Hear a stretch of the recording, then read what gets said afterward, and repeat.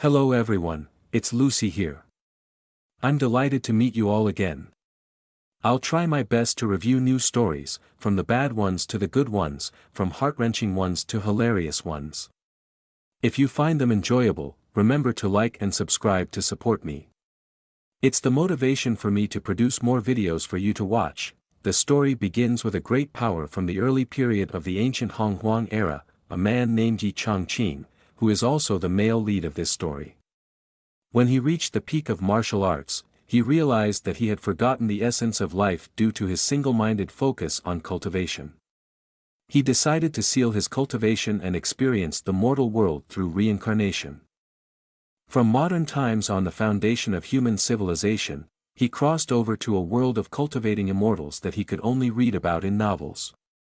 He didn't have any system, golden finger, nor was he born into a prominent family.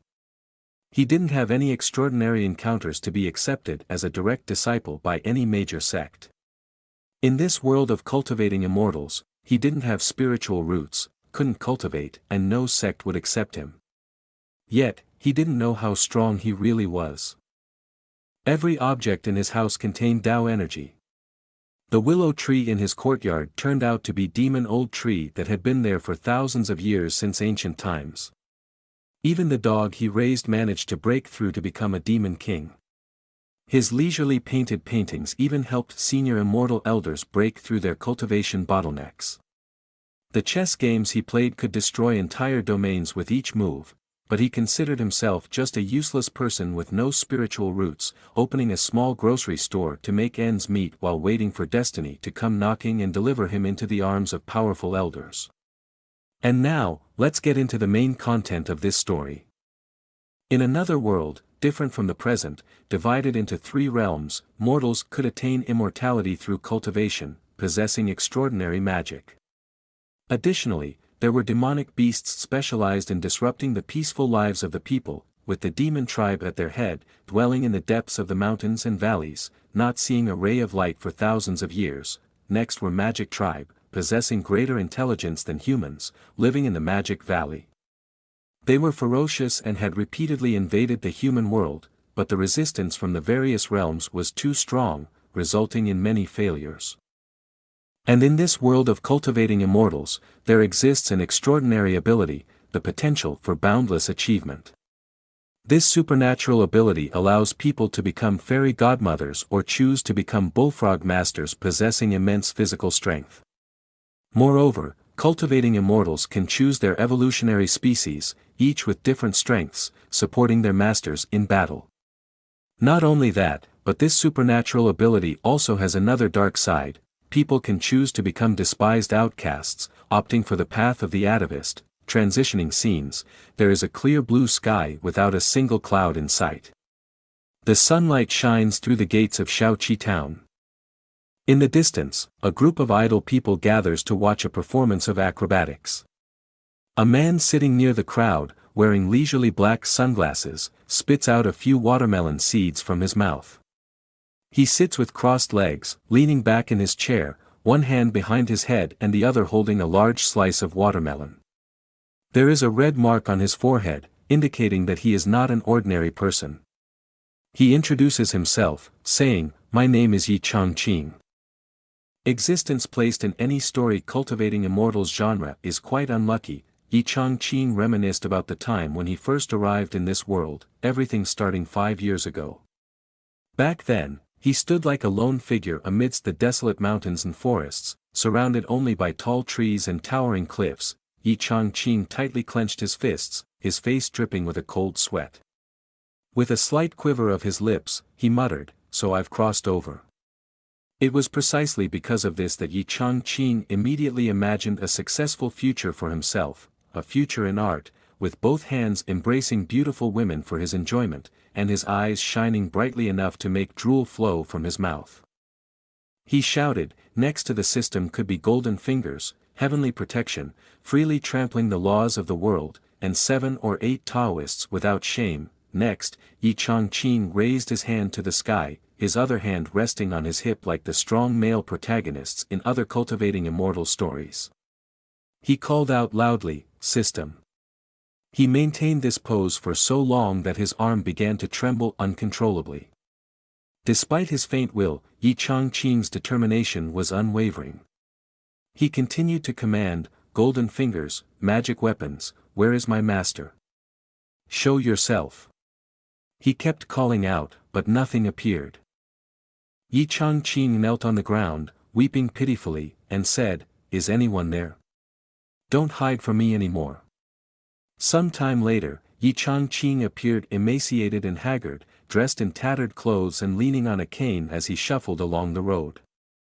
Suddenly, a voice beside him rang out, "Check your spiritual roots, check your spiritual roots, 1 penny each." Yi Changqing looked towards the old man sitting nearby, and on the table in front of him was a green glass sphere. Yi Changqing said to the old man, "I want to check." Then he reached out towards the sphere, and in the next moment, a small bolt of lightning shot out around it. The old man, with his silver hair and beard, looked at the sphere's reaction as if he couldn't believe his eyes. He exclaimed, "How is this possible?" Seeing the expression on the old man's face, Yi Changqing was ecstatic, believing himself to be a once-in-a-millennium genius. He asked eagerly, "Quickly tell me, am I a genius with excellent roots and bones?" However, the response he received was like a bucket of cold water. The old man couldn't hide his astonishment as he said, "How could someone not have spiritual roots?"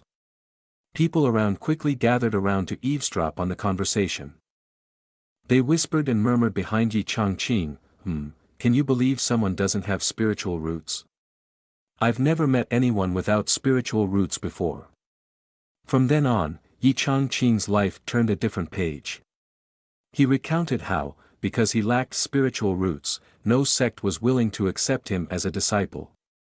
He went to many sects, pleading at their doors, "Please accept me," but as soon as they heard he had no spiritual roots, they all wanted to quickly send him away, saying, "Go away, we don't need a useless person without spiritual roots here." In the days that followed, he could only wander alone on deserted roads, feeling lost and abandoned.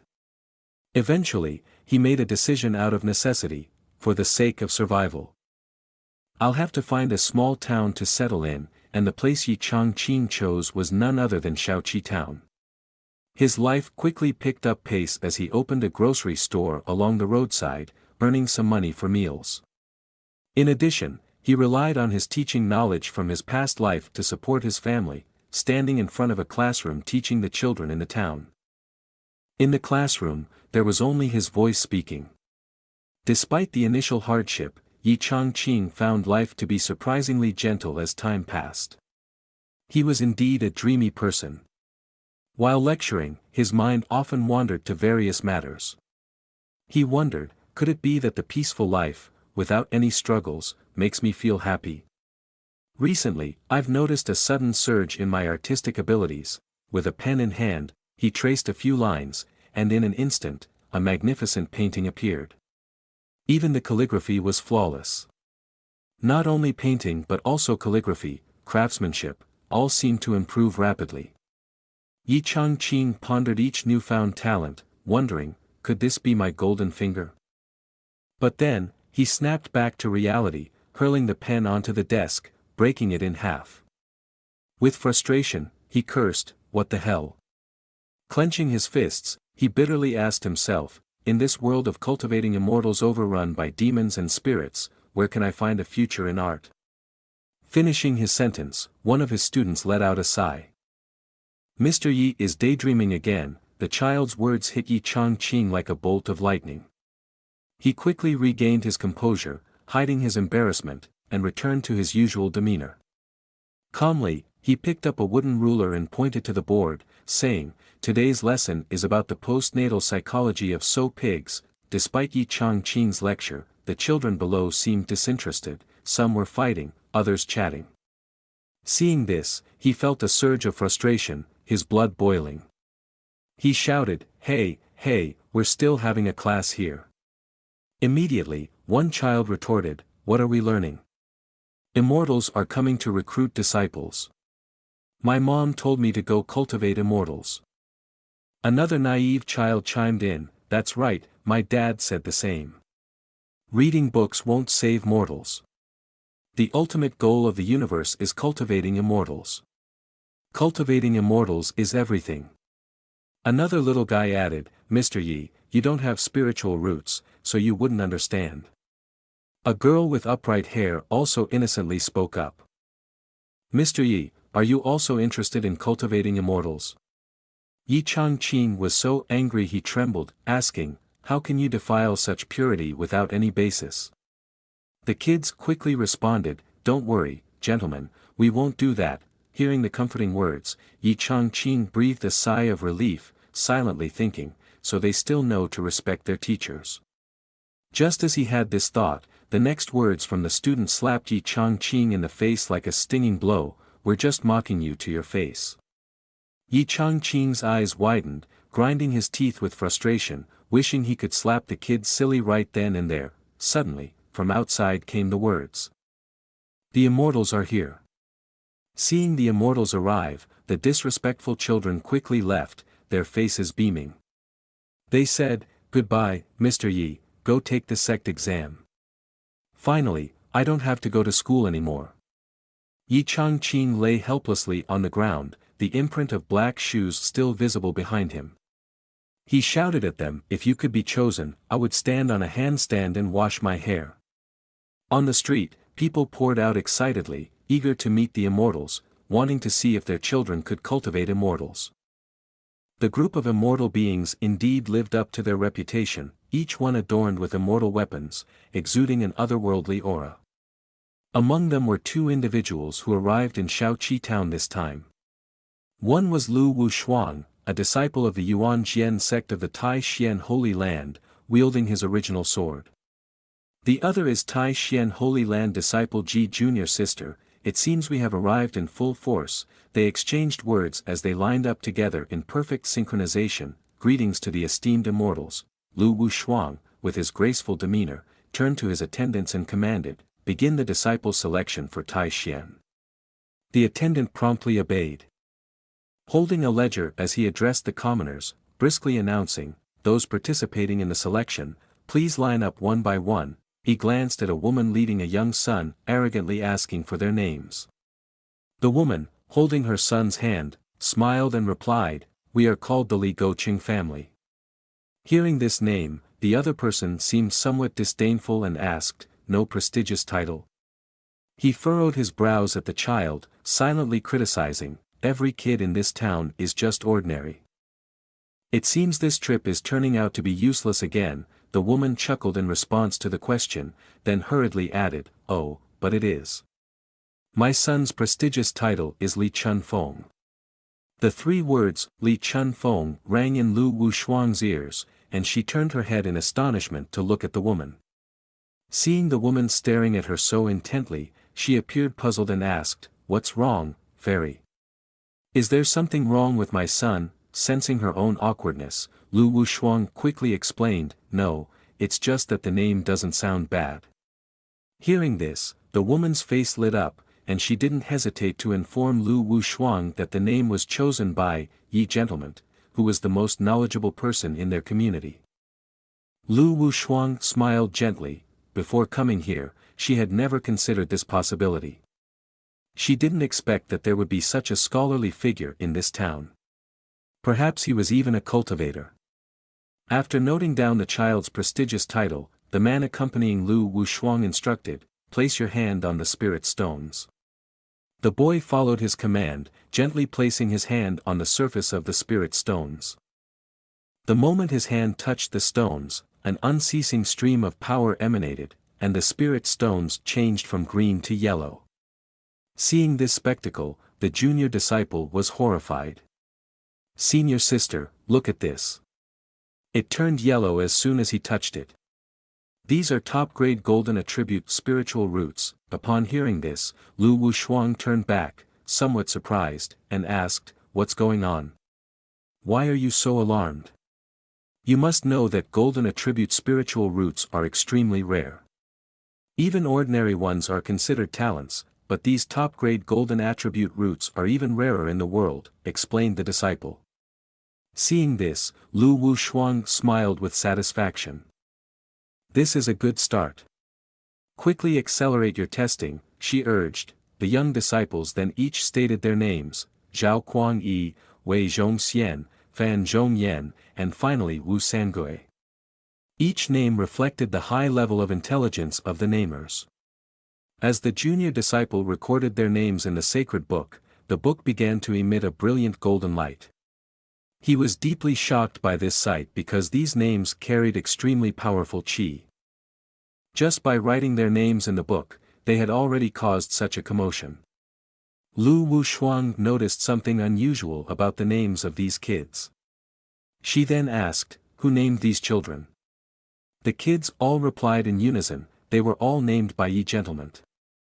When Ye's name was mentioned, the kids immediately expressed their pride and joy. Meanwhile, Yi Changqing was quietly observing the examination. Seeing the radiant light emanating from the main hall, he felt a bit surprised because this was the golden light only obtained by those with top-grade spiritual roots. Remembering how he had told the parents of these kids before that their children had no chance of cultivating immortals, he now felt as dark as the bottom of a pot. He realized he was the true clown in this ironic tale. After the examination, Lu Wushuang and Ji Junior Sister leisurely strolled through the town. It was Ji Junior Sister's first time walking around the small town, and she was ecstatic. "This lotus seed candy is delicious. No wonder it's a place with so many talents," she exclaimed. Lu Wushuang, meanwhile, was still thinking about the examination they had just conducted. The young lady exclaimed, "I've never been here before. I can feel the spiritual energy surrounding this place. It might really be a good place." Ji Junior Sister responded, "Exactly, Senior Sister. Look at these sandalwood trees, they're all so exquisite." Unable to resist, Lu Wushuang had to accompany her junior sister into the sandalwood hairpin shop. As soon as they stepped inside, Lu Wushuang felt that something was off. In an instant, she felt a surge of power surrounding her. It was as if she was stepping into some kind of formation. She stood before a giant divine sword, bound by chains, emitting an aura of tremendous power that seemed to oppress the heavens and earth. It was only when Ji Junior Sister called her name repeatedly that Lu Wushuang snapped out of her trance. Seeing her senior sister in such a state, Ji Junior Sister was alarmed. Even Lu Wushuang herself was shaken by her own condition. Sensing a breakthrough inside, Lu Wushuang joyfully informed her junior sister that she had just entered the sixth realm of the Jin Yuan Sword Sutra. Ji Junior Sister, upon hearing this, expressed her astonishment. Lu Wushuang had only recently entered the fifth realm, so reaching the sixth realm typically required at least 7 years. She pondered silently to herself that merely reading the characters on the shop sign had caused her cultivation to advance significantly. The person who engraved this sign must be a powerful swordsman from a great sect. Realizing that everything seemed to be connected to the shop in front of her, Lu Wushuang promptly pulled Ji Junior Sister inside. As soon as they entered, intending to inquire a bit, she was startled and shaken. At that moment, Yi brother also noticed someone arriving and quietly rejoiced that they finally had a customer. Seeing Yi Changqing, Lu Wushuang was immediately struck by the thunderbolt of love at first sight, drawn to his expert-like demeanor. However, she quickly became disappointed because she couldn't sense any cultivator aura from Yi Changqing. Observing the two guests before him, Yi Changqing knew that his opportunity to make wealth had arrived. With their refined appearance and beautiful attire, they were undoubtedly disciples of the Tai Xian Holy Land. He was certain that they wouldn't care about the prices of the items. Thinking so, he enthusiastically introduced the goods in the shop to the two of them. "Feel free to look around, esteemed guests. The items in the shop are definitely beautiful, affordable, and especially not overpriced," Yi Changqing assured. As Lu Wushuang wandered around, she noticed a meticulously painted portrait of a swordsman emanating immense power. Instantly, she was alarmed by this power and quickly drew her own sword to defend herself. The potent force within the painting was overwhelming, and Lu Wushuang couldn't resist it. This might be the legendary Supreme Sword Technique. As she spoke, she felt the sword intent penetrate her meridians, causing her spiritual apertures to undergo a powerful breakthrough. After a while, she felt shaky but sensed something extraordinary had happened. She had broken through to the seventh realm of the Jin Yuan Sword Sutra. Immediately, Lu Wushuang eagerly grabbed Yi Changqing's hand and asked, "Who is the artist behind this painting?"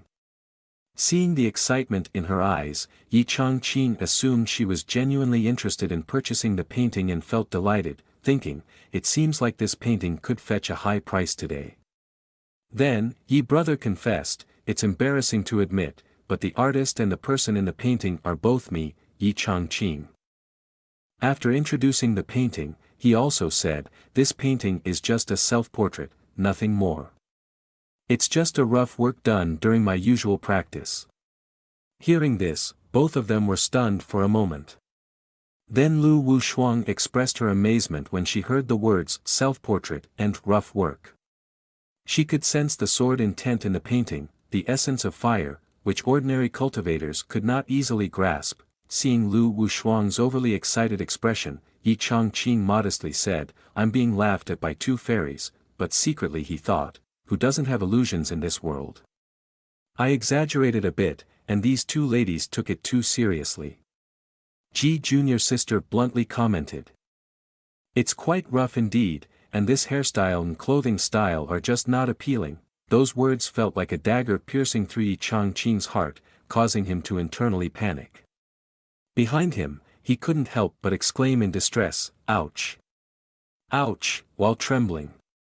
Seeing junior sister criticizing the masterpiece like that, Lu Wushuang became furious. She sternly lectured, "Your cultivation is shallow, and you don't understand the meaning behind it. It's best not to speak nonsense." These words were like a second dagger piercing through the protagonist. Saying her cultivation was low was akin to criticizing Yi Changqing, implying he lacked even spiritual roots. Yi Changqing had no idea he held such importance in Lu Wushuang's heart. To her, he was young but possessed an extraordinary aura, shining brightly with talent and potential. Why does the painting exude such unparalleled sword intent? Lu Wushuang pondered. She also thought, "I can't sense his cultivation aura. Could it be because his cultivation surpasses mine by far, or perhaps he's deliberately concealing it? Otherwise, how could there be such strong qi in this grocery store? A simple self-portrait can induce a breakthrough in cultivation." Thinking along these lines, Lu Wushuang bowed respectfully to Yi Changqing. "I, Lu Wushuang, a disciple of the Tai Xian Holy Land, pay my respects to the senior." Yi brother was taken aback and responded, "I am just a humble mortal. I cannot accept the title of senior." In Yi Changqing's heart, there was a profound sense of fear at Lu Wushuang's gesture, fearing she was bargaining for the goods. "Stop trying to get acquainted, I won't give you a chance to negotiate," he firmly declared. Lu Wushuang was astonished by Yi Changqing's humility. She heard him call himself a mortal, but in a place with so many spiritual traditions, to refer to oneself as a mere mortal was unusual. Seconds later, she understood. This senior must have an extraordinary cultivation level, so his seclusion must have a hidden purpose. If I speak carelessly and disrupt his intentions, it will displease the expert, she realized. Lu Wushuang's face turned pale as she continued to bow and apologize. Seeing her humble demeanor, Yi Changqing grew increasingly concerned, fearing she might rob his store. On the other hand, Lu Wushuang was even more anxious. She resolved to speak carefully with the senior to avoid offending him. Each had their own concerns. Moments later, Lu Wushuang stood up straight and revised her earlier statement. "Senior, you may not know, but since childhood, I have loved calligraphy in painting. Your masterpiece has inspired me greatly." Of course, he received the title senior with enthusiasm. Yi Changqing was exhilarated. When it came to spiritual roots, he could hold his own against anyone, but in terms of artistry, those cultivating immortals were no match for him. In a moment, Yi Changqing casually remarked, "You can take your time browsing. Besides paintings, there are also many everyday items in the store." Then, Ji junior sister asked curiously, "Gentlemen, why are dried branches banned in the flower vase?" He replied, "Those are bonsai trees for meditation." Next, she pointed to a box and inquired, "Why are these fruits so sticky?" He cheerfully responded, "That's homemade fruit preserves." Moving on to a Roman sculpture in the shop. Ji junior sister wondered why the sculpture had no arms and was not wearing clothes. Yi Changqing explained, "Because she is the most beautiful woman in the world." Lu Wushuang quickly noticed this peculiar statue, feeling a bit embarrassed. Initially, she thought the statue was too unconventional, lacking limbs yet seemingly containing sensuality. After a while, she sensed an aura emanating from within the statue. Lu Wushuang immediately changed her way of thinking. Even with the loss of both arms, if compensated for properly, they can still achieve perfection. This is the enlightenment of an expert from beyond the mortal realm. Unbeknownst to the two young women, they had become a thorn in Yi Changqing's side by now because they had only been asking questions without making any purchases. Behind the scenes, Lu Wushuang had also figured out one thing: there were no household items in this shop. Everything here was of celestial quality. Even a single item could cause a fierce competition among cultivating immortals. Suddenly, Ji junior sister picked up a wooden hairpin and asked, "How much is this hairpin?" Yi Changqing immediately raised 3 fingers. A gesture that held a hidden meaning. Yi Changqing thought to himself, "Whether it's 3 taels of silver or 3 spirit stones, I'll profit." The male lead didn't think much of it, but Lu Wushuang, on the other hand, had a much more complex interpretation.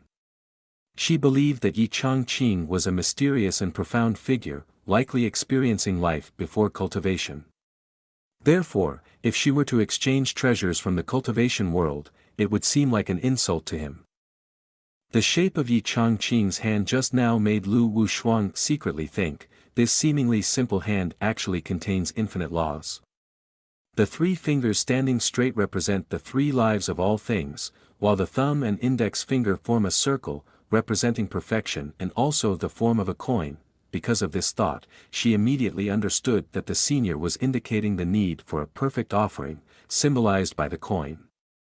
So she took out 3 coins and handed them to Yi Changqing, a move even he couldn't anticipate. He froze on the spot, his face no different from someone who had just eaten a washing marrow pill, his expression turning bloodless at the sight of the 3 coins in his hand. Lu Wushuang, at this moment, looked at Yi brother with admiration in her eyes, silently marveling, "Luckily, I reacted in time earlier. If junior sister had used spirit stones and made the expert unhappy, the consequences would have been unpredictable. It's fortunate nothing happened.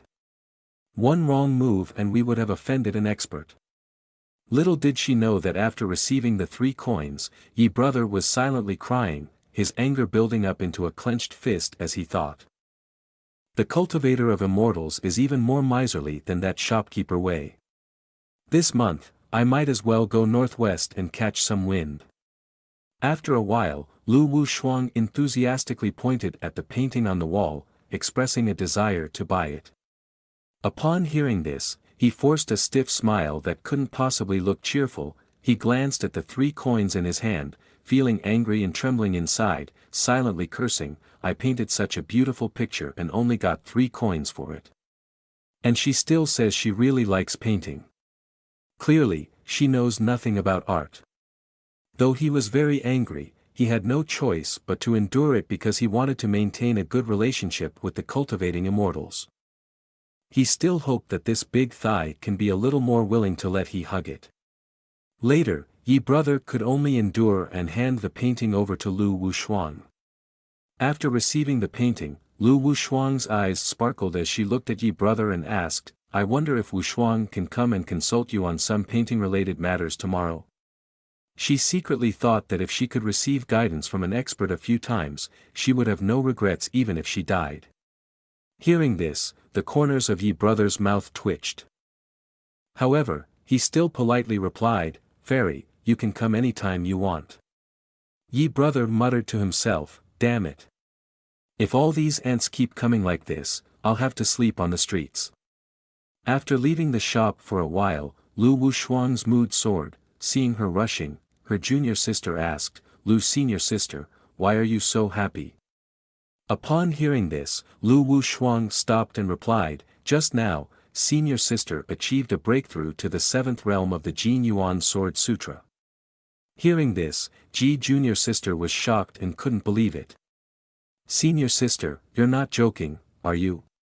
It's only been a moment and you've already achieved a breakthrough. It takes at least 7 to 10 years to advance from the 5th level to the 6th. To break through to the 7th level, it would take at least 20 years. Could it be because of that young and handsome shopkeeper?" Lu Wushuang had no intention of hiding it, so she admitted, "Yes, that senior is an extremely profound and unpredictable figure." Saying this, Lu Wushuang seemed to remember something and sighed. Then she patted Ji junior sister's head and said, "Today's events show how profound the expertise of that individual is. I still don't know if he hinted at me whether it was a blessing or a curse," she said. Then she displayed her skills and returned with Ji junior sister. On the way, she also mentioned, "We should bring the new disciples to the Holy Land first to participate in the celestial body trial. I have to investigate this carefully before deciding to discuss it with the master and other elders." Meanwhile, Yi brother walked down the street with a sense of sadness, feeling hopeless because he had just sold his goods at a loss to the 2 young ladies, and now he was bankrupt.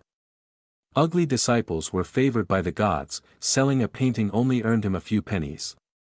Yi brother, your life is as good as over. You'll have to live until when to end this scene of not having enough food and warmth." In the late afternoon, Yi brother arrived at an inn. As soon as the little second saw him, he happily asked, "Yi gentleman is here, is dinner tonight the same as before?" Yi brother, with a sad face, replied, "Today, I haven't earned much, just 2 small dishes and a bottle of wine will do." In the midst of his extreme sadness, suddenly an old man appeared. The old man enthusiastically draped his arm over Yi brother's shoulder and said, "The Wei family owes today's success to you." Yi brother, with a modest demeanor, replied, "Wei shopkeeper is too kind with his words." Through Wei shopkeeper's words, he learned that all the children in the town have already left, and the immortals even praise the children of our town, especially our Erlang. Wei shopkeeper was extremely pleased with Yi brother at this moment. He said, "The immortals of the Tai Xian Holy Land were amazed as soon as they heard the name Wei Zhong Xian from our family." Upon hearing this, Yi brother inflated his ego, saying, "I've put a lot of effort into the name Wei Zhong Xian, which contains a lot of auspiciousness." Wei shopkeeper, in his excitement, lightly slapped Yi brother on the lung cage, saying, "Although you don't have spiritual roots, you still have some culture." Yi brother's mouth twitched continuously at this heart-wrenching remark, but he quickly expressed his gratitude to the old man for the praise, though in a tone that sounded like he wanted to throttle him on the spot. Because his son was accepted by the sect, the old man was so happy that he specially gave Yi brother a chicken thigh, which was the chicken thigh he exchanged using his own identity. Looking at the chicken thigh in front of him, Yi brother couldn't help but salivate. Just as he brought the chicken thigh to his mouth, something suddenly rushed at him, causing him to lose balance and drop the chicken thigh. Seeing this scene, the onlookers exclaimed, "Oh my, that black dog's tail is so big," Once he regained his composure, Yi brother was shocked for 5 seconds. A black dog was gnawing on his chicken thigh while wagging its tail incessantly. At that moment, he also recognized it as He Huang, a dog he had once raised. He Huang happily licked him in a familiar manner. Just then, 2 others approached and asked, "Yi gentlemen, is this the dog you lost many years ago?" Yi brother let He Huang continue licking his face as he replied, "Yes, that's him." Immediately after, he stretched out his leg to push He Huang away and said, "You got it, don't lick it anymore." Going back 2 years, Yi brother had taken in a black dog of unknown breed and named it He Huang. At the time, it was sitting under a tree in the rain, shivering uncontrollably. Feeling sorry for the helpless creature, he decided to bring it home. Every day, he would cook rice for it to eat, but it was strange. The bowl of rice looked poisonous, and He Huang would cry and hide behind the tree, afraid to come out. After raising it for a while, He Huang disappeared, and the wall turned into a large hole. At that time, he thought it had become prey for wild animals. Now, upon returning, Yi Brother's feet were soaked with He Huang's saliva. He was somewhat annoyed and said, "So, your dog's breed is a licking dog, right?" Hearing this, He Huang stuck out his tongue, indicating, whatever the master says is true. After a while, He Huang barked once, then he immediately did something that puzzled Yi Brother. He sat in front of the painting hanging on the wall. Wagging his tail incessantly, observing He Huang's behavior, Yi Brother was a bit puzzled, thinking, our dog seems to be frightened, yet he kept staring at the painting intently. Seeing his pet's unyielding behavior, he sighed and thought, you're truly stubborn. You're so scared you almost wet yourself, yet you still insist on sitting and watching. Then he indicated he would go to bed, also telling He Huang, your bed is still in the same place. And you shouldn't stare at that painting. As soon as Yi Brother left, He Huang immediately revealed his true form as a powerful and majestic dog. He tensed his body and exclaimed, I didn't expect that I could return to my master's side. I shouldn't have been enchanted by that fox and left my master in the first place, otherwise, I wouldn't have strayed into the state of this bereaved dog. At this point, he became extremely angry and cursed the Red Fire Demon King, that shameless and despicable creature who dared to collude with several great demon kings to transform him. He vowed, when I return to my master's side and cultivate for a few days, I will make you all pay with blood for what you've done. Suddenly, there was a noise outside the door, which startled He Huang. He thought it might be the Nanling demon coming to the door, but fortunately, it was just Yi Brother. He had come to bring food for He Huang and said, the chicken thigh from earlier probably wasn't enough, right? Here, there's still some leftover rice and soup. Eat up and then go to sleep, comma. Seeing this scene, He Huang was so moved that tears fell. It whispered to itself, a year ago, I shouldn't have left my master. I'm such a foolish dog. I want to be your loyal dog forever. He Huang, I swear I will never leave my master again. Ahoo. Lying on the bed, Yi Brother thought about He Huang. I wonder what He Huang has been through outside for a year. Despite its large and imposing appearance, its coward remains unchanged. It's fortunate that I used its form to create the painting of He Huang. I hope it can become a demon king so I can embrace it, but the reality is too heartbreaking. It turned into a licking dog instead. At that moment, He Huang outside was happily devouring the food Yi Brother had given. It pondered, with the protection of my master, even if the demon emperor of Nanling were to appear, it would only be like an ant in front of my master. He Huang, I exist today may be all thanks to the painting my master drew for me. It's because of that I could awaken my bloodline. While licking the bowl clean, He Huang planned to give his master a surprise gift. After finishing speaking, he also disappeared, while Yi Brother continued to sleep soundly. The next morning, Yi Brother woke up feeling extremely uncomfortable. He instinctively felt that the bed today was unusually small and felt somewhat cramped. Then he felt a strange sensation on his palm. At this moment, Yi Brother woke up completely upon realizing that someone was lying beside him. A beautiful blonde girl was sound asleep beside him. He startled and asked, who is this? The girl, deeply asleep, moved freely, causing Yi Brother to react impulsively. Seeing the girl in front of him, he thought he was dreaming, so he decided to pat the girl's thigh on his own. As soon as I finished patting, I happily exclaimed, thinking this feeling was extremely real. At that moment, because of the patting sound, the girl woke up from her sleep. She felt strange sensing someone patting her, and she realized that it was someone intruding into her sect. She was Princess Yen Bing Xian of the De Yen Kingdom. As soon as she saw the man on the bed, Yen Bing Xian's face immediately turned dark. Yi Brother, feeling frozen, quickly raised his hand to greet her good morning, while a hand was moving at lightning speed. The girl directly slapped Yi brother, then yelled loudly, interrogating, "Strange man, where did you come from? Who are you, and why are you on my bed? Do you know who I am?" Yi brother, after receiving the slap, lay on the floor, holding his swollen cheek, and said, then Yen Bing Xin shouted loudly, "Guards, quickly catch this person for me." Yi brother, now standing up from the floor, patiently explained to Yen Bing Xin, "Please calm down. Firstly, this is my house, secondly, this is my bed, and lastly, why should your status concern me?" But Yen Bing Xin didn't listen to what he said. She shouted from inside the room to outside, "Someone, take this guy out and kill him." However, outside, there was only He Huang. With no doubt, Yen Bing Xin was the surprise gift that He Huang had prepared for his master. Poor Yi brother was kicked out by her. The kick was so strong that he fell to the ground, unaware of what was happening and where this girl came from. Behind him, He Huang kept barking, "Woof woof," wanting to ask his master if he liked the gift or not. As soon as he saw He Huang, Yi brother immediately guessed that this had something to do with his dog. He angrily criticized, "How could you let someone in like that?" He Huang barked, "Woof woof," while trying to explain to his master that it didn't let strangers in randomly but rather brought them back for its master. Meanwhile, Yen Bing Xin in the room was suspiciously pondering, "Last night, I was clearly sleeping in the inn. How could I appear here?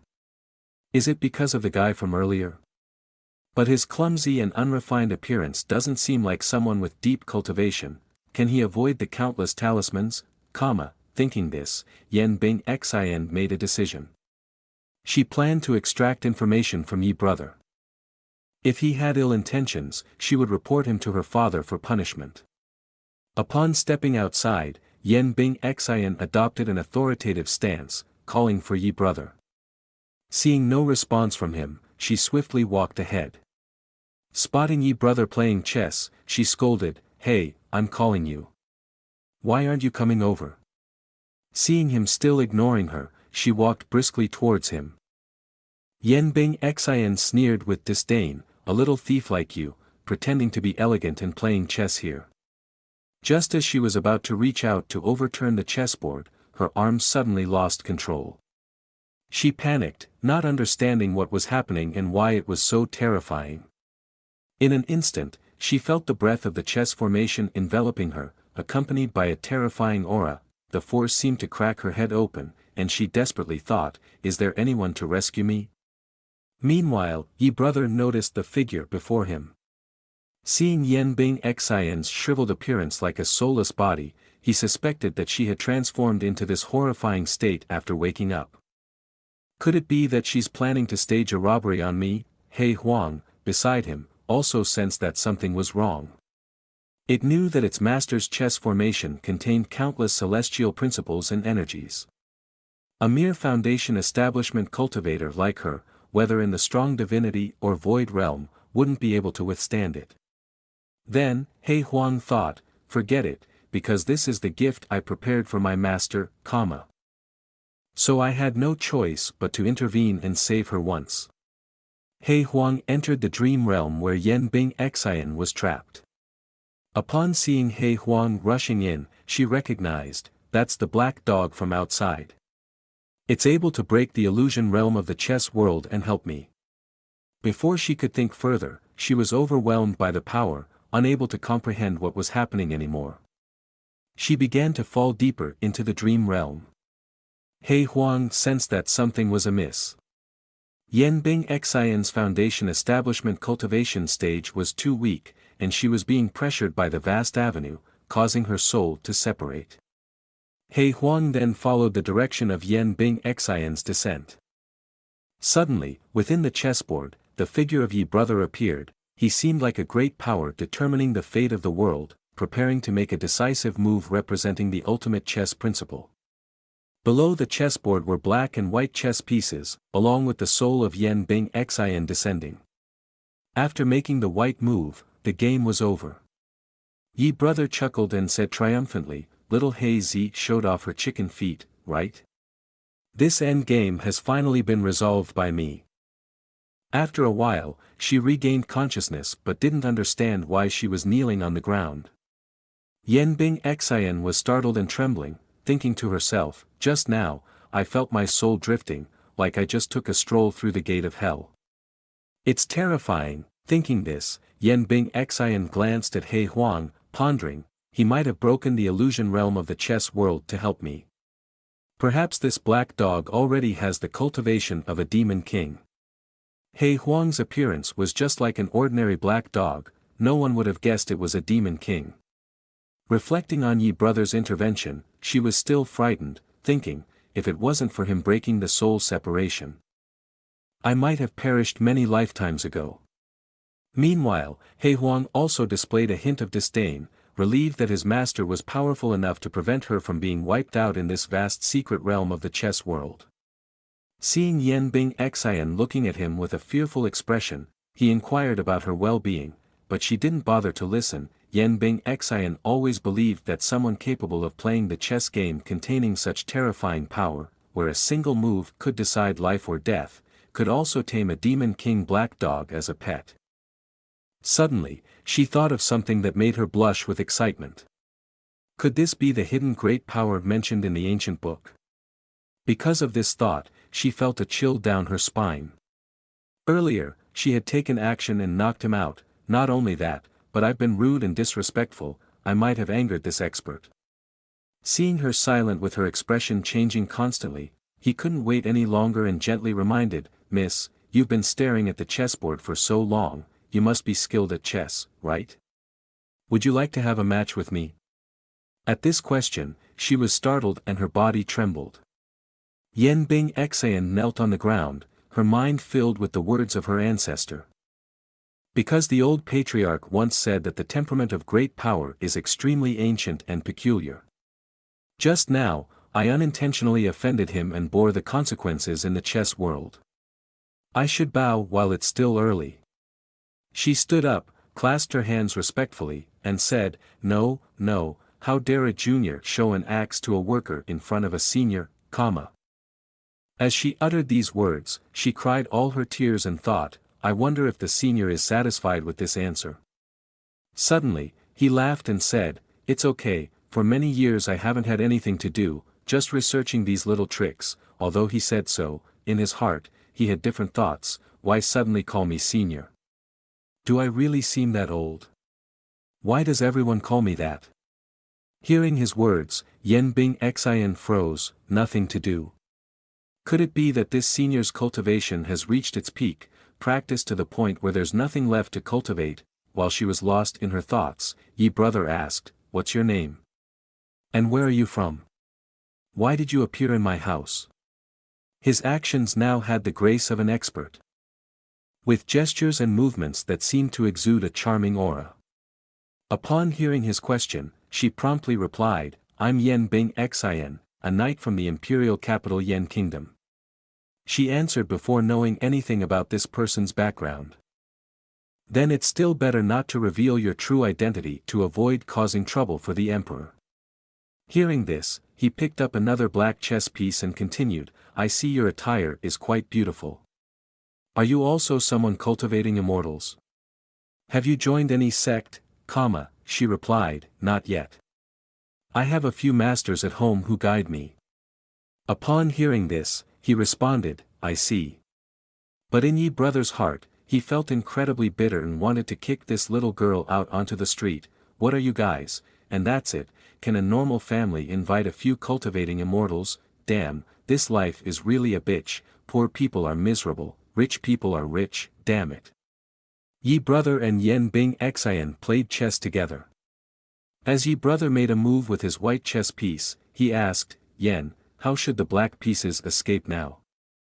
Yen Bing Xian pondered, and as the black pieces were surrounded, she suddenly fell into an illusion realm, drifting in a strange space. Her body enveloped by a thin stream of qi, she thought, I can feel a vast avenue rolling like an ocean covering the entire world, still the aura of Tianji Dao, unlike the aggressive inner intent last time, Tianji Dao this time seems much friendlier to a foundation establishment like me. Yen Bing Xian breathed heavily, her face flushing for a short while. she had broken through Foundation establishment just like that.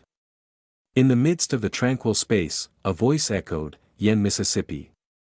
At the sound of the call, Yen Bing Xin also regained consciousness. Breathing heavily, she saw Yi brother waving his hands frantically in front of her, calling, "Yen Mississippi." Yi brother felt helpless, thinking. Forget it, these cultivating immortals seem to be seriously ill. Yen Bing Xin suddenly asked, "May I ask, Senior, what kind of chess are you playing?" Yi brother stood up, turned around, and said, "It's just something to pass the time when bored." Then he said, "It's the 5-element chess." Yen Bing Xin exclaimed, "5-element chess," while the little Hazy behind her tugged on her dress. "Little girl, don't let it encroach on you. If you fall in, I won't save you anymore." Yen Bing Xin still took the opportunity to say, "Let me take a look, just one look." At the same time, on the holy land of Tai Xian, in the main hall of the master's residence, Yuan Jian pointed and exclaimed loudly, "Shaoqi town should have been wiped out by now." At this moment, the holy master Tai Xian Chang Xian Zhenren spoke up, "Senior Yuan Jian, please calm down." The master of spirit sword peak, Yuan Jian Zhenren, continued, "My sword peak has also been plagued by many useless individuals with depleted spiritual power, so for hundreds of years, we haven't been able to select any good candidates. Wandering to this last step is now the weakest place among the peaks of Tai Xian, the master of the management peak." Zhu Jiu Zhenren also couldn't remain silent. "How could we abandon it? Senior Yuan Jian, please refrain from speaking recklessly. Shaoqi town is where our founding ancestor ascended, Yun Feng stroked his beard mockingly. "Indeed, sometimes one should look for problems within oneself. Are you seriously cultivating? Is your realm approved? You and senior disciple Lu Wushuang have been stuck in the middle stage for many years. What else do you expect in choosing a good candidate?" Yuan Jian, extremely angry, exclaimed, "You little monkey. It's been over half a year since I assumed the position of overseeing cultivation, The holy master intervened, "Senior Yuan Jian, we are all cultured individuals here, there's no need for such violence." While Yuan Jian was still very angry, a voice called out, "Master, a disciple has come to report on the situation of the newly admitted disciples." The holy master placed a hand on Yuan Jian's shoulder and advised, "Listen to the report on this year's new admissions first, then speak." With permission granted, the disciple from outside stepped in, looking very lively. He clasped his hands together and said, "Dual spiritual roots, an extremely rare attribute in 1,000 years for the holy land of Tai Xian. For 30 consecutive years, the most handsome holy son of the holy land of Tai Xian, Li Changming, pays respects to the esteemed masters." Yuan Jian chuckled, "Changming, there's no need for such formalities with us." Chang Xian also chimed in, "That's right, we've all seen the look of our children pulling their crotch pants. Listen to 3 words that pull your pants." Li Changming blushed a bit. He coughed a few times to regain his composure and then said, "This time, the holy land of Tai Xian has accepted 180 new disciples, with 100 disciples having low-grade spiritual roots from Changyang, Dong Lai, and Anyi." Upon hearing this, Zhu Jiu Zhenren cheered happily, "They all belong to our sect's jurisdiction." Li Changming continued to read, 72 disciples with mid-grade spiritual roots from Jinyang, Tang, and Huiyan. Upon hearing this result, Yun Feng Zhenren was extremely pleased. "That's fantastic, Yuan Jian brother, it's been over 5 years since we were there. How is it that even with Shaoqi town under your control, you don't have any mid-grade spiritual roots?" Mocked by Yun Feng, Yuan Jian was filled with anger, causing his body to tremble. Unable to contain himself, he angrily drew his sword. "What kind of nonsense is this about the ascended heritage of our sect's founder? I must level Shaoqi town to the ground." In the midst of Yuan Jian's agitation, Li Changming spoke again, 1 disciple with high-grade spiritual roots, and 7 disciples with top-grade spiritual roots are from Shaoqi town. His expression changed abruptly as he asked in disbelief, "What did you say? 7 top-grade spiritual roots disciples from Shaoqi town? Li Chongming responded calmly, "Congratulations, Uncle Yuan Jian and Holy Land Tai Xian, for accepting such talented disciples." Zhu Jiuzhenren seemed very surprised by this turn of events, exclaiming loudly, "This is impossible, absolutely impossible. Why did so many Dao geniuses suddenly appear in Shaoqi town? In nearly 300 years, Shaoqi town only had one disciple with mid-grade spiritual roots." Yuan Jian asked angrily, "Why is that? Do you only allow yourselves to accept 3,000 disciples? Do you only allow disciples with top-grade spiritual roots?" Zhu Jiu quickly replied, "Holy Master, who knows if the disciples were audited and reported false data just to maintain appearances? Holy Master, please investigate." The Holy Master paid some attention to this matter and said, "Wait a moment." He personally held the list in his hand and examined it, while Yunfeng and Yuan Jian also leaned in to take a look. Yuan Jian's eyes sparkled with excitement as he scanned the list. And the Holy Master, looking at the list, seemed incredulous as he said, "The disciples who entered the sect before all had names like a cat or a dog, but after coming to the mountain and learning letters, they changed their names. But look at this, all 7 of them have remarkably distinguished names." Everyone looked over and murmured, "Wei Zhongxian has a hint of Confucianism in his name, perhaps he was enlightened by some Confucian master. Li Qingzhao sounds resolute and transcendent. Wu Sangui sounds quite heroic. Li Chunfeng's name has a touch of elegance of a Taoist." Holy Master, Yuan Jian and Yunfeng both share the same thought. Could it be that the expert who enlightened these disciples is also a supreme figure of the twin star Confucianism? Yuan Jian suddenly raised the list high and exclaimed, "This is the heaven's blessing, the benevolent spirits of our ancestors." Yunfeng asked, "Holy Master, senior brother doesn't say anything. Senior brother also finds it strange, right?" The Holy Master, with a somewhat stern expression, began to ponder, why would Shaoqi town have so many talented individuals in just a few short years? Upon reflection, there seems to be only one possibility, the founder. Could it be that the founder who ascended at Shaoqi town in our sect has returned to enlighten these children? At this moment, Yuan Jian was still jubilant, cheering, "My spirit sword peak is saved." Yunfeng, upon hearing the good news about Yuan Jian's Shaoqi town, seemed less pleased and said, "It's still too early to draw conclusions. Let's wait for the results of the trials before determining anything."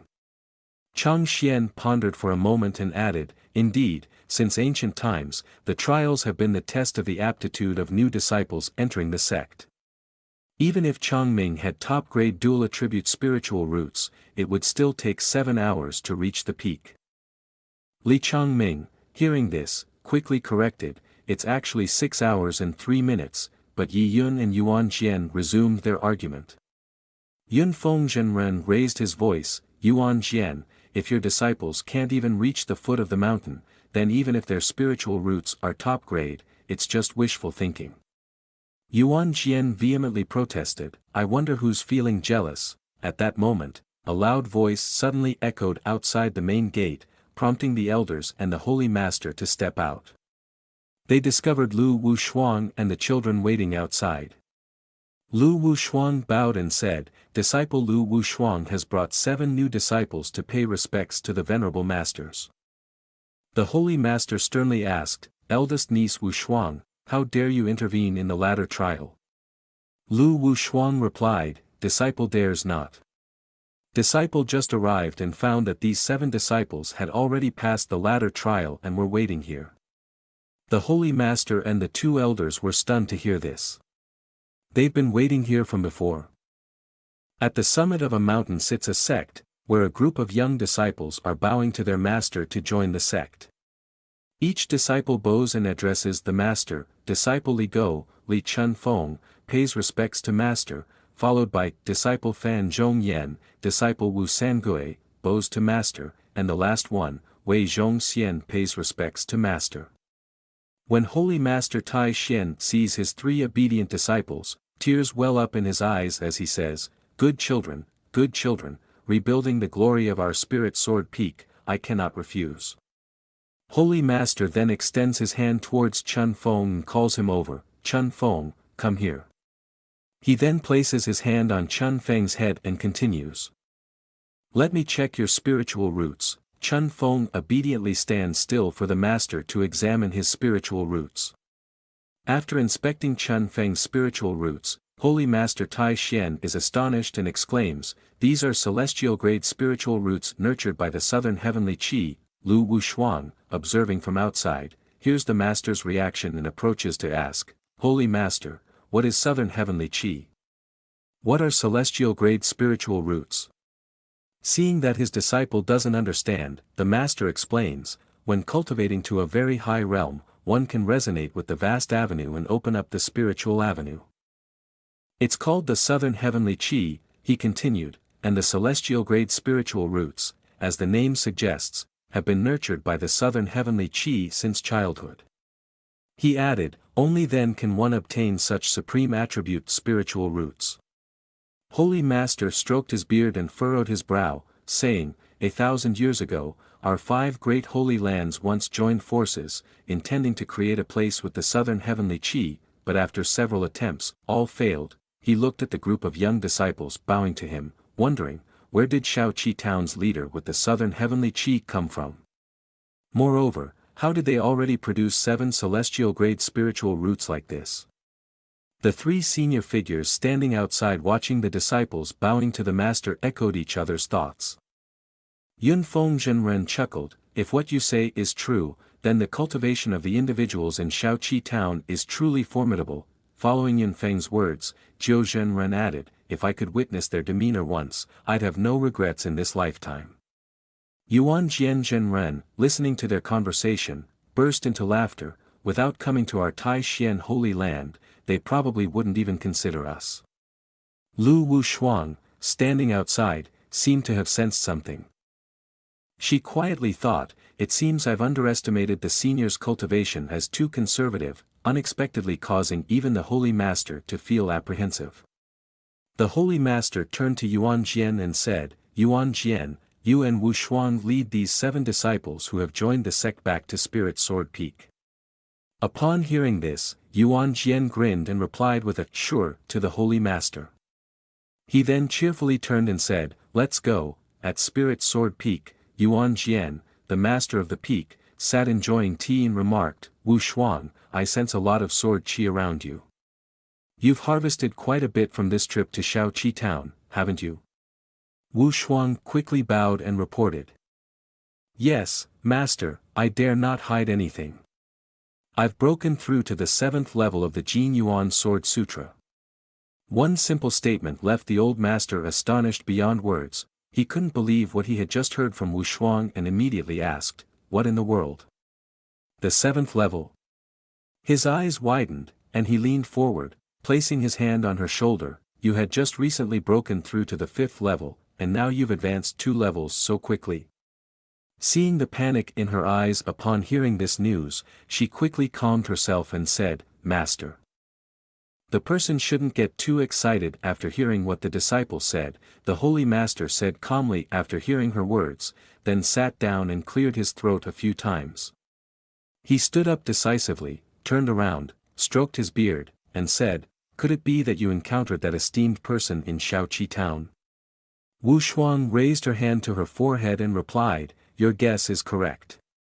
Both I and junior sister accidentally found the hiding place of Senior Yi. She then took out a scroll of paper from her sleeve and continued, furthermore, we also found Senior's signature. Wushuang respectfully presented the scroll of paper to her master again and said, it was precisely after admiring this painting that I was able to make a breakthrough. Her words startled the old master, who turned to look at her. He took the scroll of paper from Wushuang's hand and said, let the Grand Master take a look. Unrolling the painting revealed a striking young man. As the old master examined the scroll closely, it emitted a dazzling light, leaving him to exclaim, this is. He scrutinized the painting carefully, visibly shocked and stunned. In the tranquil morning garden, Yi Changqing was leisurely playing chess while Yan Bing Xian watched him intently. As she observed the chess pieces on the board, her eyes sparkled brightly. Yi Changqing noticed her staring at him and snapped, "Why are you staring at me, Yen Bing Xian?" Yen Bing Xian clasped her hands together and replied with a cheerful smile, "Oh, nothing at all, senior. Just carry on with your business." "I'm just looking." Seeing her gaze at the chessboard with enthusiasm, he silently wondered, "What's going on?" Ever since Yen Bing Xian started looking at my chessboard, her attitude towards me seems to have done a complete 360-degree turn. Every morning when she woke up, Yen Bing Xian would see him and greet, "Mr. Yi, up so early?" He would reply, "Seems like you're up even earlier than me, always treating me with such respect like a senior." One day, Yi Changqing even saw Yen Bing Xian sweeping the courtyard, and he said, "You don't need to do that." But she replied, "It's okay, I'm not tired." Seeing her diligently cleaning, he said, "Yen Bing Xian, take a rest," but her response was always, "It's okay, I'm not tired." Watching her pour tea for him, he silently harbored a sense of unease, thinking, something's not right. There must be something suspicious going on. Could she also be trying to buy my equipment at a low price? Yen Bing Xian happily poured tea for him and invited, "Please, Mr. Yi, have some tea." Suddenly, he assumed that she was fond of his handsome appearance, and his body, hungry and thirsty, couldn't resist. He silently congratulated himself, "I mustn't treat others poorly." Yi Changqing moved the chess pieces on the board and called out, "Miss Yen," then raised his finger with a smile, "How about we go out and buy some food? Today, I'll cook a special braised pork dish that I've just researched." At the bustling marketplace, where traders and buyers swarmed, everyone waved and greeted Yi Changqing warmly. Yen Bing Xian followed behind, admiring him silently. Indeed a senior, his graceful gestures and noble demeanor shine wherever he goes. Receiving warm greetings from everyone, when they reached the vegetable stall, Yi Changqing pointed and remarked, "You dare to sell these wilted vegetables for 8 penny per half kilogram? Are the leaves made of gold or is the stem made of gold?" The vendor glared at him and retorted, "If you think it's expensive, don't buy it." Then she continued, "Are you buying or not?" Seeing Yi Changqing negotiating with the stall owner, Yen Bing Xian felt happy inside. Clearly, he is an outstanding strong individual. But I didn't expect him to be so modest and amiable. The two continued to the meat counter, where the meat seller warmly welcomed them. "Mr. Yi, what are you buying today?" Yi happily replied to the stall owner, 1 kilogram of premium pork belly." The meat seller cheerfully responded, "Sure thing," then handed him a neatly cut piece of meat. After giving the change back to Yi Changqing, the meat seller asked, "Is Mrs. Yi accompanying you today?" This remark made Yen Bing Xian blush and stand in a corner, feeling embarrassed. When teased by the meat seller, she covered her red face and silently thought, "Mrs. Yi, is he talking about me?" Yi Changqing hugged the bundle of vegetables, waved his hand, and chuckled, "You're thinking too much. Yen Bing Xian is my guest." The meat seller exclaimed loudly, "I heard Mrs. Wang next door say a few days ago that there was a lot of noise from your house. Take care of your health." Seeing Yen Bing Xian's embarrassment at the meat counter, Yi Changqing scratched his head awkwardly and said, "Yen Bing Xian, the people of Shaoqi town are straightforward. Yi brother knows you want to go to the imperial capital. I hope you don't keep it in your heart." Yen Bing Xian waved her hand shyly and said, "No, no." Yi Changqing turned around with a grimace and said, "Hurry back to the imperial capital, Mississippi. Our small sect and family really can't afford to keep you." She smiled happily and quietly muttered the words "Mrs." under her breath. Suddenly, the crowd in the market panicked when they saw a group of armed people. Everyone shouted, "Run! Get out of the way!" The group of bandits brandished their swords, and one of them sniffed the air, pointing to a spot and said, "Boss, I smell He Huang's breath. He must be in there." Another person shouted loudly, "Good. Just bring that shameless He Huang back to the Red Fire King, and we'll surely be rewarded." The crowd laughed and cheered. "He Huang is badly injured, and now he's back to his original form. Our luck has turned." one of the bandits kicked the door open and shouted, "Little He Huang, come out here." He glared at He Huang angrily and shouted, "Today, I'll make sure you have nowhere to bury your body." He Huang looked disdainful and said, "You foolish pigs, your guts aren't small, huh? Daring to chase me here." The crowd saw little He Huang and rushed forward. "You've been beaten to a pulp and you still act tough. Get your little disciples over here." The little He Huang manifested his fierce soul and said, "Even if the Red Fire himself were to come in person, it wouldn't be enough to intimidate our master's Taoist sect. I didn't intend to kill you all, but you just broke into our master's place. It's truly annoying." Suddenly, cries of pain from the pig demons echoed in the sect. "What's going on? Boss, help! My demon pill is shattered." At the same time, in the Tai Xian Holy Land main hall, the elder Holy Master said to Li Chongming, "Chongming, you're the holy son I've nurtured with great effort. I really hope you'll take on the position of the next Holy Master. How do you see this great power appearing in Shaoqi town?" Li Chongming respectfully replied with folded hands, "Yes, Holy Master. From the actions of this expert, it seems there's no hostile intention towards our Tai Xian Holy Land. I speculate it's just passing through or coincidentally taking refuge here." The Holy Master responded indifferently, "If it's truly our lower world ancestor, then the Tai Xian Holy Land will surely prosper for 10,000 years. Suddenly, the door burst open with a loud cry, "Holy Master, Senior Brother!"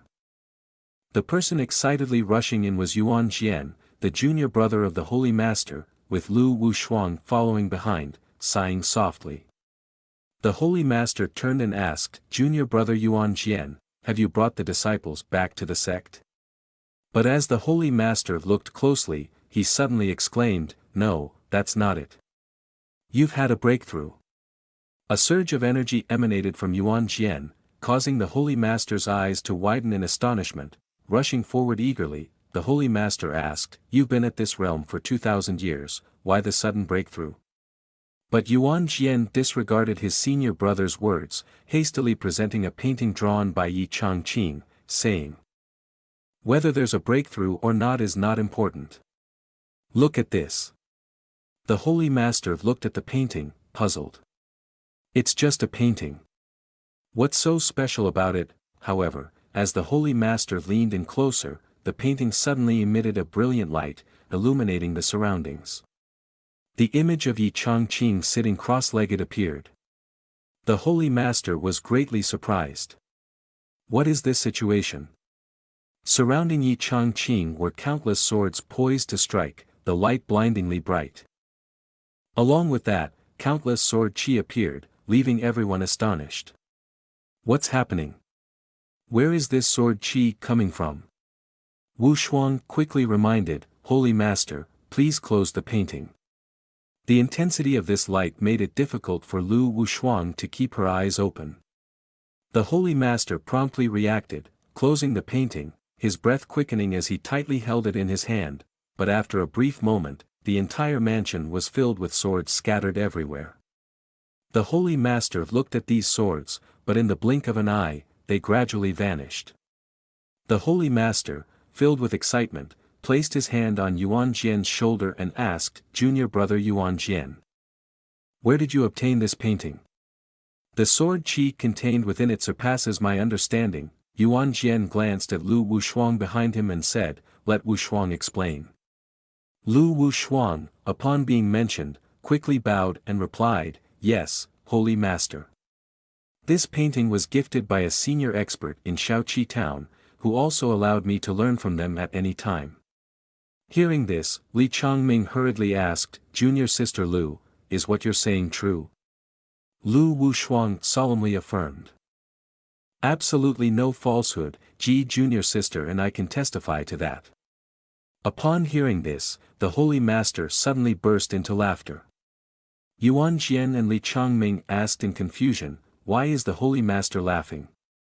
Pausing, the Holy Master joyfully exclaimed, "Tai Xian Holy Land is blessed now. Eldest niece Wushuang, a painting from such a great power, can lead your master to break through realms and allows you to learn anytime. Do you know what this proves? Modestly, Lu Wushuang asked. I am ignorant, please enlighten me, Holy Master. The Holy Master continued, it proves that the expert you encountered is likely our ancestor who ascended to the upper world years ago. Being able to learn any time is evidence that he won't leave Shaoqi town temporarily. The Holy Master was ecstatic, saying, Tai Xian Holy Land is about to soar once again. Pointing at Lu Wushuang, he declared, Wushuang, from today onwards, you are the holy girl of Tai Xian Holy Land, just like Holy Son Li Changming. Lu Wushuang was overwhelmed with joy, tears streaming down her face as she exclaimed. At the same time, Li Changming wore an incredulous expression, and both exclaimed, what?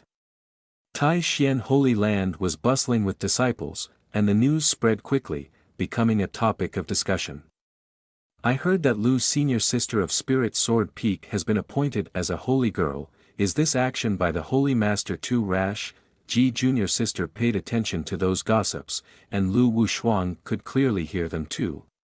However, they continued their discussion. We originally thought that Li's senior brother was the designated successor of the Holy Master, but now it's hard to say. Li's senior brother is so self-absorbed, he might be furious this time, Ji junior sister curiously asked. Senior sister, does the Holy Master really intend to replace Changming's senior brother with you? Lu Wushuang replied coldly, although I have a talent for cultivating immortals, my spiritual roots are only of single attribute, so I don't have the qualifications to become a holy girl. This time, the Holy Master's appointment is definitely based on the promise that Senior Yi made to me. Ji junior sister was astonished, is that so? Even the Holy Master finds that handsome shopkeeper formidable. Lu Wushuang clenched her fists and said. Although my current abilities are not enough, as long as I seek guidance from Senior Yi a few times, I will definitely have the strength and qualifications to become a true holy girl. Somewhere else, Li Changming sighed heavily, why? He hugged a dry tree trunk and cried out in frustration, why did Master appoint Wushuang junior sister as the holy girl? Seeing Li Changming's distressed appearance, a junior sister hurriedly ran over to console him, senior brother, don't worry. Surely this time, Lu Wushuang has recruited some outstanding disciples with extraordinary spiritual roots in Shaoqi town. The Holy Master wants to reward her, so he appointed her. The words of the junior sister enlightened Li Changming. He stopped his weak demeanor and thought to himself, Shaoqi town. That's right, it must be because Wushuang junior sister encountered the lower world master in Shaoqi town and had a fortuitous encounter. Then, he suddenly stood up and laughed loudly, a sinister smile on his face. Li Changming waved his hand to summon his sword, and the strong wind nearly blew the junior sister away. He quickly wielded the sword with an excited expression and said, as someone with extraordinary talents and dual spiritual roots, the master will surely reward me. If he agrees to instruct me on a few things, then Wushuang junior sister won't have anything to threaten me with, and then he quickly walked away. Meanwhile, in Shaoqi town, Yi Changqing was walking with Yan Bing Xian, casually whistling as he walked. Suddenly, Yi Changqing turned and asked, by the way, Yan miss, you still haven't told me why you were sleeping on my bed that day. Yan Bing Xian looked flustered and replied, I don't know either. I was sleeping and felt a bit itchy. Yan Bing Xian hesitated, recalling, when I opened my eyes, I saw Mr. Yi touching me. Yi Changqing blushed and quickly waved his hand, stop, don't talk nonsense. I haven't done anything, but Yan Bing Xian grabbed his hand, which was waving in confusion, and said, I understand someone like Mr. Yi, of course, you're not interested in such trivial matters. Our meeting must have been guided by fate. Yi Changqing's embarrassed face made him think, what misunderstanding is she having? I'm actually very interested in those matters. Turns out his inner thoughts weren't very consistent. But he suddenly shed tears, feeling warm and aggrieved as 2 lines of tears flowed down, thinking, it's just a pity that I don't have cultivation. Facing the noble daughter of the capital, I really dare not act. Suddenly, Yi Changqing's gaze collided with something, and before him was a trembling Li Changming. He wondered, who is that? Li Chongming trembled and said, why is it like this? Suddenly, he couldn't control himself and shouted, why does Shaoqi Town have a monster like this? Going back a moment earlier, Li Chongming had already entered Shaoqi Town with his sword drawn. Observing the area, he thought to himself, indeed, as my master said, the spiritual veins beneath Shaoqi Town have surged again. He quickly made his way with his sword. Now, at Yi Changqing's general store, Li Chongming didn't hesitate to come down. I found it. This is the place with the most intense aura, he thought to himself. Li Chongming looked up and suddenly saw a sign emitting a powerful light. He quickly realized something and shouted, this is not good. Immediately after, a sword appeared and rushed towards him, aiming straight at Li Chongming and piercing through him. Li Chongming bent over, panting, thinking, although I don't cultivate sword Dao, I can still sense the immense power contained within it. Wu Shuang Jr. sister must have received her fate here. I have indeed arrived at the right place.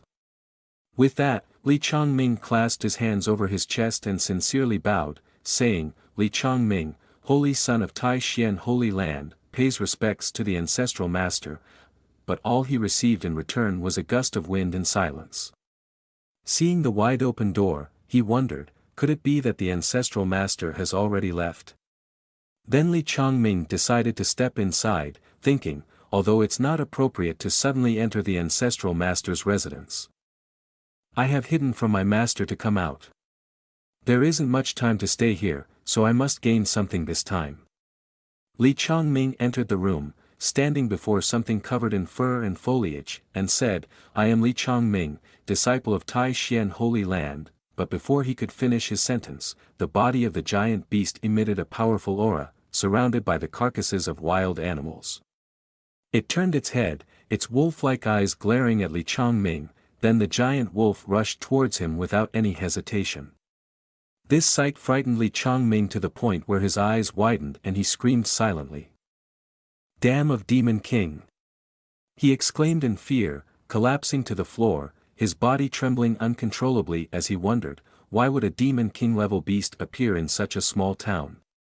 Suddenly, a hand rested on Li Chongming's shoulder, and then Yi Changqing appeared, his presence ominous, causing Li Chongming to scream out loud. Yi Changqing reverted to his gentle demeanor and asked, what happened to you, young master? Li Chongming, shivering, pointed inside and stammered, there's. His incomplete words piqued Yi Changqing's curiosity about his own store. What's in my shop? He inquired. Learning of Li Chongming's shock, he exclaimed, in your shop. Yi Changqing bent down to pick up the bag of vegetables and replied, yes, I am the owner of this grocery store. He hugged the bag of vegetables and began to approach, asking, is there something strange in the room? Li Chongming, kneeling helplessly on the ground, tried to stop him. Wait, it's dangerous. Yi Changqing stepped into the house, inspecting it thoroughly. Let me see, he muttered. However, the scene inside the house left him utterly astonished. There were numerous wild boars in the room. He wondered, why are there so many wild boars here? Then he clapped his hands, exclaiming, ah! I understand now. Yi Changqing handed the basket of vegetables to Yan Bing Xian, saying, Miss Yan, could you please take these items to the kitchen for me?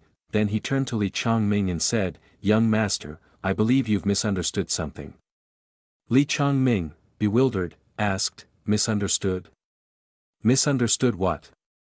Still at Yi Changqing's shop, he carefully explained, while my shop occasionally buys some items from the mountains, we don't buy wild boars. Li Chongming, once again puzzled, asked, what do you mean? Not buying wild boars? Li Chongming looked horrified at the beast's corpse, thinking, does he want me to clean up the demon corpses in the room for him? Big Dog ran up to Yi Changqing, barking a few times. Li Chongming's gaze stopped on the dog, and as soon as he saw it, he quickly stepped back 3 meters, trembling, pointing and unable to speak. It. Yi Changqing lifted up De Hei's head and introduced, this is the pet that I raise. Though a bit silly, don't find it too strange, but while Yi Changqing wasn't paying attention, De He looked at Li Changming with a fierce expression. Li Changming was terrified to the point his face drained of color, silently thinking, could he be turning a demon king-level monster into a pet? Could this person be? Taking a deep breath, Li Changming quickly bowed and said, Li Changming, disciple of Tai Xian Holy Land, pays respects to senior. I purposely came here today to seek guidance. Yi Changqing was taken aback, blurting out, huh? His face turned pale as he thought, another person from Tai Xian Holy Land, calling me senior. It's definitely not a good sign. Yi Changqing was furious and trembling, thinking, last time, that girl exchanged my painting for 3 coins. This time, they didn't even bring money and wanted to use wild boars as payment. Are cultivators all so extravagant? But Yi Changqing carefully considered, these pigs are quite fat. Selling one to Zhang the butcher could fetch 7 or 8 liang. Li Changming was bewildered, thinking, why isn't senior saying anything? Is it because I barged into his house, so he's thinking of how to punish me? He became even more shocked, thinking, I must have annoyed senior. But at this moment, Yi Changqing was carefully calculating the price of the wild boars. 1 pig is worth 8 liang, 4 pigs make 32, at least 30 liang. His eyes lit up at the prospect of a profit, then Yi Changqing changed his attitude, patting Li Changming on the shoulder and helping him up, saying, no need to rush, my guest. Please, take your time. He smiled, silently thinking, it seems even cultivators speak reason. Then he cheerfully asked, are you also here to seek calligraphy and painting? Li Changming, bewildered, thought, calligraphy and painting. Could it be that extraordinary holy object that Wu Shuang Jr.'s sister showed to master? Excitedly, Li Changming quickly grabbed Yi Changqing's hand and replied, you're absolutely right, sir.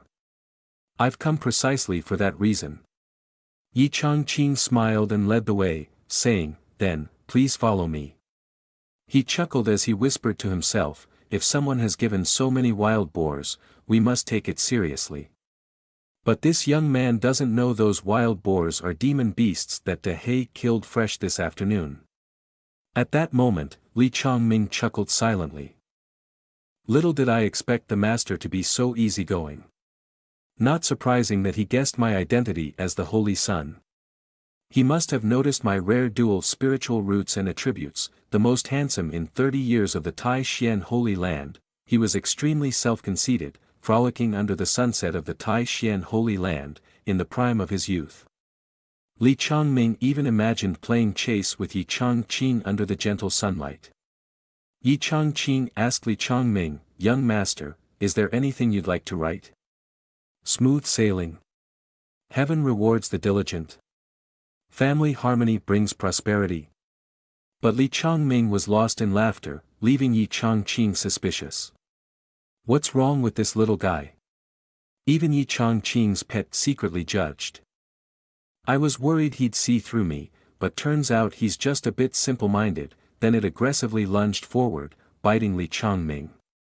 No disrespect in front of the master, its small mouth clamped tightly onto Li Changming's arm. Yi Changqing heard the noise and turned to ask, are you okay? The scene returned to normal, and Li Changming scratched his head, replying, I'm fine, I'm fine. Please continue, sir. I'm looking forward to it. Meanwhile, De He acted as if nothing happened and continued whistling casually. Yi Changqing raised the pen enthusiastically, saying, in that case, I'll just have to show a little more. Just then, Yan Bing Xin entered, announcing that our senior had finished storing the items. Her expression became serious, thinking, is senior planning to write something? Yan Bing Xin quickly rushed back, saying, senior, let me sharpen the ink for you. Yi Changqing replied, then please. Yan, do it for me. Yan Bing Xin even intentionally pushed Li Changming away, approaching to sharpen the ink. Yan Bing Xin thought to herself, before, I only saw the surface of Yi Senior's chessboard, but if it's calligraphy, I wonder how profound the legal principles contained within will be. Yi Changqing started dipping the ink, outlining the flowing lines on the paper. At that moment, the pen was only 0.01 millimeters away from the paper, but after a quarter of a candle's burning, everyone who had seen this calligraphy would be completely enamored. Yan Bing Xian silently pondered. Mr. Yi has completely immersed himself in it, Li Changming observed with intense focus on Yi Changqing's movements. This might be a once-in-a-lifetime creation for me, he thought, while Yi Changqing casually added another stroke of the brush. Li Changming inadvertently glimpsed the illusion realm and couldn't help but be astonished. Before Li Changming and Yan Bing Xian lay a scene of majestic mountains and flowing rivers, accompanied by a gentle breeze and a flock of cranes soaring. Yan Bing Xian remarked, "The atmosphere is magnificent when Yi Senior wields his brush, as if one can see and touch it firsthand." Li Changming stood atop a mountain and said, "I can feel it," tears welling in his eyes. "I can feel the moment Yi Senior lifts his brush, sets it down with intention and inspiration," he exclaimed, probing the aura around him and confirming, "This is not mere coincidence, this is destiny." Li Changming raised his head, his face filled with awe. The painting of the majestic mountains revealed the words, "Manifestations change with time, but the wonder remains constant." Yi Changqing set down his brush, feeling a slight fatigue in his arms. He silently assessed, "Not bad." Hearing a strange sound nearby, he turned to look. Yi Changqing noticed that Yan Bing Xian and Li Changming were in a peculiar state, so he asked, "What's wrong with you two?" When he didn't receive a response, he gently placed his hand on their shoulders and said, "You too," prompting Yan Bing Xian and Li Changming to regain consciousness. Yi brother kindly reminded Li Changming, "Li Gongzi, you've had a few episodes of madness today. If you're unwell, you should seek treatment promptly." Li Changming quickly bowed respectfully and said, "In the transcendent realm of Senior, Junior has learned a great deal." Yi brother modestly replied, "It's just a trivial skill, nothing worthy of meeting you." But internally, he felt elated. Expressing all his joy, "Haha, finally, there's someone with an eye for quality." Yi brother rolled up the calligraphy he had just drawn and handed it to Li Changming, saying, "Here, I give this to you." Li Changming cautiously reached out with both hands to accept it and responded, "Thank you, Senior. Please give this calligraphy a name." Yi brother pondered for a moment and then said, slightly bowing his head, "It's only meant as a token of appreciation for your hospitality." Then, he was enlightened and exclaimed, "So let's call it gratitude afterward," Yi brother suggested. However, Li Changming was a thoughtful person. After hearing the simple name Yi brother had given, he couldn't stop pondering. Gratitude implies respect for virtues and treasures, while afterward symbolizes future blessings. Senior is truly a great power sect master who ascended to the upper world. To be able to articulate such a mystical phrase, Li Changming began to worry, "But I follow the holy master on the path of immortality Tao. Yet, this painting contains the supreme sword aura. Could it be that the patriarch is hinting that I've been mistaken in my cultivation? No wonder my cultivation has not progressed in recent years. Perhaps my true goal is the path of the sword." Yi brother waved his hand and said in a cold tone, "I won't assist you any further with these matters. Take it and figure it out for yourself." Feeling alarmed, Li Changming thought, "The patriarch is reminding me to quickly discern my true nature and carefully consider the path I'm on." Then, Li Changming hastily sheathed his sword and departed with tears in his eyes, saying, "But abandoning the path of immortality Tao also means renouncing the position of Holy Son. I apologize, Senior, I need to think carefully." Watching the strange figure depart, Yi brother wondered, what is he talking about? "I just told him to take it home and decorate it." The scene shifts to the Holy Land Tai Xian, where the Holy Master is sipping tea when a voice calls out to him, "Holy Master." Li Changming quickly stomps his feet and rushes into the hall. Meeting the Holy Master, he immediately falls to his knees, weeping, "Master, I've been unfilial." This causes the Holy Master to spit out his tea in surprise. With tears streaming down his face, Li Changming pitifully asks, "Master, have you realized that your disciple cannot compete for the position of holy son? The old master, unaware of what shock his disciple has experienced, sheds a tear, thinking, since childhood, Changming has been trained as the holy son. Now suddenly, with the addition of a holy girl, his heart must be in turmoil. Li Changming remains kneeling, looking extremely despondent. The holy master approaches him, holding his disciple's shoulders with a solemn expression, saying, Changming, don't dwell on it. Your master won't hide anything from you anymore. Li Changming listens, startled. Li Changming frantically waved his hands in futile explanation, no, master, I didn't mean that. But the holy master continued, you don't know that the senior hidden in Shaoqi town values Wushuang and has agreed to guide her cultivation at any time. Despite Li Changming gesturing behind his back, the holy master continued earnestly, the cultivation of that senior is profound and unfathomable, causing fear in people. The Holy Land Tai Xian may have been monitored by him for a long time, and your master had to make this decision. Li Changming interrupted, please listen to me. The Holy Master turned away, placing his hand on his disciple's shoulder, saying, I hope you understand your master's inner turmoil. Li Changming tried to explain helplessly, Master, I understand, but I wish you had listened to me first. The master, tears streaming down his face, urged, speak. Li Changming's face lit up with excitement as he boasted, actually, today I met that senior outside. But instead of a response, there was silence. In less than 3 seconds, the Holy Master delivered a slap that made Li Changming's jaw almost dislocate, saying, nonsense. Li Changming held his face in frustration, Master, why did you hit me? The Holy Master's face turned grim. If the ancestor has secluded himself, then it's obvious he doesn't want to be disturbed.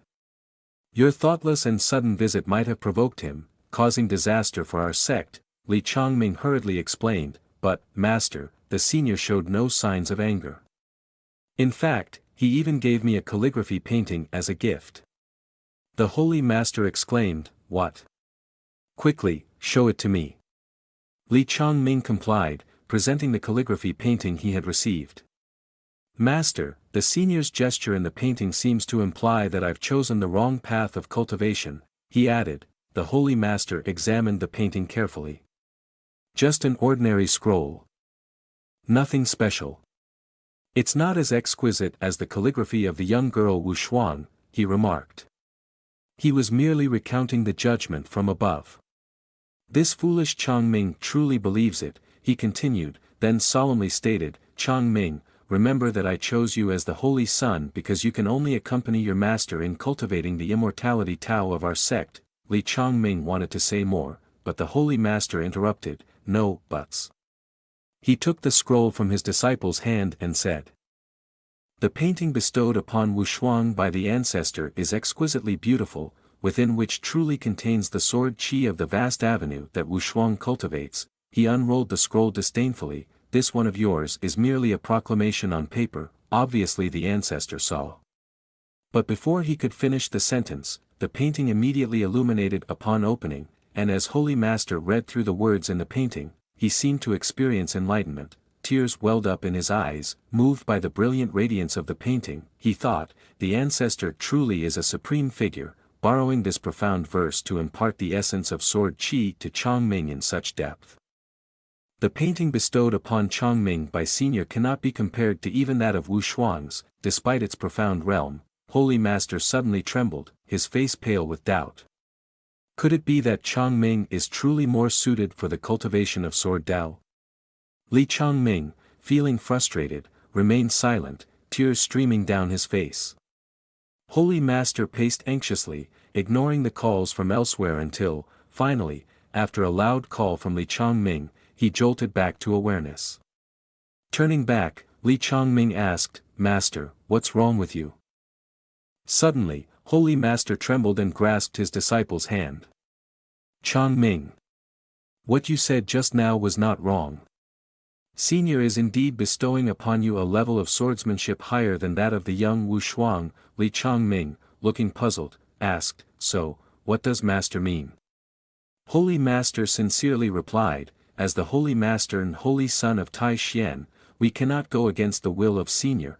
Holy Master firmly instructed, starting from today, you will use the motto the unpredictable is unchangeable, the symbol witnesses the limit, to cultivate sword Dao. Li Chongming's eyes immediately lit up in response, and he promptly obeyed Master's command, stamping his foot once before swiftly mounting his sword and flying off. Tears streamed down Holy Master's face, feeling a bit reluctant. You must remember Senior's expectations for you, Li Chongming replied from above. I understand, Master.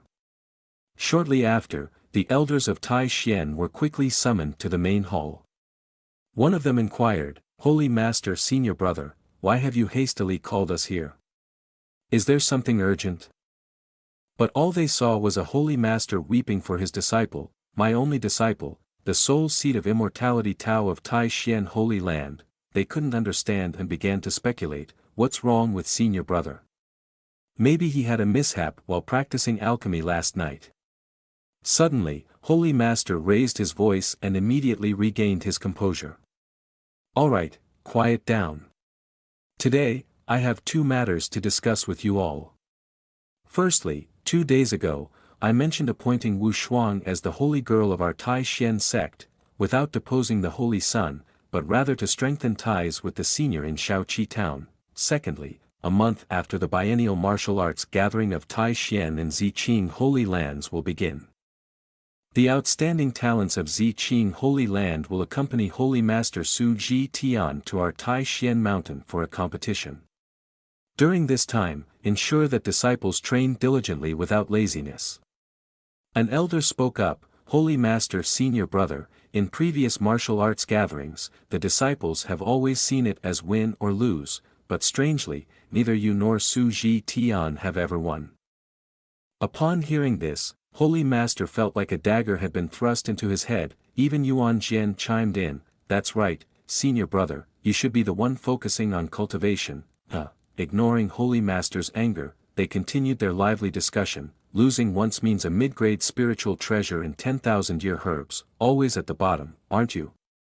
Someone bluntly suggested, perhaps during the martial arts gathering, Senior Brother should stay hidden, and we'll say he's in seclusion. Holy Master, furious, erupted in frustration, what are you saying? Am I afraid of losing spiritual treasures and herbs?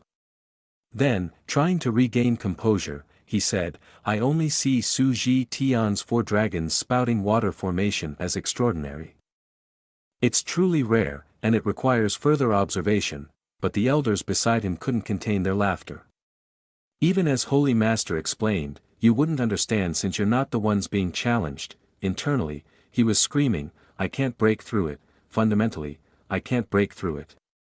Yuan Jian crossed his arms and hinted, perhaps the senior in Shaoqi town has a way to break the formation. Holy Master, skeptical yet intrigued, asked, is that so? Yuan Jian stepped forward to explain, think about it, Senior Brother. That senior is deeply involved in creation, probably living for countless years. His knowledge likely surpasses our imagination. What may seem like a complex strategy to you might just be child's play to him. Holy Master's mind was enlightened, but he tried to conceal his emotions as he said, Yuan Jian Jr. Brother makes a valid point. At the level of expertise that senior possesses, cultivating the mind through chess is one of the best methods. Internally, Holy Master had made a decision, I must seize this opportunity to visit and seek guidance from this senior. On the summit of a high mountain, Lu Wu Shuang was practicing diligently. She wielded her sword with decisive movements, relentlessly striking down. After severing the trunk of a large tree, she finally paused. She sheathed her sword and closed her eyes, sensing the essence of energy. Suddenly, applause echoed. Lu Wu Shuang opened her eyes to see Holy Master standing there. He had witnessed it all and offered her praise, not bad at all. I didn't expect your mastery of the Jin Yuan Sword Sutra's 7th level to be so proficient. Lu Wu Shuang quickly bowed respectfully, I am honored to receive your praise, Holy Master. It is all thanks to Senior Ye's guidance that I have been able to gain new insights on the path of swordsmanship, Holy Master gently said, Wu Shuang. I have just discussed with the elders, and we have decided that after the martial arts competition between the two holy lands, Ziqing and Taixuan, concludes, we will officially hold the grand ceremony to appoint the holy girl. Lu Wushuang's expression remained unchanged as she replied. Your disciple will follow the arrangements of Holy Master. He then turned around and pretended to cough a few times, signaling an end to the conversation. What do you think of the temperament of the senior residing in Shaoqi town? Lu Wushuang answered without hesitation. Senior Ye's cultivation is profound and mysterious, yet he treats others with kindness, gentleness, and approachability. Holy Master, at a loss for words, chuckled wryly, young lady, you are still young and may not understand the intentions of an expert. Perhaps Senior Yi saw potential in you and valued you for it. As hearing this, Lu Wushuang was both moved and delighted, asking eagerly, do you value me? Is it true? The Holy Master expressed frankly, I have prepared gifts to visit that senior in Shaoqi town. To make things smoother, I want you to be the one to introduce me and accompany me. Lu Wushuang bowed obediently, blushing as she thought to herself, I didn't expect to meet Senior Yi again so soon. The Holy Master reminded, remember, in front of Senior, don't call me Holy Master to avoid disrespecting the sect. Just say I'm an elder from your family. Switching scenes, Yi brother was sitting in his small courtyard while Yen Bing Xian began cleaning. Yi brother, holding a feather duster pen. Limbs started trembling. As Yen Bing Xian swept the courtyard, raising clouds of dust, it seemed like Yi brother was the only one affected by it. Helpless, he turned to Yen Bing Xian and said, Miss Yen, take a break. Yen Bing Xian cheerfully replied, I'm fine, Senior Yi, I'm not tired. Yi brother took the broom from Yen Bing Xian's hand, insisting, please rest for a while. There are so many hardships in Yi brother's heart, up and down. He had already inhaled all the dust. But Yen Bing Xian misunderstood Yi brother's kindness and said, then I'll go mend clothes and cook. Her words froze Yi brother, he hastily stopped her, no, please sit down. Yen Bing Xian looked puzzled, while Yi brother's face seemed to have encountered a cat's feces. He thought to himself, indeed, the little princess fell from the sky, useless in everything except eating. He was extremely frustrated, shedding tears, unfortunately, I can't do anything for her. When I'm angry, all I can do is be angry.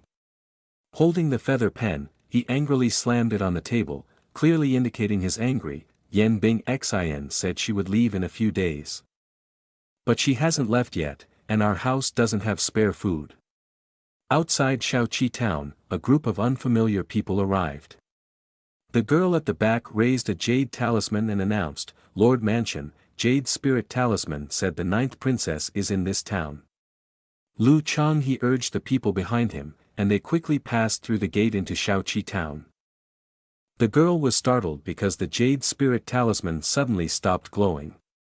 Lu Chang he observed the surroundings and said, originally, Shaoqi town is the spiritual land of the holy land of Taixuan. 8 parts has some sort of restriction. We can feel the abundant spiritual vast avenue energy here. Another young man disagreed, that's not right. I remember the spiritual energy of Shaoqi town dried up hundreds of years ago. Why isn't it over now, but on the contrary, it's even more intense? Lu Chang he remained emotionless, saying, I'm not sure. I don't have time to pay attention to these things now. The 9th princess has been missing for over half a month, finding her is urgent. He warned seriously, otherwise, both you and I will lose our heads. Lu Chang he suddenly took a deep breath, clasping his hands and summoning energy. He gathered his magical power in his hands, summoning a stream of yellow energy. The stream of air quickly flew away, instantly brightening his eyes as Yen Bing Xian's trace was detected. Lu Chang he hurriedly followed the energy stream and stood in front of Yi brother's shop. Lu Chang he suddenly stopped and said, this is where the spiritual energy of the town emanates. As Lu Chang he tried to step in, he sensed something wrong. He quickly jumped to avoid a deadly blow. Lu Chang he lands back on the ground, he retreated, his body recoiling. When he looked up, Lu Changhe saw the Holy Master and Lu Wushuang approaching. As soon as he met them, the Holy Master spoke up, "If I remember correctly, you must be Lu Changhe from the Lu Lord Mansion of the De Yen royal family, right?" Lu Changhe respectfully saluted, saying, "Yes, I am. I didn't expect to meet the Holy Master of Tai Xian here. I have been rude." The Holy Master Tai Xian tense, asked. "Today, when you enter the territory of the Holy Land of Tai Xian, have you forgotten the agreement of non-interference between the Holy Land of Tai Xian and the royal family of De Yen?" Lu Changhe hurriedly explained, "I didn't mean to violate it. It's just that our ninth princess has been missing for many days, so I had no choice but to come here." Hearing this, the Holy Master was not sympathetic. Instead, he thought the other party was using excuses to invade and became angrily, "How dare you bring your ninth princess here?" Suddenly, a familiar voice rang out, "Lu Lao." Lu Changhe and the Holy Master quickly turned to look, only to see Yan Bing Xian wielding a broom at their eyes. Yan Bing Xian gleefully asked, "Why have you come here?" Lu Changhe, taken aback by the princess's appearance, exclaimed, "Ninth princess, why are you dressed like this?" Even the Holy Master Tai Xian was bewildered, "Isn't this a cleaner's attire? Is she really your ninth princess?" Lu Changhe, enraged, shouted, "After all, who would dare to keep Royal Highness imprisoned here, doing these hard jobs? I must make him taste the bravery power of our knights," declared the Holy Master, stroking his beard. Wondered, could it be that the senior is in seclusion here? Lu Wushuang silently pondered, the princess, as precious as she is, dressed as a cleaner. Could this be Yi Senior's peculiar taste? Lu Changhe seized Yan Bing Xian's wrist and said, "Ninth princess, this is the territory of Holy Land Tai Xian. We must leave immediately. After returning, we will dispatch someone to pursue him. Rest assured, he will be torn to shreds." Hearing this, the Holy Master Tai Xian became furious. "How dare you disrespect our senior? If not for the Emperor's sake, De Yen would certainly discipline you." Yan Bing Xian jerked her hand away from Lu Changhe. He called out, "Ninth princess," in panic. Without saying anything, Yan Bing Xian even swung her hand to give him a slap. She angrily shouted, "Shut your mouth for me." The Holy Master once again stood bewildered before the De Yen princess. Yan Bing Xian picked up the broom from the ground and pointed it imposingly, saying, speaking so arrogantly, "Do you want to sever the inheritance of our De Yen nation?"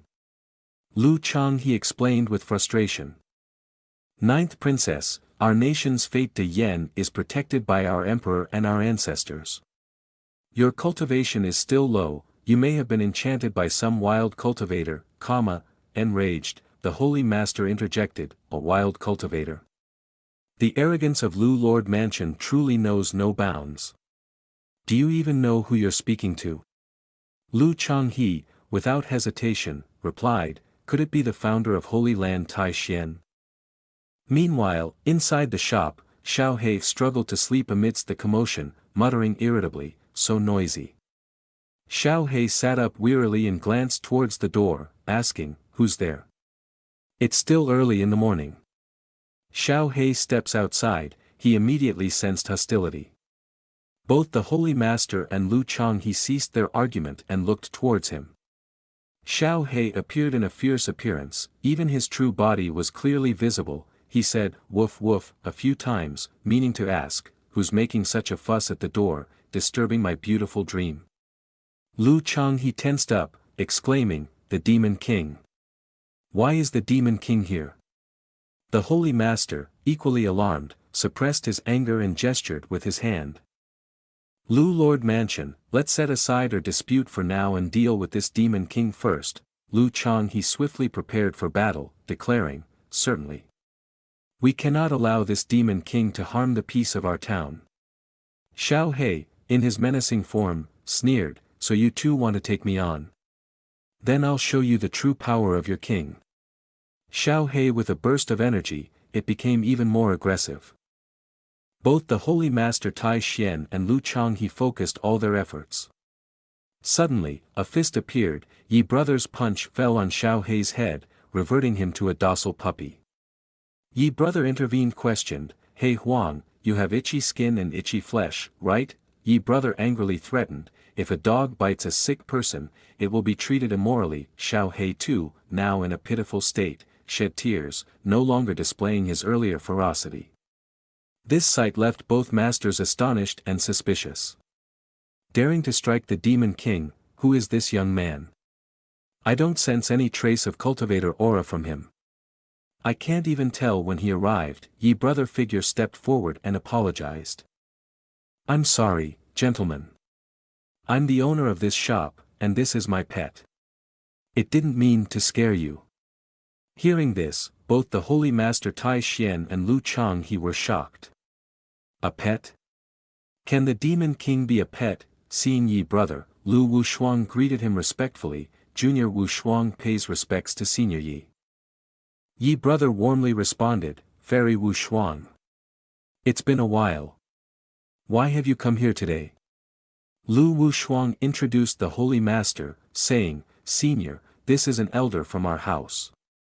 Seeing the painting you sold to us before, I felt great admiration, so I came here to visit."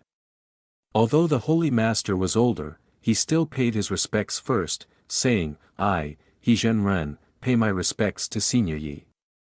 Yi brother, feeling awkward, said, "Old gentleman, please rise."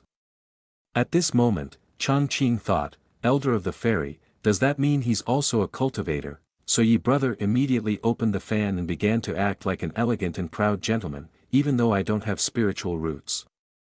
My artistic talent is worthy of such a pioneering elder calling me senior.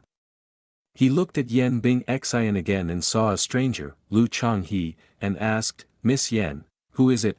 Lu Changhe coughed a few times and wanted to say his identity, cough cough, "This old man is."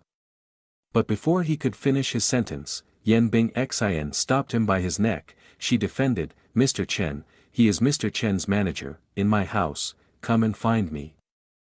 As Yan Bing Xian finished speaking, Yi brother rushed forward, tears in his eyes as he grabbed Lu Changhe's arm.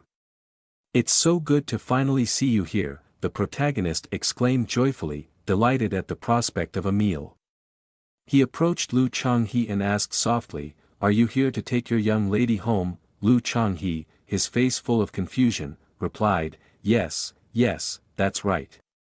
Yi brother warmly welcomed Lu Changhe's presence. Moments later, he regained his composure, opened his fan, and said, "Please come inside and have a cup of tea." The old Holy Master was extremely happy and replied, "Thank you, Senior." He thinks, "My opportunity has finally arrived." Yi brother opened the large door and invited everyone inside.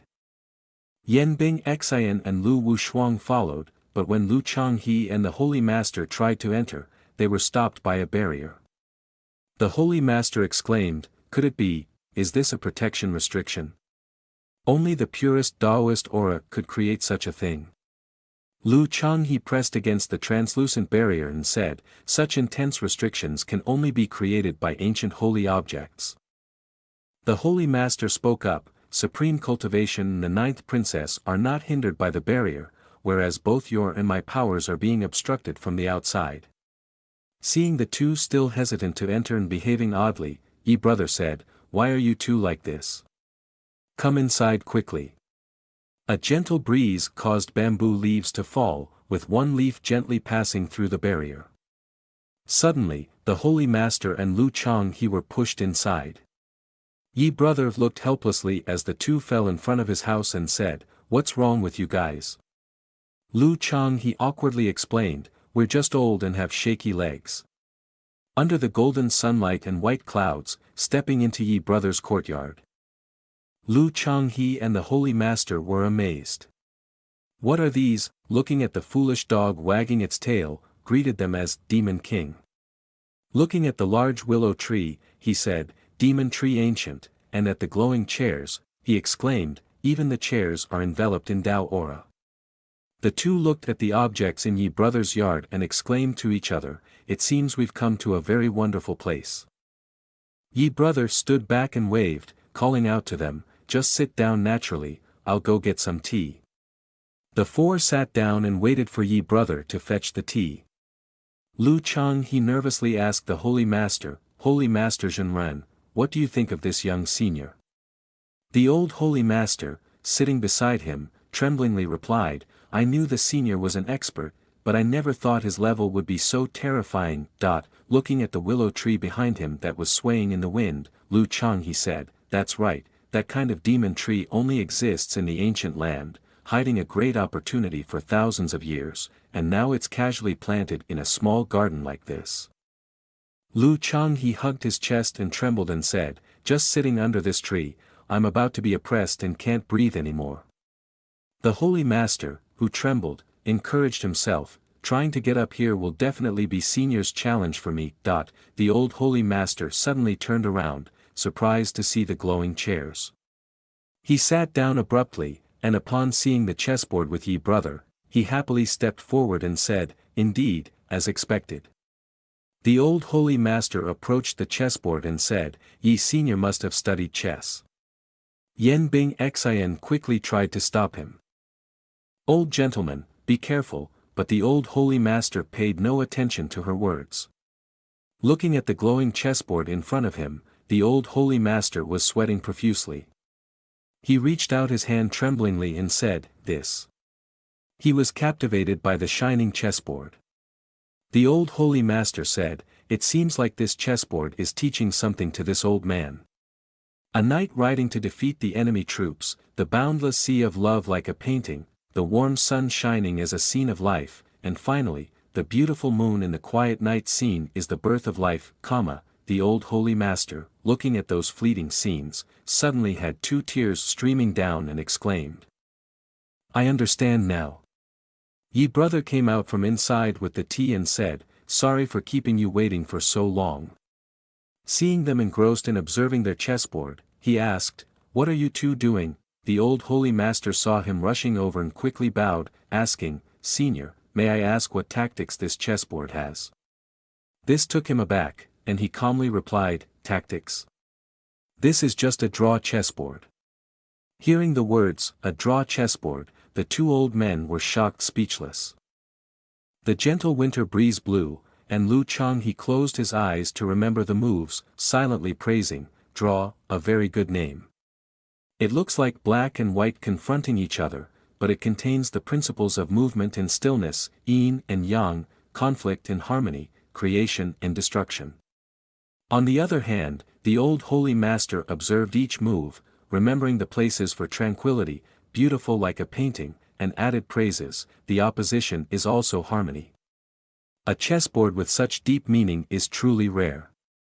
Seeing the 2 men observing the chessboard and praising it, Yi brother felt embarrassed and didn't know what to say. What are these old men talking about? Isn't a draw chessboard when neither side wins? What's there to analyze? He put the tea set on the table and said. I'm sorry, there's nothing good here. Please try the tea I brewed myself. Upon hearing Yi brother's words, the 2 old men joined their hands and said, it's okay, guests follow the host. The old Holy Master observed the tea set brought out and thought to himself, such a magnificent character like Yi Senior can even brew his own tea. It seems he also studies the Tao of tea. The old Holy Master stroked his beard, smiling gently to himself, there's still some tea left from the ancient sect, brewed from scraps of enlightenment leaves. Perhaps I can give it to Senior. Enlightenment leaves are Tao treasures, even if they're scraps, they are as precious as gold. Maybe it can bring us closer to Senior. As the container was gently opened, it emitted light so bright that the old Holy Master had to shield his eyes. Astonished, he said, what is this? Watching Yi brother pick a leaf from the box, the 2 old men were shocked to see the enlightenment leaf. Seeing him put the whole leaf in a cup, they observed in horror, thinking, this is the first time I've seen a piece of enlightenment leaf in my life. Extravagant, too extravagant. Is this the legacy of an expert? Seeing Yi brother skillfully brew the tea, the 2 men were surprised. The first infusion of the enlightenment leaf water, all the energy on the surface of the leaf would merge into the water. At this point, the tea smelled fresh and pure. Excitedly, they exclaimed, rich and extremely pure. However, the next second, the two old men were shocked and they saw him knocking over the glass of water. Seeing the two old men shocked, he innocently asked, "What's wrong?" Seeing them pointing at the cup of water, he turned away indifferently, saying, "That's tea rinse water, not good enough, so I poured it out." After brewing the delicious tea, he invited everyone to enjoy. "Now you can taste it." Seeing the tea in their hands, the two old men broke out in a cold sweat, hesitating to lift the tea cups. Yan Bing Xian and Wu Shuang, holding their tea cups, whispered to each other, "Just the aroma alone seems to relax the realm a bit. If we drink." Seeing everyone hesitating to drink the tea, Yi Brother realized that there might be an issue with this tea. He thought to himself, "I forgot. These elders all come from prestigious backgrounds, so the tea they usually drink must be top-notch. They probably wouldn't pay attention to this homemade tea of mine." Yi Brother awkwardly said, "If it's difficult to drink, then forget it." The old holy master, in a panic, held the tea cup and said, "No, I just smelled the tea fragrance first."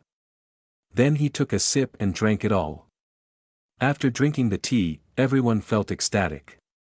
Lu Chang he couldn't help but exclaim, "Extremely refreshing, Yi Brother, how do you feel now?" The old holy master, after finishing his tea, happily replied, "As expected, tea is steeped from enlightenment leaves." Then he imagined himself traveling on a boat in the charming landscape of mountains and water, reciting poetry. The small boat had passed through thousands of mountains. Seeing everyone in their sect enjoying the tea, Yi Brother helplessly watched them in one place, thinking to himself after they drank the tea, "Why does drinking tea feel like taking an elixir?" Suddenly, the two old men felt something, realizing that their cultivation had greatly increased. Lu Changhe, seeing his abdomen glowing, exclaimed in surprise, "My cultivation has increased." The old holy master, beside him, uncomfortably held his head, murmuring, "I feel like my cultivation has been surpassed by someone by thousands of years." Yi Brother, oblivious to everything, scratched his head and asked foolishly, "How does the taste of my tea?" The two old men hesitated and looked at each other. The old holy master looked at Lu Changhe beside him and said awkwardly, "How should we respond? Is senior testing our cultivation potential?" The old holy master reluctantly raised his thumb in tension and replied, "Senior, the tea is very sweet, the taste is excellent, it feels like immersing oneself in a warm spring, transforming one's mental scene, extremely mysterious." Lu Changhe, also tense, raised two trembling thumbs and continued, "That's right, this is definitely the best tea I've ever tasted in my life." Yi Brother scratched his chin, suspiciously looking at the two old men, thinking to himself, "Just one cup of tea can evoke so many feelings, why do I feel like these two are trying to deceive me?" Wu Shuang and Yan Bing Xian suddenly became alert after drinking the tea, facing each other and involuntarily laughing. Lu Changhe bowed and took out a wooden box from his pocket, saying, "Mr. Yi, this item is a family heirloom. If you like it, consider it a token of appreciation for taking care of our young lady for the past few days." Yi Brother, seeing the wooden box, was surprised and thought to himself, "It seems he knows your lady has been eating and drinking at my place for a long time, so he feels embarrassed." Yi Brother hesitantly reached out and said, "If it's here, then it's here, why bring a gift?" He took the box from Lu Changhe's hand and said, "Then I won't be a stranger anymore." The old holy master stood outside, arms crossed, angrily saying, "This time, you didn't bring anything out, and this old man already claimed it first." Wu Shuang stood outside, looking at them, thinking to herself, "If I could also give a gift to senior, that would be great." He gently opened the box, and a blue light appeared. He eagerly looked through the crack of the box and said, "Let me see what good thing this is." When the box opened, the old holy master and Wu Shuang were stunned to see it was the Xian ice pearl. Yi Brother looked at the ice pearl in the box curiously and asked, "What is this?" The old holy master stroked his beard and explained to him.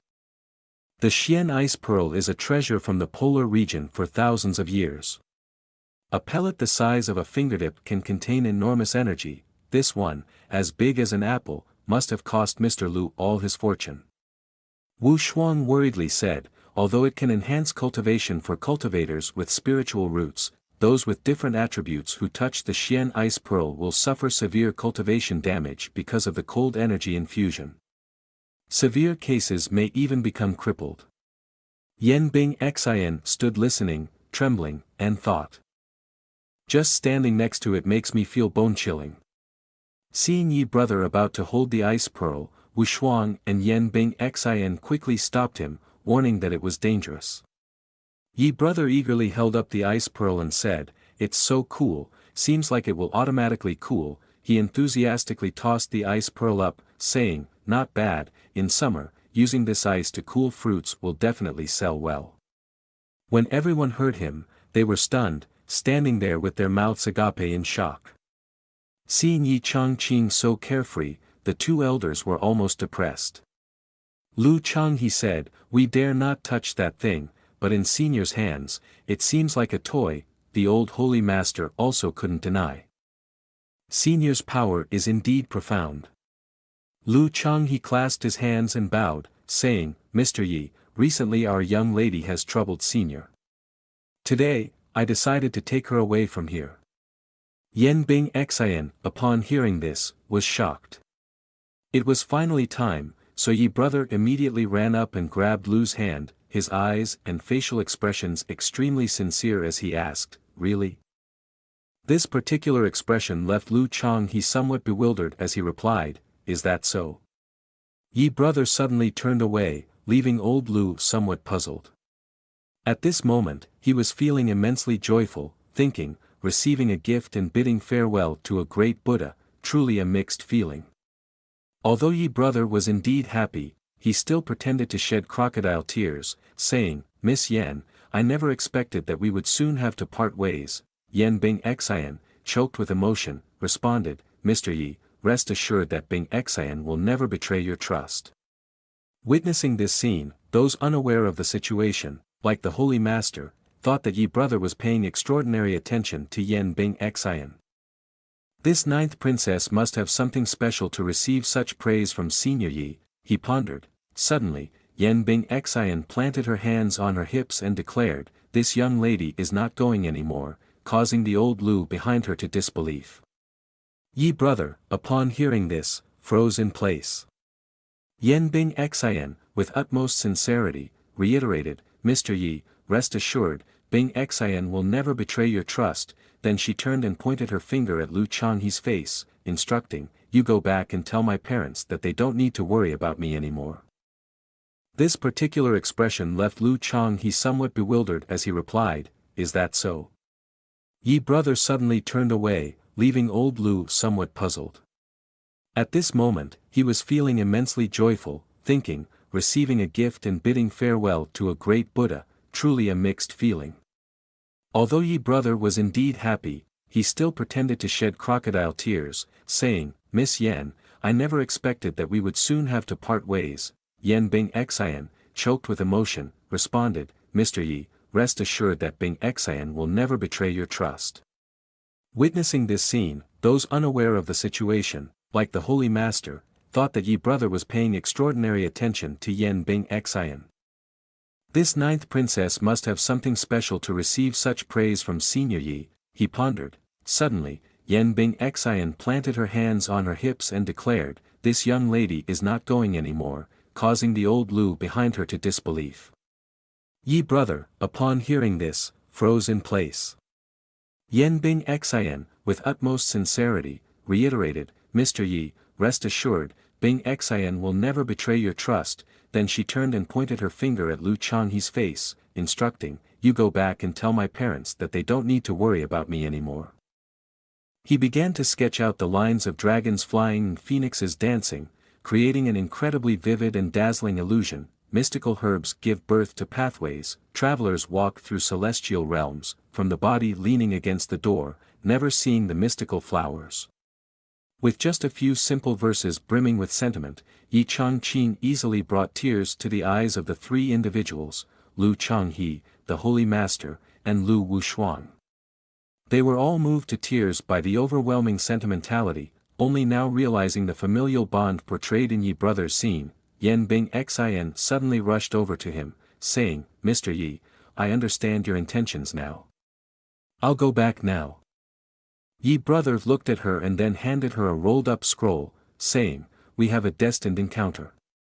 He gently handed her the scroll and said, "This calligraphy is for you."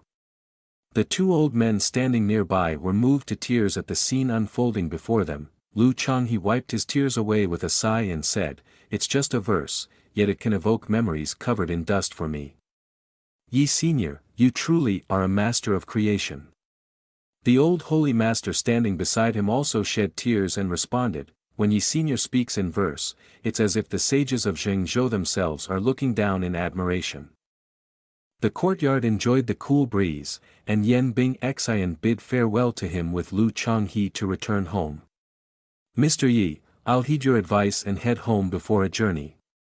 After some time, I'll come back to visit you," she said.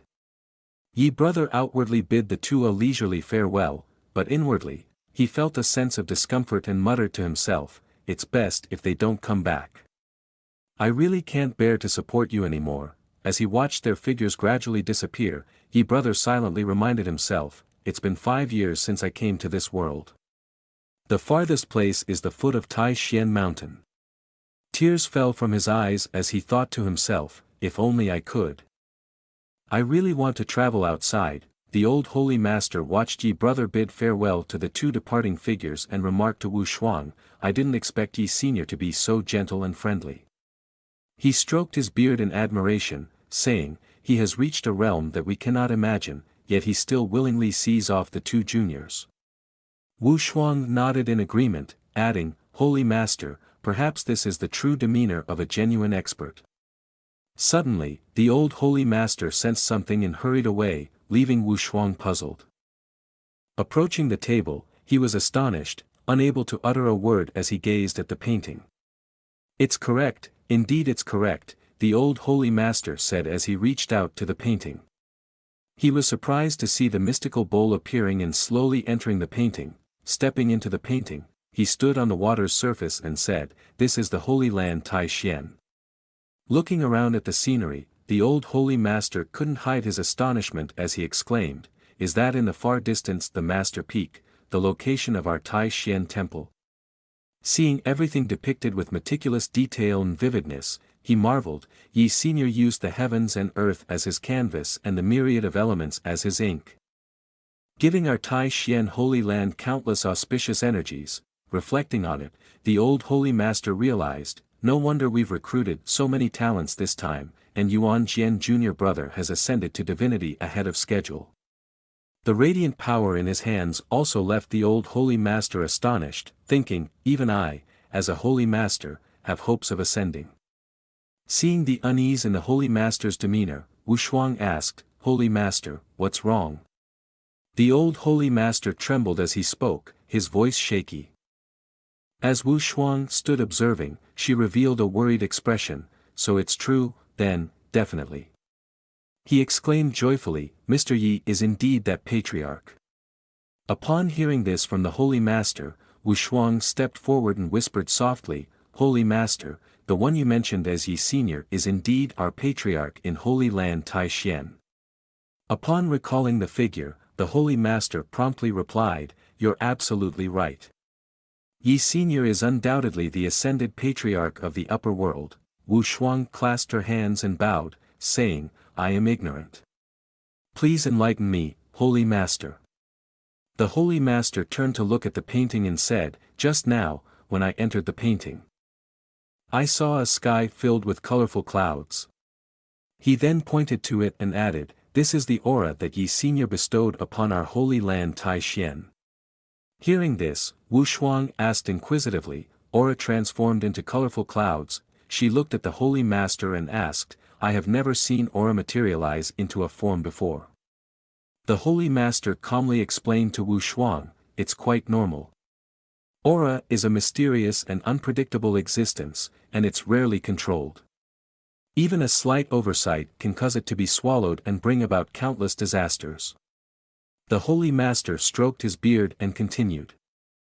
Who else could use the supreme divine power to increase the aura for our holy land Tai Xian? Only someone daring enough to defy the heavens would dare to do so. The future holds great promise to protect our disciples and our sect.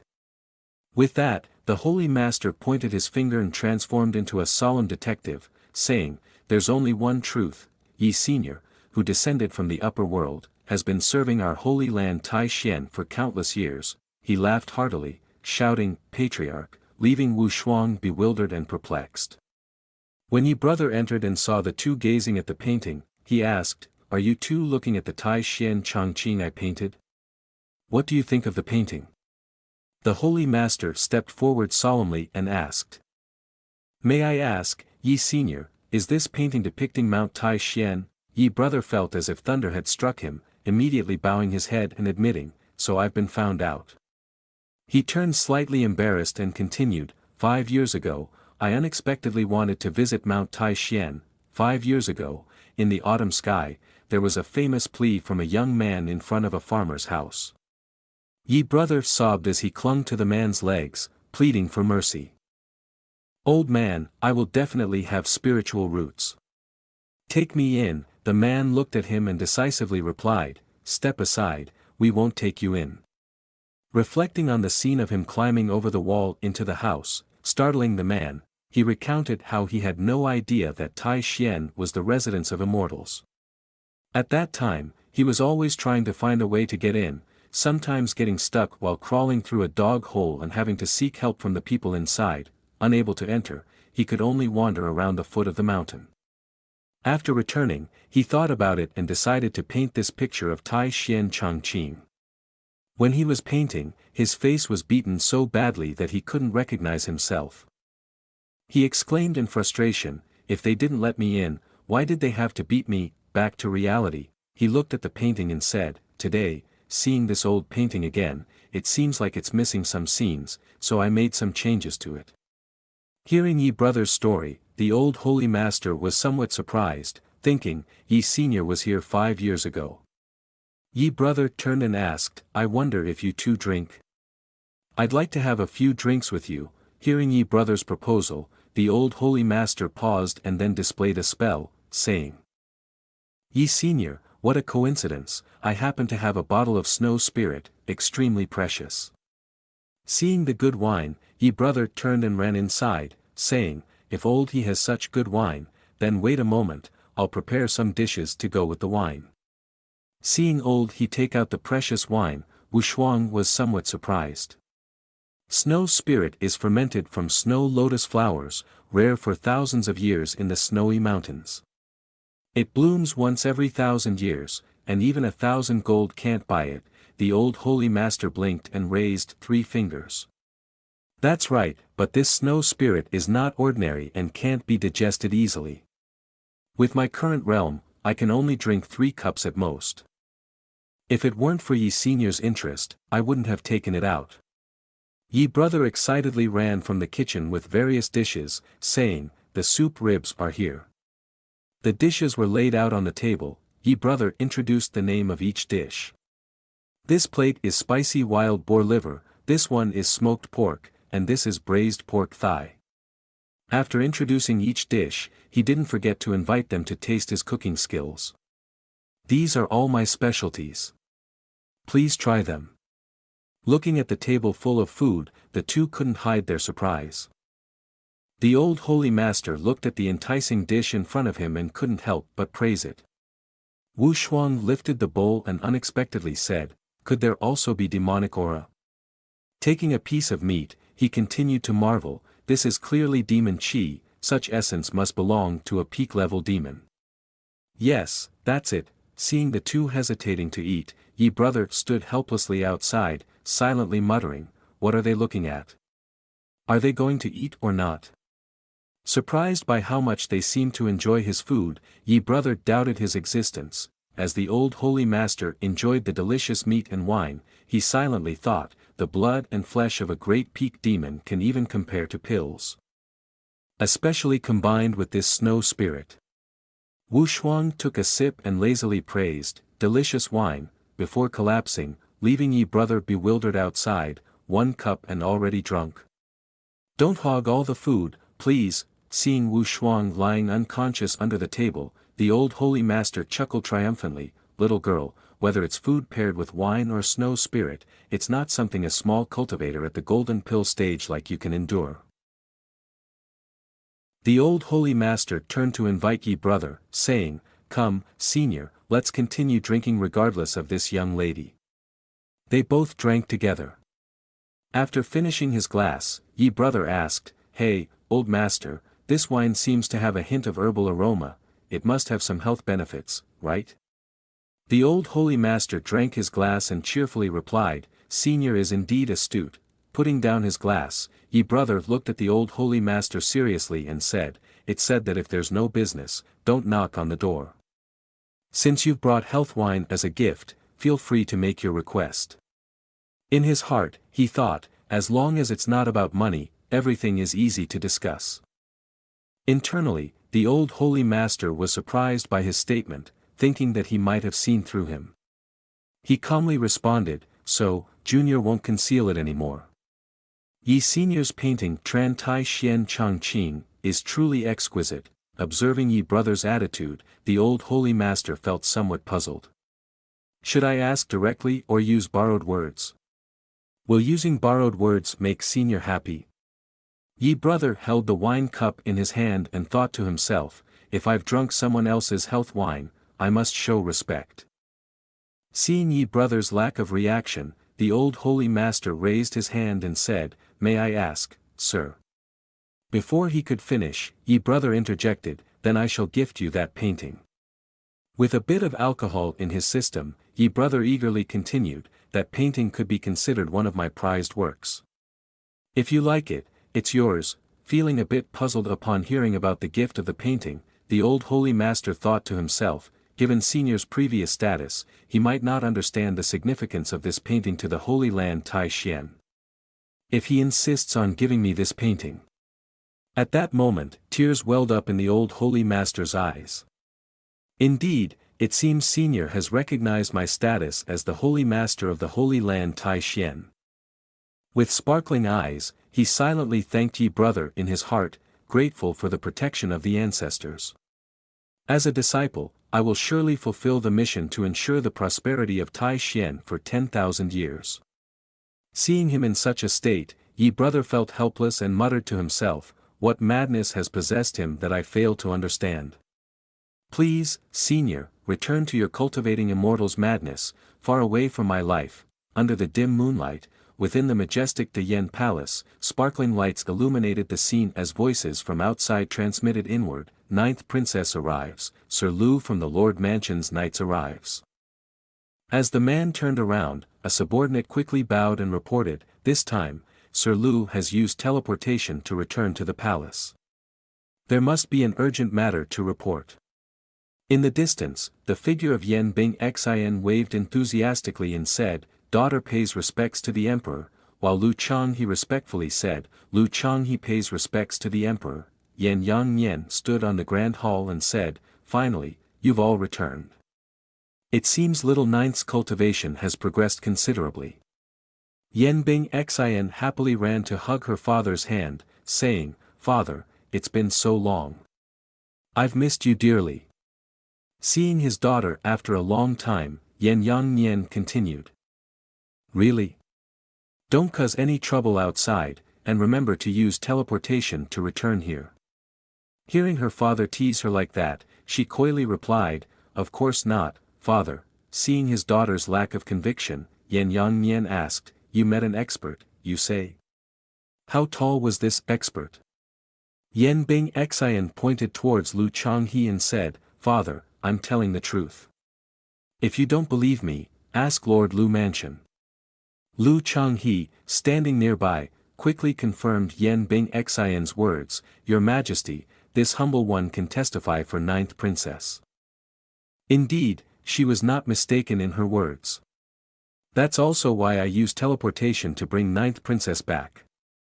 Lu Changhe looked at the emperor with an uneasy expression and reported, not only does 9th Princess miss you, but this humble one also wishes to report this matter to your majesty as quickly as possible." Sensing the gravity of the situation, Yan Yang Nian also wanted to hear more, so he said, "Lu Changhe, please provide more details." In the main chamber, listening to Lu Changhe's account, Yan Yang Nian clasped his hands and pondered, saying, "I didn't expect that within the Yan, we would have such a hidden strength." Yan Yang Nian turned to Lu and asked, "According to you, what kind of cultivation does this senior actually possess?" Lu Changhe swallowed nervously and decisively affirmed, "Profound and unfathomable." He went on to describe, the senior's small residence, although modestly arranged on the outside, holds natural formations throughout. There's a demon tree tens of thousands of years old and even a tea leaf of enlightenment. He also mentioned that Yi brother could wield the Xian ice pearl with his bare hands and even kept a demon king-level dog. Lu Changhe wiped his sweat and continued speaking to Yan Yang Nian.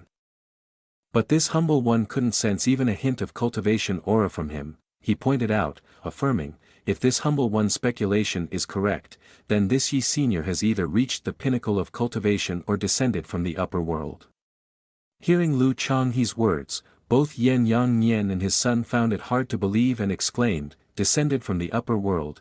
Yan Yang Nian began to imagine, silently thinking, if such a formidable existence exists within the Yan, it would undoubtedly become a closely guarded secret.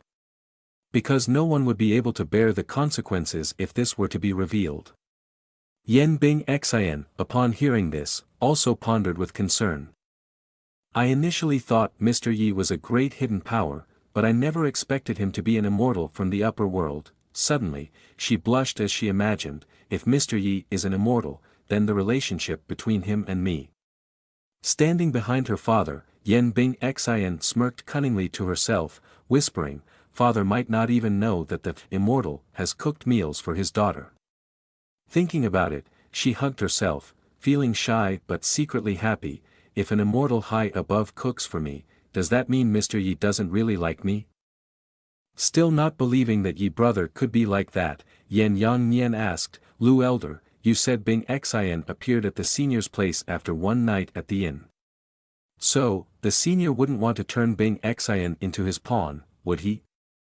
Suddenly startled, Lu Changhe denied, "Turning her into a pawn is not out of the realm of possibility." Seeing his beloved daughter in danger, Yan Yang Nian worriedly thought, "This senior intends to use my dearest daughter to control all of the Yan, regardless of his intentions."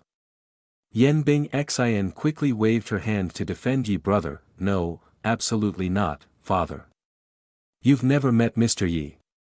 He is gentle and friendly, he certainly isn't that kind of person."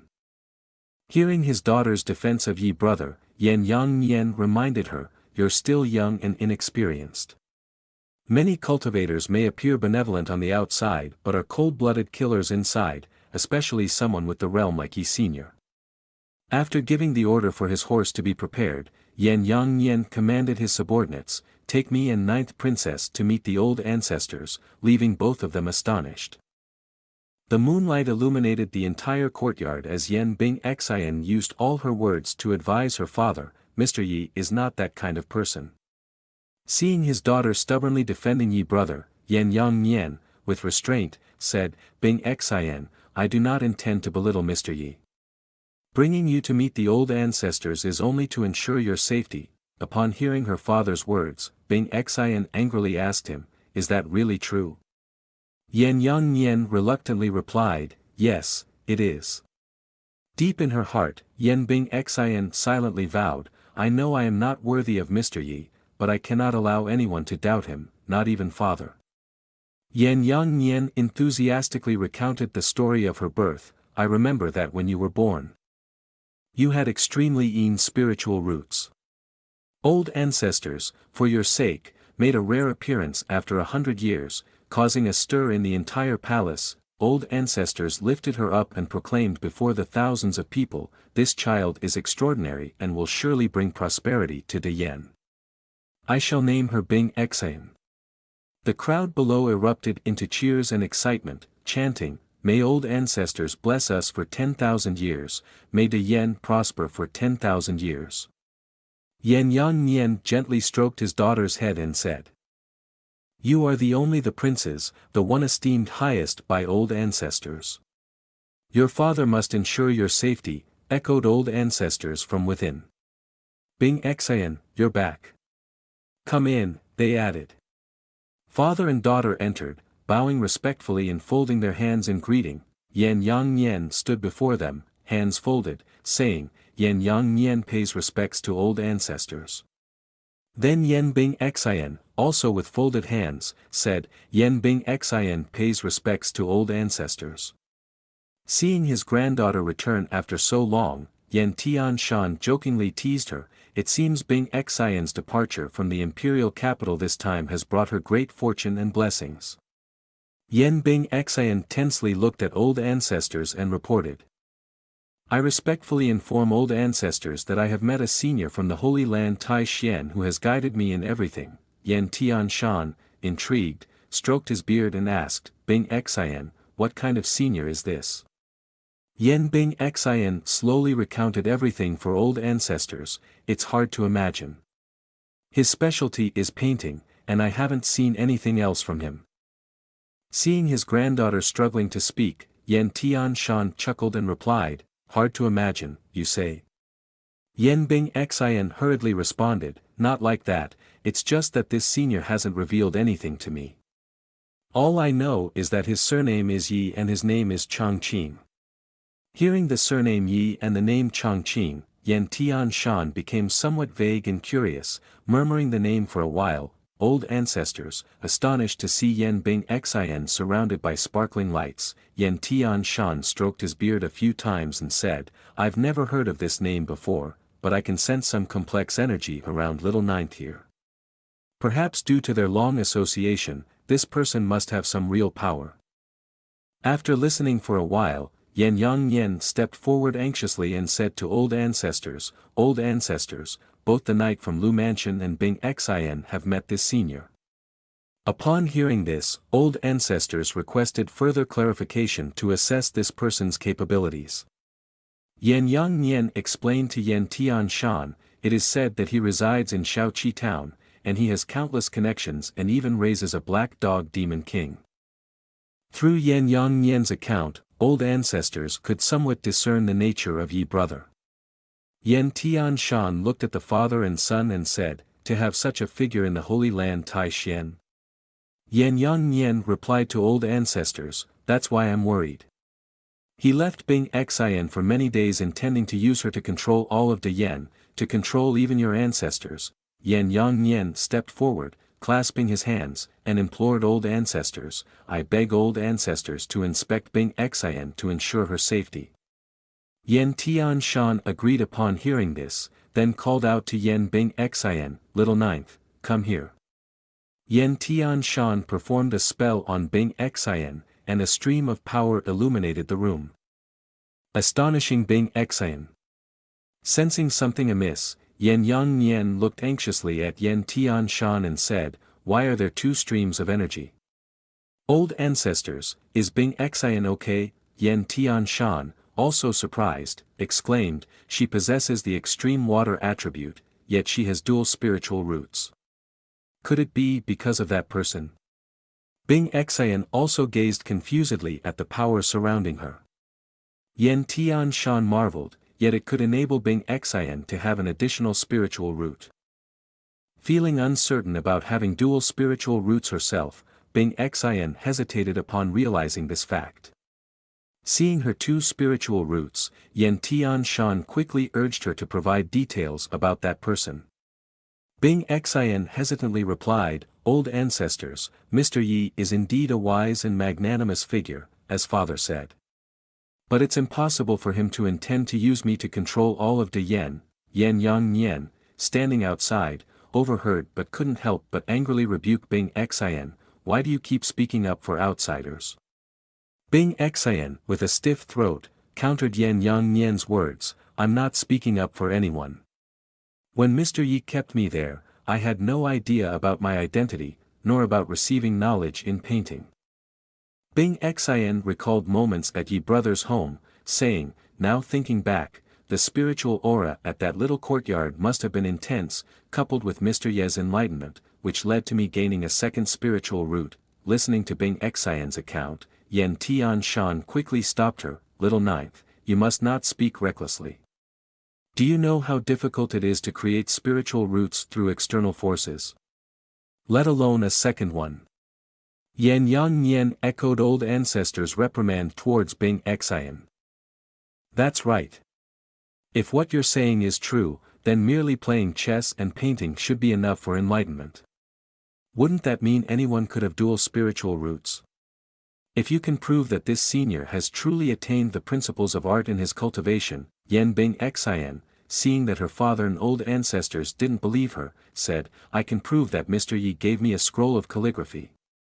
Now, I'll fetch it for you to see. Under the moonlight illuminating a corner of Yi Brother's courtyard, the three individuals, the old holy master, Yi Brother, and Lu Wushuang, were drinking together.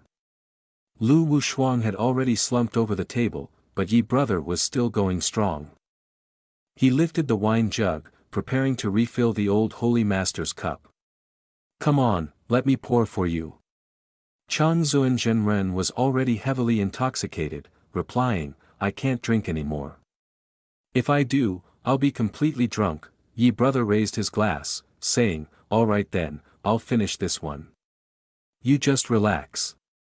In his heart, he thought somewhat disparagingly, he's already half drunk after just a few sips. This person really can't handle alcohol. The holy master applauded and inquired, Senior, I noticed a particular chessboard in your courtyard that seemed incredibly mystical. What's the story behind it? Your chess skills must have reached their peak, haven't they? Yi Brother, resting his chin on his hand, casually poured himself another glass of wine before replying, I know a little. Upon hearing this, the holy master seemed slightly surprised. He turned to Yi Brother and said, Senior, I have an exquisite chess puzzle. Would you be interested? Yi Brother replied, oh. Let me see. The old holy master quickly retrieved a scroll of paper from his robe and swiftly unfurled it in front of Yi Brother. This puzzle is called, For Dragons Spouting Water, he explained. As Yi Brother examined the scroll, the holy master felt a hint of confidence, thinking to himself, the old man in Ziqing Holy Land used this puzzle to challenge me for hundreds of years. I wonder if my master can solve it. Under the beautiful moonlit night, Yi Brother continued to study the scroll handed to him by the old holy master. He then spoke up, please guide me, Senior. At that moment, Yi Brother's expression suddenly changed. Although for a moment it seemed as if he was taken aback, his face soon morphed into one of disdain as he asked, is this puzzle all there is to your so-called exquisite challenge? The holy master replied honestly, yes, indeed. For decades, I have yet to solve it. Yi Brother's expression turned into one of extreme disdain, thinking to himself. This isn't a typical example for beginners learning Go, is it? Cultivating immortals, they call this a dead end. What do you usually play? Flying chess. The holy master sincerely asked, can the senior show a way to break it? Yi Brother, with no interest, thought, I understand now. It seems there are indeed no chess masters among the world of cultivating immortals. With a dangerous look, Yi Brother licked his lips and said, then it's my turn to show off. He suddenly stood up, placed the paper on the table, then turned and walked away, waving his hand signaling, follow me. Yi Brother led the holy master to the chessboard, which emitted a faint golden light, the celestial board. The old holy master was immediately startled, the celestial board, an embodiment of celestial principles. This chessboard is 8 parts way celestial chi, as in the legends. Yi Brother glanced at the tactical setup on the paper and said, regarding this chess formation, there are about 12 ways to solve it, but I'll only impart to you the 4 most refined methods. As for the remaining 8. Before he could finish, the holy master's excitement reached a level. I understand ye senior's intention, and I humbly request guidance, said the holy master. Outside, Yi Brother nodded with a dignified demeanor, but he thought, it's all made up by me. Otherwise, it would make me look very ignorant. At the same time, in the imperial court of Dayan, old ancestors held the talisman in hand, reading the meaning within it. seeking the path of transcendence, traversing the celestial realms, relying on the Tao to transcend, yet never seeing the transcendental flower. The emperor silently pondered, "This time, I've come to pay respects to old ancestors, firstly for Bing Xian's safety, and secondly, to borrow old ancestors' cultivation to assess the skills of this individual." To respond in the best possible way, Yan Yang observed the trembling hand of old ancestors due to excitement and thought, now it's just a talisman from that senior, yet it's made old ancestors react as if receiving a treasure. After reading a few lines of the talisman, old ancestors couldn't hold back tears. "I have cultivated for thousands of years, always longing for immortality in blessing the yen, yet neglecting those around me. The senior has imparted the essence of cultivation into each character to guide me to the core of cultivation.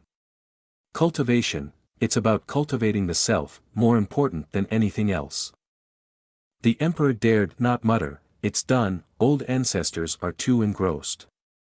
Yen Tianshan handed the painting to Yen Bing Xian and said, "Little ninth, if you have the chance, thank that senior for helping us. This talisman has shattered my heart realm. If not for this surprise, I might not have made a breakthrough soon." Yen Yang asked in astonishment, "Is old ancestors telling the truth?"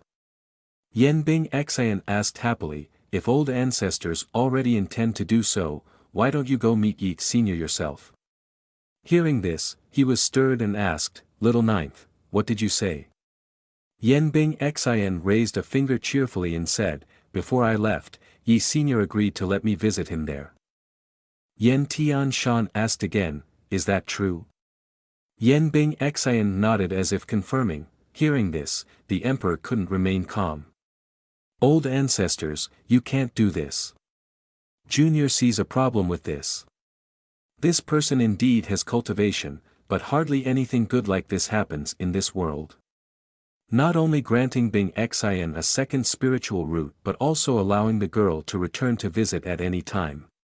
People often say that those with great power use mortals as pawns for their schemes. I'm worried this person might use Bing Xian to lure old ancestors into a trap." With these words, old ancestors became extremely angry and scolded, "Enough. You, as the emperor of the Dayen Old Kingdom, are so narrow-minded. That senior has bestowed upon our Dayen Old Kingdom an extraordinary genius, and yet you dare to doubt the sincerity of that senior. It's truly laughable." Seeing the situation becoming tense, Yen Bing Xian quickly stepped forward to intervene. "Old ancestors, the emperor is not like that. He is also concerned about our Dayen." Yen Tianshan solemnly cautioned, "If not for that, then the emperor like him wouldn't need to exist." Yen Yang trembled and remained silent. Old ancestors continued, "Yang, you haven't reached that realm yet, so you still don't understand. Using weaklings as pawns is just a method used by those who have been trapped in the same situation for thousands or even tens of thousands of years without breakthroughs. It's just a choice. As for this senior, whether in heart realm or cultivation, they have already reached the highest peak. A senior who has reached such a level is called a great hidden expert. Compared to their schemes, they prefer to smile and watch the mortal world from afar." Upon hearing a series of principles, Yen Yang immediately knelt down and bowed his head in apology. "Old ancestors, Yang knows his mistake. If old ancestors have decided to meet that senior, I will make preparations for the ceremony." Yen Tianshan turned away and replied, "Knowing your mistake is enough, but a figure like that senior probably doesn't care about any treasures anymore. Therefore, I decree that you stay in the imperial capital because Yi Senior is building a shrine, establishing a gold body, and receiving the worship of the people." Later, in the crowded streets, a soldier held up a paper and announced, "By the decree of His Majesty, 3 days from now, on the 6th of September, all the people of Dayen must come to Dongshan to offer congratulations." Upon hearing this, the people began to chatter, "What day is the 6th of September? Dongshan is the royal feng shui site, who are we congratulating? I heard recently the whole city has been building a temple within 3 days, it's called Chongqing Temple." A dark-robed figure lurking behind the wall heard everything and thought, "This is strange. I must report back to His Majesty. The scene then shifts to Xia Chao Old Kingdom. The emperor sat on his golden throne, looking over the offerings being presented, and said, I heard that the country of De Yen has built a Chongqing temple. Do you know what Chongqing means? The high officials below exchanged a few words. Doesn't Chongqing mean hoping for national prosperity and longevity? What is Yan Yangnian up to again? 8 parts of it are probably something that old Yan Tianshan is planning to do. Yan Yangnian is deliberately releasing smokescreens to deceive us, a senior official remarked. Your Majesty, I suggest sending someone to De Yen to investigate thoroughly. At the same time, in the Guqin kingdom, the elderly emperor slammed his fist down on the table in anger, causing it to crack. He shouted, what are those spies doing? They don't even investigate the news properly. What's the use of keeping them around? A senior official spoke up, Your Majesty, please calm down. Although we don't know the identity of Yi Senior, building a temple, forging a gold body, and receiving the worship of the people, these are not things that ordinary cultivators can achieve. It's either someone who has ascended to the upper world or a supreme figure. I suggest sending a group of skilled spies to investigate this matter thoroughly. Time passed swiftly like a running dog in the fields, and in the blink of an eye, 3 days had passed. Yan Yangnian personally arrived at the palace gates, bowing deeply in respect. The construction of the temple for Yi Senior has been completed. I invite old ancestors to inspect. Then, a palace maid stepped forward and announced, reporting to Your Majesty, old ancestors are about to break through.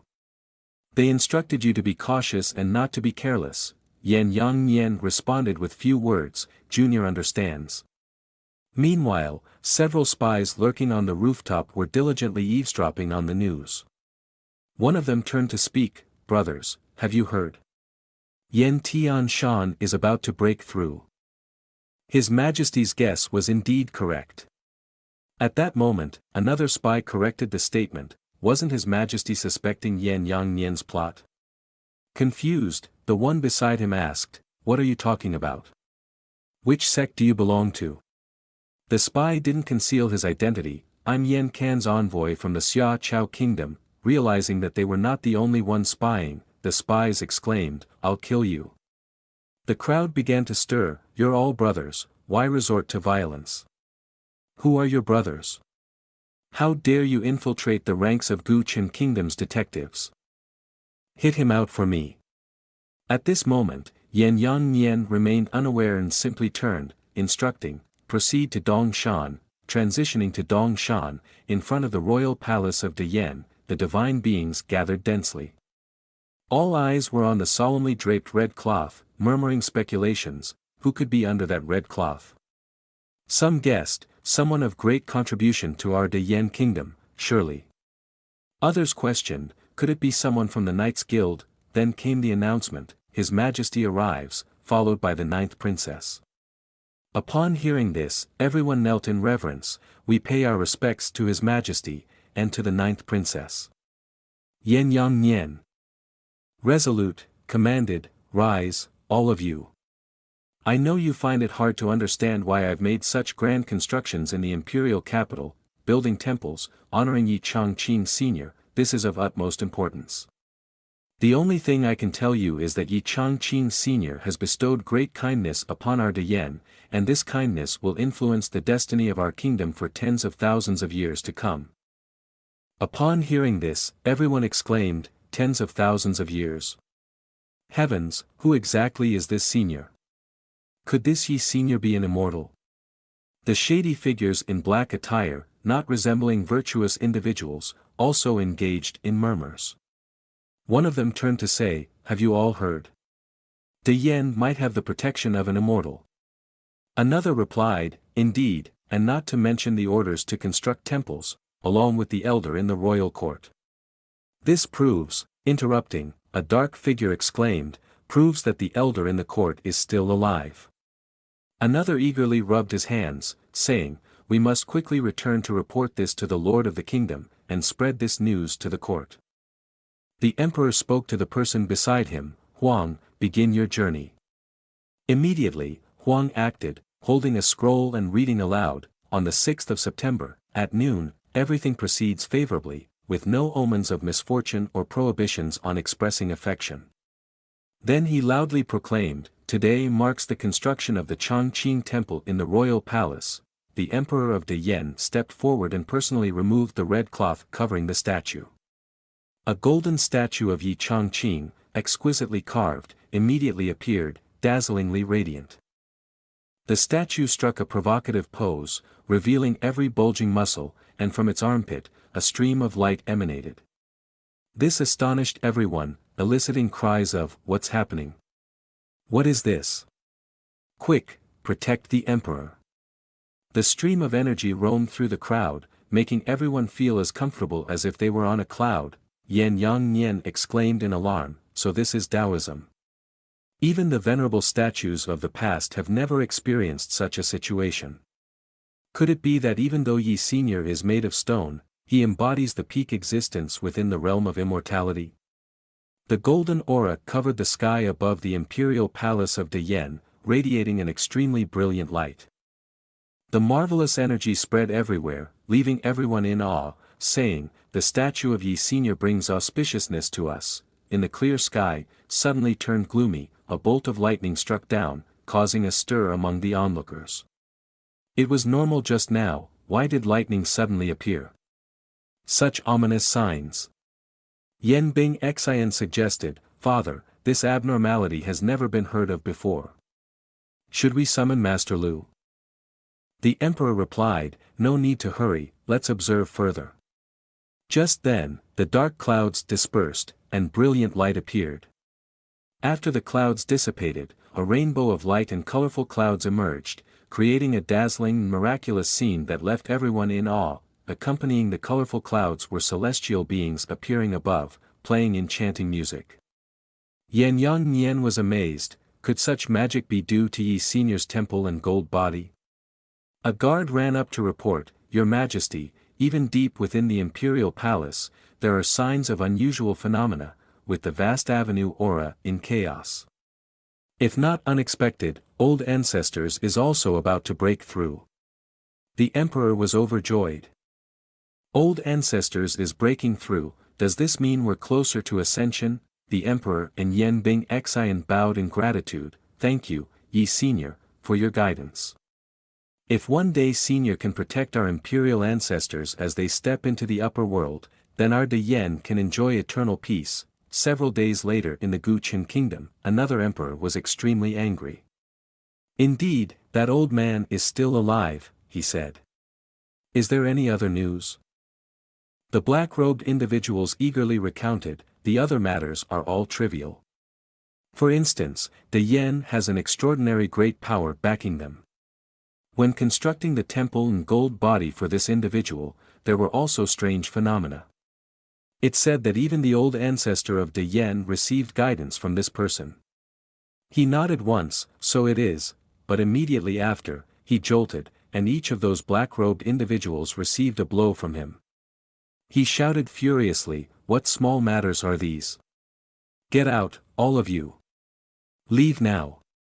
In the imperial palace of the Xia Chao kingdom, the emperor was quietly calculating, "It seems that this Yan Yang Nian has stumbled upon some incredible luck." The court officials commented, "Your Majesty, it seems that De Yen will surely become stronger.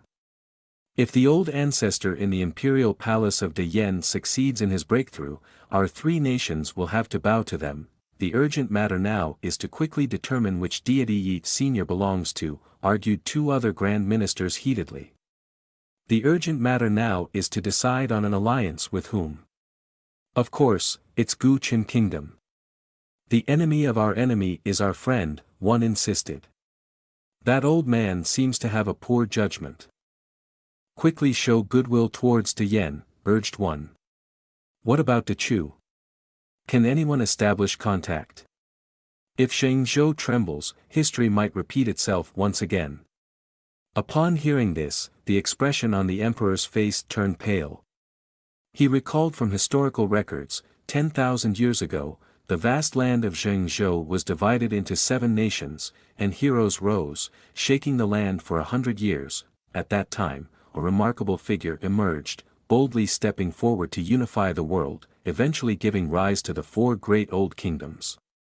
The ancestors of the 4 great old kingdoms wanted to build temples, erect a gold body for this extraordinary figure, and honor him with a millennium of incense. But for some reason, it never came to fruition, and the hero suddenly disappeared. At this moment, Ye's brother suddenly woke up in a panic, his face pale as he exclaimed, "Hey! Stop!" He gasped for breath, trying to calm down as he said, "That dream was too beautiful.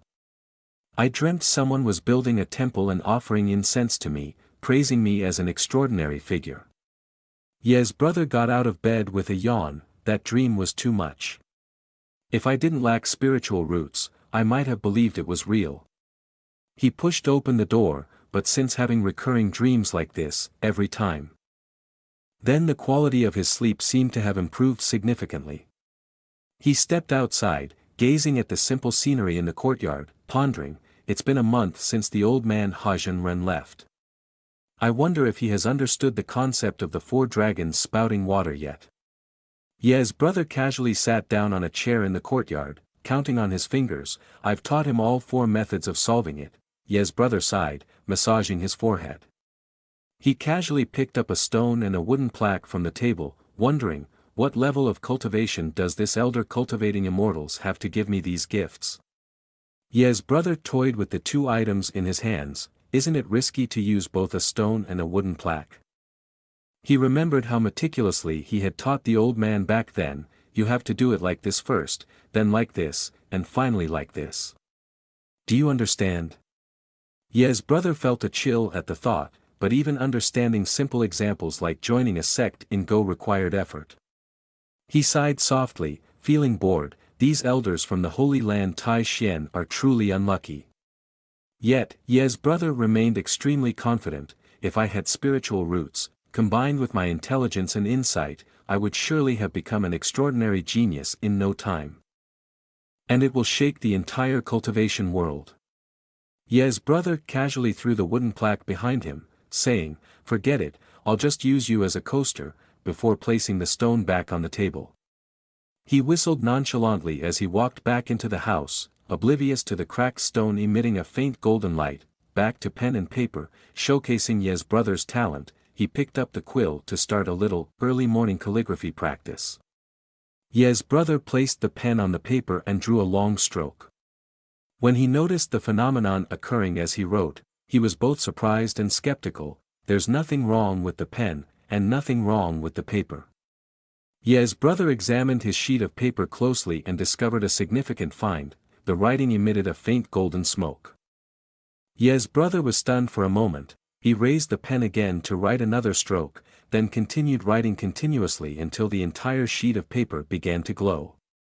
Seeing the faint golden aura, Ye's brother exclaimed joyfully, "The golden smoke has appeared again." He pondered on the meaning of life. Could it be that my golden finger touch has awakened? Little He, outside, hearing his master's enthusiastic voice, felt a sense of resignation, thinking, Master is really powerful, even his hands can turn into gold. Completing the painting, Ye's brother's face was filled with immense satisfaction. This piece is. Suddenly, 3 large characters appeared, sparkling throughout the painting. Ye's brother rubbed his shoulder and decided to redo it. He began to write with the sentiments of a lovesick fool, loving her in the lonely alley. Suddenly, thunder rumbled outside, and the wind blew fiercely. Ye's brother looked up, noticing the strange phenomenon through the window. Upon witnessing this, he wondered, could it be the phenomenon I caused? He decided to try again, diligently writing a few more words. Who says standing in the light makes you a hero? A bolt of lightning struck from the sky as Ye's brother stepped outside. The lightning seemed to split the sky, hitting his small courtyard. At that moment, the sky gradually brightened, and a faint golden light began to appear. Ye's brother looked up and chuckled, finally, the heavens haven't forsaken me. The legendary strength, as long as there's a hint of stillness, will summon a phenomenon. A single thought can soar across the heavens and earth, roaming the 8 realms. Ye's brother pointed to the sky enthusiastically, saying, "Control space." Ye's brother was puzzled as nothing seemed to happen. He couldn't help but doubt himself and looked at his hand. "Do I need an incantation?" he wondered. Ye's brother took the pen and began reciting the incantation, as desired, according to my will, fly for me." Suddenly, thunder roared again, and a bolt of lightning struck directly at Ye's brother's pen. The tip of the feather pen stored countless electric charges before ultimately transferring them to Ye's brother's body, causing a slight shock that left his whole body numb. Ye's brother was enveloped in smoke, and lightning emanated from his body. He wondered, "What is happening? I can summon a phenomenon, but why do I still lack any real power? Give me a card to experience the effect. How am I supposed to play?" Suddenly, Ye's brother woke up, realizing, "No, there's another possibility. Could this be a reminder that I already have spiritual roots?" Days passed, and flying ships hovered above the town. People marveled at the sight. "Look, it's the ship from the Ziqing Holy Land. It seems it's time for the martial arts competition between the 2 holy lands," they exclaimed. Amidst the praise, those above looked down with disdain. "Laughable, is the Holy Land a place they can just enter if they want?" agreed someone nearby. "Indeed, the most important thing in cultivation is the foundation, and if one's spiritual roots are poor, then nothing else matters," another added. Junior brother heard this and asked, "Lu's senior brother, if I remember correctly, you also didn't come from a cultivating immortal's noble family, right?" The person named Lu frowned and asked, "What's your point?" Behind them, there were many disciples of the Lu family. The junior brother adjusted his glasses and chuckled, saying, "It's nothing, I'm just reminding senior brother that in the eyes of people like Dan Tite's senior sister, you're just like an ant." Suddenly, a voice echoed, "Su junior brother, it seems you've gained quite some understanding recently." The Su family turned to see who it was, and all the disciples bowed in greeting to the newcomer, who was none other than the holy son of the Ziqing Holy Land, Yin Changfeng. Holding a fan in his hand, he asked, "How do you appear in the eyes of someone like Dan Taiqing Shui?" The Lu family rejoiced inwardly, thinking, "You're done for, daring to praise Dan Tai's senior sister in front of senior brother. You've made a mistake." Yin Changfeng concealed his anger and continued speaking. "On the contrary, as the holy son, I still rank below others," Su junior brother hurriedly replied. "Both the holy son and the holy girl are strong members of the sect," Yin Changfeng said coldly, lifting his head. "It's good that you know," he warned, turning away. "Even though you may have extraordinary talent, in the end, your status still falls short compared to Lu junior brother. Don't mistake the difference between seniority and age," he cautioned, while Su clenched his teeth in response, saying, "Junior brother understands his mistake." As soon as his words ended, another voice echoed, "Changfeng senior brother, please wait a moment." Su junior brother was extremely happy to hear that, as if he had been saved. The person who spoke was Dan Tai's senior sister that he had just mentioned, and holy son Yin Changfeng was surprised as he turned around to see what was happening. Dan Taiqing Shui, in her white dress, walked over and said, "May I ask where Su junior brother went wrong, that senior brother threatened him like that?" As she approached, she was welcomed enthusiastically by the disciples, even the men were moved. "It's Dan Tai's senior sister, truly like a fairy out of this world, so incredibly beautiful." Another person glanced and said, "I'm not blind, you take a second look. Dan Tai's senior sister is my idol, I only love her, I will never change." Yin Changfeng also blushed a bit, but tried to remain calm as he explained, "Su junior brother has committed the offense of disrespecting senior brother, how can he not be at fault?" Qing Shui, with her curvaceous figure, carried a musical instrument and tilted her head with her captivating beauty, opening her mouth to speak. "Is it disrespectful to mention Qing Shui's name that way?" Qing Shui asked with a pleading look on her face. "Every day, the Holy Master calls Qing Shui many times, can this be considered disrespectful? And who is being disrespectful, senior brother?" The disciples saw Qing Shui's adorable behavior and lost their rationality, each one opening their arms wide and releasing their hearts, constantly thinking, "Oh God, save me." That tilt of Dan Tai's senior sister's head is truly a weapon that moves people's hearts. I cannot resist it. Upon hearing this, Chang Feng immediately softened towards the girl and angrily said, You are trying to manipulate me." Then he showed a sly smile and said to Qing Shui, "So, dare to make a bet with me? In this martial arts meeting with Tai Xian Holy Land, whoever loses must give up the position of future Holy Master." Hearing this, the girl replied, "Didn't the Holy Master already promise that whoever reaches Yuaning before the age of 40 will be the next Holy Master of Ziqing Holy Land?" After that, Qing Shui hugged the guitar again and looked adorable, but her words hit Chang Feng's heart. "Chang Feng's senior brother, are you in a rush?" Chang Feng, with a purple face, said, "Don't talk nonsense." Suddenly, there was a sound in Qing Shui's ear. She was extremely surprised to hear this music and turned around. Some disciples also heard the sound and said, "Where is the music coming from? It sounds so good," but compared to Dan Tai's senior sister, it's still far behind. Yes, Dan Tai's senior sister is a genius in the field of music. These disciples had a chance to take advantage of the situation. While they were discussing, Qing Shui was listening quietly. She quickly ran out to look down. And also told them to shut up. But their scolding was like a slap in the face for these disciples. "Ouch, I've been scolded by senior sister, it really hurts." "I've been scolded by senior sister too, it's so touching, boo-hoo." While these disciples were still daydreaming, Dan Tai jumped out of the boat, which made them panic and ask, "Dan Tai senior sister, where are you going?" The girl leaped from mid-air downwards at a very fast speed, accompanied by a glowing blue aura. As she descended, Qing Shui silently recalled the melody she had just heard. "In the prime of youth, like a little Q Li Tui, in the prime of youth, like Chao Sun Fai Bok." Such music must come from an extraordinary expert with extremely high musical skills, or perhaps it is my destiny.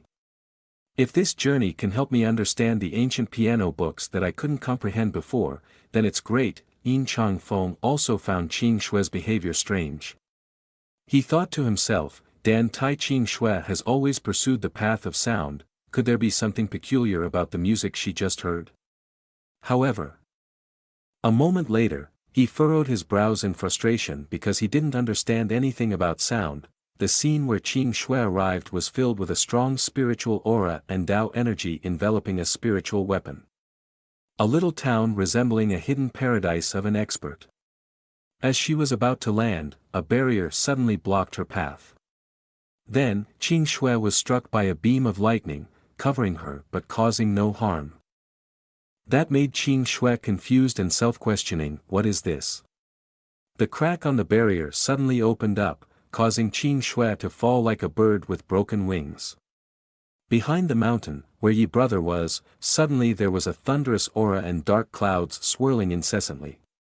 Lightning struck down like the sky roaring and the earth collapsing, and the reason for the dark clouds and thunder was because of Yi brother's music. He played music with his own heart, causing even the natural world to follow his emotions. When the music ended, the sky returned to its original brightness. Yi brother opened his eyes, puzzled and asked, "Is there thunder again?" while he was puzzled.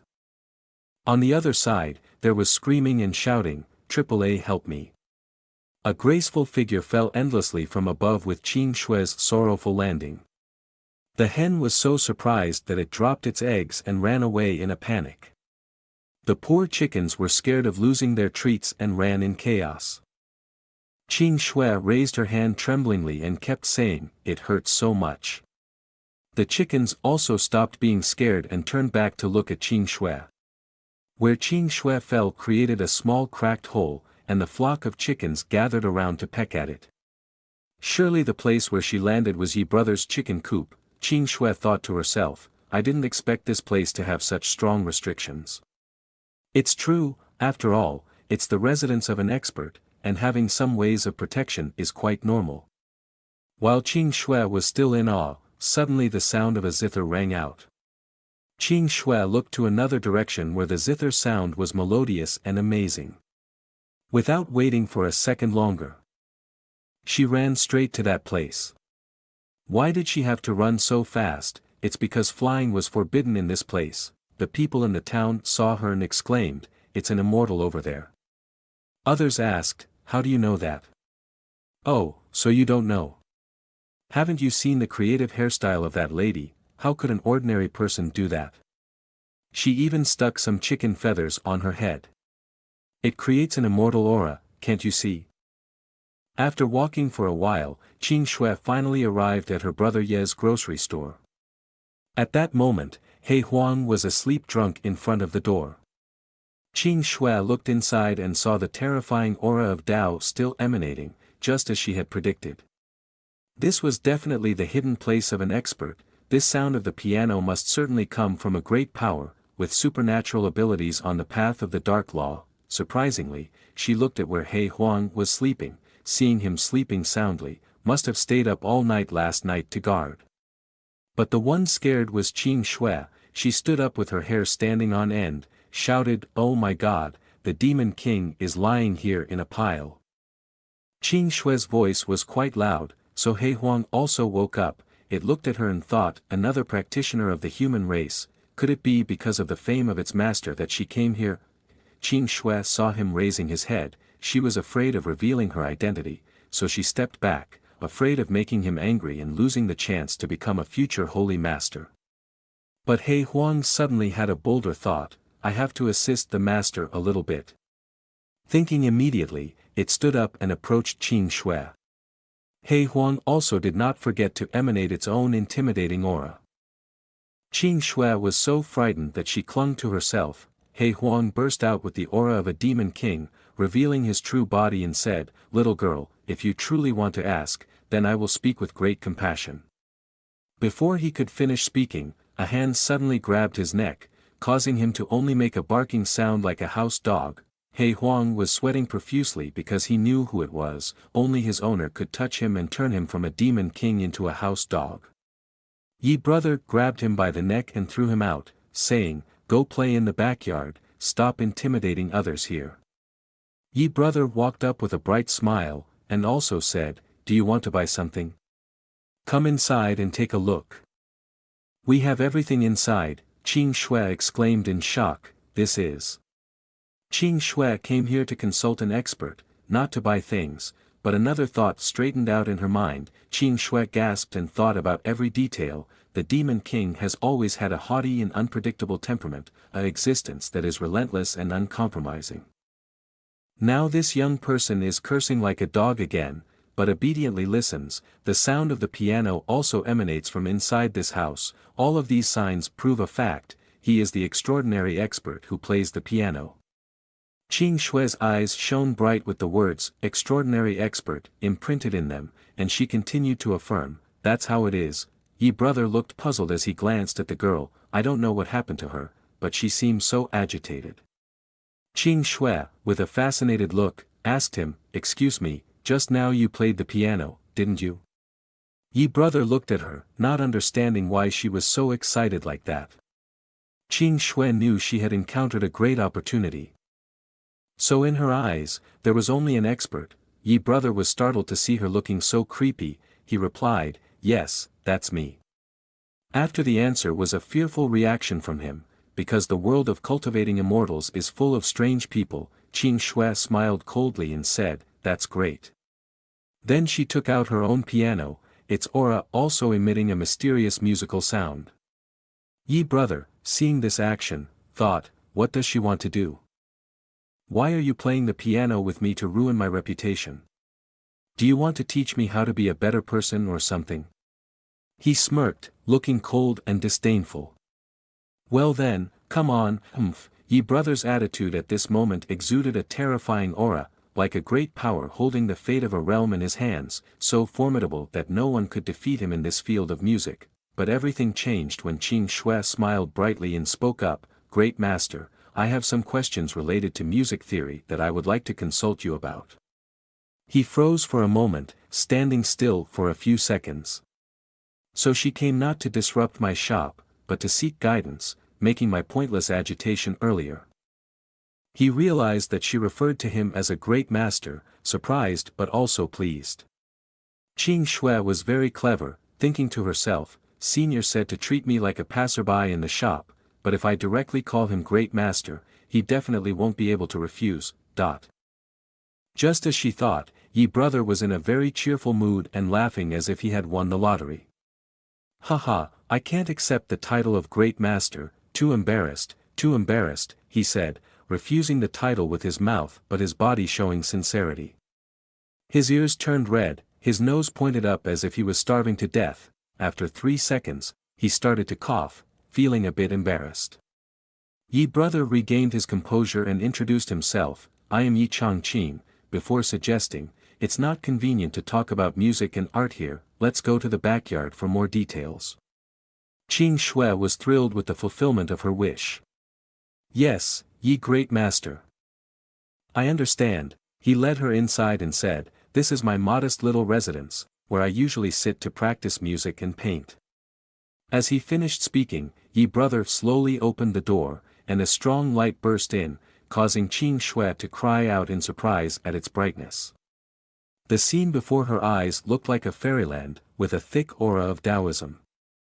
In ancient times, the divine beast and divine tree had almost everything. Qing Shui was shocked by what she saw before her eyes. This is clearly a holy land with miraculous powers, there can be no trace of a simple residence here. Here, one day is surely worth more than 1,000 days of cultivation elsewhere, she thought, unable to contain her excitement.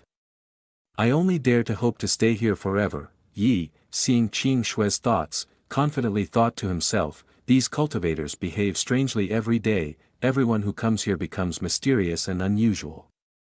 He then introduced Qing Shui to his place of residence. This is my writing desk, where I write and draw every day. This is a chessboard, which I often play in my spare time. Qing Shui was also surprised to see a stone on the table and asked about it. Hearing her question, Yi responded, that stone is a tea pet, if you like it, I can give it to you. Feeling overwhelmed, she hesitantly replied, thank you for your kindness, Yi great master, but I cannot accept it, thank you. She was too excited, leaving Yi puzzled as to why. Because, to me, a beautiful stone is just a decorative item, not a rare and precious treasure, so why not accept it? Qing Shui sweated profusely while thinking to herself, using ordinary stones as precious treasures for making tea, and casually giving them to others. A man who doesn't care about fame and fortune like that, I want to learn more from him. Her bold thoughts and eager aura were clearly visible on her face. After a while, the two of them stood in front of his zither in the small courtyard. Qing Shui looked a bit puzzled, she was horrified and thought to herself, that is. She gasped when she realized it was the legendary immortal weapon Tianyu. She was still not calm because of these two words, Tianyu. Her forehead was sweaty, her eyes seemed to see something incredible. Could this be the immortal weapon known as the Heavenly Spirit Scholar, the embodiment of righteousness and honesty in legends? While she was still lost in her thoughts, he approached and said, Miss, if you want to learn about music from me, then play a piece for me to listen to. But when he looked back, he saw her drooling over her wooden zither. He couldn't help but be amazed by Qing Shui's actions and took a step back. Yi brother continued to adjust his guitar and said, if you don't mind, you can use my guitar. Those words echoed sweetly in Qing Shui's ears, making her quickly run over and ask, use your Tianyu guitar. Can I really do it? Do I have your permission? Qing Shui's attitude made him fearful, but he emphasized, of course you can, just be yourself. Then, Yi brother looked at the guitar and reminisced. The body of the guitar was made from rare wood from Hai-ji Chou, reminding him of a cold winter. He remembered when he had only a few pieces of wood left to burn, he used a hatchet and his last bit of strength to split the wood. The sound of the hatchet hitting the wood, creating small pieces, echoed in his memory. One could even see sparks flying up and coming back down. He hit me in the mouth, causing me to look up to the sky and spit out blood, feeling a sharp pain that made Yi brother fall back. He remembered that he could detect it relying on his keen eyesight. The head of this wooden stick had the words Tian Yu carved on it, resembling a musical instrument, so Yi brother decided to go to the music district to find a suitable string for it. After a while of examination, he chose a very delicate silk string. Yi brother took it to the shopkeeper to pay, and the old man said, "This is a silk string, priced at 6 silver coins." Yi brother was shocked and said, "Why don't you just rob me?" Then the old man leaned in close and said, "Without spiritual roots. This is the price." Hearing this, Yi brother became furious, regretting that he couldn't slap the old man and dunk his head in the pond. He stormed out in anger. Before leaving the door, Yi brother, still angry, turned back and shouted, "Wait for me, remember my face." The old shopkeeper waved goodbye in a friendly manner and said, "Go in peace, no need for farewells. Remember to come back and support us next time." Yi brother was still very angry when he got home. He took a piece of red silk and tied it to his forehead, showing determination. Yi brother held a bundle of cabbage with a serious expression on his face and said, "It's not just a silk thread, why is it so tight? If we don't have it, we can start raising silkworms, and one day we will have silk. But to make a perfect instrument, to play magical melodies, we need the right time and place, all those factors are indispensable." Back to reality, Yi brother reached out his hand to Qing Shui and said, "Music theory comes from the heart, so fairy can just follow your heart." Qing Shui nodded in agreement. With Yi brother's permission, Qing Shui gently touched the instrument, then sat down. Thinking to herself, the divine weapons of this world are divided into different categories: immortal weapons, Tao artifacts, ancient treasures, spirit treasures, and many others. A sect usually has a Tao artifact, considered a precious treasure, while immortal weapons are rare and only exist in ancient legends. Such rare and precious treasures are very scarce in this world. Things that can be encountered but not sought. It's unexpected to find an immortal weapon in this legendary place, and the Tao energy on this string instrument of the great master is truly dense, surpassing even ordinary immortal weapons. As Qing Shui played a note, the Tao energy danced along with the sound of the strings, causing her small delicate hands to tremble with excitement. Yi brother, watching this scene, found it difficult to understand and tilted his head in question. After playing the instrument, Qing Shui turned to Yi brother and respectfully said, "Junior's name is Dan Tai Qing Shui, if you don't mind, you can just call me Qing Shui." Seeing this, Yi brother smiled with satisfaction and gestured as if opening a poem. The leaves rustle outside the Taishao gate, flowers bloom along the river under the moonlight. Yi brother, impressed by the name, praised it and expressed himself in front of her, hoping to captivate her with his gentlemanly demeanor. But reality struck quickly, as she turned to him and said, "Excuse me, senior, can I start now?" Yi brother's face turned gray as he couldn't understand anything. "She doesn't care about anything," he said, then politely invited Qing Shui to play the music. Qing Shui started playing the first notes, the sound came out gentle and lingering. Each melody performed by Qing Shui smoothly, reaching the chorus, she sang along with the music, expressing lively emotions. After finishing playing, Qing Shui excitedly asked, "Senior, how was that?" But his response was just a chin-scratching gesture and saying, "Not bad, just okay." His straightforward answer made Qing Shui's face turn pale as if she had just been slapped with a cold splash of water.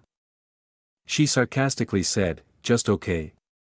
Then I will use 10 times the effort to see how the senior's feedback is." With 10 times the effort, Qing Shui started spinning her hands wildly with a new piece of music. The more she played, the faster her movements became, as if she was remixing the music. Seeing the change in her playing, Yi brother felt surprised and started applauding and praising her. Qing Shui was playing the piano with great pleasure, her body seemed to merge into the music.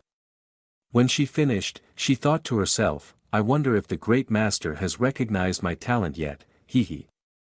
As Qing Shui's performance ended, Yi also applauded and praised her, saying, "The music was graceful, it touched people's hearts." However, there were some imperfections, but the performance was rare.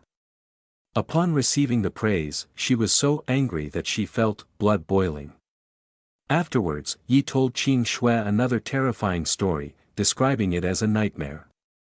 He said, I once knew a girl who claimed to be a pianist, but the music she played terrified me, the fear was truly horrifying, the image of the princess playing the piano was like a musical disaster. Yi looked at Qing Shui and pointed his finger up, saying, compared to Qing Shui, that girl was much more skilled, making her shiver all over. Thinking to herself, how dare he compare me to someone as crude in music as him, she had to restrain herself or she would have slapped him. After that, Qing Shui shook her head vigorously and calmly said, no, that's not right. The great master's words must have some deeper meaning. It was because of this thought that she approached and asked, Qing Shui's knowledge is limited, so there may be shortcomings. I hope you can guide me more. She presented herself respectfully and eagerly to Yi brother, with gestures that were equally respectful and polite, saying, I hope Yi great master can guide me. Before Yi brother could respond, she remembered the advice from her holy master, who had once warned her, Qing Shui, the master is someone with a lot of experience, and almost everything in this world I have experienced. You must remember this on the path of cultivating sound magic, you must make it through, unless you don't. However, she did not know that her master had been labeled by her peers as a nonsense great master of literature. The expert spoke in such obscure language to show off, and the disciples didn't understand, so they thought it was profound and meaningful. Qing Shui on one side secretly thought, I wonder if Yi great master can speak words of wisdom that surpass holy master. At this moment, Yi brother also hesitated and replied, teaching is not for me to judge. But everyone's understanding of music is different, so the insights gained in music are also very different. The words Yi brother spoke made Qing Shui fall silent and mutter, Yi great master, he can speak words that even surpass holy master. The words of master are like a small pond, while Yi great master's words are like majestic mountains, a vast and profound feeling that cannot be reached. Yi brother saw that she was not normal and cleared his throat. Then he told her that he had remembered her music piece in his heart. After saying that, he walked towards his own instrument, and after sitting down, he said, next, let me play a piece for Qing Shui to hear, so that she can see the difference between me and her. Upon hearing these words, Qing Shui quickly and respectfully responded. Yes, great master, Qing Shui humbly requests to listen with her ears. Inside her, there was a feeling akin to a violent volcanic eruption, indescribable. You entrust the initiative of interpretation into my hands, is this the special way of the enlightened great master Yi? Yi brother's hands were now resting on the strings of the instrument, the first note that Yi brother plucked caused the Tao's vigorous energy to transform into form. Witnessing this scene, Qing Shui seemed to sense something. The strings of the instrument vibrated in harmony with the vast avenue, each sound generating Tao's energy, the music making the hearts of those listening quiet and tranquil, as if they were in the clouds. Riding on a crane flying into the sky, after Yi brother finished playing a piece, he wiped the sweat from his forehead and exclaimed, this piece is more challenging than I imagined. When he looked at Qing Shui, he saw her reaching out her hand. This scene was not unfamiliar to him, as those who came here were not much different from this lady, their enlightenment was truly terrifying. Seeing this, he said, that's enough. Having insight is good, it can be considered as being able to teach. Time flies like a dog running in the field, just a moment ago, a cent has passed. At this moment Qing Shui also woke up, she was amazed that she had gained insight, her experience points therefore increased dramatically. She immediately noticed Yi brother sitting drinking tea on the other side, her face at this moment also had a hint of fear, because of Yi brother's level in the aspect of sound laws, for her, it was like the difference between heaven and earth, deep and unpredictable. Then Qing Shui pondered, perhaps he can help me solve the biggest mystery in my heart. Since childhood, Qing Shui has joined the Holy Land Zi Qing and started the path of practicing sound laws. That scene always remains unforgettable for her, the guidance of the master, and studying with senior brothers in the Holy Land. At that time everyone praised me as a genius with extraordinary talent on this path, everyone praised, admired for their talents, but one day my enlightenment came. Qing Shui held a piano book named Hoa Fan in her hand. She had found it in a cave of a great power who had passed away. Every time she starts performing, she cannot bear the Tao's rule contained in that piano book. She has tried countless times but has not succeeded. If she were to take out this piece of Hoa Fan, Qing Shui had a bolder intention. She thought to herself, I wonder how great Master Yi would react if he saw this music sheet. With that thought in mind, Qing Shui decided to act right away. She approached her brother Yi and said, Yi great master, this piano book has been causing Junior trouble for years. Can I ask for your guidance? Upon hearing her plea, Yi brother did not hesitate to take the piano book and asked, Is this piece of Hoa Fan really that difficult? While Yi brother was pondering about the piano book, Qing Shui showed seriousness. Those who understand music theory can comprehend the score, but when it comes to performing, even a tutor cannot do it. Especially, he will be swallowed, with a very powerful attack within, because the score contains the terrifying Tao's rule. When it came to this point, Qing Shui's body couldn't help but tremble. Hearing Qing Shui's words, Yi brother understood the meaning behind them, and he wasn't surprised. Yi brother turned to Qing Shui and said, If I'm not mistaken, the author of this Hoa Fan book is indeed a woman. Qing Shui was horrified and replied, Yes, the person who lived in that cave is indeed a fairy. After answering Yi brother, Qing Shui thought excitedly, Indeed, Yi great master just needs a glance to guess that the author is a woman, truly my idol. After a while, Yi brother looked at the book cover and sighed, thinking, How can a man write such beautiful characters? Then, Yi brother said to Qing Shui, I will play this piece for you then. Qing Shui was startled, making Yi brother lightly shake his head at her. Qing Shui gently said, Then trouble the great master. At this point, Yi brother was about to break the strings and thought to himself, Although this piece is complex, it can't be difficult for me. Because in this field, we are champions. Then he started with the first melody. Immediately after that Yi brother entered the scene in the music piece. The flowing energy revolves around him. Qing Shui behind him also felt the pressure of this vast avenue. She was stunned by the overwhelming power, just playing but with such great power. At this moment, Yi brother entered another scene of the piece. He constantly changed scenes, making the energy even more vivid. Qing Shui felt the energy rays carrying the melody, also had a sense of enlightenment for herself. A moment later, she panicked because she realized the change in herself when listening to this music. Her feet can no longer stand firm. Her body resonates with the sound of the strings trembling constantly.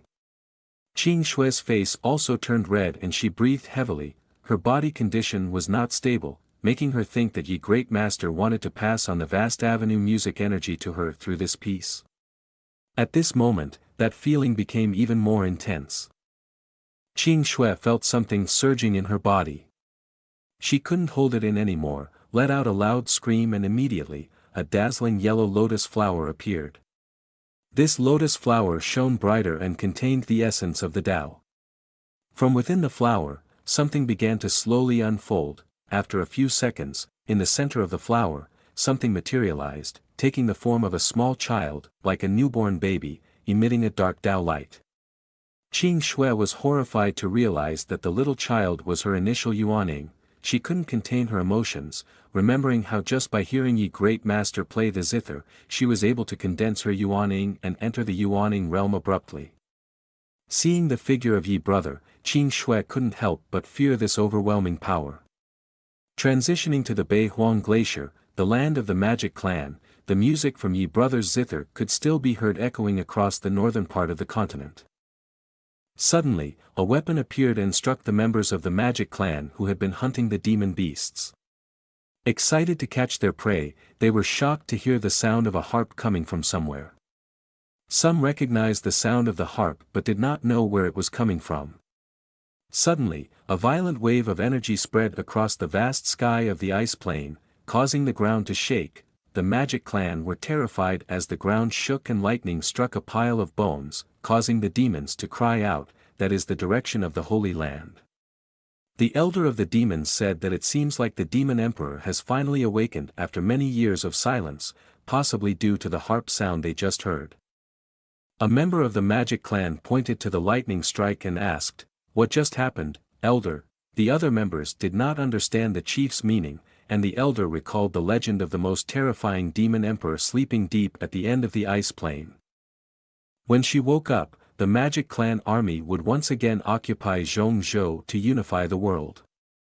The old man knelt down in surprise, causing the little demon next to him to panic. The elder clasped his hands sincerely and expressed his thoughts. As long as the demon emperor wakes up, the thousands of years of suffering of the magic clan will come to an end. In the picturesque place of Dashan where the Yao tribe lived, the sound of a zither drifted through the valley with the wind. The melodious music reached the dark cave where a mysterious Yao tribe member sat. Hearing the zither, he turned around and asked himself, "Who is playing the zither?" A figure as swift as the wind rushed before the cave, answering forcefully. A group of Yao tribe members gathered, respectfully clasping their hands and bowing before the figure. Some Yao tribe members respectfully knelt down to greet the demon supreme, and as they stood watching them perform the ritual, the demon supreme gently said, "Just get up."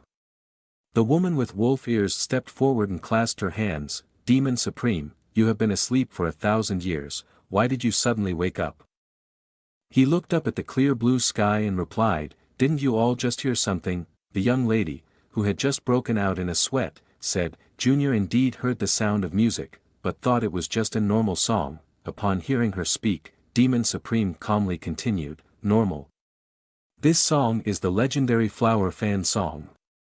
The words he spoke made her shudder on the spot. The man with bear-like hands stepped forward indignantly and said, "Demon Supreme, what exactly is this Flower Fan song? And how could it disturb you so?" Demon Supreme sat down on a rock and explained to everyone, the Flower Fan song was composed by a magical woman from a clan with power equal to the demon emperors. She composed it for her lover from 1,000 years ago. Upon hearing this, the three fell silent, bewildered, and said, "A magical woman who can rival the demon emperor, why would she have a lover from a mortal race?" As they listened, the little demons couldn't believe it and whispered, "How can humans and demons love each other?" 1,000 years ago, the world was led by demons, moreover this demon woman had such powerful magic. Demon Supreme explained that hundreds of thousands of years ago, the two demon realms divided the world, with humans being the only remaining existence. Later, the humble human race found a suitable way to cultivate in the vast avenue of the world. They quickly rose and, along with the two demon realms, divided the world into three, leading to an unintended alliance between the two. The realm of this woman was almost ascended, but was destroyed by the cultivation supreme of the other human sect. Not only did she have to bear the price of being destroyed and swallowed by the heavens, but she was also sealed deeply by her lover in the mysterious coffin in Bei Huang. Everything seemed to end with a faint mist in the demon supreme's hand. He continued, "Legend has it that a human sect practitioner left behind a piece of Fan Hua. Only when this piece is played correctly, can the seal on the mysterious coffin of this female demon emperor be broken. The legend also mentions that only when the human sect practitioner transcends, can they touch that Fan Hua.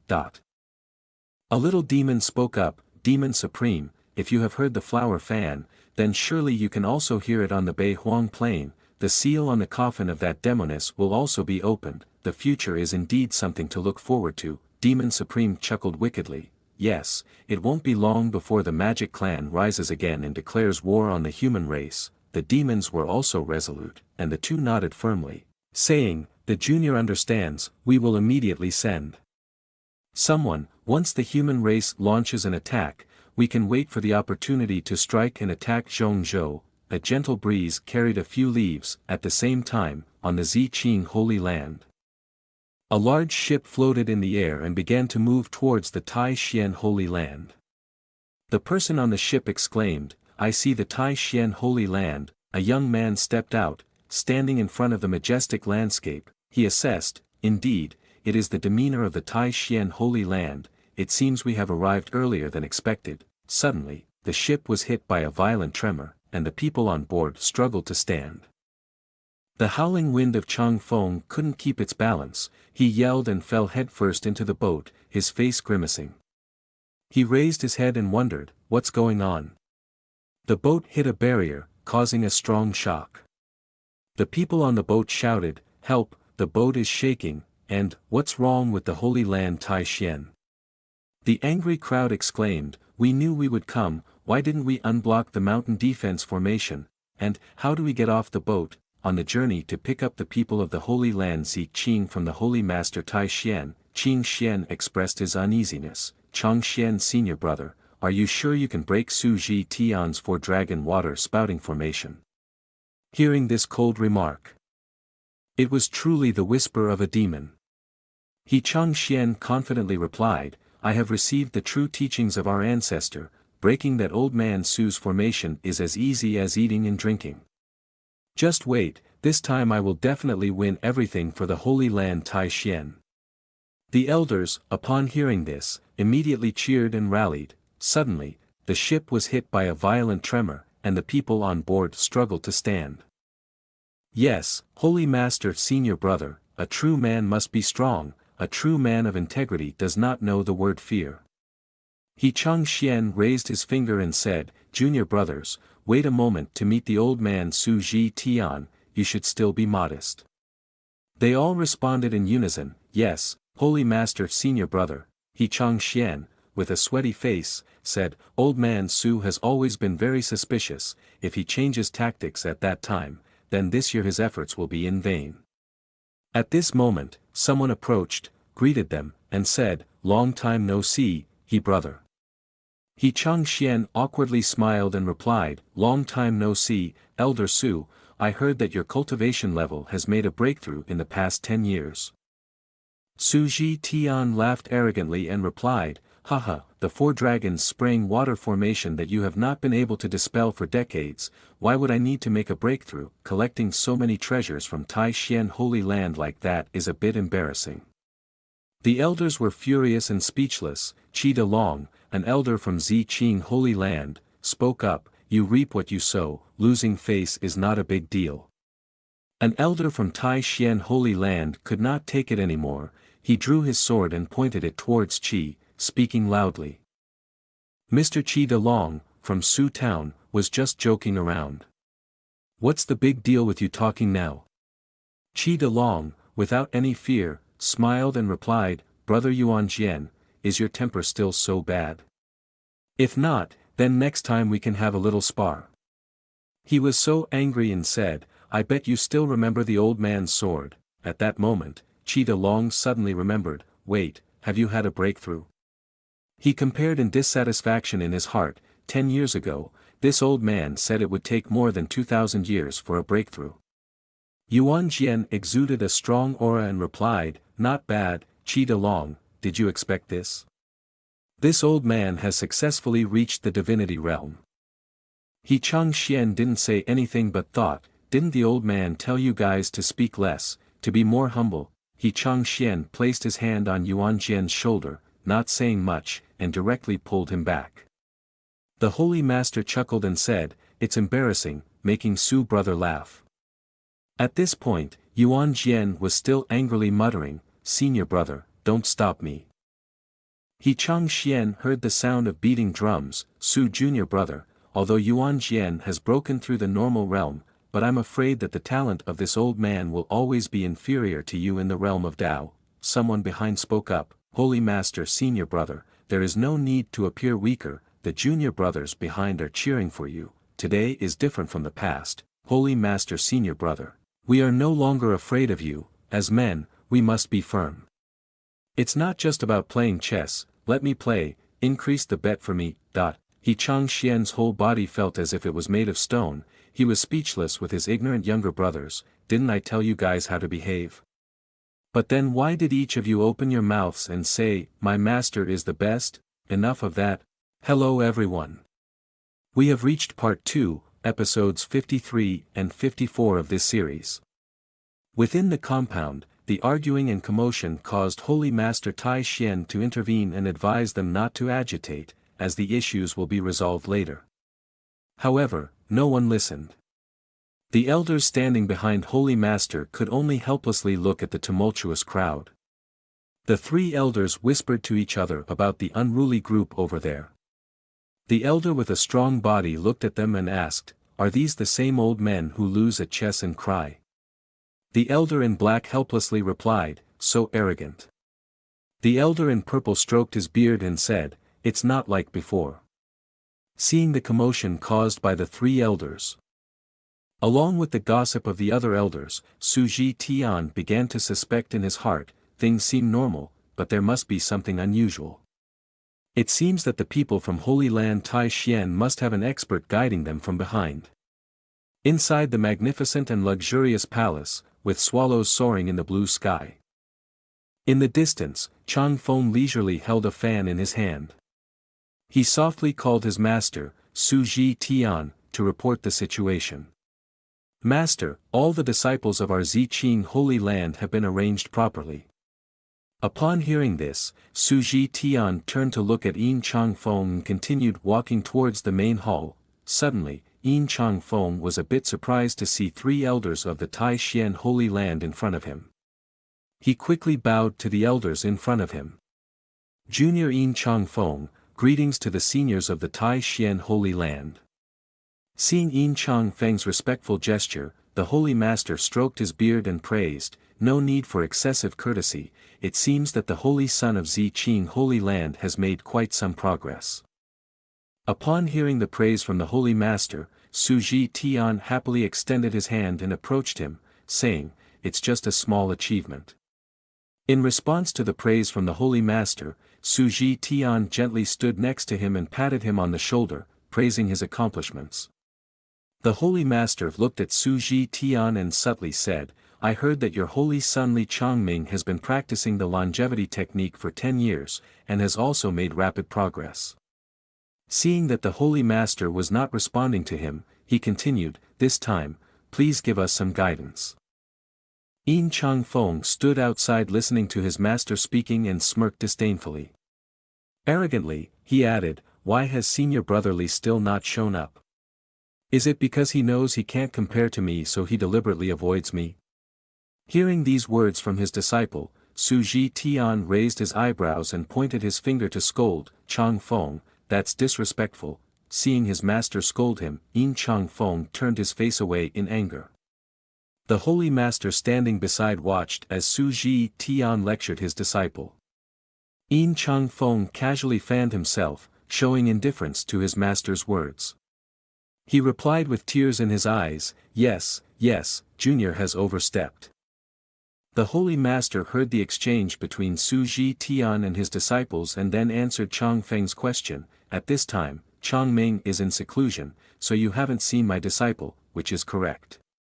This response surprised Yin Chang Feng, thinking of his disciple studying day and night with a book in hand, murmuring, "The strange is ever changing, the variable is fixed, the sign is visible but the limit is unknown." The Holy Master couldn't help but feel sorry.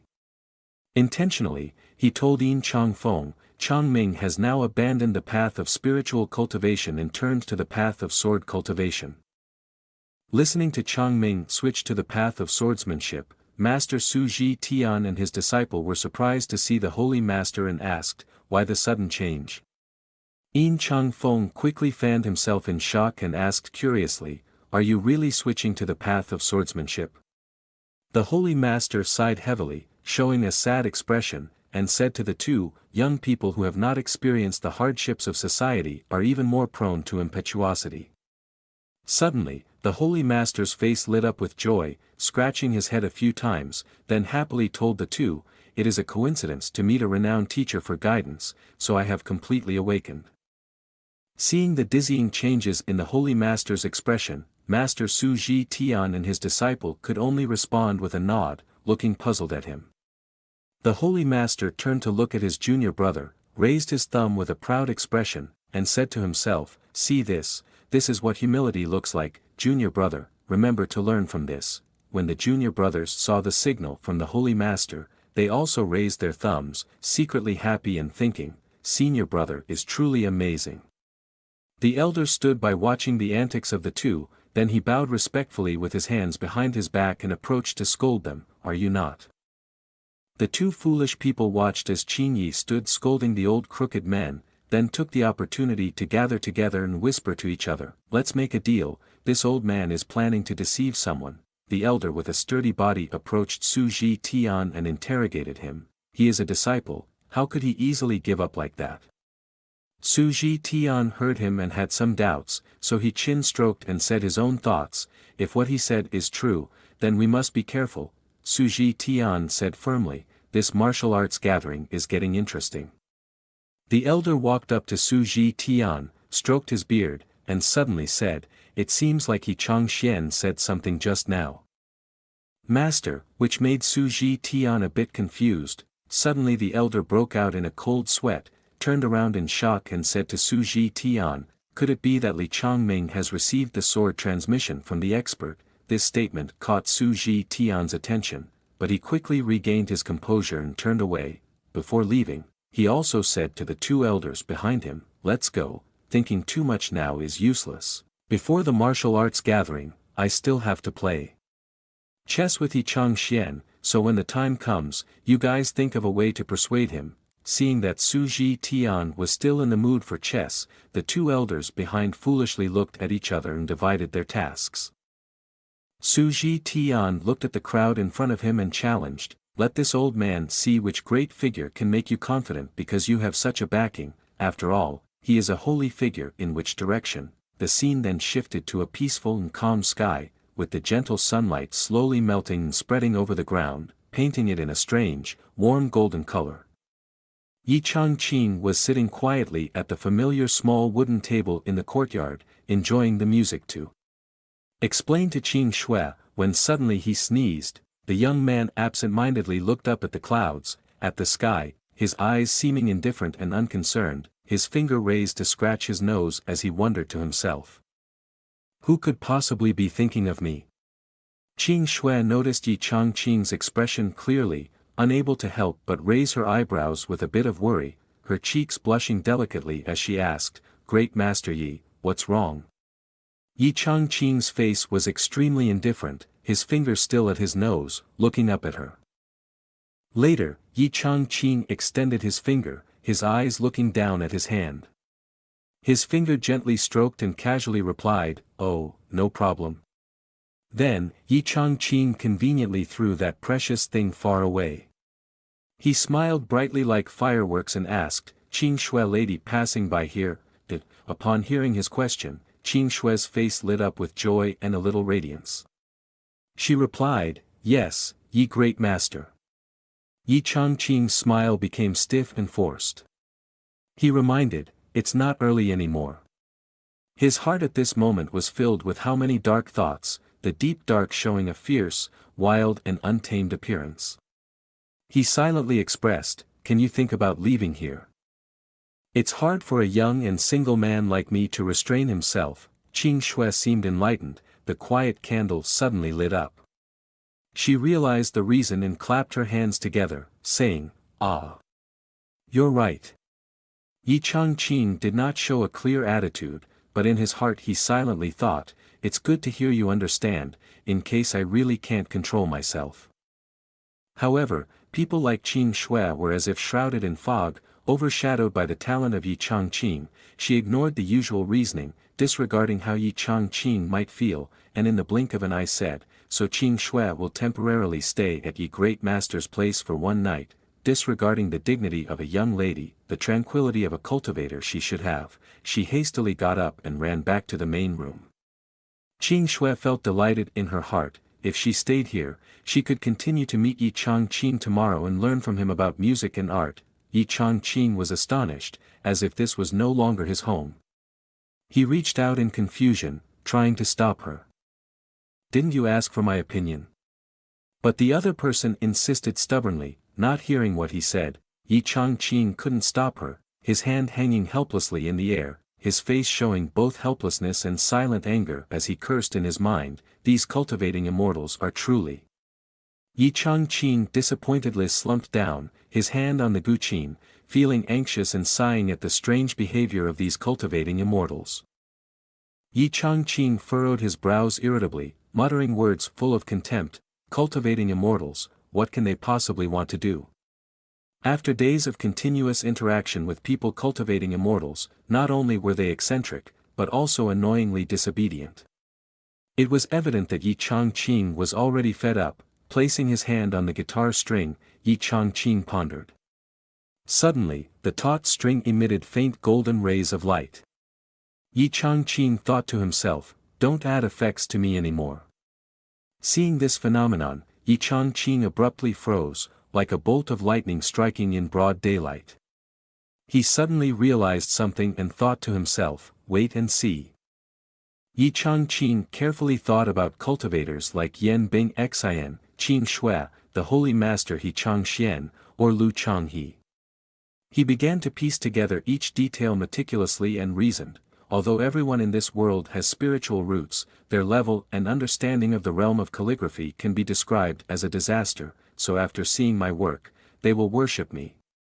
Yi Changqing raised his brows, crossed his hands in front of his chest, and thought as his eyes darted back and forth, realizing the obvious. Yi Changqing's eyes suddenly lit up, he clapped his hands together, thinking, "If that's the case, then all I need is more people to like my work." Yi Changqing reached out, his hands stiffening and shaking, he clenched his fist tightly thinking about the future, his spirit soaring. "Then I want to be famous in this world, it's not a problem anymore." Yi Changqing's face turned pale, he lifted his leg and kicked the table in frustration. "If you live without a dream, you're no different from a miserable fish," Yi Changqing growled, each word firm, his eyes determined, filled with enthusiasm. He pointed his finger to the sky, tightly closing his eyes, setting his goal firmly. "Take my work to the capital city of Diyan." The sky was blue with white clouds. As Yi Changqing spoke, he suddenly stopped, his finger pointing aimlessly in the air, contemplating. "But outside this world are all spirit beasts, wild beasts."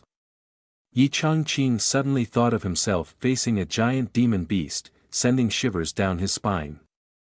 His face turned pale, sweat constantly pouring down as he thought, a handsome young man, without any spiritual roots, unable to defeat anyone, how can I safely reach the capital city? Yet in reality, he was the most domineering youth in this server. Thinking about the fighting style of the cultivating immortals that he had encountered before, Yi Changqing felt anxious and sweaty. Do I have to beg those immortals for help? After exchanging blows and arguing for a while, both sides paused and gathered in a tea house to continue their discussion. He Changxian also did not neglect his guest, warmly offering tea. "Su Lao, try this exceptional enlightenment tea." The aroma of the tea filled the room.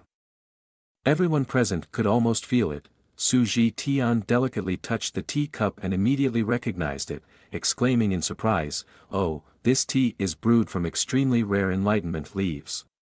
He Changxian casually replied, "It's nothing special, just some enlightenment leaves." It was clear that this tea was incredibly rare, and even though it was just a small amount, Su Ji Tian was delighted to savor its flavor, lifting his head to enjoy the taste of the tea. He Changxian joyfully added, "In the past, I used to drink tea made from fully refined tea leaves." His following statement made Su Ji Tian snap out of his enjoyment.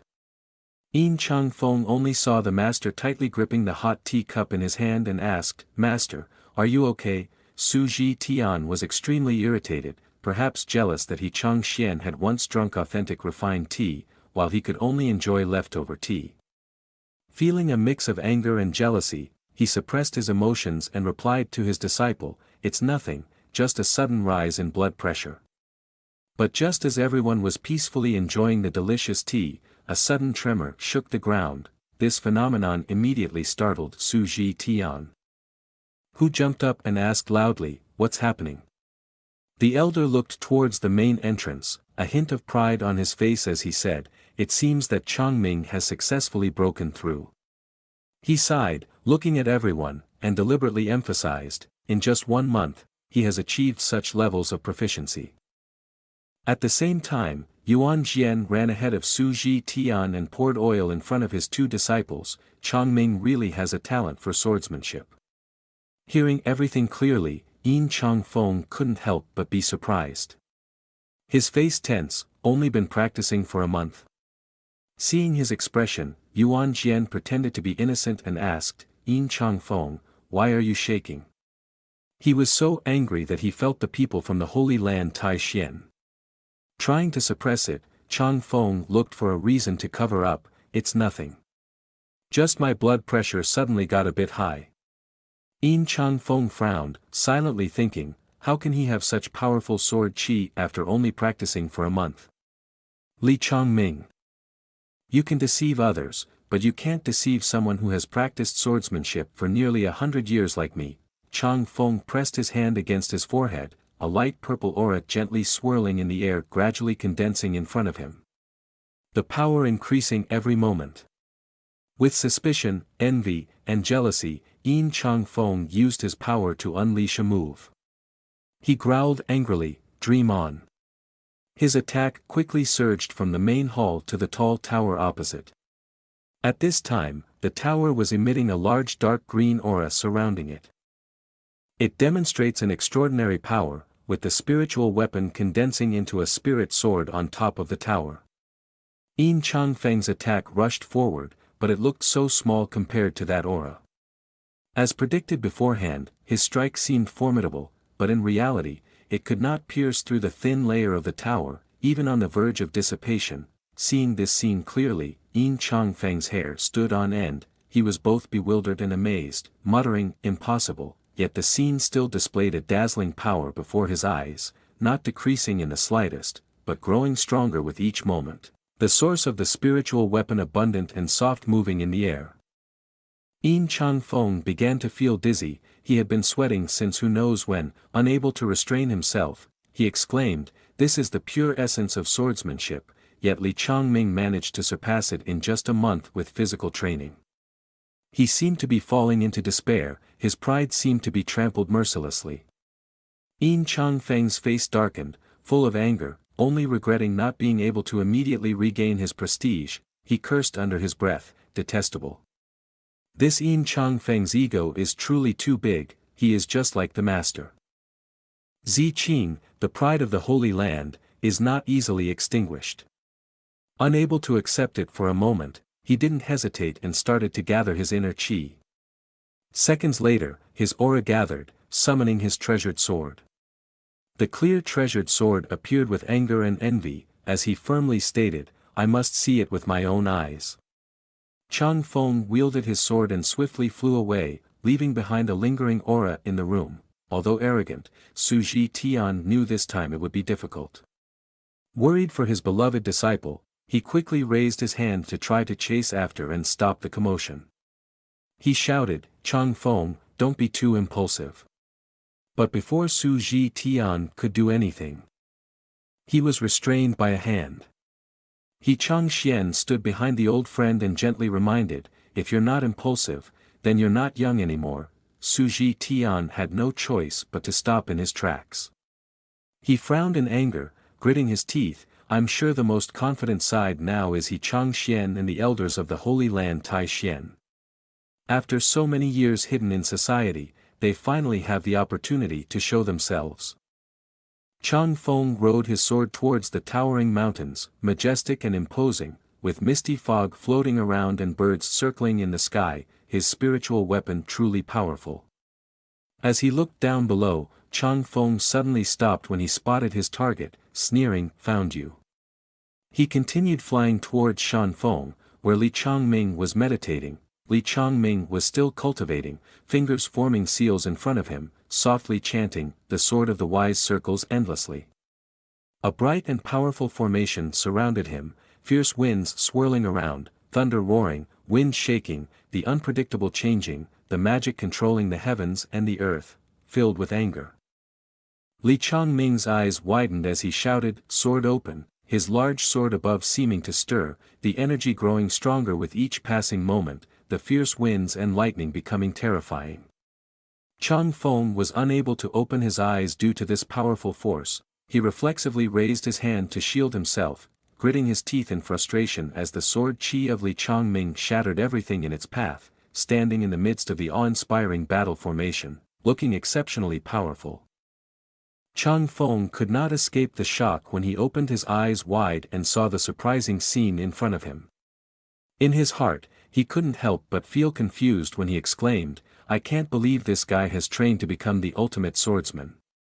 Chang Feng was not a patient person. As soon as he saw the scene, he couldn't wait and his sword rushed forward. Wanting to see the situation clearly, he was still astonished when he said, "It can't be." Li Changming stood in a perfect formation at this moment, seeming more alert than ever. In just less than 3 seconds, he heard a distant noise and closed his eyes tightly to sense every bit. Finally, he detected an evil energy. In the reaction of a cultivator, Li Changming did not hesitate to make a sneak attack. The sword immediately flew under his control. On Chang Feng's face, a ray of light appeared as he saw the sword rushing towards him. He quickly sweated and furrowed his brows, quickly saying, "Not good." The sword came closer and he hurriedly dodged, but not in time. The sword passed through and chopped off his handsome hair, revealing his unprotected forehead. It was precisely because of this sudden ambush that Chang Feng stood unsteadily, his body swaying and falling off the sword. Li Changming stopped practicing his skills, gently landing, the aura lingering around his body. Li Changming opened his eyes, the mark of the spirit sword appearing on his forehead. No one noticed something falling and preparing to hit the ground, as Li Changming was the center of attention at that moment. He raised his hand, a small spiritual ball existing in the palm of his hand, symbolizing his power. Li Changming joyfully said, "The realm has stabilized, truly worthy of the teachings of the master." The junior brothers beside him continued to applaud joyfully, saying in unison, "Congratulations, senior Li brother, congratulations, holy son." But in that peaceful moment, the sounds of roosters crowing and dogs barking behind them suddenly erupted loudly, causing them to pause their actions and look back. Yin Chang Feng was knocked unconscious and lying on the ground, his face also dented into the earth. Soon, the others gathered around to look, all wearing puzzled and curious expressions. Li Changming spoke up, "Doesn't he look a lot like Yin Chang Feng from the Ziqing Holy Land?" The junior brothers were stunned and observed, some daring to make conjectures based on Yin Chang Feng's appearance.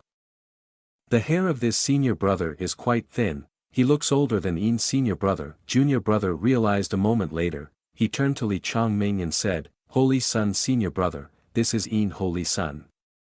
Li Changming was still puzzled about what was happening. He didn't even realize he was the culprit, saying, "What happened to him? Quickly, take him to the room."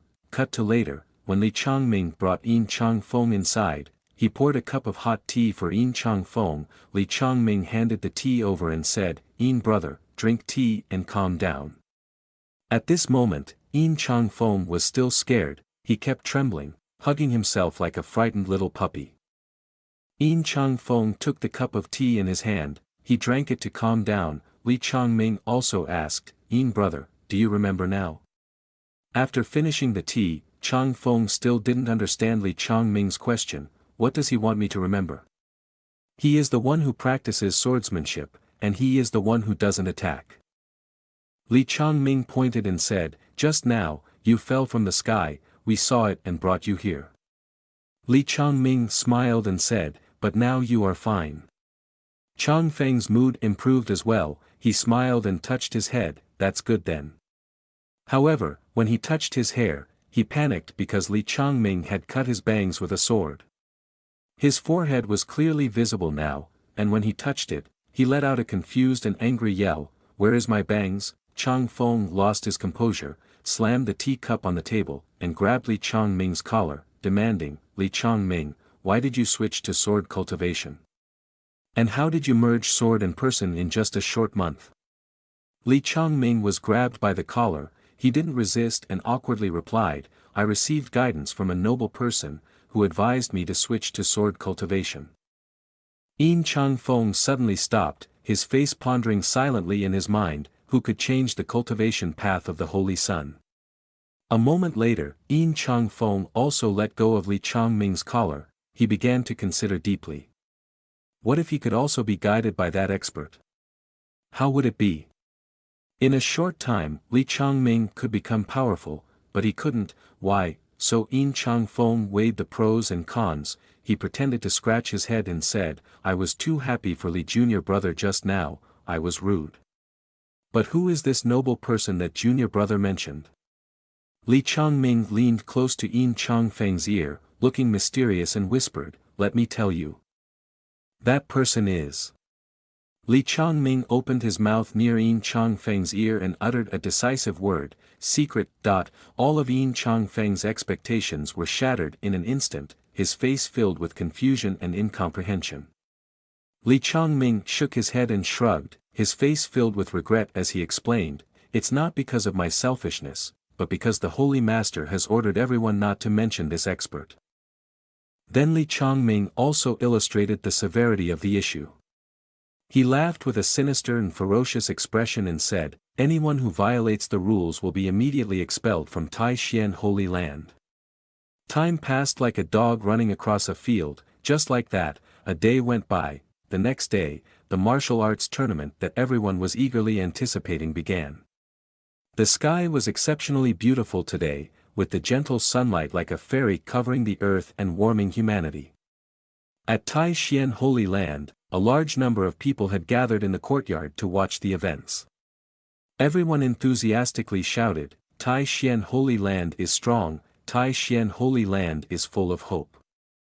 On the viewing platform, an elder stepped forward. He glanced around and then asked Qin Yi, "Where is the Holy Master Senior Brother?" Sitting down right next to him, Qin Yi, while leisurely enjoying hot tea, replied, "He has gone to compete in a chess match with Su Ji Tian." The elder sighed with concern, "I hope there is some potential this year." At the same time, He Changxian, who was feeling a bit itchy, sneezed. At that moment, Su Ji Tian and He Changxian were sitting in a small pavilion in a green bamboo forest. After sneezing, He Changxian wondered, "Why do I have the feeling someone is talking about me behind my back?" Su Ji Tian was very excited. He reached towards the chess box and said, "Hey brother, let's play a quick game this time, one game to determine the winner." Su Ji Tian took out a chess piece and asked, "Can we increase the stakes in the middle, how about that?" He Changxian, very confident, calmly responded, "Sure." Su Ji Tian calmly reached out towards He Changxian and said with a smile, "Please." On the wooden chessboard, He Changxian gently placed the black chess piece, admitting softly, "Brother Su, your four dragons spouting water formation is truly powerful, I have not been able to break it for years." He Changxian furrowed his brow and asked, "Has someone taught you this technique?" Su Ji Tian calmly picked up a white chess piece. His face darkening as he asked, "Have you heard of the renowned master Nan Gong before?" He Changxian, who was initially calm, couldn't help but exclaim in astonishment, "Are you talking about Nan Gong Xian Su, who is considered the top expert in Zhongzhou now?" Su Ji Tian smirked, his face full of satisfaction, and replied, "Yes, I have received guidance from him." He Changxian's face showed no emotion as he said, "So that's how it is, I didn't expect you to receive the help of the Holy One." He Changxian then had a smug look on his face as he asked, "To be honest, it seems like you still think you can win this battle." Su Ji Tian replied in a mocking tone, "Not really, I'm just not as petty as you, keeping secrets like a baby about your senior, refusing to reveal any information." Su Ji Tian glanced disdainfully at He Changxian, the two old men staring at each other like enemies, their eyes seeming to shoot lightning bolts across the sky. Feeling insulted by Su Ji Tian, He Changxian couldn't help but laugh coldly, "Ha, am I petty?" He then showed his generosity, letting others see how magnanimous he could be, making it clear he was not someone to be underestimated. He Changxian summoned glittering treasures with a flashy spell, adding to the bet confidently saying, "I'll bet 5 more spiritual treasures." Su Ji Tian was surprised by He Changxian's confidence, as it was the first time he had seen him put such a high price, gaping and exclaiming, "Are you out of your mind? I have the support of Nan Gong Sr." He Changxian was not only unshaken by the status of the Nan Gong family, but he also confidently replied, "Don't worry, Senior Su, I don't need any special treatment. If you have the skill, just use it." With the knowledge that Yi Changqing had imparted, He Changxian lifted a chess piece, preparing to make a cunning move. As He Changxian's hand moved forward with determination, the chess piece touched the wooden board, emitting a dazzling sparkle. This caused Su Ji Tian to be shocked and unable to believe that he couldn't see through any of He Changxian's moves until now. Su Ji Tian was astounded. What? It's impossible, I can't believe he could find a way out in the water-spouting four-dragon formation. In just a stick of incense later, following the teachings of Yi Changqing, He Changxian successfully broke through all the exits in Su Ji Tian's water-spouting four-dragon formation.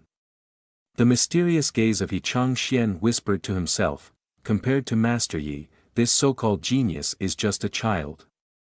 The scent of lily wafted gently, carried by the breeze, mingling with Su Ji Tian's denial as he was about to lose.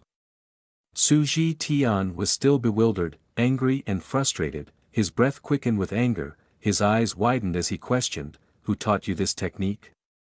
He Changxian stroked his beard with a pleasant smile, but deep down he felt a sense of satisfaction that only he knew. "Brother Su, do not ask any more, I will not say, questioning is useless." The mouth of this He family elder was sealed tight. Su Ji Tian was at a loss, he seemed to think helplessly. Did you play fair?" His hand under the table, he took out a spirit stone, the block of spirit stone emitted a faint light.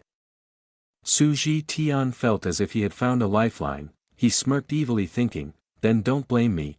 Outside, the soft light still shone down on the bamboo forest. Su Ji Tian held the stone discreetly, transmitting his energy to it, as if he had reached a dead end, determined not to lose. Su Ji Tian thought to himself, "He Changxian, you forced me into this, luckily I have given Master Nan Gong a sample of the spirit stone."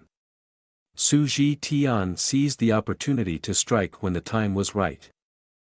The green light stone quickly flew away, through the forest, through the layers of dense mountains. With this stone, even if they were at the ends of the earth, he and Nan Gong could still communicate. Nan Gong Xian Su could easily buff him. At this moment, in a secluded room, Nan Gong Xian Su was sitting quietly, cultivating. Su Ji Tian's voice transmitted from the communication stone, "Mr. Nan Gong, Mr. Nan Gong." Nan Gong Xian Su received the communication stone, which continuously emitted Su Ji Tian's hurried voice, "Nan Gong Sr." Nan Gong Xian Su frowned as he observed the stone. He finally spoke, "Su Holy Master, what business do you have with this old man?" Su Ji Tian was in a dilemma. Hastily conveying the news to Nan Gong Xian Su, "Your fourth dragon's water technique is about to be unraveled." Upon hearing this, Nan Gong Xian Su was startled. "Oh, the technique that took me more than 1,000 years to create, how could someone unravel it? Quickly tell me his method." Nan Gong Xian Su raised his hand, the image of the extremely high-level chessboard that Su Ji Tian sent into the model stone appeared incredibly sharp. Nan Gong Xian Su put his hand on the image, looking at this delicate chessboard, he couldn't help but praise, "The miracle is truly a miracle." A look of interest appeared on his face, and he said, "I didn't realize there were so many possibilities in this situation." Just hearing this, Su Ji Tian felt like thunderstruck, startled. "Nan Gong Sr., are you also at a loss?" Nan Gong Xian Su smiled confidently and replied, "At a loss. After all, I have cultivated the Tao my whole life, how could I be easily defeated by others?" Nan Gong Xian Su also pointed out a new path for Su Ji Tian, "I believe that only by breaking and rebuilding can we win in danger." Su Ji Tian clenched the model stone tightly, full of confidence. His face beamed with satisfaction. Nan Gong Sr. said, "He Changxian is surely losing." With that thought in mind, Su Ji Tian proposed, "He brother, why don't we make a big bet?" He Changxian immediately agreed, "All right, what do you want to bet on?" Without much thought, Su Ji Tian quickly replied, "It's simple, on He Changxian's person, he carries two ancient treasures, one is intermediate grade and the other is superior grade. How about we bet on this?" He Changxian, deep in thought, silently evaluated, two ancient treasures. Without much hesitation, He Changxian closed his eyes and thought, but why does he brother feel like something is not right? Hearing that his opponent had figured it out, Su Ji Tian smiled and replied, exactly, I am willing to bet 2 ancient treasures not only to play a game, but also to bet on who the expert in your mouth really is. And so the 2 old men were extremely bloodthirsty, one making a move and the other immediately countering, one attacking while the other blocked every move, their fierce and excited auras emanating in all directions in the bamboo forest. After a short period of time, the result seemed clear. Nan Gong Xian Su personally entered the battle, and He Chang Xian gradually lost his initial momentum. He Chang Xian looked at the chessboard at this moment and sweat dripped down, whispering to himself, this is not right, why did Su Ji Tian's chessboard suddenly change? Su Ji Tian still held the block of jade in his hand, seeing his opponent in a weak position, he spoke up, He Xian, why are you so tense? He Chang Xian felt trapped and his anger rose, but he suppressed his emotions, stood up and said, I have urgent matters to attend to, please wait a moment, Su Elder. Su Ji Tian was leading the game and did not pay attention to the fact that his opponent might play dirty like him. After He Chang Xian left, he silently praised, indeed, Nan Gong Sr. is formidable. The opponent no longer has the strength to fight back. He Chang Xian quickly walked out, clasping his hands together, preparing to flee. In his mind, he calculated, I will run first and then seek guidance from Master Yi for a few moves. With that, he made plans to meet again in the next practice session. In the bright summer sun, the scene shifted at Chongqing's convenience store, marking the beginning of a new day. Yi Chongqing was leisurely sweeping the front yard when he noticed some movement in the garbage pile. After a moment's observation, he saw a wooden card peeking out, still trembling in fear. Approaching the garbage pile, Yi Chongqing bent down, picked up the card, and wondered to himself, is this the wooden card that Master He gave me? What's going on? Suddenly, the wooden card in his hand jumped up, emitting a panicked voice, Yi Senior. Startled by the sound, Yi Chongqing's eyes narrowed slightly as he looked at the card, hearing He Changxian's panicked and pleading voice. Yi Senior, please save me. Shocked and puzzled, Yi Chongqing opened his eyes wide and exclaimed, is this a video calling tool for cultivating immortals? Seeing He Changxian's desperate expression, with tears in his eyes, pleading, Yi Senior, I'm in trouble, you must help me, Yi Chongqing was extremely surprised. Yi Chongqing couldn't help but step back in surprise and said, you speak first, sir. He Changxian didn't hesitate, immediately projecting a chessboard image for Yi Chongqing to see.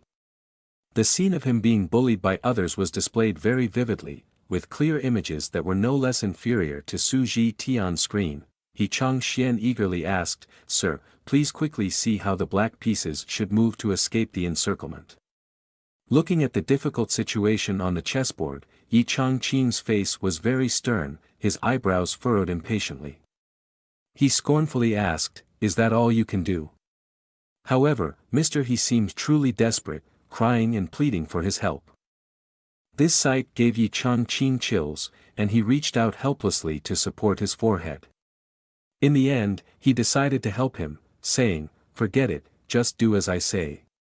With Yi Chongqing's consent, Yi Changxian felt relieved and gratefully said, yes, thank you, Yi Senior. Yi Changxian glanced inside, his eyes filled with confidence and cunning, silently smiling to himself, Master personally enters the battle, this time it will be fine.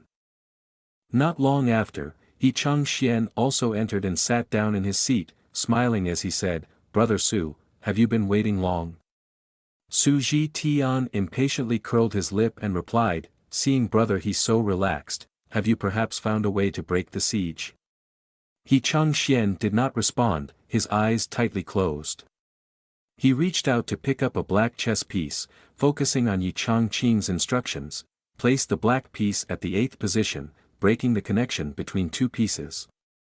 He Changxian immediately followed the directions, found his target, and then placed his piece down. Seeing He Changxian's move, Su Ji Tian's expression became unpleasant, thinking, this move was unexpected. Nan Gongxian Su, observing the game, understood the situation and would not let Su Ji Tian suffer a disadvantage, so he advised, White to 9, reinforce. Su Ji Tian quickly realized this and promptly made the move to turn the situation around. Yi Changqing, without hesitation, instructed he, Black to 10, connect heaven and earth. He Changxian, remaining calm, made the move as directed. Nan Gongxian Su seemed to become anxious, forcefully saying. The saying goes, 33 white stones, 33 black stones. Su Ji Tian immediately lowered his white flag. This was not just a battle between Su Ji Tian and He Changxian, but could be said to be an indirect battle between Nan Gongxian Su and Yi Changqing. Seeing Su Ji Tian lower his flag, Nan Gongxian Su on the other side regained some confidence, saying, Let's see how you respond. But Yi Changqing, on the other side, did not pay much attention to this move, saying, Don't struggle anymore. Yi Changqing saw that the current chess situation was no longer difficult. The talented opponent has been resolved. Although the white pieces are strong, it is time to exhaust them. Yi Changqing unleashed his energy, shouting out his final move. On the other side, He Changxian was also tense, imitating Yi Changqing's posture, raising his hand high to make a move. Su Ji Tian and Nan Gongxian Su on the other side saw the scene in front of them and were stunned. It seemed like a large and majestic dragon, emitting a dazzling golden light. The dragon's path was wherever it wanted, powerful and with an incredibly imposing presence.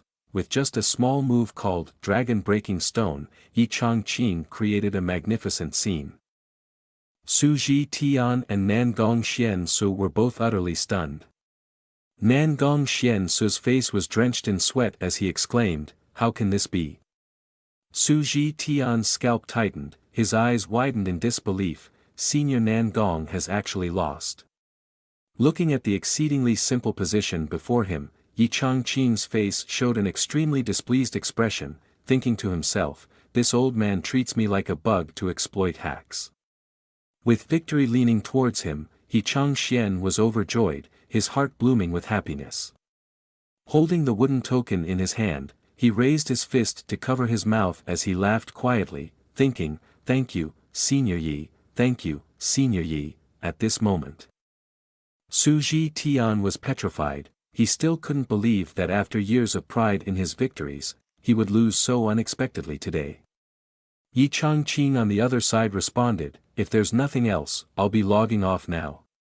Meanwhile, Nan Gongxian Su, clutching a stone in his hand, was so furious at this defeat that he felt like coughing up blood.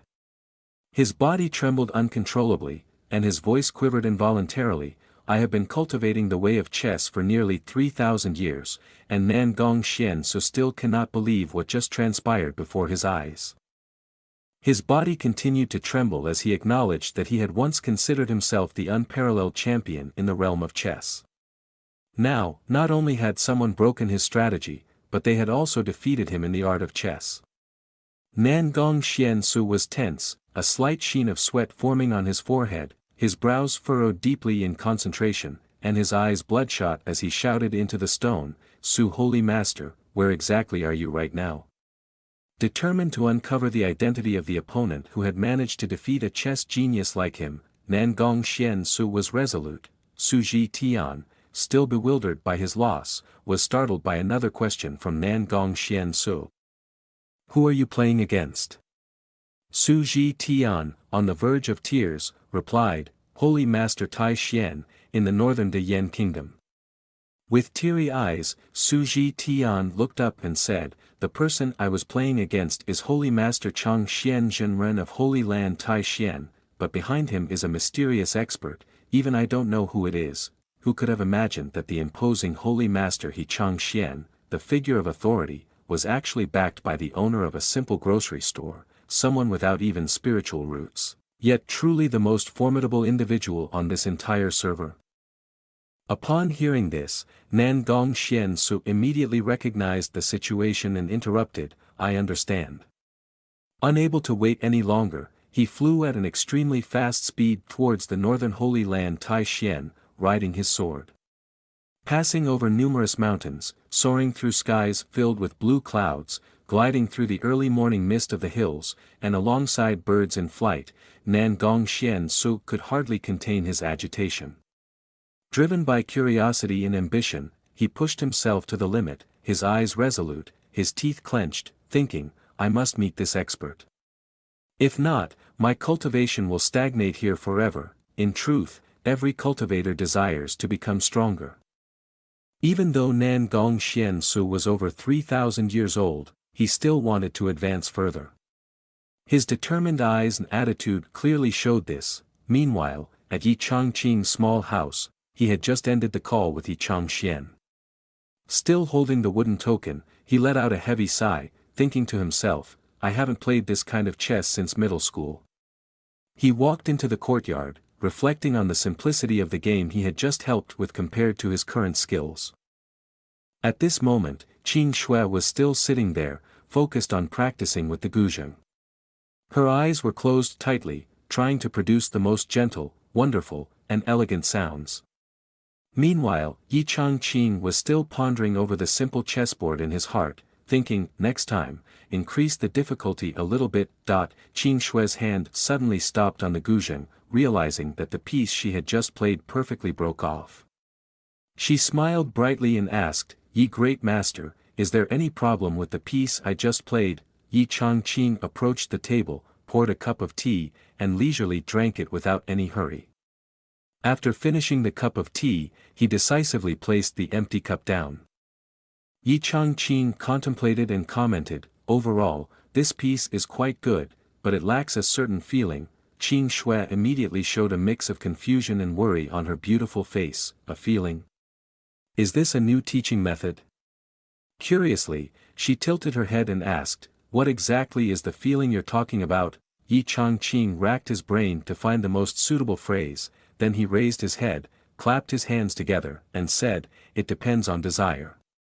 He then embraced himself, expressing a sense of urgency as he explained. In your playing, you have focused too much on technique and neglected the emotions of the music. Yi Changqing expressed his feelings through his actions, raising his arm high as he sighed, you must learn to follow your heart's desires and unleash your true nature. Qing Shui lowered her head, her eyes filled with curiosity and confusion. She looked at her fair hands and silently repeated these words to herself, follow your heart's desires, unleash your true nature. Standing still for a moment, she used her extremely intelligent mind to analyze and ponder the meaning until she finally grasped the concept. Could this be what the Holy Master once spoke of, the highest meaning of the Tao of music? The Immaculate Heart Realm. Yi Changqing closed his eyes and, with a hint of frustration, placed his hands on his hips and said, all right, let me play this piece again. Listen carefully and feel it. He genuinely wanted to help her improve her musical skills. Then he moved to his seat, placing his hands on the zither, ready to play a simple melody. As soon as he began, the instrument seemed to melt away under his talent, transforming the music into an ethereal experience. Emitting mystical rays of light, Yi Changqing closed his eyes tightly and began to play the zither. The sweet and melodious sound spread everywhere, even causing people on the busy street to pause and listen. The music seemed transcendent, its clear and soothing melody melting into people's hearts, enchanting everyone, making it hard for them to pull away. The elderly in the nearby shop also strained their ears, as if grasping a precious treasure, unable to stop once they heard this ethereal music. They exclaimed in admiration, oh my! The music has changed. This must be the music played by Mr. Yi himself. Quickly, people began to compare the music of Qing Shui and Yi Changqing, noticing a clear difference. Indeed, this realm is completely different from the previous music. The scene focused back on Yi Changqing, his graceful and agile hands skillfully gliding over the taut strings of the zither. Finally, he stopped, looking up with a natural smile and asked, how does it feel? At that moment, Qing Shui, seemingly overwhelmed by the mystical melody, found her body trembling uncontrollably after experiencing such enchanting music. Qing Shui's expression after hearing the melody was like she was thoroughly enjoying it, with great love in her eyes. She replied, just now, ye great master spoke wisely, Qing Shui needs to try harder. After Yi Changqing finished playing the music, he stood up and said, you can feel it well. He left his position and walked inside, saying, it's not early anymore, let's call it a day. Qing Shui stood there, looking puzzled, then bit her lower lip tightly, and finally turned around quickly, calling out, ye great master. She stood there and expressed her innermost thoughts, Qing Shui has been here for a while now, and I plan to leave tomorrow. Yi Changqing, upon hearing this, showed a surprised expression on his face, and exclaimed, oh, you want to leave already? He wanted to laugh on the outside but couldn't, thinking to himself, indeed, it's still a matter of revenge. But still unable to understand the content, Qing Shui always couldn't understand, afraid that only Yi great master could understand. The girl gathered all her courage, tensely handed the ancient book to Yi Changqing and said, so, Qing Shui wants to give it to you. Yi Changqing also reached out to take this item. He quickly opened the book to read, quickly absorbing all the meanings in it. Yi Changqing glanced through it for a few seconds and then opened his mouth to say, the characters on it seem to have been deliberately messed up by someone. Yi Changqing smiled, then raised his hand to suggest, but it's not impossible to decipher, let me try tonight. At the same time, the conversation turned to the bloody showdown in the bamboo forest. The forest now seemed to have a different light, as someone had emerged victorious. For Su Ji Tian, it was something he couldn't just let go. He Changxian seemed quite pleased after winning. Stroking his long beard he said, Su brother, the match just now was definitely a rare masterpiece. Su Ji Tian was very angry, but still managed to respond to his words, the current skill of he brother is truly eye-opening. Then he also took out a ring and placed it on the chessboard, pushing it towards He Changxian. Both treasures are in this ring, brother, take it. He Changxian observed the spoils of war in front of him. He was so happy that he wanted to cry, but inwardly he thought happily, after losing for so many years, finally there is a day of victory. Then he turned to Su Ji Tian, who was feeling down and waved his hand, saying loudly, Su brother, go relax. He Changxian felt like a flower blooming, holding the ring in his hand and admiring it. Behind the wall, Yuan Jian couldn't resist his curiosity and ran out to eavesdrop. His face was all smiles at the victory of senior brother. Yuan Jian raised his thumb and said, congratulations, holy master senior brother, today you can finally be happy. He Changxian seemed to be in complete shock, trembling with tears in his eyes, saying, if it weren't for the dedicated guidance of ye master, I fear I would never be able to win in this life.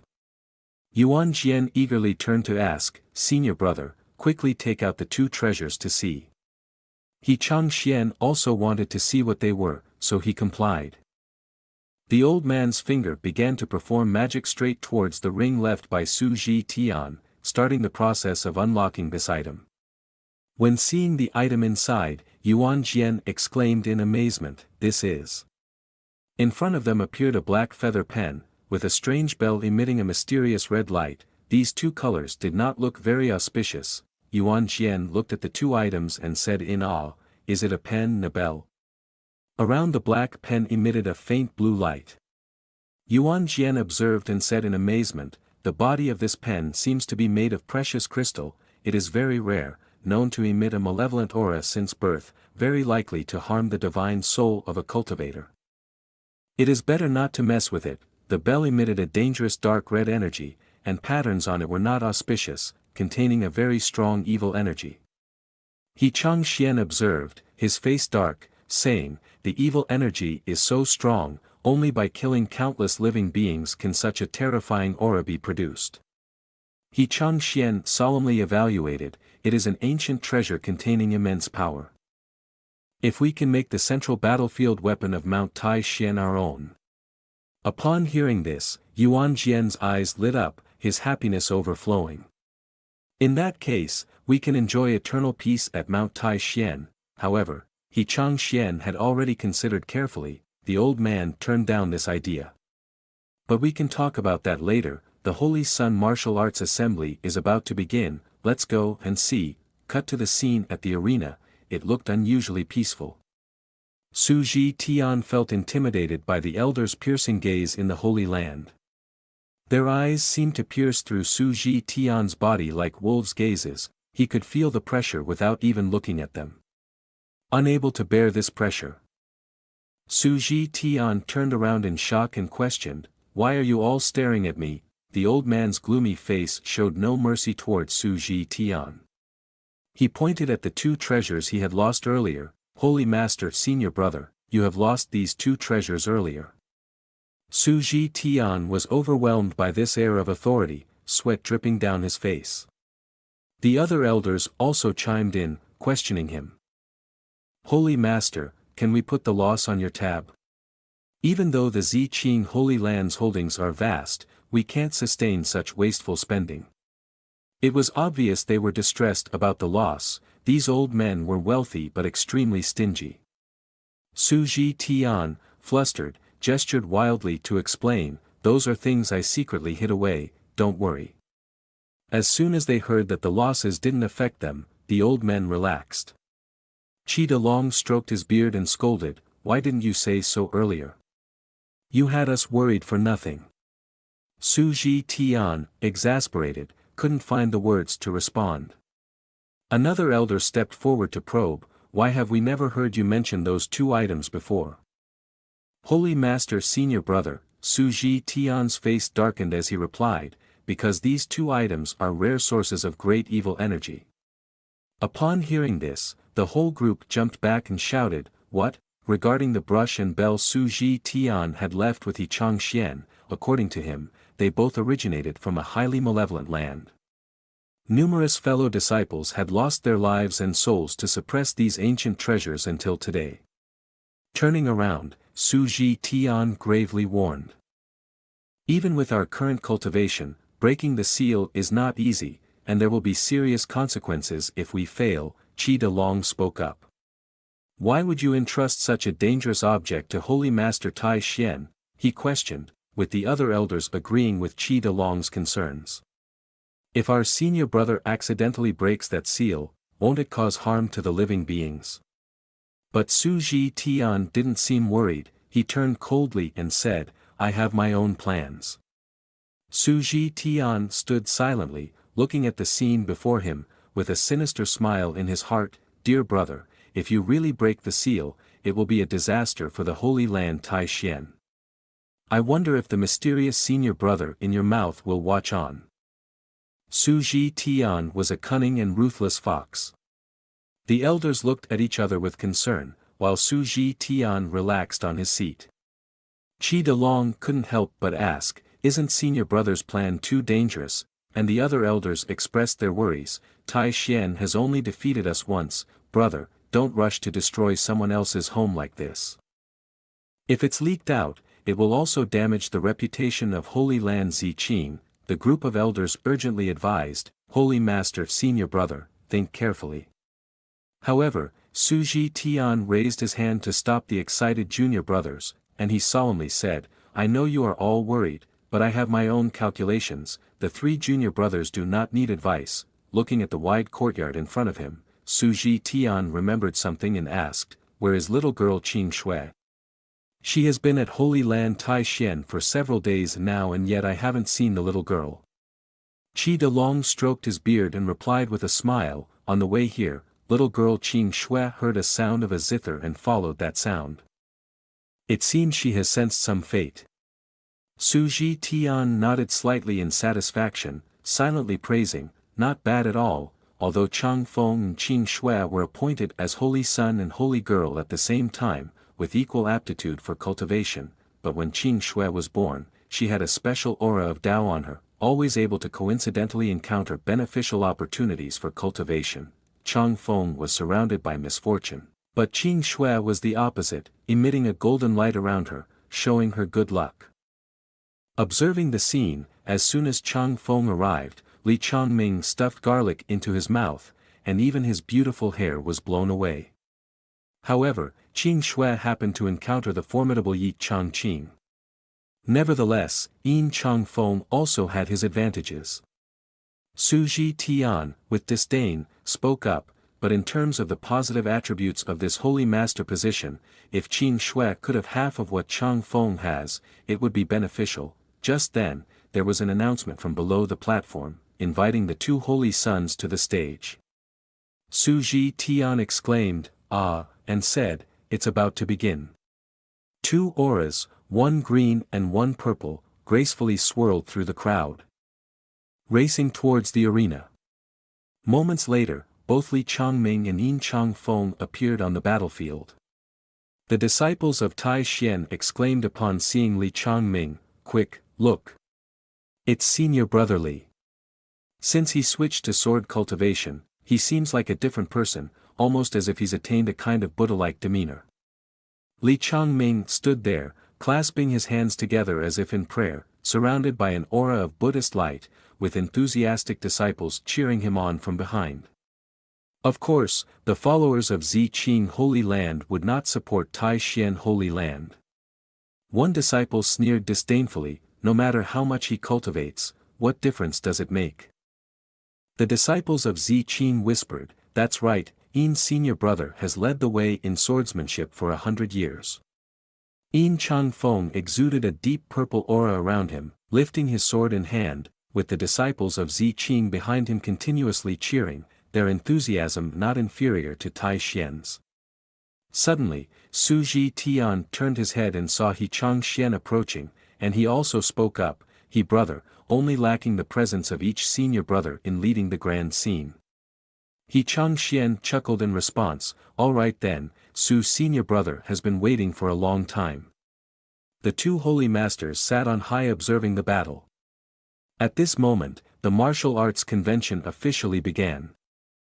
With the auras surrounding Li Changming and Yin Changfeng both raging. Below, the disciples were cheering loudly. Who would ultimately emerge as the victor remained to be seen. Yin Changfeng placed his sword behind him and extended his hand towards Li Changming, saying, "Li Junior brother, please enlighten me." Just then, Li Changming raised his hand and said, "Yin brother, may I say a word?" Yin Changfeng frowned, impatiently asking, "What do you want to say?" He couldn't help but wonder, what is this guy up to? Li Changming remained calm, clasping his hands together as usual. The light around him was very similar to Tang Sanzang when he obtained the scriptures. Changming said, "I have only been practicing swordsmanship for half a year now, still far behind in skill. Looking around the Holy Land Tai Xian, the only one who can compete with Yin brother in swordmanship is junior sister Wu Shuang." Yin Changfeng, upon hearing this, immediately thought of the figure of the girl named Wu Shuang. He frowned and asked, "Are you talking about Lu Wu Shuang, the female swordsman from Tai Xian Holy Land?" Yin Changfeng, feeling very disdainful, thought he was being mocked and provoked, pointed his sword at Li Changming and exclaimed, "She is just an ordinary disciple. How can she be compared to us, two noble holy sons?" Li Changming, as always, exuded radiance. He raised his finger and said, "Yin brother, you don't know yet, Wu Shuang junior sister's sword technique is definitely superior to mine." Upon hearing this, Yin Changfeng also felt a bit tense, he was slightly anxious in his heart, Li Changming has already reached the essence of swordsmanship. If what he said is true, how strong will Lu Wu Shuang be? Then Yin Changfeng looked up, gazing toward Su Ji Tian high above with determination. "No, it's not easy to have the opportunity to show. When Dan Tai Qin Shui is not here, absolutely cannot lose this match in front of the Holy Master." Yin Changfeng thought that way, so he clenched his lips looking resolute, tightly gripping the sword in his hand. Yin Changfeng turned to Li Changming seriously, "Li Junior brother, stop messing around, let's compete with each other." Unable to wait any longer, Yin Changfeng's face turned dark with anger, his body glowing purple. Holding his sword, he rushed towards Li Changming shouting loudly, "Watch this move." But at that moment, a sudden shock occurred around them. A strong light erupted from behind the houses, a giant sword appeared along with countless other smaller swords.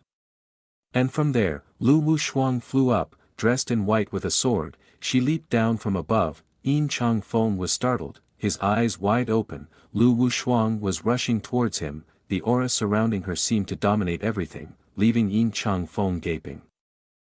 He looked up towards the direction of the woman and exclaimed, "That's Lu Wushuang." Lu Wushuang appeared, surrounded by a thick spiritual weapon, wearing a beautiful white robe like a celestial being. Su Ji Tian seemed to recognize at first glance, "That's the yin-yang sword intent," he whispered in awe. Yuan Jian looked up and proudly said, "Not bad, the yin-yang sword intent, the cultivation is much higher than regular sword intents." Lu Wushuang descended onto the stage, right in front of Yin Chang-feng and Li Changming. She stood on the stage, her beautiful yet icy face making everyone dazzled.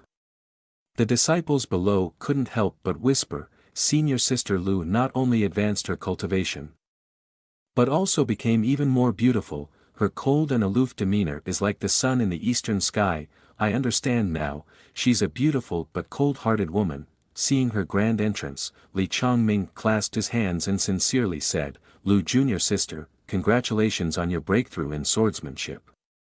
Lu Wushuang smiled faintly and replied, "Thank you, senior brother. I had planned to continue my cultivation for a while longer, but I didn't want to miss this martial arts gathering, so I exited earlier than planned."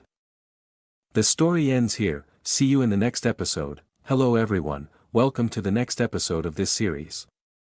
Lu Wushuang stood solemnly bowing to Yin Chang-feng. She spoke softly, "Yin Holy Son has studied swordsmanship for many years, taking this opportunity to gather martial arts practitioners. Wushuang would like to ask for some guidance." Li Changming immediately showed a humble demeanor, "That's very good, both of you are swordsmen, it's interesting to see a showdown between you two." Upon hearing this, Yin Chang-feng could no longer maintain his composure.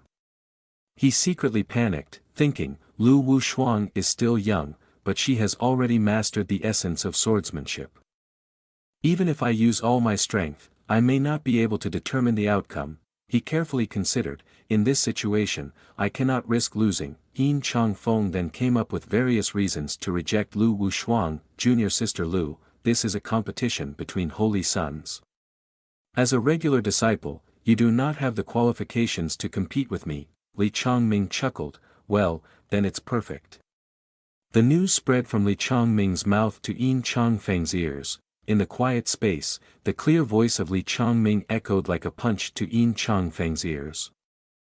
Before that, the teacher had declared Lu junior sister to be the holy girl of the Holy Land Tai Xian. When Yin Chang-feng heard these words, he felt like he was hearing some kind of heavenly secret. His face intense and serious, he exclaimed, "What?" Upon hearing the news that a new holy girl had suddenly appeared in the Holy Land Tai Xian, up in the stands, Su Ji Tian also couldn't contain his astonishment and asked He Changxian, "Is what Li Changming said true?"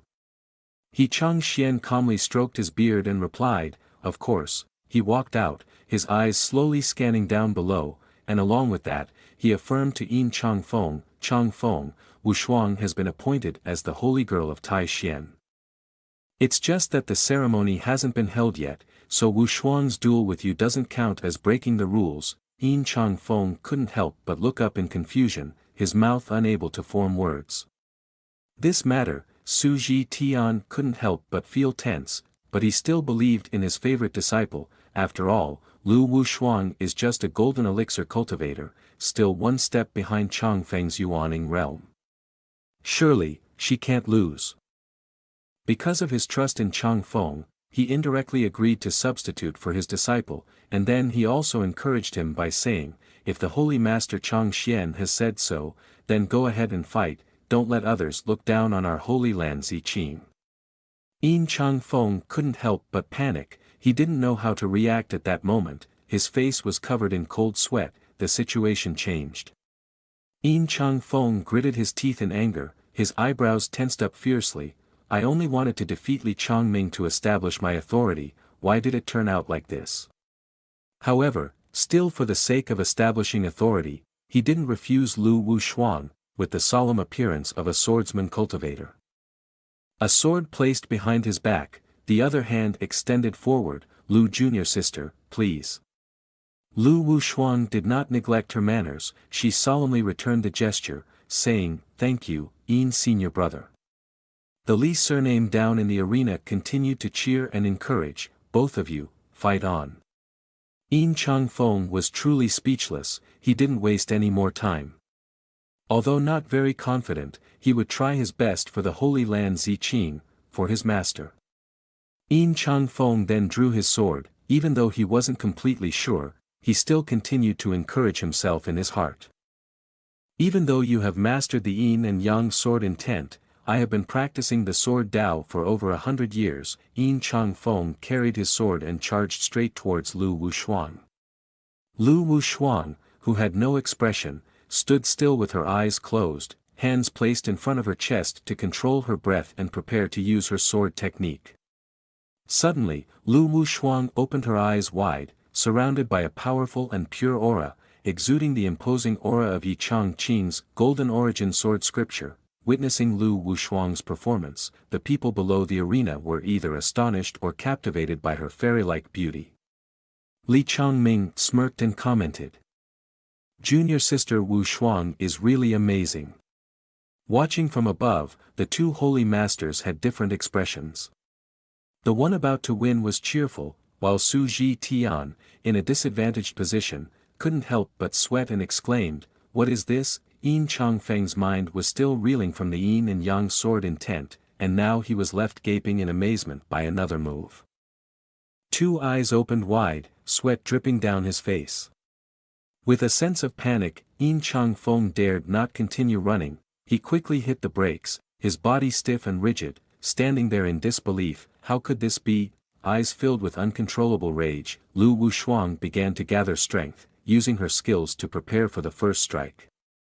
The graceful posture of this beautiful female swordsman was rare in the martial world. She decisively raised her sword to strike. Yin Chang Feng stood frozen in place, unable to even react or dodge.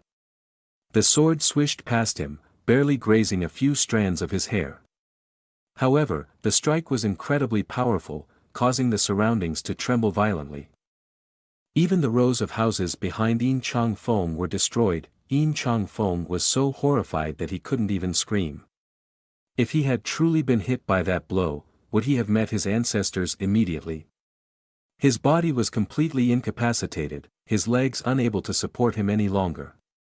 He knelt right on the arena. Yin Chang Feng felt like he was being dragged into a dark and deep abyss, falling into a bottomless pit, his eyes wide open in shock as he stuttered, I've lost." Lu Wushuang stood up solemnly, exuding a powerful and intense aura, the protective sword in the hands of the young woman gradually disappearing. Lu Wushuang stood up solemnly, hands in front of her in a gesture of concession, sternly saying, "I have yielded." Observing this straightforward scene, the crowd below was constantly shocked, with Li Changming applauding and praising, well done, Lu junior sister." The disciples behind Li Changming were so shocked that they were speechless. Su Ji Tian was shocked and shouted. "What is Lu Wushuang doing?" Then he turned to grab He Changxian's collar and asked, "What just happened?" He Changxian, weak and unable to resist, trembled and said, I don't know either." Under the fierce gaze of Su Ji Tian, He Changxian said, "She must have enlightened herself during seclusion." Su Ji Tian was not at all comfortable, he was furious and gritted his teeth in anger. Despicable, Lu Wushuang used to be just an ordinary disciple, it must be because of that mysterious expert playing tricks behind his back. Su Ji Tian sat angrily on the chair, so furious that his legs couldn't stop shaking. He Changxian felt joyful and relieved, he covered his mouth to suppress laughter. He is angry now, he is really irritated. Time passed quickly. The night came with the moon shining brightly among the thousands of stars. Yi Changqing lay on the bed unable to sleep. He propped his hand behind his neck and sighed, "The night is long, I can't sleep." However, suddenly the image of Dan Taiqing Shui appeared in his mind. Yi Changqing's cheeks turned slightly red. He exhaled a hot breath, but denied, "It's not because Qing Shui girl left somewhere." Yi Changqing couldn't sleep, he turned to the other side. And now the book Qing Shui left accidentally hit his eyes. Unable to sleep now, Yi Changqing sat up, holding the book and whispered to himself, "Should I read the book she left behind?" Yi Changqing bowed his head to look at the words on the cover of the book. This book is called Eating Dirt. Why? Yi Changqing was puzzled. Why does it feel like it's mocking me? But then Yi Changqing got out of bed, lit a candle. The golden light from the candle illuminated the room. Yi Changqing sat at the table. He took the book and began to understand the meaning in it. To practice this skill, you need to. The young man found a new interest in this book. He enthusiastically exclaimed, interesting. He didn't know how much time had passed, until the first crow of the rooster resounded loudly, then it was already morning. Yi Changqing fell asleep on the table. He woke up feeling heavy. The young man gently wiped away the drool from the corner of his mouth. Yi Changqing looked at the book and said, "Oh, I studied this book until late last night, and accidentally fell asleep." Yi Changqing walked out feeling relieved. He straightened his back feeling refreshed. "I'm glad I finished reading, I understand it all now." "Qing Shui, my lady." Yi Changqing walked around the house as soon as he woke up. He kept calling out, "Qing Shui, my lady," but no one answered. Yi Changqing had just walked out of the door when his eyes suddenly stopped on something, a scroll placed right on the table. Yi Changqing picked up the paper. He unfolded it to read the contents inside, a message left by Qing Shui. He began to read aloud, "Ye great master, thank you for your teachings and hospitality these days. Qing Shui will always remember, if there is fate in the future." Reading up to this point, Yi Changqing couldn't help but feel emotional. He smiled and began to have vague thoughts. If there is fate, perhaps he can teach me cultivating immortals. Repaying kindness with gratitude would be even better. He then looked down to read on, "If there is fate in the future, I will come visit you again."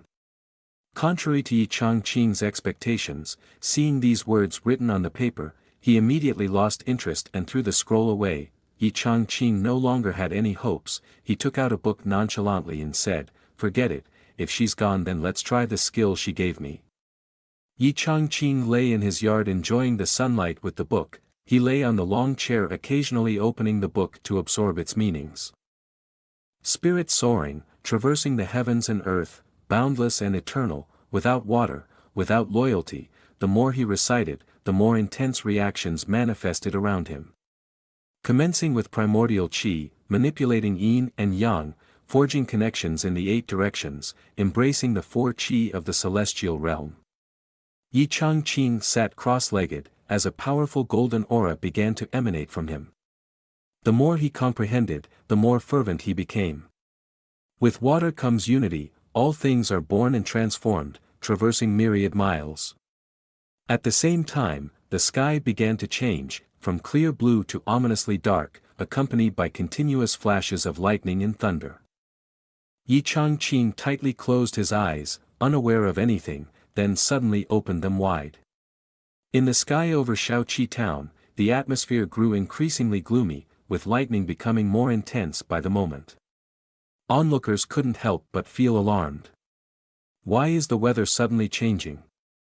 Indeed, wasn't it sunny just a moment ago? This thunderstorm is truly frightening. Meanwhile, De He was still immersed in slumber, each thunderclap growing fiercer. Only when he gently opened his eyes did he awaken to the startling scene before him, shocked by the abrupt change upon waking up. This is a little miracle, it thought, glancing towards Yi Changqing, who sat calmly in meditation. It felt somewhat pleased. After accompanying the master for so many years, this is the first time I've seen him practice cultivation. Yi Changqing, tense, opened his eyes and looked at his hands, thinking, suddenly, I can feel countless streams of energy moving within me. Could this be the result of my physical training? Yi Changqing paid no attention to the phenomenon around him, his joy so overwhelming that he leaped up with a shout of excitement. At this moment, he confidently stepped forward to continue once again.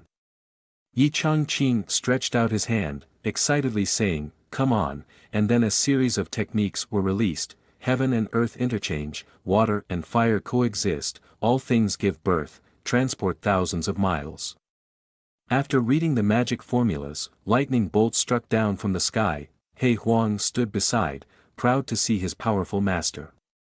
It stuck out its long tongue, secretly smiling, "Truly worthy of being my master, just by reading the magic formulas can summon little lightning bolts.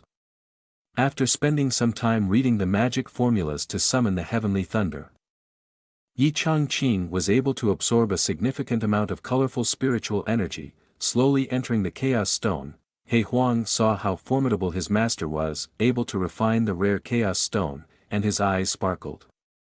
At this moment, Yi Changqing was focused on absorbing the Chaos Stone into his body. Seeing the way his master performed, He Huang cleverly realized the key point in all of this, so that's how it is. The spiritual weapons in this little town are not enough for the master to cultivate, so he had to refine the primal stone, He Huang said, lifting a paw to cradle his head, feeling pity for his master. It's a shame there's only one primal stone in the house. For the master, it's definitely not enough. What should I do to increase his reliability for his master? He Huang focused intensely, racking his brain for a solution. After a while, an idea finally came to him. I've got it, he exclaimed. He clenched his paw tightly, a cunning smile spreading across his face, thinking, I remember that deep within the forbidden zone of the Nanling Fox clan, there seems to be such a heavenly and earthly treasure. Remembering this, He Huang stood up proudly, grinning with satisfaction. Hee, my time to shine has finally come. Without a word of farewell to his master, He Huang set off, heading straight for the forest. As he left, he reassured himself, Master, rest assured. Stepping out the door, his eyes gleamed with fierce determination as he vowed, for the sake of your grand cultivation, He Huang will face any challenge, even if it means climbing mountains of blades or diving into seas of fire. Meanwhile, after He Huang had been gone for a while, Yi Changqing had fully absorbed the primal stone. Then he suddenly opened his eyes and looked around reflexively. After a quick glance, Yi Changqing's body shook in surprise and he whispered to himself. Just as he was trembling less than 10 seconds ago, he quickly returned to a cheerful state, tightly holding his own hand and saying, Is this what cultivating feels like? Following that, countless questions popped into Yi Changqing's head. He tried to put his hand on his chin to think about the questions that still had no answers. But why couldn't I do it for over 5 years, and suddenly I realized it today. Right at that moment, he accidentally noticed a strange stone under his foot. What is this? Immediately after, Yi Changqing recognized what the object was. He bent down to pick it up, along with another question in his mind, Isn't this my cherished tea? Why did it change color? As he held it in his hand, Yi Changqing finally realized something. He observed the stone in amazement. Could it be? Then he took out a book, and holding the stone in his hand he said. After feeling surprised with the book Eating Soil left by Miss Qing Shui, people wondered if that book was written specifically for those without spiritual roots like themselves. Holding both items in hand, people couldn't help but exclaim loudly, Does the divine sect absorb energy from this stone for cultivation? The moon and stars shone brightly in the sky at night. Yi Changqing briefly read through the book and smiled with excitement, saying, Reasonable, extremely reasonable, truly extraordinary. Some people become officials through cooking, some become saints through playing chess, and some even can open a harem through playing games. Then, resting their hand on their chin, they pondered this and that to demonstrate their intelligence to others. Holding the stone, they proudly said, I have crossed over for 5 years, and today I will reach the peak of life with this stone. But then, they realized there was only one stone. They looked at the stone in their hand and remembered the gift from Elder He that was given to them before. I also can't shamelessly ask for another pill from someone. Let's stop here. Yi Changqing's mood immediately dampened. He sighed and asked himself, What should I do? In another scene, Su Ji Tian walked around angrily, saying aloud, I'm so angry, that old demon He Changxian must have hidden so many things. Chang Feng, standing beside him, listened to the old man's words and felt his head spinning.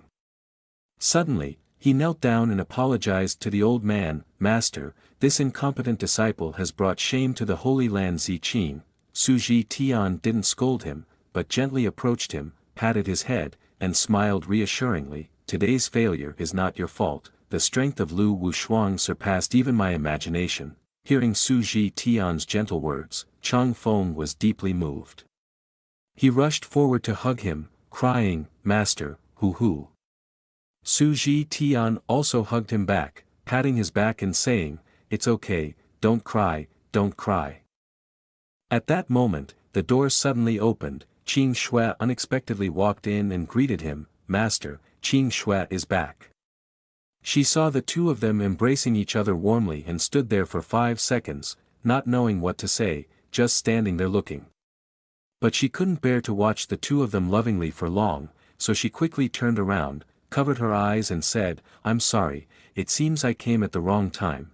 Su Ji Tian quickly pushed Chang Feng aside and scratched his head, calling her back, No, you came at just the right time." Then he approached Qing Shui and asked her, "Qing Shui, where did you run off to?" Hearing her master's question, she replied. Disciple was flying on the sword over Shaoqi town sky, suddenly felt a connection so went searching for it. Surprised by her words, Su Ji Tian whispered, "A connection?" He looked at the mark on Qing Shui's forehead in astonishment and asked her, "Have you reached the yuaning stage already?" Chang Feng, standing beside them, heard the master's words and interjected, "What, really?" Hearing Chang Feng, Qing Shui showed a sly smile, teasing him, "Yes, Qing Shui is talented and is ahead of Yin's senior brother." Upon hearing Qing Shui's words, Chang Feng immediately felt a surge of blood rushing to his head. Su Ji Tian, upon hearing her, couldn't help but be surprised, laughing out loud, "Ha, this is truly unexpected."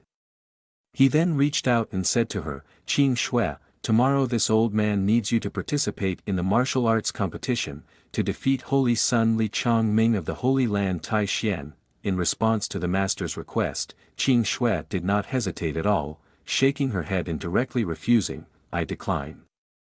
While she was very excited that someone was about to avenge her, Qing Shui's answer took him by surprise, gaping in disbelief. "What do you mean?" he exclaimed. Then turned to Chang Feng and said, "Chang Feng, go outside for a moment, the master needs to talk to your junior sister." Though Chang Feng also wanted to stay and eavesdrop on the conversation, he reluctantly went outside at the master's command. Alone in the room, Su Ji Tian sat down and sighed before asking, "Qing Shui, why do you not want to go into battle?" Qing Shui clasped her hands together, bowed her head and replied, "Master, now that your disciple has entered the Yuaning realm, I feel the need to cultivate and perfect my skills before participating in that important battle. Even if it's Holy Sun Li Changming or Lu Wushuang junior sister of Tai Xian, they are all golden elixir cultivators. Qing Shui uses cultivation to suppress, even if she wins, she is not arrogant." At this point, she solemnly looked at her face, showing a dangerous expression and said, "Furthermore," then she approached Master and whispered in his ear, "If Tai Xian still has a trick up his sleeve, and if Qing Shui loses, then Holy Master will no longer be able to hold his head up high." Hearing her speak, Su Ji Tian's face turned pale with fear, his eyes becoming dull, as he had never thought of this before. Seeing that his master's psyche was being manipulated, Qing Shui continued. "Unable to win, unable to lose, how should the disciples behave?" Su Ji Tian found her words very reasonable, stood up, and slapped his own head before agreeing, Exactly.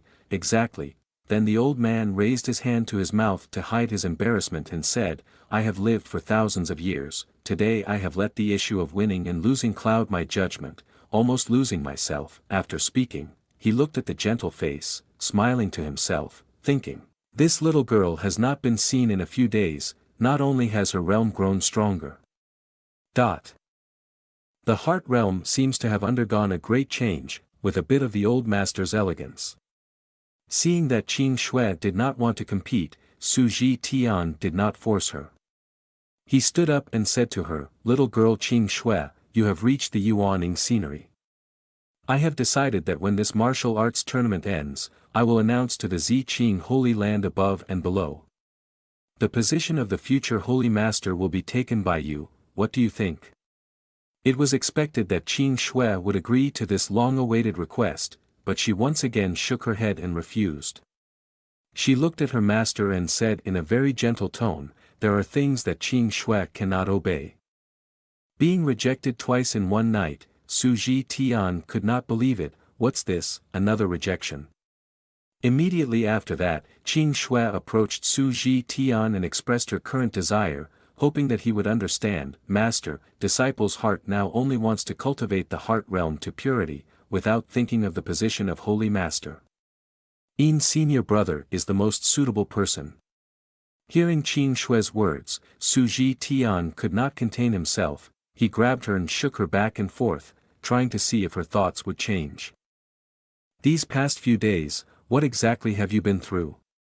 You even seem to disregard my position as holy master now, said Su Ji Tian.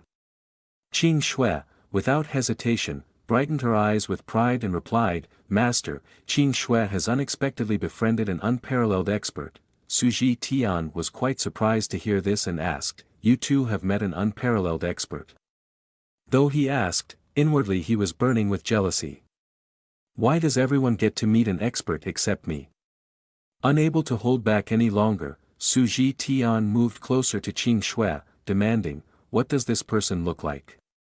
Tell me quickly, who exactly is he? What realm is he in now? Qing Shui proceeded to describe what she knew about the person to her master. As for his realm, I don't know. But the great master Yi not only keeps a demon king as a pet but also uses the celestial treasure, the primal stone, as tea indulgence, and can play the Hua Fan piece using the immortal weapon Tianyu. These are just some of his feats, nothing particularly special. Hearing his disciple recount such extraordinary deeds, Su Ji Tian felt goosebumps all over. Yet, Qing Shui concluded with a nonchalant remark that it was nothing special, leaving him even more astonished. Hello everyone, we come to the next part.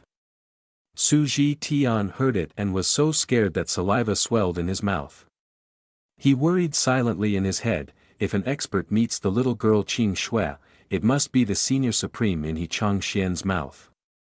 Thinking of this, Su Ji Tian's level of anxiety doubled. He thought fearfully, is there really such a terrifying existence in this world? Meanwhile, in another place, He Changxian was standing inside the defensive formation of the sect in the Holy Land. Looking around, he looked at the runes of the formation along with a brilliantly colored bead. He said to himself, this seal is a top-grade ancient treasure, passed down since the founding of the Holy Land Tai-Xian. Now it has become the eye of the Tai-Xian protection formation for a long time. If today I use the Qing bronze bell that Su Ji Tian gave me, integrate it into the formation's eye, merge it with the Tai-Xian seal, these two ancient treasures combined will strengthen the protection formation of the mountain. After speaking, he immediately took out the Qing bronze bell and combined it with his formation's eye. After successfully merging, a beam of green light shone across the sky. Thinking that he had succeeded, but no, the bronze bell that Su Ji Tian had given to him was sealed again. He Changxian looked at the bell with a bit of confusion in his heart. This old demon Su Ji Tian is probably not willing to lose to me. He used a spell to seal this treasure, but even so, he could not stop him. Wait for me to use Tai-Xian to unlock the seal on this bell, and tomorrow I will go provoke Su that old demon. After saying this, He Changxian smirked very wickedly. Without hesitation, he took the bronze bell out to the courtyard, then used his spiritual energy to raise it up to where Tai-Xian was sealed, and said, Go. The bronze bell flew up towards the seal of Tai-Xian. And as it got closer, when the bell lightly touched the seal of Tai-Xian, it was immediately sucked inside. Watching this scene from below, He Changxian couldn't help but ask in amazement, what is this? He used his hands to resist the power emanating from both objects and wondered to himself, what is going on here? Suddenly, a yellow light shone straight up into the high sky, shocking the whole sect. In the middle of the night, as everyone was sleeping, a huge tremor occurred, and the sect members went outside to look up at the sky saying, What's happening? Why is everything shaking?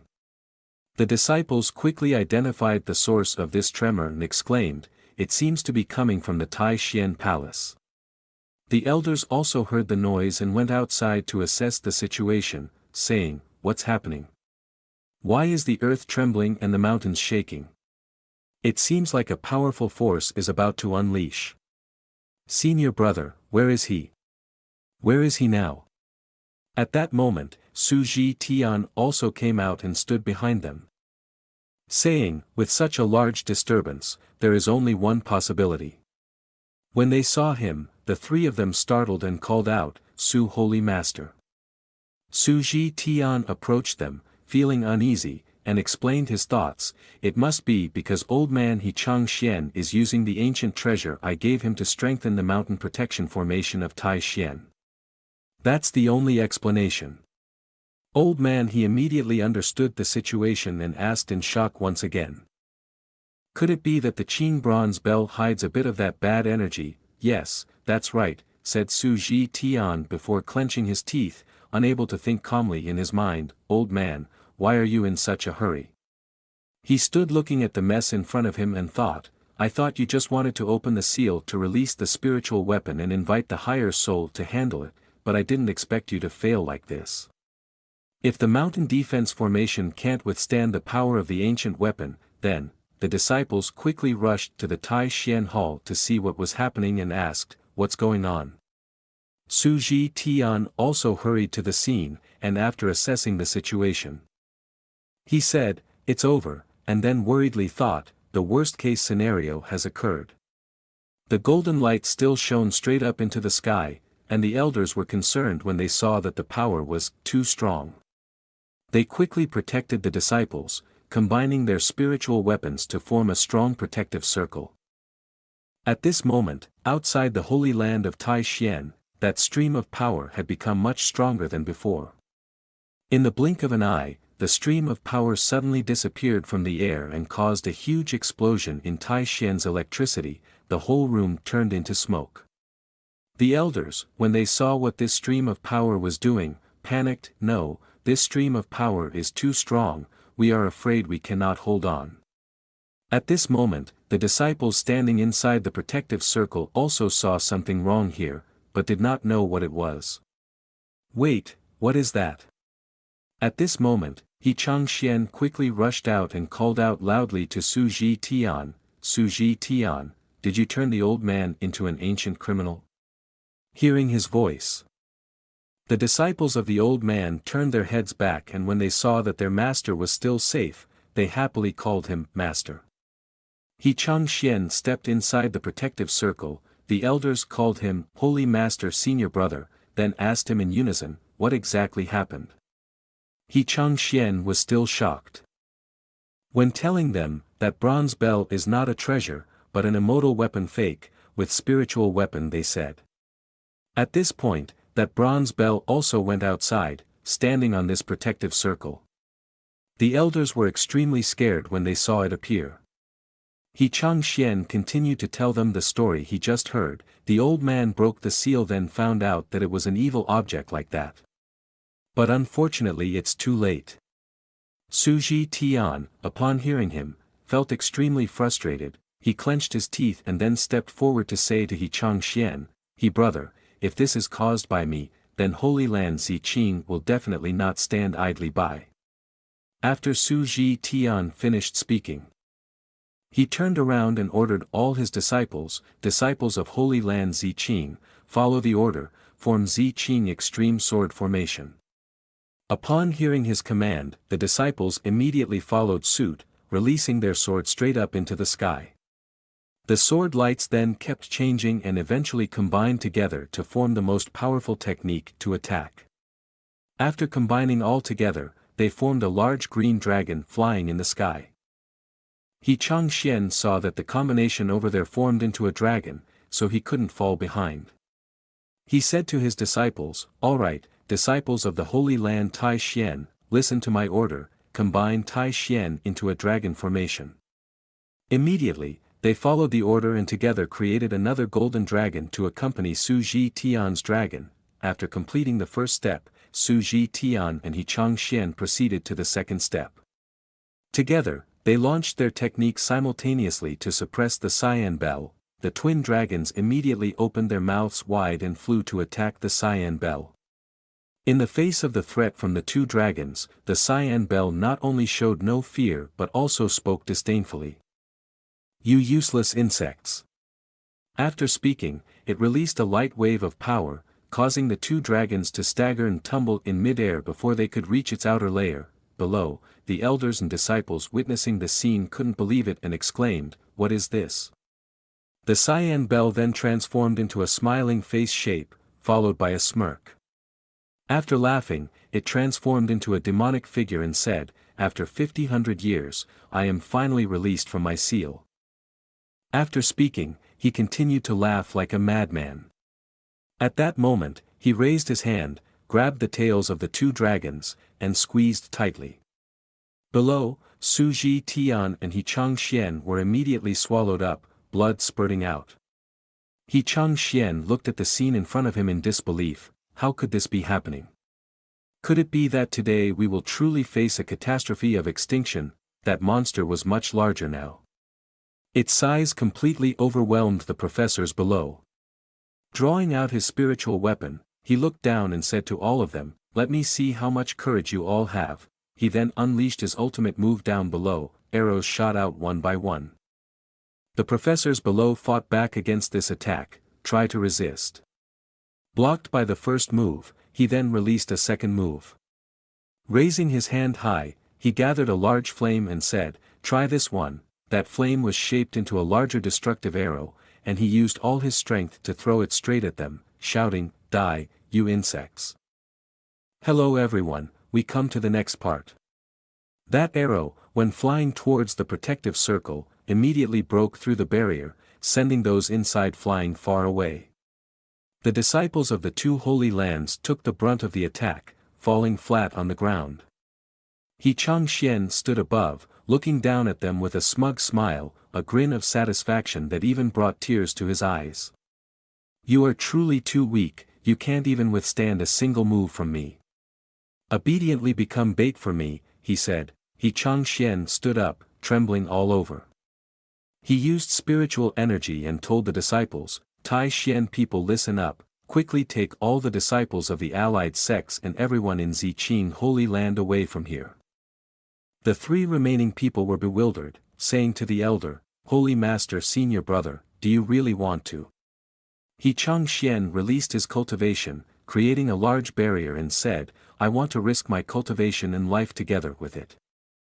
Su Ji Tian listened to the old man's words in shock and asked, "Brother, do you really want to commit suicide and become a human sand?"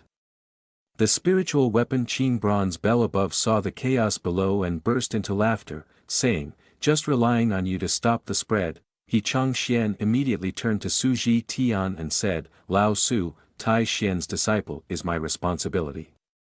Upon hearing this, Su Ji Tian created a space leading to his holy land and told the disciples there, "This is the path to Ziqing Holy Land. Everyone temporarily seek refuge there." The disciples immediately rushed into the space to preserve their lives. However, it was not easy as the Qing bronze bell spiritual weapon above discovered them and raised his axe to strike down. Saying, "No one can escape from here," the disciples, sensing the danger, hesitated whether to stay and support or flee. They looked to their master and called out, "Master, Holy Master." He Chang Xian, not wanting them to stay any longer, shouted, "Go quickly." Suddenly, at that moment, the ground beneath Tai Xian Temple unexpectedly cracked open, revealing a stream of white light shooting out. The monster continued to swing its axe fiercely, but suddenly a circle pattern appeared to block its attack. Seeing his attack being unexpectedly blocked, he stood still, looking down with a bewildered face, not understanding what was happening. "Oh! What's going on?" Below, He Chang Xian was still standing there, not launching any attacks, but above him, there was a faint glow. At this moment, a bright light shone in the sky, revealing an unfolding scroll in that dazzling light. The disciples, upon seeing this scene, were incredibly amazed, staring in awe, while the other elders were equally astonished, gaping in disbelief. He Chang Xian, with a puzzled expression, stammered, "That's Yi Senior's Tai Xian Changqing artifact." The disciples below looked up in shock. Tai Xian Changqing artifact. Wu Shuang, recognizing the artifact, immediately exclaimed, "That's Yi Senior." She placed her hands on her chest, looking up with intense belief and admiration. "It must be Yi Senior," He Changxian agreed with Wu Shuang, opening his mouth wide and exclaiming loudly, "That's right." Everyone understood except for Su Ji Tian, who stood there, bewildered. He Changxian continued, gesturing animatedly towards the painting in the sky with joy, "Surely, the senior sensed that Tai Xian was in danger and lent us this painting." Su Ji Tian still couldn't grasp what was happening before him. He stood there, dazed, thinking, "What's going on?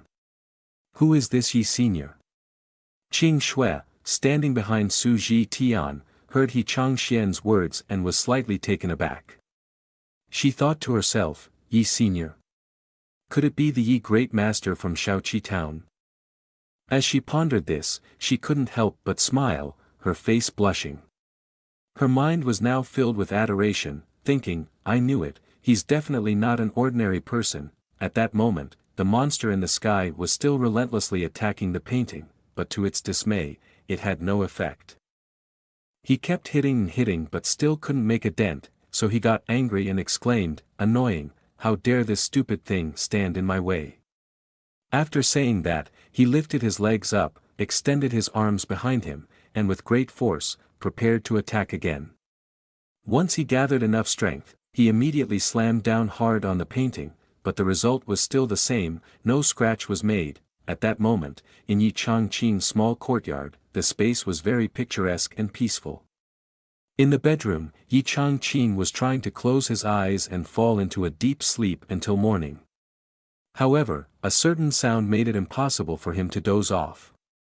He tossed and turned in bed, covering his ears, unable to find peace.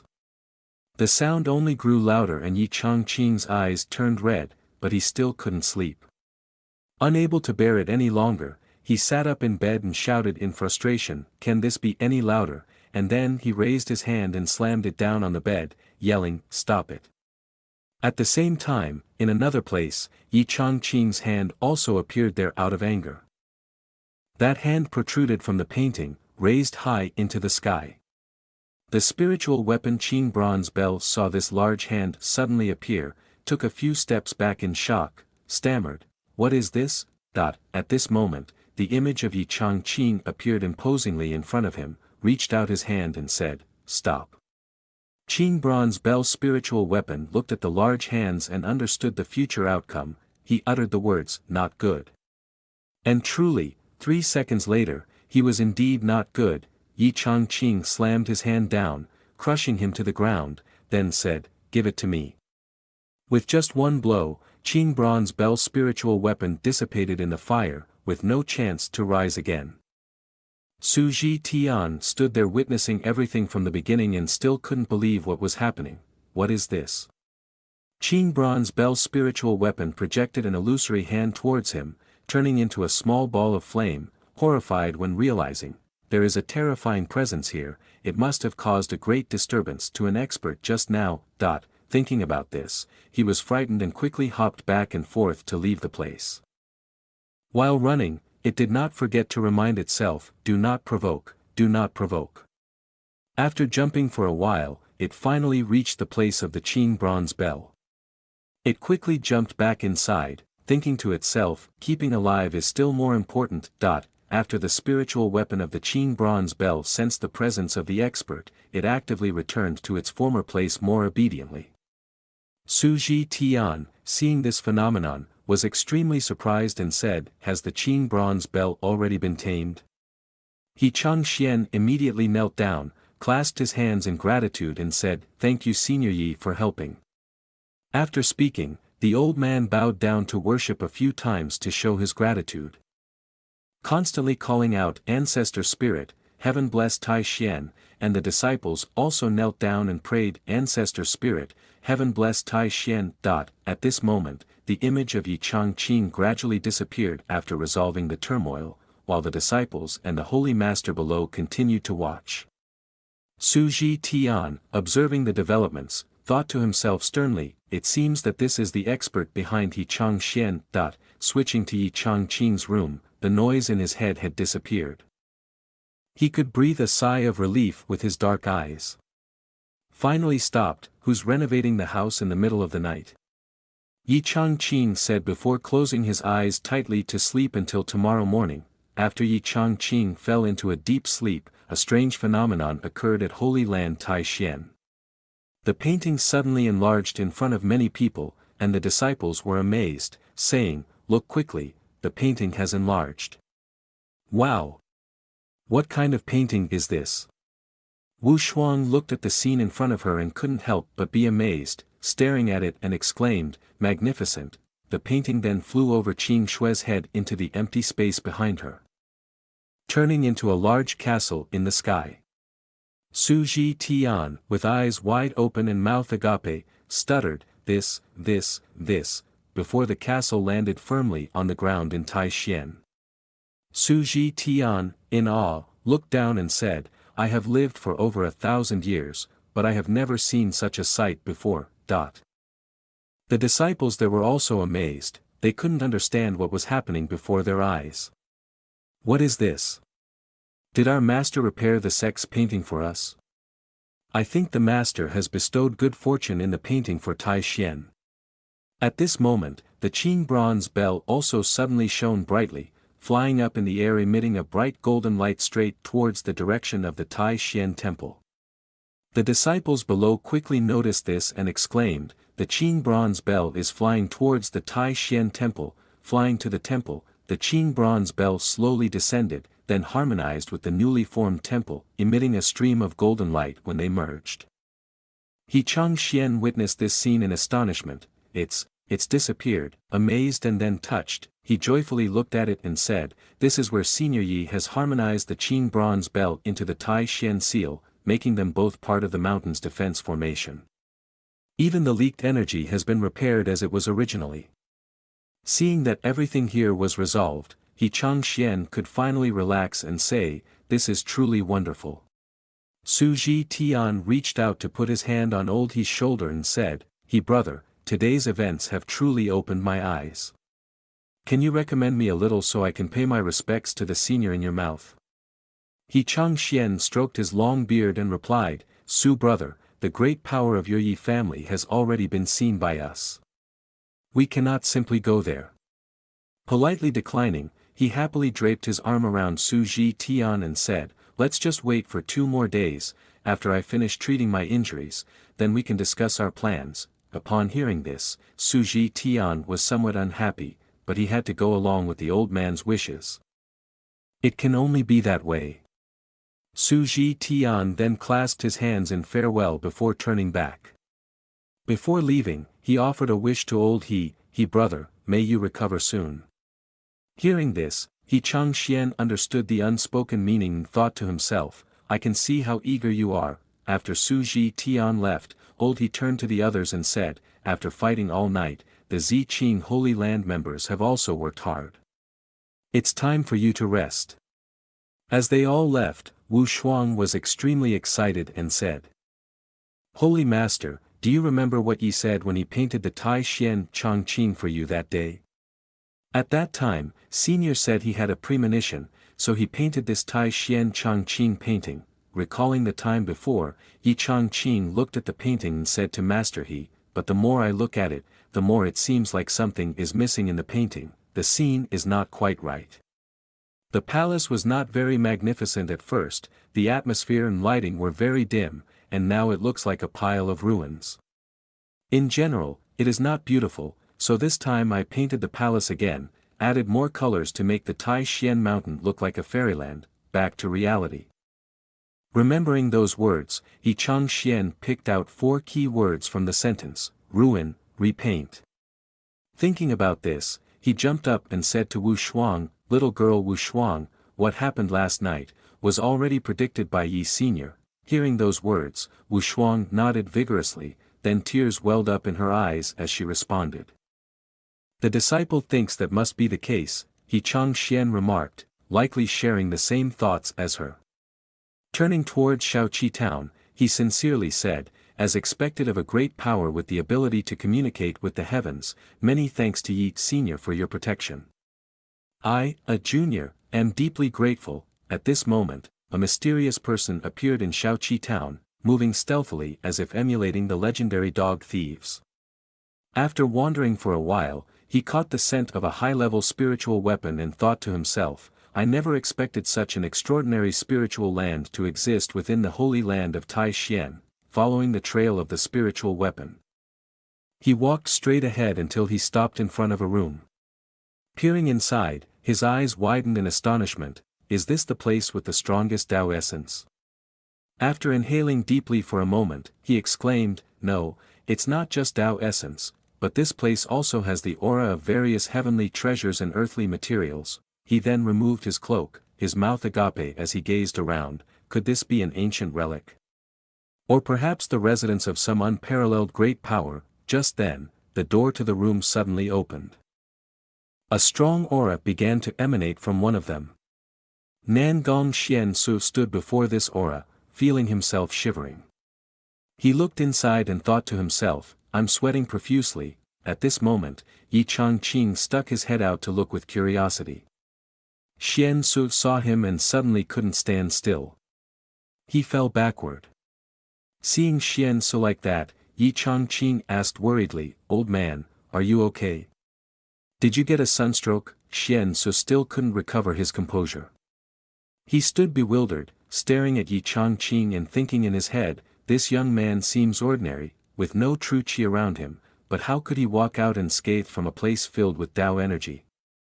Seeing Xian Su not responding, Yi Changqing called out again, Old man. Hearing the second call, Xian Su finally came to his senses. He stepped back and bowed respectfully to face Yi Changqing, showing his respect. I am Nan Gongxian Su, pleased to meet the expert. Seeing Xian Su and others behaving like this, Yi Changqing was puzzled and asked, what's going on again? A while later, both of them went to a place to have a tea ceremony together. Yi Changqing poured tea into a cup and asked the old man, Sir, perhaps you have been hallucinating due to the heat, would you like to calm your mind by drinking tea peacefully? Nan Gongxian Su, feeling embarrassed, took the tea cup, clasped his hands and replied, Thank you, expert.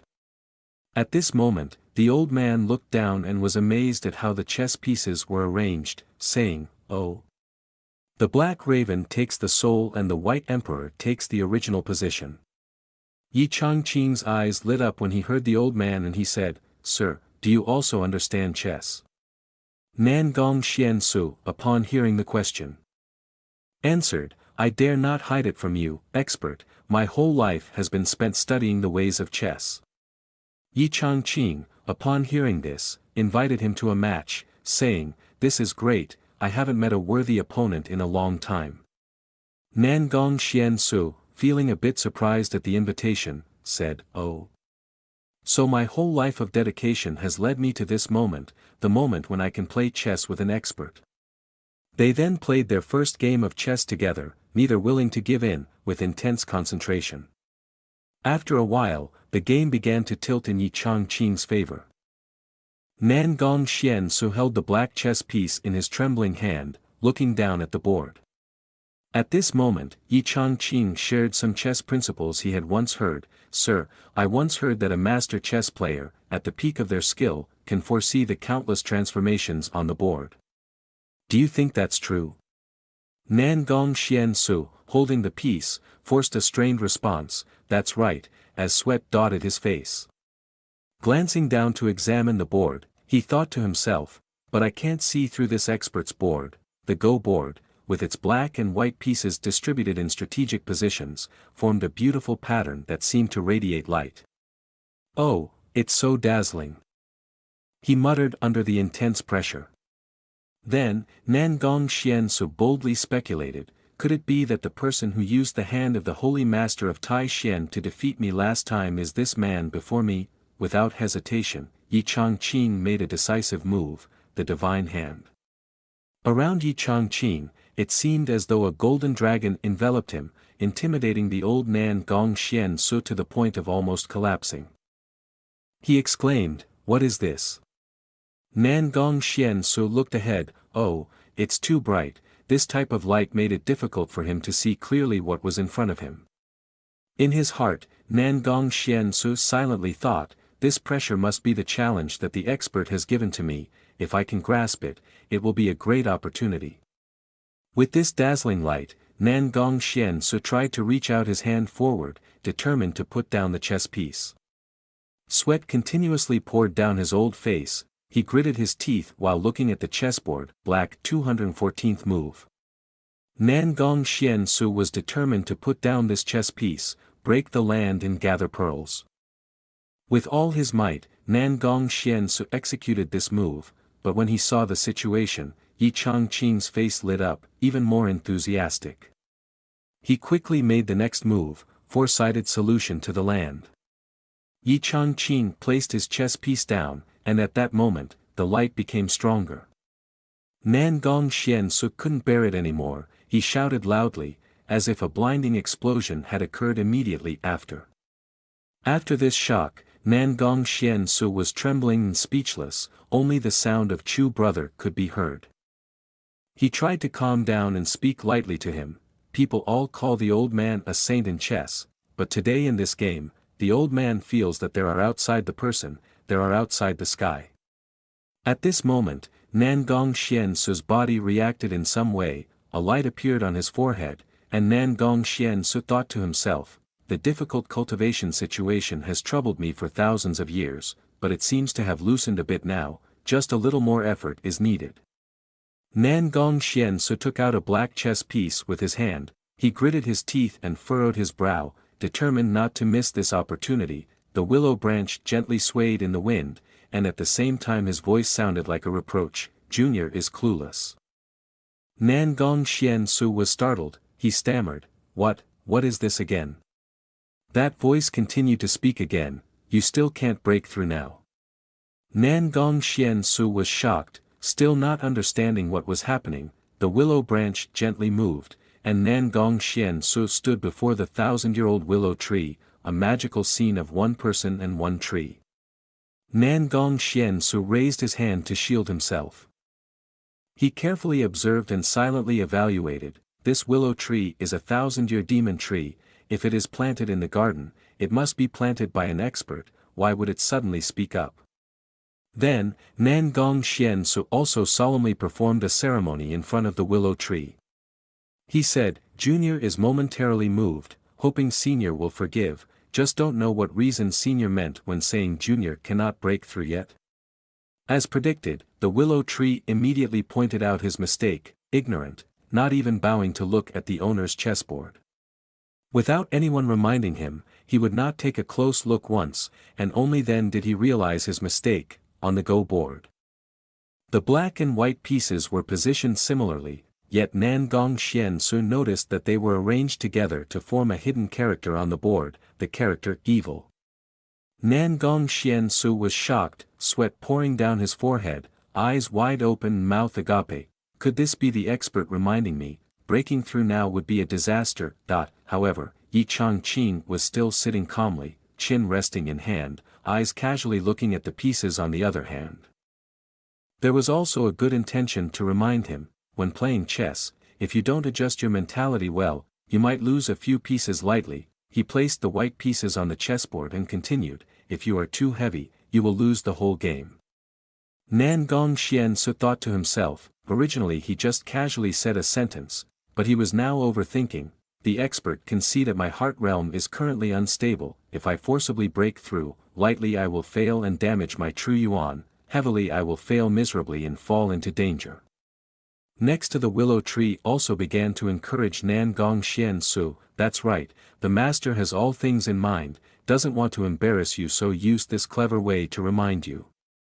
Quickly thank him. After being enlightened by the willow tree, Nan Gongxian Su immediately put it into practice. He stood up, then respectfully bowed to Yi Changqing, the expert is truly formidable, I admire you. Yi Changqing was somewhat surprised, with a few big question marks popping up in his head, he secretly regretted. Oh, I've surrendered after only a few moves, I haven't even used all of my tricks yet, so he continued to cheer on.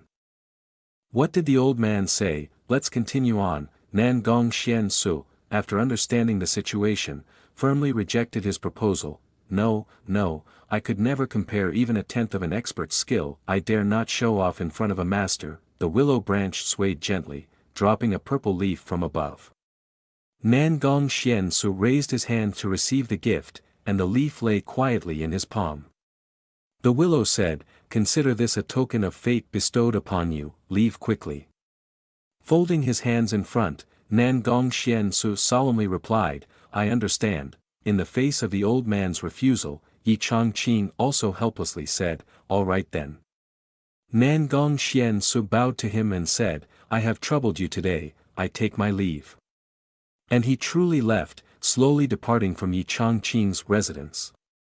Watching his strange behavior, Yi Chongqing couldn't help but wonder, why did he leave? He noticed that the old man had a lot of interaction with the willow tree. Yi Chongqing immediately speculated, he must be allergic to willow pollen. At this moment, Nan Gong Xian Su softened in his heart, his sword penetrating through countless mountain ranges. After this experience, Nan Gong Xian Su couldn't help but exclaim, "I never expected that there would be such a great power hidden in the holy land of Tai Xian. It seems that losing to him is also reasonable." Time passed slowly, and they finally reached the final stage of the martial arts competition between the two great holy lands. He Chongxian looked over the list and couldn't help but exclaim, "Not bad, the various strange and mysterious sword techniques have brought some small gains." Su Ji Tian beside him couldn't contain his anger, feeling very uncomfortable inside. Old Su was quite arrogant, making it difficult for him. Not only did he not gain anything, but he also had to compensate for 2 treasures, which made him very angry. Su Ji Tian then suppressed his emotions and pretended to be calm as he reminded, "When will you take me to meet that old master?" Hearing this, He Chongxian's face went from joyful to pale. He immediately turned around, smiling awkwardly as he explained, "Senior Su, it's not that I didn't want to take you, but master needs to meditate and it would be inconvenient to disturb him." Su Ji Tian saw the other party hesitating and continued to attack, "Brother, I'm not in a hurry. The holy flag Nan Gong will be here soon, and his purpose is also for the sake of the expert behind our sect." Upon hearing this, He Chongxian asked in surprise, "Is that so?" Su Ji Tian nodded in confirmation. He Chongxian thought to himself, "Nan Gong Sr. has achieved the peak in the Tao of chess, it will probably take less than 50 years for him to break through, this time." It was old He's turn to be puzzled. He pondered, such a figure is not easy to deal with. I never expected Su Ji Tian to use the name of Nan Gong Sr. to force me to take him to meet Senior Yi. Soon after, a voice announced, "The holy flag Nan Gong Xian Su has arrived." Moments later, he appeared in the hall of Tai Xian. Su Ji Tian hurriedly ran up to him, "Senior Nan Gong, you're here." He Chongxian bowed respectfully, saying, "He Chongxian pays his respects to the holy chess." Nan Gong Xian Su smiled and said, "Greetings to the 2 holy masters." Approaching He Chongxian, Nan Gong Xian Su said, "Today I came without invitation, hoping that Chongxian Sr. would forgive me." He Chongxian bowed and replied, I dare not, I dare not." In reality, he was delighted to see Nan Gong Xian Su. "The visit of the holy senior to our Tai Xian holy land is an honor," Nan Gong Xian Su said, supporting He Chongxian. "The Tai Xian holy master does not need many ceremonies. Last time you were able to break through our 4 dragons water formation, which was truly remarkable." He patted He Chongxian's back and laughed as if he didn't know anything. "I am impressed.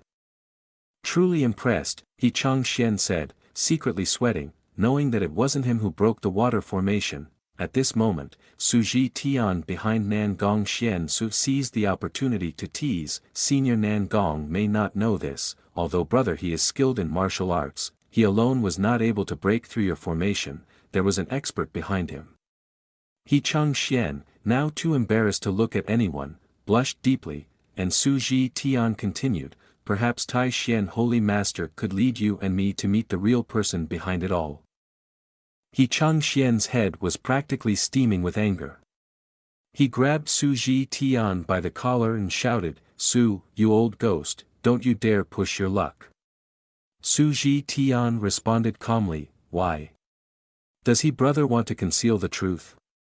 Everyone was aware of the numerous schemes and plots swirling in Su Ji Tian's mind. Nan Gong Sr. is a chess enthusiast, he wouldn't give up on any master of the game. However, fate took an unexpected turn when Nan Gong Xian so said, actually, before I came to Tai Xian, I already met that expert. Both old men were left dumbfounded, their eyes wide open in disbelief. Stroking his beard, Nan Gong Xian so quietly acknowledged, indeed, it surpassed my imagination.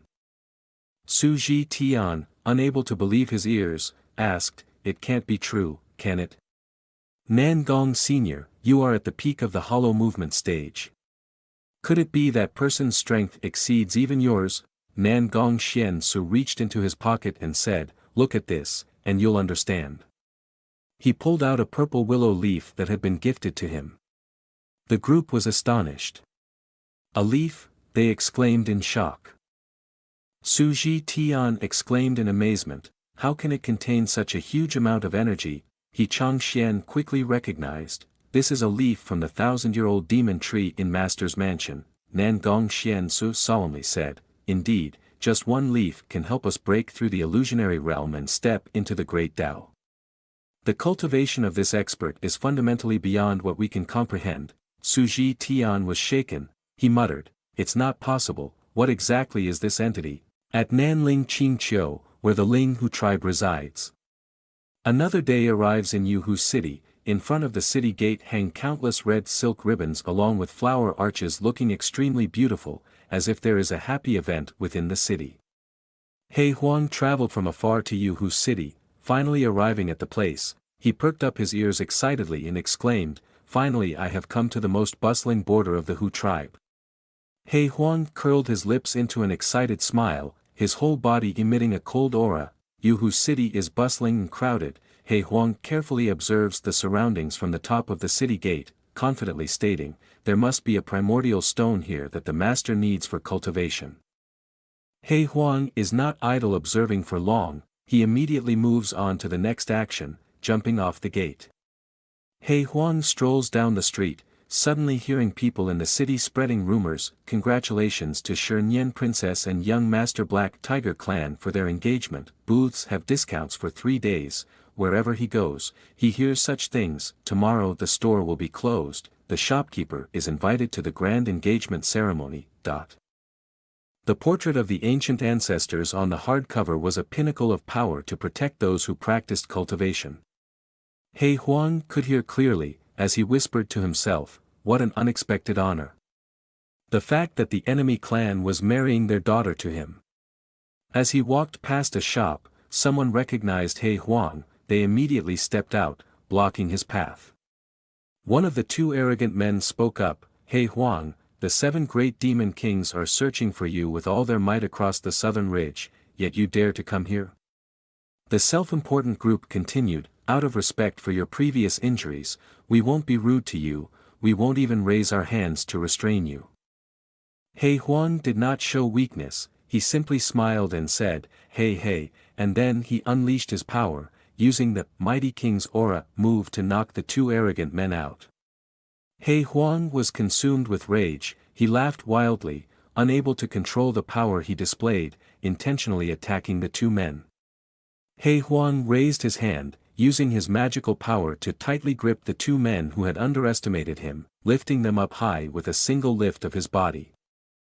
He Huang spoke up, where do you see this king being injured? He Huang thought to himself, his eyes filled with joy, after receiving the He Huang picture purification ceremony from the master, I have become stronger than before. As He Huang tightened his grip, the other person visibly trembled in fear, your aura is about to break through to the demon emperor realm. He Huang showed no mercy as he tightened his hold even more. He said, I heard that your Shernyan princess is soon to be married to Ming Yen of the Black Tiger clan. In an instant, he wanted to settle old scores. 3 months ago, it was Ming Yen who orchestrated the siege against me. He Huang tightened his grip once again. Exerting more force on the necks of the 2, one of them struggled to speak, so what? Let me tell you, when the time comes, even the old ancestors of the Linghu tribe will participate in the grand marriage ceremony. Don't even think about causing trouble." He Huang smirked mischievously. "Oh, you have just provided me with some good news." Without hesitation, He Huang turned and tightly squeezed the hands, using his strength to crush the two individuals. "If the old ancestors of these unruly foxes were to come, we should take advantage of this opportunity to sneak into the forbidden land of the Linghu clan and take the primordial stone for our master." Time slowly passed, and the next day arrived in the blink of an eye. The bustling and crowded streets were filled with excitement as young Master Ming Yan of the Black Tiger clan arrived to escort his bride. Red lanterns adorned the streets, creating a lively atmosphere. As the wedding procession passed by, the people couldn't help but gossip. "Why is the Black Tiger clan so quiet during the wedding procession? Yes. There's not even a musician or drummer. Could it be that the Black Tiger clan doesn't accept this marriage?" Young Master Ming Yan of the Black Tiger clan rode solemnly on his beast through the streets, his cold and disdainful demeanor clear for all to see. "Marrying a foreign woman is a matter of loss of face that I don't want many people to know about." Remembering the two murders from yesterday, he couldn't help but feel angry. The bodies of those two guards in Yuhu City truly had the aura of He Huang. I'm sure I'm not mistaken. If He Huang dares to show up in front of me, then I'm sure. Ming Yan clenched his teeth in frustration and dissatisfaction. At that quiet moment, suddenly there was music. The lively sound resonated well with this atmosphere. Everyone exclaimed, "The music team is here. I told you, the alliance between the two tribes is good. How can there be no movement at all?" Ming Yan turned his head to look, unable to help but angrily shouted, "Annoying, who brought bad luck to the young master?" He Huang and a group of people appeared from behind, dancing joyfully and harmoniously, the music lively with "Memories of Affection Rise," west wind fluttering flowers and moonlight, east wind recalling swords and blades. He Huang danced and said, "Ming Yan's grand celebration. I intentionally instructed my brothers to perform a village dance to share joy with everyone." Ming Yan couldn't hold back and immediately stepped down, pointing and shouting loudly, "He Huang, how dare you appear in front of the young master?" The rage reached its peak. Ming Yan couldn't help but start to fight, his eyes filled with anger and bloodlust. "That day, I spared you, but I didn't expect you to come looking for death today." Ming Yan exclaimed, his body surrounded by a deep red aura. Seeing this, He Huang sneered. "Is that all the courage you have?" He Huang easily dodged Ming Yan's attacks, his face filled with satisfaction as he raised his hand to begin his counterattack. Countless chains immediately appeared, tightly holding onto Ming Yan's body. He gasped, "What is this?" He Huang gestured with his finger in the air, causing Ming Yan to be pushed down and hit the ground hard. Ming Yan was completely subdued. Struggling to speak, he said, "It's been months since we last met. I didn't expect you to have broken through." Ming Yan thought to himself, he was heavily injured before, but now not only has he recovered completely but also advanced to the level of the Demon Emperor. How is that possible? He Huang laughed, seemingly indifferent. He continued, "Congratulations on marrying Shernyan Princess, with the purest bloodline of the Linghu tribe." Hearing this, Ming Yan couldn't help but feel excited, his face darkening in anger as he warned, "Stop pretending, release the young master now, or you will face the consequences." He Huang didn't waver, but unblocked Ming Yan with a wave of his hand. He Huang turned and said, "All right then, we'll meet again at the Grand Dictionary Feast." Ming Yan refused to back down, challenging, "Do you dare ruin my plans?" He Huang smiled elegantly and replied, "Why wouldn't I dare? I have always been able to do what I say." As He Huang calmly walked away, Ming Yan clenched his fists. He glared with anger, grinding his teeth. He then instructed his subordinates, "Quickly inform the Hu tribe, He Huang has reached the Demon Emperor realm. Also, warn all guards at the Grand Dictionary Feast to be on high alert." The subordinates promptly responded, "Understood." The scene then shifted to a beautiful place, cherry blossoms blooming everywhere, painting the scene in a gentle pink hue. At Tao Shan, the dwelling of the leader of the Ling Hu tribe, following Ming Yan's orders, the members of the Hu tribe began to be on guard. The guards commanded, mobilize all beasts at Ho Shan, search for He Huang at the Grand Dictionary Feast, do not disturb the old ancestors. Looking at the chaotic crowd running around below for him, He Huang sat on high and couldn't help but exclaim in his heart, a bunch of fools, indeed falling into my clever trap. Without further hesitation, he jumped down from the tree and transformed into a small black dog. He ran on the road at the fastest speed, calculating in his mind, the guards and the old fox have both arrived at the scene, will the forbidden land really not allow this king to enter? He Huang was originally running fast in the peach forest, when suddenly a strange aura drifted over, he turned his head to look back, to ask someone. From that aura, a figure with soft white fur gradually appeared, it was a white fox with shining green eyes, looking like a beauty. Without saying a word, the white fox jumped up onto the tree and sarcastically said to He Huang, there is another person who doesn't recognize you, He Huang in legends is nothing more than that. He Huang, enraged, bared his teeth and glared. Little fox, if you've recognized me, then you won't be leaving this peach blossom forest today. With that, He Huang transformed back into human form. The white fox remained unfazed, calmly responding, is that so? In the next moment, she too transformed, becoming a stunningly beautiful woman, as lovely as a flower.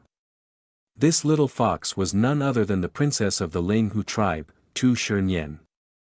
She spoke, just as I wanted. I also wish to test your strength. As soon as she finished speaking, she smiled and assumed a seductive demeanor, sweetly calling his name, He Huang Lord. This immediately captured He Huang's attention. As he admired her alluring figure, his face revealed a lecherous expression, and impure thoughts filled his mind. Who would have thought this fox would be so beautiful in human form? Tu Shernyen, feeling triumphant, moved her lips slightly, letting out a soft laugh without saying anything more. She then leapt from her position, flying directly in front of He Huang, pressing close to him and beginning her enchantment. Are we here or? But then there was a thud and Tu Shernyen fell to the ground unconscious, her mouth foaming. He Huang took advantage of her unconsciousness, hoisted her onto his shoulder, and cheerfully said, sorry, you might not be human, but I really am a dog. Carrying Tu Shernyen, he quickly left, saying, I'll take her to the forbidden area of your Hu tribe to investigate first. Meanwhile, at the grand ceremony, everything was meticulously and solemnly arranged. Hu tribe chief Tu Shanyao stepped forward and said, thank you, elder brothers, and the various demon clan representatives for coming today to attend the wedding of my daughter and young master Ming Yan. The crowd below couldn't hold back and shouted. Patriarch 2, let's skip these tedious rituals, yes, bring the bride and groom up here. We've heard for a long time that Princess Shernyen is a national beauty, but you've kept her hidden away. We've been eager to meet her. The crowd's commotion made Tu Shanyao angry, but he restrained himself and explained, please be patient, everyone, give her a little more time to finish doing her hair. From outside, Ming Yan strides in aggressively, how long do you still want to wait here? Hearing him approaching, everyone murmurs, the young master has arrived. Ming Yan shows no respect towards the others, his body exuding a fierce aura. He questions, has the old fox 2C still not arrived? At this moment, the others haven't realized the seriousness of the situation yet, they are still cheering, Ming Yan young master, why the hurry? Congratulations, clearly, Tu Shanyao in front of Ming Yan immediately retorts, young master, be careful with your words, the old ancestors may have magical powers to attend.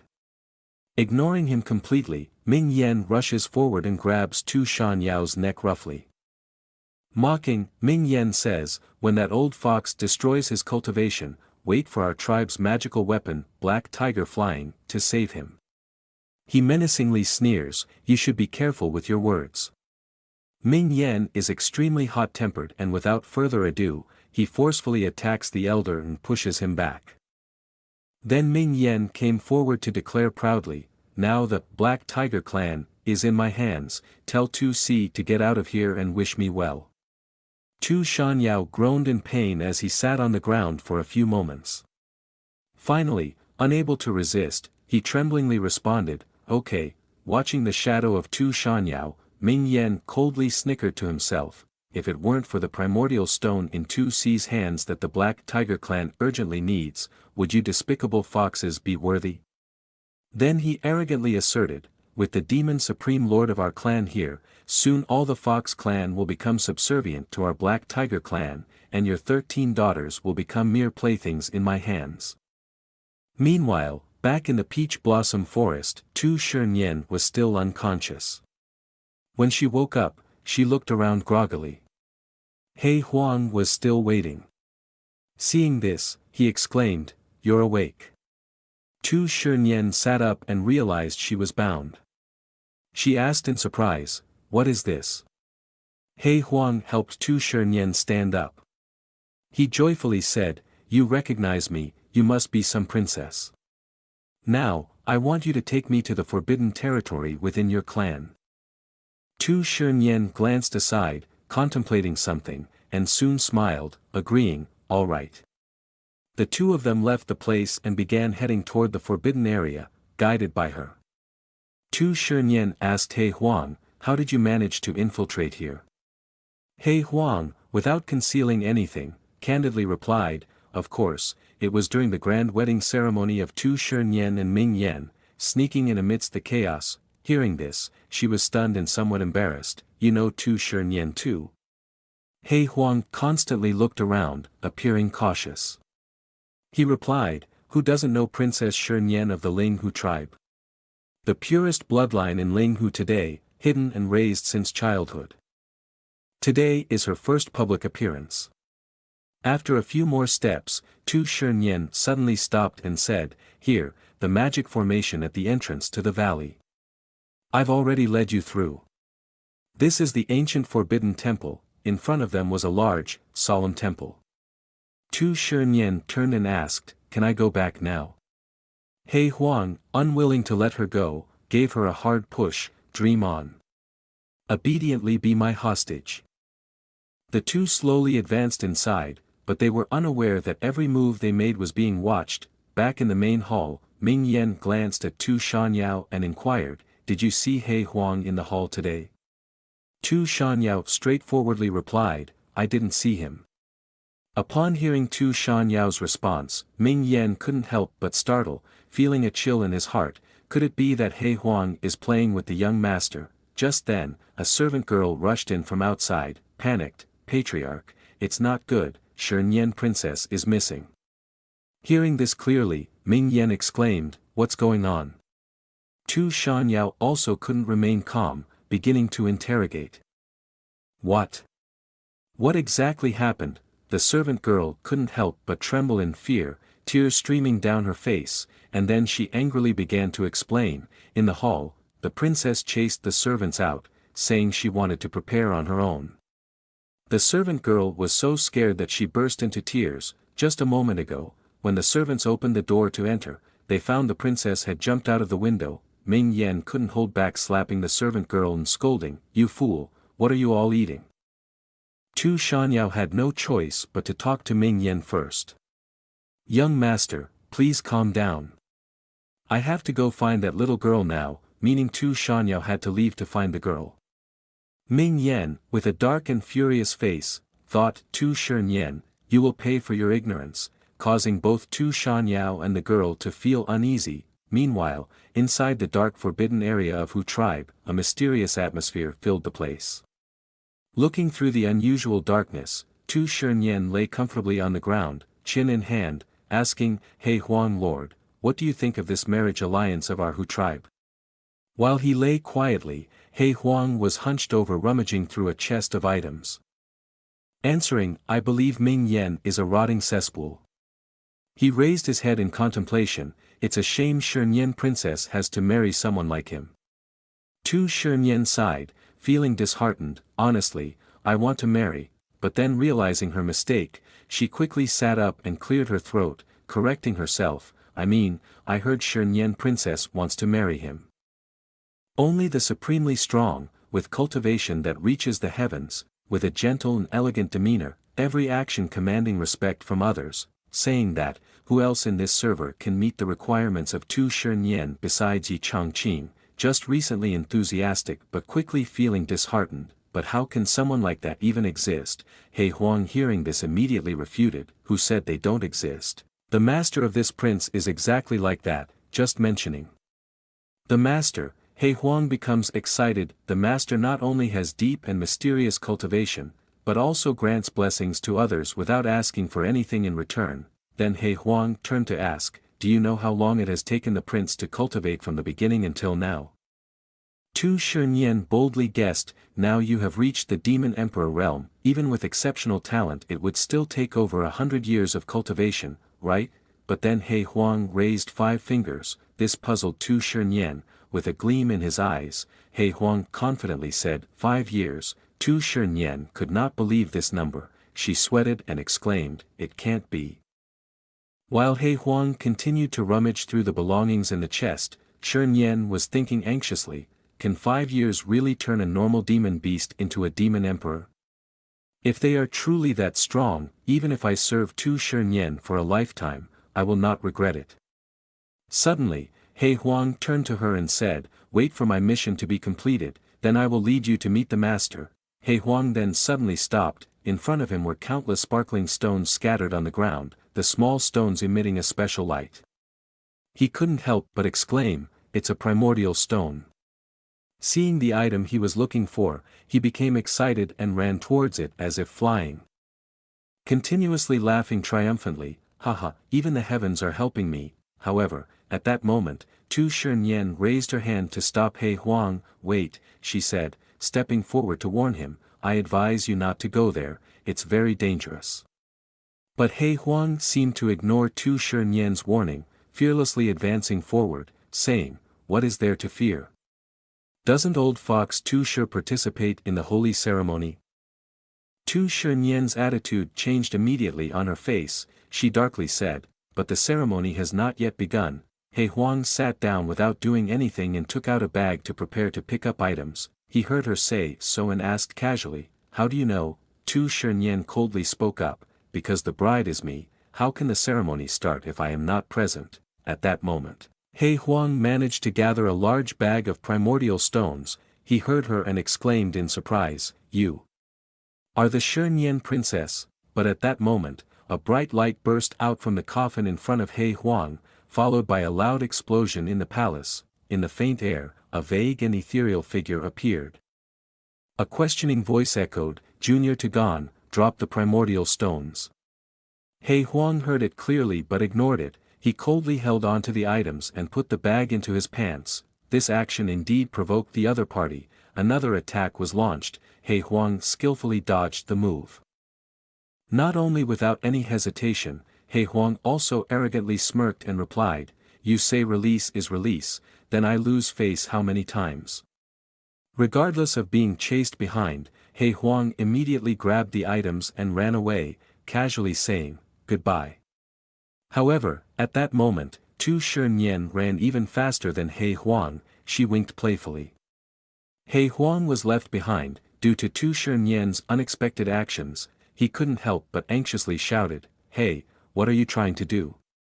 Tu Shernyen swiftly jumped and flew out of the electric door, standing up gracefully and cheerfully murmured to herself, He Huang, let me see your true abilities. If you can survive outside, I will introduce you to that amazing expert. Tu Shernyen decisively pushed the control lever down, the large door slowly closed, the light in front of them getting dimmer and dimmer. He Huang angrily cursed, your fox families. Before he could finish, the door had completely closed, with the chase catching up from behind. He Huang was slowly surrounded by a purple gas. In the blink of an eye, He Huang was suddenly bound tightly by numerous chains, his body swaying in the air, suppressed to the point of barely being able to move. Struggling under the force of his opponent, He Huang knelt in a difficult position, his teeth clenched tightly. At this moment, a voice rang out, He Huang, you spoke disrespectfully in our tribe's forbidden area, and now you want to take the primordial stone. Immediately, the old ancestors of the Ling Hu tribe appeared. One of them shouted, "Did you think I was dead?" 2C, with an air of supreme authority, waved her hand powerfully.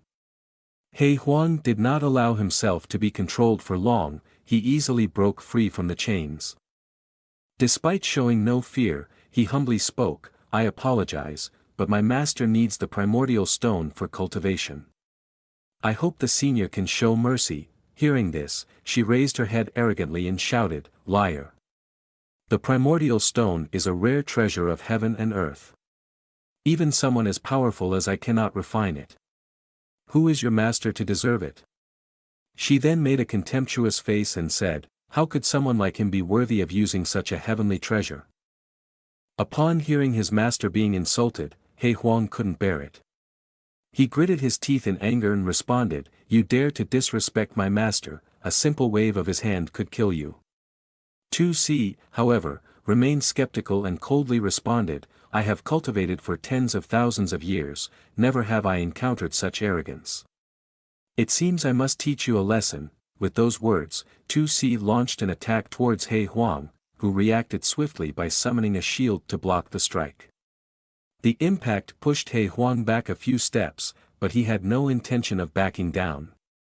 Facing 2C's overwhelming aura and lack of reasoning, He Huang prepared to retaliate with great speed. The two clashed fiercely, their powerful auras creating a vibrant and intense atmosphere. Soon after, a loud explosion occurred, and 2C was pushed back by the force. At first, she despised him, but in the end, she was still injured by He Huang. Blood dripped from 2C's mouth, but her arrogance remained, unwilling to accept her weakness. She gritted her teeth and prepared to charge forward, to die. This time it was He Huang's turn to be arrogant.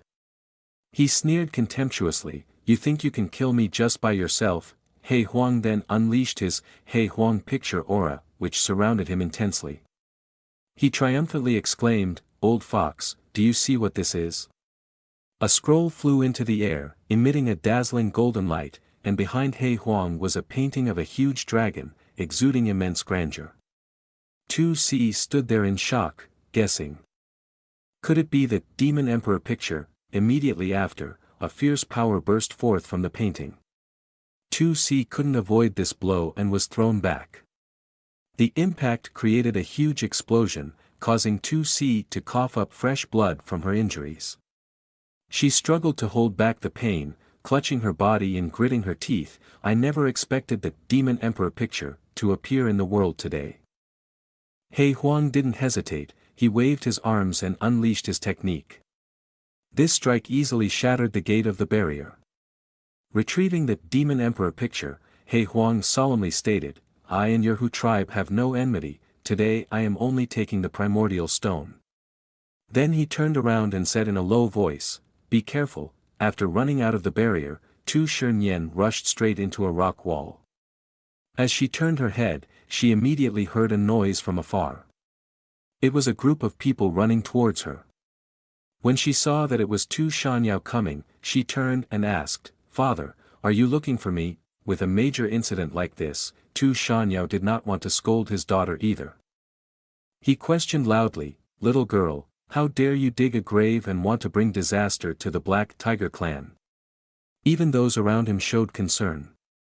They advised, "Princess Shunyan, this marriage with the Black Tiger clan is of great significance, you cannot act casually." Another person added, "That's right, even if you don't think of the patriarch, you should think of the old ancestors." Tu Shanyao heard that and also spoke up, "Yes, old ancestors this time fell into danger, being swallowed by the great Tao. Only the Black Tiger flag in Ming Yan's hands can restore the internal injuries. As the princess, you should also consider the great plan of Ling Hu tribe for thousands of years. If the old ancestors are lost, our tribe will be in danger." While Tu Shanyao was explaining the principle, He Huang quietly escaped. Tu Shunyan noticed He Huang's actions and thought to herself, "This black dog really slipped away." Remembering what He Huang said, Tu Shunyan confidently replied, "If I can find a stronger expert for Ling Hu tribe, would that be acceptable?" Father, upon hearing this, Tu Shan could not conceal his surprise on his face and immediately questioned, "What do you mean?" Looking at the entire demon clan, who else could be stronger than the power of the Black Tiger clan? Tu Shan stepped back, spread her arms wide, and the strong wind blew against the mountain wall, gently blowing her hair. Tu Shan confidently said, "Then wait and see, Father." A slight smile formed on her lips. Tu Shan fell backwards and was dropped down the deep cliff. Tu Shanyao hurried back, calling out for his daughter, Shan, while the others behind also shouted out in panic, "Princess, princess." Those above were anxious, unable to see the bottom of the dark cliff below. As Tu Shan's group panicked, He Huang, in wolf form, rushed to them, pushing aside the two from the Hu tribe and leaping towards the cliff. Seeing He Huang, Tu Shanya was shocked. "Why is he here?" He bravely jumped down the deep cliff, causing a commotion below. Tu Shanyao was surprised to see He Huang emerge from below with Tu Shan on his back, scolding her, "Why did you have to suffer like this?" Tu Shan, in tears, explained her suffering and pain, saying she would rather die than be forced to marry Ming Yan. Seconds later, He Huang and Tu Shan appeared in front of Tu Shanyao. Seeing this, he shouted in panic, "He Huang, release my daughter, this is not the business of the Hu tribe." He Huang, extremely arrogant, smirked and replied, "Old fox, do you even understand anything?" He Huang then safely carried Tu Shan to the ground and continued, "If Shan princess is lucky enough to serve by my master's side, that would be the greatest magical power of your tribe." He then walked away with Tu Shanyao's daughter, leaving behind the frantic plea of Tu Shanyao to stop him. Meanwhile, Tu Shan sat behind He Huang, laughing quietly to himself, pleased with the success of the plan. Tu Shanyao, enraged, looked at his subordinates and ordered, "You two, chase after them." He gritted his teeth, a mix of fear and anger in his expression. A voice from behind mocked, "Has the black dog run away?" Tu Si appeared, causing Tu Shanyao to panic, muttering in amazement, "Old ancestors." Tu Shanyao bowed and asked, "Why are you so agitated?" Tu Si turned slightly and said sternly, "Black dog forced little girl Shan to steal the primordial stone in our tribe's forbidden area." Tu Shanyao was too embarrassed to speak, gritting his teeth, "Old ancestors, Shan has been taken, this marriage," but Tu Si cut him off and said, "Then make an announcement outside." She stood confidently, with a hint of cunning in her face. He Huang took little girl Shan, intending to seek revenge on the Black Tiger clan. Tu Shanyao immediately bowed and exclaimed, "Our ancestors are wise." Then he expressed his concern, "But we need the Black Tiger flag urgently to heal your wounds." She waved her hand casually, "It's okay, the council has found a holy object worth 100 times more than the flag of the evil tiger. Tu Si left, and she smirked, "If you take the council's maiden, then pay with your demon emperor picture. At the scene of the wedding, Ming Yan was still waiting for news from the Ling Hu tribe. Tu Shanyao rushed out to report the situation to him in a breathless manner. "The situation is like this, He Huang is shameless." He looked serious and pale, recounting the incident from beginning to end, and following Tu Si's lead, he twisted the truth. "Not only did he take our daughter, but he also injured our tribesmen," and spoke wildly, saying it was to disgrace you. Listening to Tu Shanyao's account, Ming Yan was furious, his whole body trembling, completely losing his composure, his eyes wide with anger. "He Huang, how dare you mock our young master? On the day of the grand wedding you took away our young master's bride." Ming Yan clenched his teeth, his eyes filled with bloodshot anger. "This is an insult to our entire Black Tiger clan." Unable to contain his rage, he then used the tiger talisman to summon the power of the heavens and earth to face the enemy. Everyone saw Ming Yan take a deep breath and then summon a tiger talisman, and they exclaimed, "It's the Black Tiger blood jade, the sacred amulet passed down through generations of Black Tiger leaders, It is said that only in times of crisis can the old ancestors of the Black Tiger clan be summoned. Indeed, shortly after the wedding ceremony, a storm swept in, with a dark aura gathering in the sky. From that intense aura emerged a figure, and as the energy dissipated, a new character appeared. Facing this figure, Ming Yen bowed and said, "Ming Yen greets the old ancestors." Feeling the powerful aura from the Black Tiger clan, the Linghu tribe all kneeled and exclaimed, "Greetings to the Demon Supreme Lord Black Tiger." At that moment, fear gripped everyone as they thought to themselves, summoning this old ancestor, the old man is a Demon Supreme level expert, known for his ruthless killings. Little guy He Huang is in big trouble. The figure that appeared was the old ancestor of the Black Tiger clan, named Ming Ju Dang. Facing Ming Yen, the old ancestor could not help but ask, "Ming Yen, why did you use the Black Tiger's blood gem to summon me?" Ming Yen bowed and replied, "Ancestor, a year ago, I pursued a strong foe who called himself He Huang, but he managed to escape. Currently, he is forcing Shern Yen, the princess of the Linghu tribe, who is about to marry my son, obviously insulting our Black Tiger clan, so I summoned the blood jade to invite the ancestors." When Ming Yen recounted everything, Ming Ju Dang immediately pointed and struck at Ming Yan's body, shouting, "Useless person." It was just a light move from the old man, but Ming Yen was knocked back, causing an explosion so obscure that no one could see what was inside. Hearing Ming Yen recount with anger, Ming Ju Dang not only did not stand by him but also felt ashamed. He continued to scold, being unable to chase and kill the enemy but being retaliated against, truly losing face. Then Ming Ju Dang raised his hand and asked, "Which tribe does he belong to?" Tu Shanyao didn't dare delay and promptly replied, "It seems he has gone to the Zhongzhou mainland, taking the form of a black dog." Ming Ju Dang couldn't help but sneer, "Just a dog raised by humans. Where are your Hu tribe's old ancestors, allowing their descendants to be taken away like this?" Tu Shanyao quickly replied, "The old ancestor has gone to pursue him." Ming Ju Dang frowned unhappily. He thought to himself, Tu Si is very cautious, yet he willingly went after a small demon king himself. Ming Ju Dang then raised his hand and directly lifted Ming Yen up. His whole body was injured. Ming Ju Dang showed no mercy as he held Ming Yen high, his body trembling. He tightly grasped the chain around his neck for some comfort. Inside Ming Yan's chest was a flag, which Ming Ju Dang took out, saying, "You are not worthy of the Black Tiger flag." The old ancestor retorted with annoyance, "I'll handle this matter and then you can go think about shutting down." Ming Yen, in a pitiful state, trembled and weakly replied, "Yes." At the same time, Tu Shern Yen was standing beside He Huang, and he bowed down on a bamboo branch. He Huang pointed ahead and said to Tu Shern Yen, "There it is." Following He Huang's direction, they saw a beautiful and peaceful residence ahead. Seeing this scene, Tu Shern Yen was secretly horrified and exclaimed to herself, "A mansion? This could be considered a blessed place for cultivation." Without hesitating for long, the two of them jumped down into the backyard from above. Suddenly, an unexpected voice rang out, "Where did this fox demon come from?"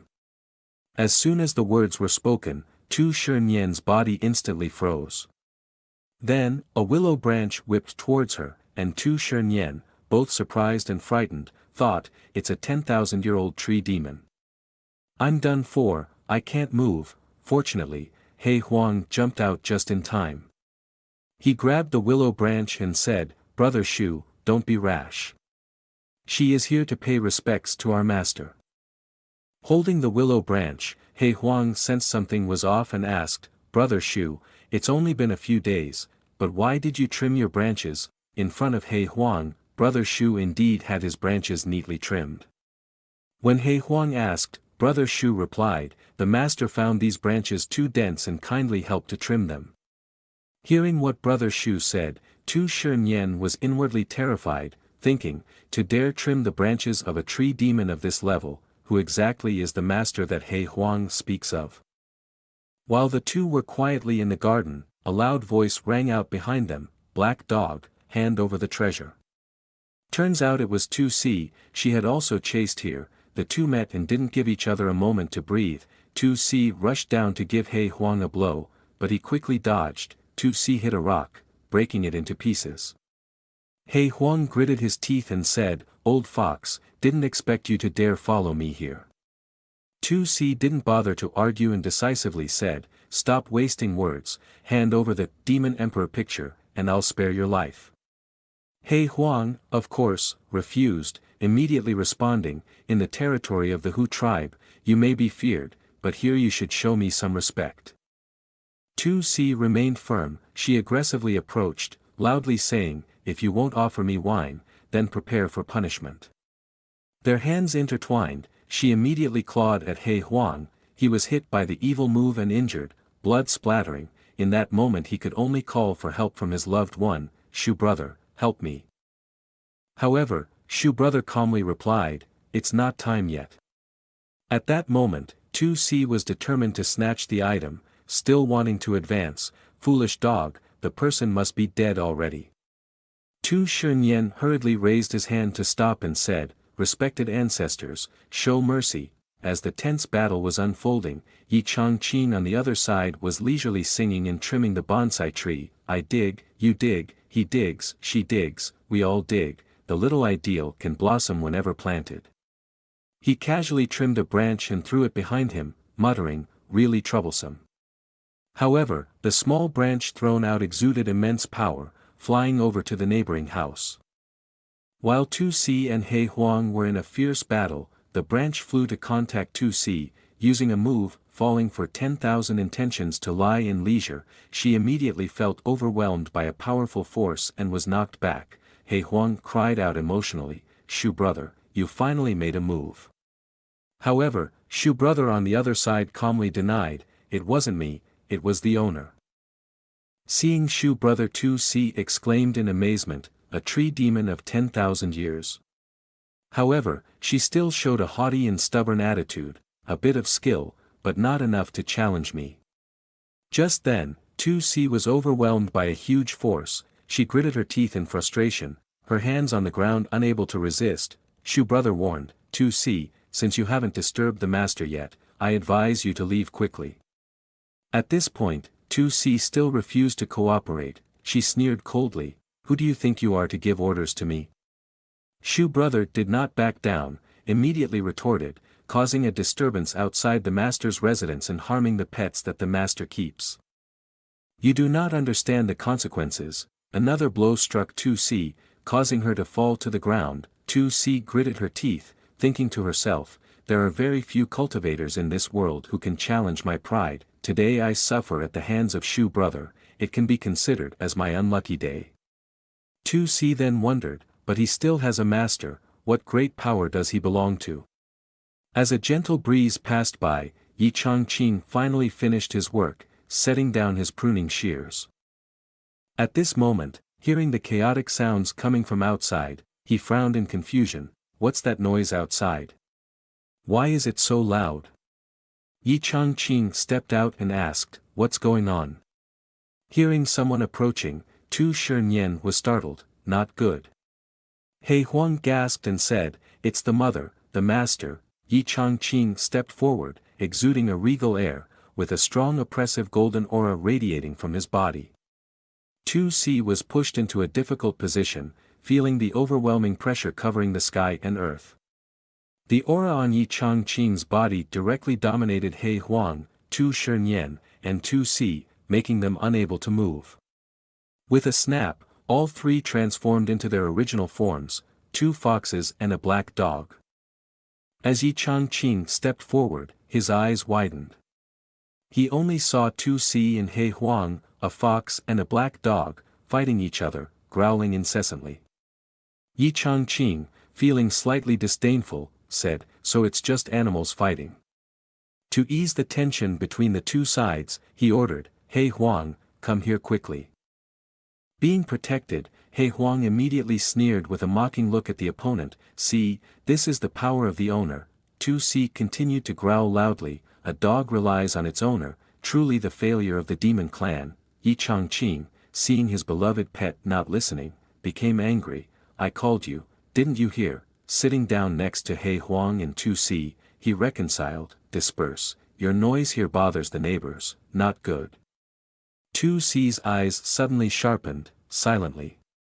Thinking to herself, it's time to test your strength, then she rushed in crazy, her actions caught by Yi Changqing, who frowned, then raised his hand towards her, noticing she was aiming at him. 2C helplessly closed her eyes and muttered to herself, not good. Yi Changqing grabbed 2C, lifting her up, angrily scolding, little guy, do you still want to scratch me? Without hesitation, he threw 2C away. The little fox yelped. Yi Changqing warned, go quickly, or I'll skin you. Having resolved the immediate issue, he turned around in frustration when suddenly a little fox weakly hit his eyes. 2 immediately stepped back, trembling. This beautiful appearance immediately touched Yi Changqing's heart, his eyes shining in awe. Yi Changqing quickly hugged the little fox and exclaimed, little white fox is so adorable. Seeing the wounds on 2 body, he worriedly asked, are you hurt? With a loving heart towards animals, Yi Changqing gently said to the little fox, follow me home, can I bandage you up? Everything that happened was observed by 2C, who gritted her teeth and silently cursed, heartless humans. Meanwhile, Yi Changqing scolded He Huang and gave him a cup on the head. Angrily teaching him, don't fight outside next time, do you hear me? He Huang cried out, woof woof, but silently admitted his mistake in his heart, saying, yes, He Huang knows he was wrong. Seeing her granddaughter being taken away, 2C, injured and trembling, stood up and demanded, human, release Shernyen. 2 is in the heart of Yi Changqing town, old ancestors rest assured, Shernyen has a plan. 2C also puzzled for a while, not understanding what this little guy meant. 2 smirked, I have eavesdropped clearly, compared to this great figure, the conditions of the Black Tiger tribe are not worth mentioning. As the door closed, 2C could still hear the excited voice of the granddaughter, Shernyen will definitely find the treasure to heal the old ancestors. 2C was immediately manipulated psychologically, she really couldn't understand why she was here. Transition to Yin Yang Holy Land. Inside the main hall the elders were gathered together. Yin Yang Holy Master Duan Changde closed his eyes leisurely. Just then, a disciple entered and reporting to the Holy Master, according to the Realm Guardian's report, Demon Supreme Black Tiger, Mingju Dang and Demon Supreme Hu Tribe, 2C, have broken through the Nanling barrier, and have now entered the Zhongzhou mainland. Upon hearing this, the calm expression on Duan Changde's face disappeared, he could not contain his excitement and asked, why did the two demon supremes force their way into the realm? The disciple bowed and replied, it seems they are chasing after a black dog demon. Listening to what he reported, Duan Changde fell silent, sweating lightly as he thought, a black dog demon can threaten two great demon supremes, there must be something sinister about it. Forget it, the demon supremes will have to be dealt with by the Holy Master of the Four Holy Lands. I will go meet them first. He then waved his hand, holding a stick. Duan Changde immediately took action, stepping towards the door. Before leaving, he instructed, elders, lead the disciples to guard the Holy Land and wait for further orders. The people behind him bowed in obedience, saying, yes, we will follow the orders of the Holy Master. Duan Changde mounted his sword, lightly tapping it with his foot. Then vanished in a cloud of dust. He rushed forward, cutting through the wind and clouds, then took out a small pearl, saying, my old friends, Demon Supreme Black Tiger Ming Ju Dang and Demon Supreme of the Lin Hu Tribe 2C have broken through the barrier of the Yin Yang Holy Land and entered mainland Zhongzhou. It seems that they are heading north. What do you all think? After finishing the sentence, Min Chao immediately flew away. Not long after, the small object flew from Duan Changde's place to the Holy Land de Luo. At that moment, Luo Wanfeng, the Holy Master of Holy Land de Luo, was still sitting calmly in the palace. The small object approached her ear and conveyed the message. After hearing clearly, she also spoke up, no matter what the purpose is, if the Demon Supreme dares to invade, we cannot just stand idly by. Luo Wanfeng left her position, she moved forward and affirmed, Duan brother, rest assured, I will immediately set out to meet with the elders. In Luo Wanfeng's eyes, there was determination. She then extended her hand to pass the jade token. At the same time, at the Holy Land Tai Xian, Su Ji Tian and He Chang Xian were playing chess. They also heard the current situation from the jade token of Duan Changde.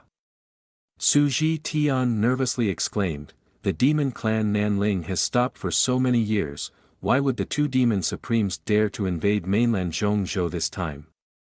He Chang Xian did not respond immediately. He picked up a chess piece and made a leisurely move, then pondered, most likely because of some treasure. Su Ji Tian, feeling startled, said, "He brother, don't you see the danger?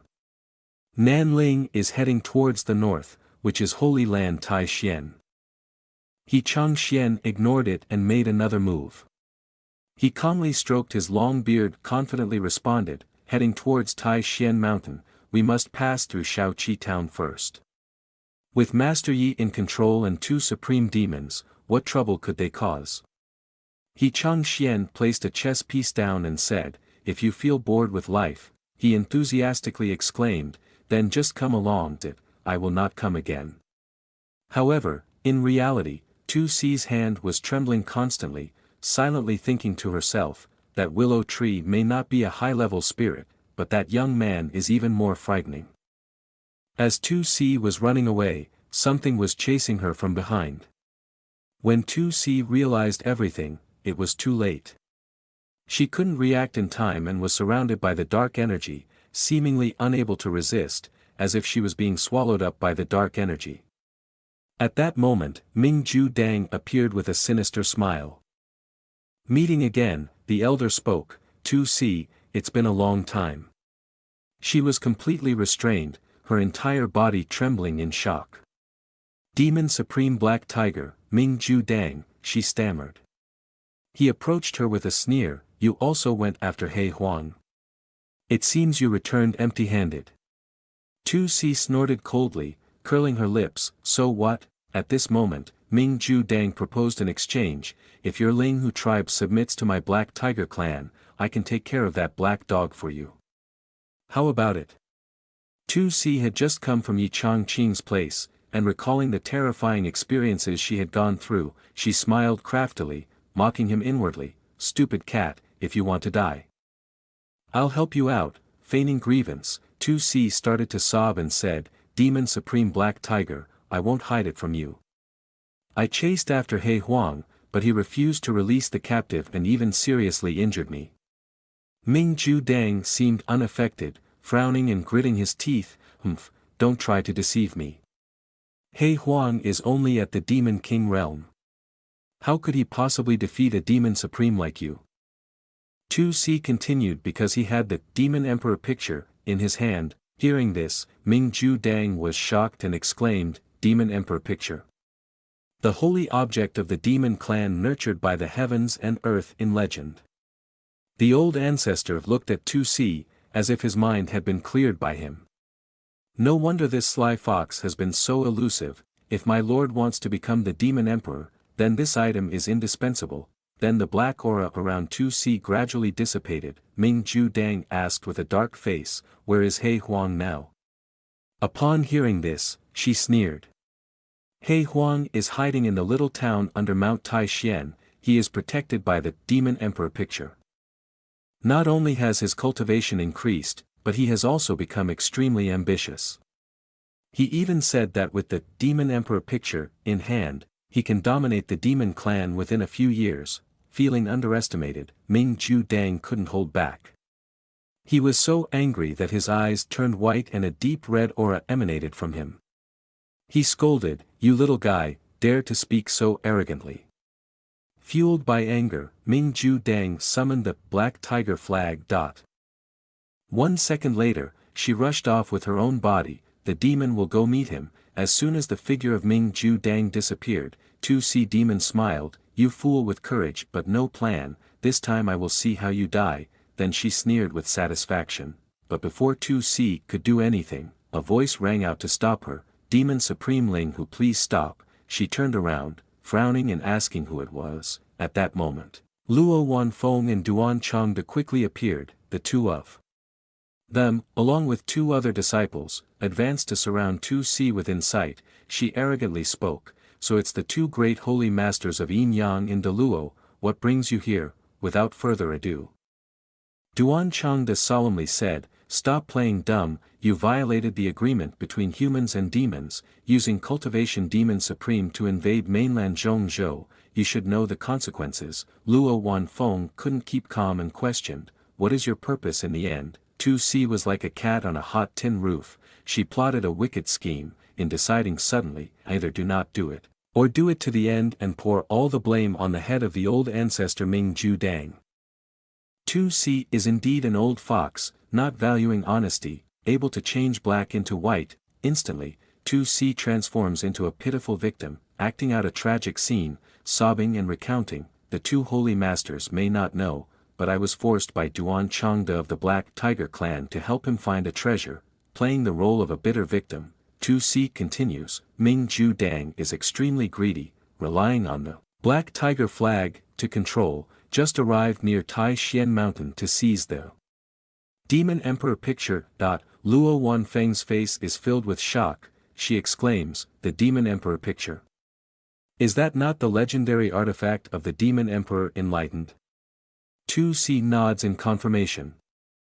"Yes, Ming Ju Dang discovered the whereabouts of the artifact, I ruined his plans and he left me wounded." Duan Changde quickly senses a lingering aura in the air, carefully assessing, there is indeed the aura of Black Tiger here, and the wounds on 2C are not fake, then sternly declares, "Demon Supreme Ling Hu, I and Holy Master De Luo will personally search for the trace of Ming Ju Dang, as you were forced by others and couldn't investigate this time. You quickly leave mainland Zhongzhou." 2C immediately replied in tears, "I obey the orders of Holy Master Yin Yang, I will leave now." After successfully deceiving someone, she hurriedly ran away with a sense of satisfaction. "Old thief Black Tiger, you're definitely dead this time." At the same time in Shaoqi town, under the scorching sun of summer, the scenery was still very peaceful. Tu Shernyan, in the form of a small white fox, was carefully treated and bandaged by Yi Changqing, who then lifted the little fox with a reassuring smile, "It's just a superficial wound, it will probably heal quickly." Yi Changqing's actions amazed Tu Shernyan. He continued to reassure, "Little girl, you're fine," but he didn't know that Tu Shernyan's heart was full of emotions. She secretly exclaimed in her heart, "Someone with such high cultivation treating me like this, so cool." He Huang beside her glanced at her with approval, "Look, the owner is friendly and approachable as I said." But a second later, the sky suddenly darkened. Yi Changqing turned around with wide eyes, not understanding what was happening. Why did it suddenly get dark? A thick dark red air stream appeared in the sky, from which Ming Ju Dang jumped down to Yi Changqing's courtyard, revealing himself with a loud voice. He Huang handed over the Demon Emperor picture, "Spare your life." Seeing Ming Ju Dang, He Huang immediately became uneasy, "This is not good." Tu Shernyan couldn't help but be surprised, gaping, "Is that Ming Ju Dang?" Shu brother next to him couldn't stay calm. He asked, "Who is making noise?" A purple aura seemed to appear in the sky. This aura shone onto Ming Ju Dang's body, then the dark air around him gradually dissipated. He opened his mouth, "I didn't expect to find a tree demon ancient here. He Huang relied on you for protection to be so arrogant, didn't he?" Then he straightened up, his face filled with green veins, his eyes widened and he shouted loudly, "Black Tiger flag, unfurl." As the flag appeared, the air around him turned bright red, the 5 evil spirits trapped, the 10,000 demons trapped, appearing. Black Tiger flag appeared and a strong dark red aura swept towards Shu brother. Moment later Shu brother helplessly exclaimed, "Despicable, I'm being suppressed." He Huang saw this situation and couldn't help but worry. "Shu brother, what's wrong?" Shu brother also guessed. "That person seems to have a magic weapon, I was trapped for a moment." Upon hearing this Tu Shernyan immediately realized and said, "It's the Black Tiger flag." Tu Shernyan then told He Huang, with its help, Ming Ju Dang's fighting power has increased at least 5 times. When He Huang saw Ming Ju Dang coming, he didn't say anything and ran away, thinking to himself, daring to be arrogant in the master's mansion, let me deal with him. Yi Changqing called out from behind. He Huang, puzzled by his pet's actions, he wondered, why did he run outside? He Huang rushed straight towards Ming Ju Dang in a stubborn manner. Ming Ju Dang, don't be so arrogant. Seeing He Huang approaching in the form of a black dog, Ming Ju Dang laughed triumphantly. So you're He Huang. You've come at the right time, watch this move. Immediately, he struck towards He Huang. The black dog was no pushover either. He immediately opened his mouth to create a shield, blocking the attack. Facing Ming Ju Dang high above, He Huang gritted his teeth in impatience. The battle spirit surged within him, determined to keep this place tranquil. He leaped from the ground to confront Ming Ju Dang. The elder's face, dark and expressionless, retreated and shifted his position in the air. Then, he teleported to deliver a palm strike to He Huang. The blow sent He Huang crashing to the ground, severely injured and bleeding. Ming Ju Dang then grabbed him and threw him with such force that it caused a tremor, raising clouds of dust. Laughing disdainfully, Ming Ju Dang mocked. A dog's strength is only so much. 2C is truly useless. He lifted He Huang into the air with a flick of his hand, threatening, hand over the Demon Emperor picture, or don't blame me for splitting your divine soul. Despite his severe injuries, He Huang maintained a defiant attitude and retorted, you've disturbed the master. You'd better leave quickly, or you won't have a place to be buried later. Ming Ju Dang, full of contempt, replied, Master. You're on the brink of death and still dare to bluff and threaten me. Just then, a loud voice called out, He Huang. Ming Ju Dang, immediately drawn by the call, he glanced over and saw Yi Changqing rushing towards him, his body ablaze. Ming Ju Dang quickly inquired, are you fighting outside again? The fierce aura emanating from Yi Changqing shocked him, with a cold and sharp look in his eyes. Shortly after, a powerful force directly overwhelmed Ming Ju Dang, leaving him unable to resist. What is this? He gasped in disbelief. Suddenly, a loud explosion occurred, and Ming Ju Dang immediately reverted to his original form as an old black-haired tiger, bewildered. Just a show of force made me reveal my true form. Yi Changqing, still unaware of what was happening, rushed over angrily to interrogate, forget so soon. Let me show you how I deal with you. Seeing Yi Changqing's fierce demeanor, Ming Ju Dang couldn't help but widen his eyes in astonishment. Why does this race possess such strong cultivation? Yi Changqing stepped out of the door, then he proudly said, do you remember me now? Let's see how I deal with you. The space instantly became silent, as if there were the sounds of crickets chirping. Yi Changqing stood still, his eyes fixed on Ming Ju Dang. At this moment, the old ancestor had transformed back into his original form as a black tiger, but this did not diminish Ming Ju Dang's aura. As a tiger, he looked extremely majestic, causing Yi Changqing to stay silent with sweat dripping incessantly. In his heart, he marveled at being a fox last time, and now a tiger. Is he returning to the animal world? But he is not Wushu. He began to look around, searching for a weapon. Just then, a huge sword smashed into his sight, capturing a glimmer of hope. Yi Changqing joyfully shouted, I found one. He carefully moved closer to the sword, successfully grabbing the life-saving tool and pulling it out of the wood. The sword was extremely sharp, shiny as a mirror, emitting a powerful aura when touched by Yi Changqing. Then he suppressed his fear, pointing the sword towards Ming Ju Dang and hesitantly threatening, don't come any closer. In his heart, he couldn't help but feel puzzled, oh, can this thing really scare off a tiger? Even Yi Changqing did not expect that Ming Ju Dang seemed to falter in this situation.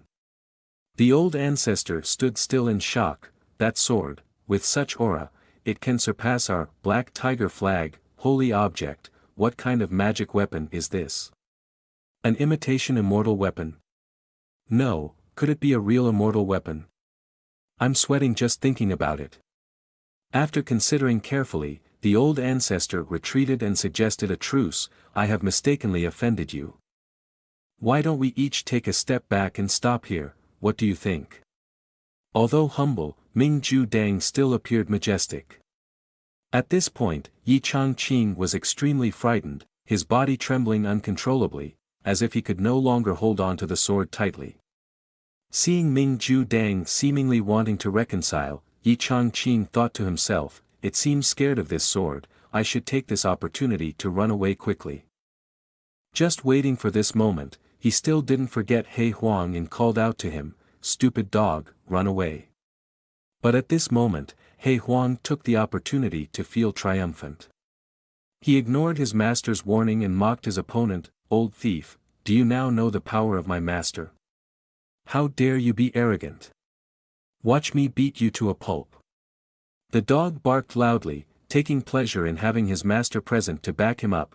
Yi Changqing was so shocked he couldn't speak, only screaming in his mind, don't provoke him. Ming Ju Dang, relying on his high cultivation, was naturally arrogant and had a fiery temper that was hard to subdue. Provoked by He Huang, he couldn't hold back any longer.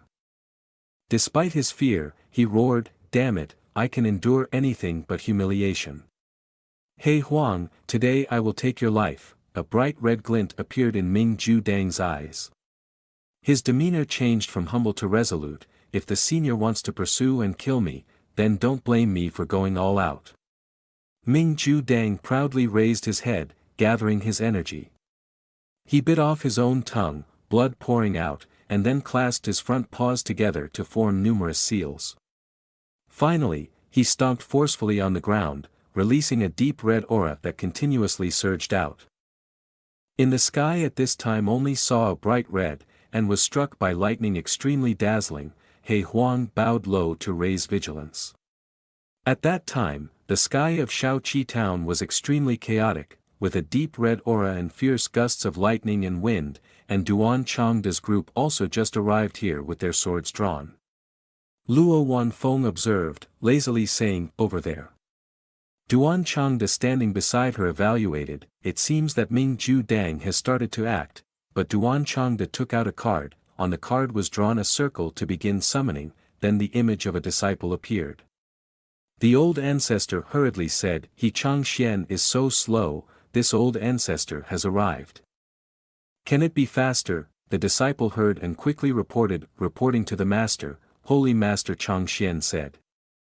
On the screen appeared the image of He Changxian, very calm, he reassured Duan Changda, just relax, that Black Tiger won't escape from Shaoqi town.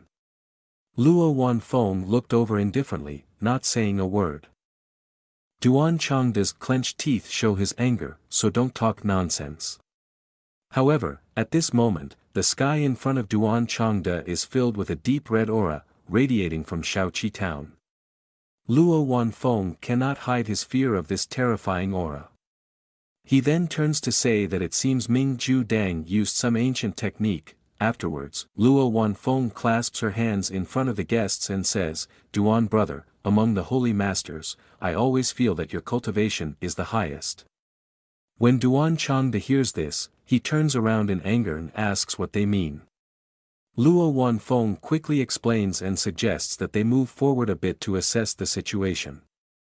Duan Changda points towards Luo Wanfeng and says, Luo Wanfeng, damn, you are truly a genius. Seeing the dense aura, Duan Changda believes that the aura of Ming Ju Dang is ahead, so without hesitation, he charges forward with his sword. At that moment, Duan Changda lost his momentum, his body and sword separated from each other. Without understanding what had happened, he fell heavily to the ground. Duan Changda panicked, what's going on? Why did my true qi suddenly break? Suddenly, a strong aura burst forth in front of them. Duan Changda, looking down at the ground in horror, exclaimed, that's. He then observed the situation in Shaoqi town and realized Ming Ju Dang used himself as a formation eye and his own blood vessels as a sacrifice. Just now, his true qi was completely depleted, probably due to his influence. The town was currently in chaos, with the residents fleeing in fear of the demonic energy surrounding them. Duan Changde was also overwhelmed by this aura, but he struggled to move forward with determination to stop this evil force. Turning back to Ming Ju Dang, an intense evil energy radiated from him, his menacing red eyes looking terrifying. With a fierce roar, he clenched his fists and declared, "Black Tiger, will confront this demonic spirit." Meanwhile, Yi Changqing tightly gripped his sword, trembling in fear, "I'm done for." It seems he is truly angry now. In a fit of desperation, Yi Changqing, terrified but resolute, swung his sword wildly and shouted a warning, "Don't come any closer." Ming Ju Dang, feeling smug, thought to himself, "I've sacrificed 1,500 years of my lifespan to invite the Black Tiger Divine Ancient to possess me. Even if you have an immortal weapon, it won't harm me." He then opened his mouth and unleashed a powerful attack. Yi Changqing couldn't dodge in time and was hit, exclaiming, "Sonic Blast." Ming Ju Dang's strike successfully knocked the sword out of Yi Changqing's hand. Seizing the opportunity, Ming Ju Dang pounced with a fierce, tiger-like attack, eyes wide and sharp teeth bared, roaring, "Prepare to die." He Huang, sweating profusely, bared his teeth and widened his eyes, shouting, "Master, be careful." Brother Shu, nearby, seemed equally alarmed. Yi Changqing, his hand trembling, reached into his pocket, thinking, "In this situation, it's all or nothing. Time to use my ultimate move." With that, Yi Changqing pulled something from his pocket, raised it towards the charging Ming Ju Dang, and shouted, "Take this." He Huang joyfully appeared. "I know the owner must have a surefire wind trick." Looking at the item in front of him, Ming Ju Dang hesitated for a second. "What is this?" Yi Changqing presented a top-grade catnip, the supreme evil energy of the cat family. Despite his resistance, Ming Ju Dang was really attracted to this item, continuously shaking his head in refusal. "No, no, this toy is too enticing." But in front of the cat toy stick with various materials from Yi Changqing, Ming Ju Dang truly could not resist the instinct of a cat. Then he rushed forward and said, "I really can't resist it." Yi Changqing was delighted. He sat down happily. "I didn't expect it to really work." Seeing Ming Ju Dang rolling around with the catnip on the ground, he appraised it uncomfortably. "Tigers are just big cats." Ming Ju Dang chewed on Yi Changqing's item, but in his heart he still couldn't stop thinking, "Thought I could grasp the weakness of the master, but overestimated myself." As he was indulging in the catnip, Yi Changqing's trembling hand was moving towards the sword. After successfully seizing the weapon, Yi Changqing immediately swung it down with a cold gaze, causing fresh blood to spurt and cries of pain. Once the situation was resolved, Yi Changqing sighed in relief. That was a close call. The sharp blade of the sword was embedded halfway into Ming Ju Dang's head, as his spirit left his body, muttering, "Despicable, to be defeated like this." He Huang's eyes lit up in delight, truly a master, with multiple strategies and unparalleled heroism. Shu brother beside him also sighed in relief. Thank goodness the master intervened, or we would not have been able to handle Ming Ju Dang. Regretting the sacrifice of his newly crafted item, Yi Changqing couldn't help but feel sorry. Looks like I'll have to make another toy for little white fox. At this moment, outside Shaoqi town, Duan Changde was trying to find a way to break through the layer of evil energy when suddenly, this layer began to dissipate like a gust of wind. He opened his eyes and furrowed his brow, confusedly asking himself, "What is happening?" The sense of oppression just now has disappeared instantly. Even the true qi that had disappeared before had returned to Duan Changde's body. In the clear sky, a stream of green light suddenly appeared, soaring down from above. Luo Wanfeng landed gracefully and called out brightly, "Duan brother." She approached Duan Changde with a cheerful expression and continued, "The strong demon energy of Ming Ju Dang has vanished. So everything is all right, right?" However, Duan Changde disagreed with Luo Wanfeng's opinion. No one in Zhongzhou can fight directly against the ancient black tiger," he continued with a tense expression. "Even we, if we fight alone, will only meet with death." Then, Duan Changde blinked and sighed. "It seems that Ming Ju Dang has won." Luo Wanfeng expressed her concern, interjecting, "Do you mean?" The old thief relied on the forbidden arts of the previous divine ban. The pitch of Luo Wanfeng's voice increased with her growing anxiety. have you successfully killed to acquire the treasure and obtain the Demon Emperor Manual? The demon energy disappearing means he has retracted his aura and is preparing to leave. Duan Changde hurriedly flew off while confirming, that's right, we must catch him quickly, we cannot let the tiger return to the mountain. Beside him, Luo Wanfeng also flew away, equally anxious. Duan Changde stressed further with concern, if not, Zhong Zhou will be in danger. The scene shifted to outside the Chongqing grocery store. He Huang approached the corpse of Ming Ju Dang and said with glee. Serves him right, do you now understand the power of the master? Yi Chongqing stood dumbfounded, staring at the tiger's corpse, then worriedly scratched his head, wondering, tigers in the world of cultivating immortals surely don't count as protected animals, right? After thinking for a long time without an answer, Yi Chongqing decided to pull the tiger's leg and drag it away. Forget it, let's hide it for now to avoid being discovered. As he calculated, he used all his strength, gritting his teeth and pulling hard. Not long after, the tiger was dragged inside the yard by Yi Chongqing. Upon seeing the body of the ancestor of the Black Tiger clan, Tu Shernyen panicked and shouted, "This is Ming Ju Dang." Seeing the dazed expression of Little Fox, He Huang gleefully announced, "He's dead." He directed his face towards Yi Chongqing and continued in a proud tone, "That's right, the master didn't have to exert himself to deal with this old monster." At this moment, Yi Chongqing was pacing back and forth in the yard, looking troubled as he contemplated, "It seems wasteful to leave it like this, should I make it into dried tiger meat or cook tiger soup?" Meanwhile, Tu Shernyen was dazzled watching him. Feeling greatly admired, "I can't believe such a character exists in this world." She paled slightly and exclaimed, "Thank goodness I advised the ancestor in time, otherwise I might have lost my life here today." Yi Chongqing turned around, saw Little Fox, and gently asked with concern, "Little White Fox, does your wound still hurt?" Tu Shernyen squinted at the man who was patting her head, silently evaluating him in her mind. "The strength of this person surpasses any cultivator I have ever seen, even the old ancestor is not even 1/10 of him." She lifted her face, leaned her cheek against Yi Chongqing's palm, and told herself, "With thighs as strong and sturdy as these, I must hug tightly." Then, she suddenly jumped into Yi Chongqing's arms, surprising him for a moment. Seeing the little fox coquettishly kiss his cheek, he squinted his eyes and smiled, "She is really too adorable, and now I finally understand Zhou Wang." He lifted the little fox in front of him and solemnly declared, "From now on, you will be my second beloved pet." Tu Shernyen's eyes widened, her face flushed as she looked at Yi Chongqing, "Beloved pet." She felt like the flowers of love were blooming in her heart, secretly thinking, "A transcendent and extraordinary character like this is willing to pamper me, love me."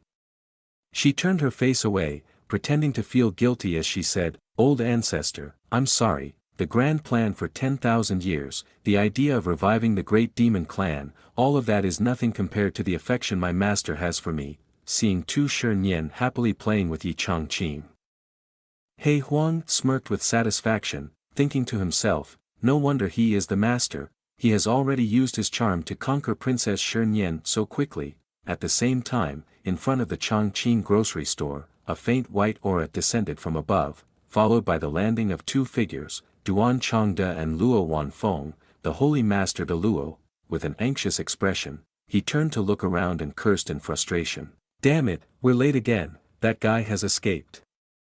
Meanwhile, the holy master Yin Yang was attracted by something on the ground. Seeing Duan Changde crouching down to examine a large bloodstain near the edge of the grass, Luo Wanfeng also looked down and estimated.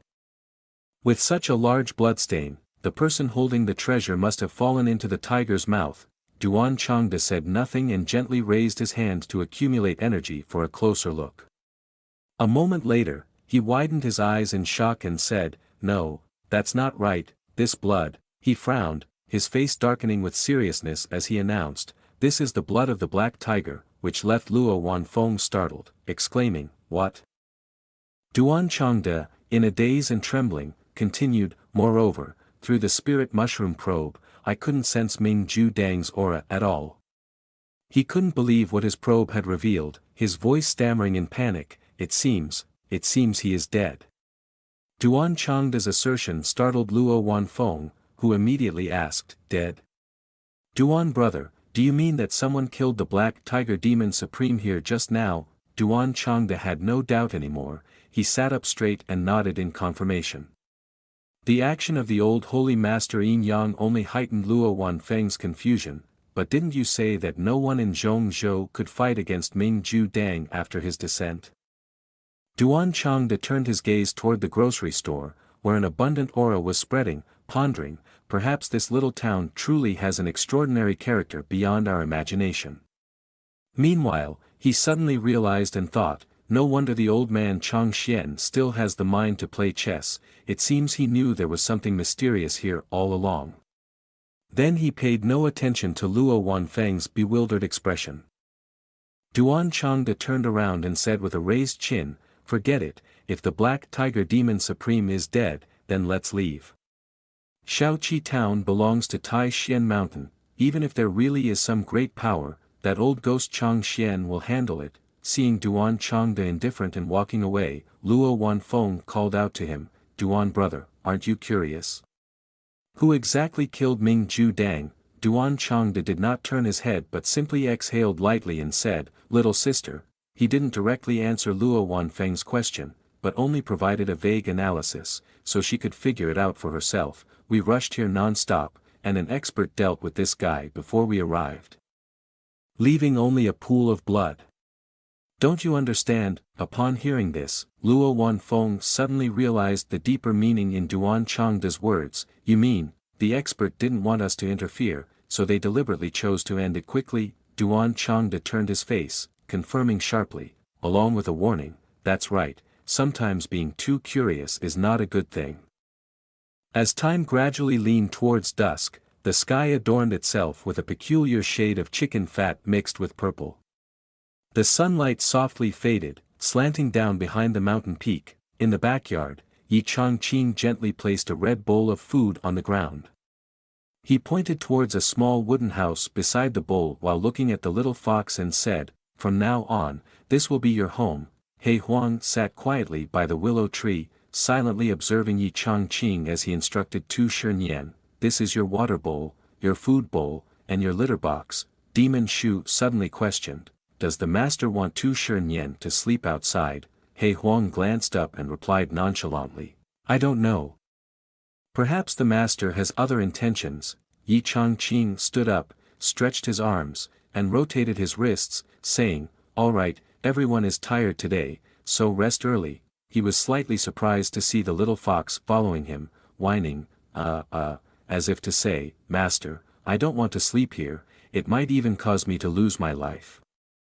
I want to enter the room with him. Yi Changqing seemed to read the little fox's thoughts, showing a fond expression as he lifted it up high. Then he smiled brightly and asked, do you want to sleep with me?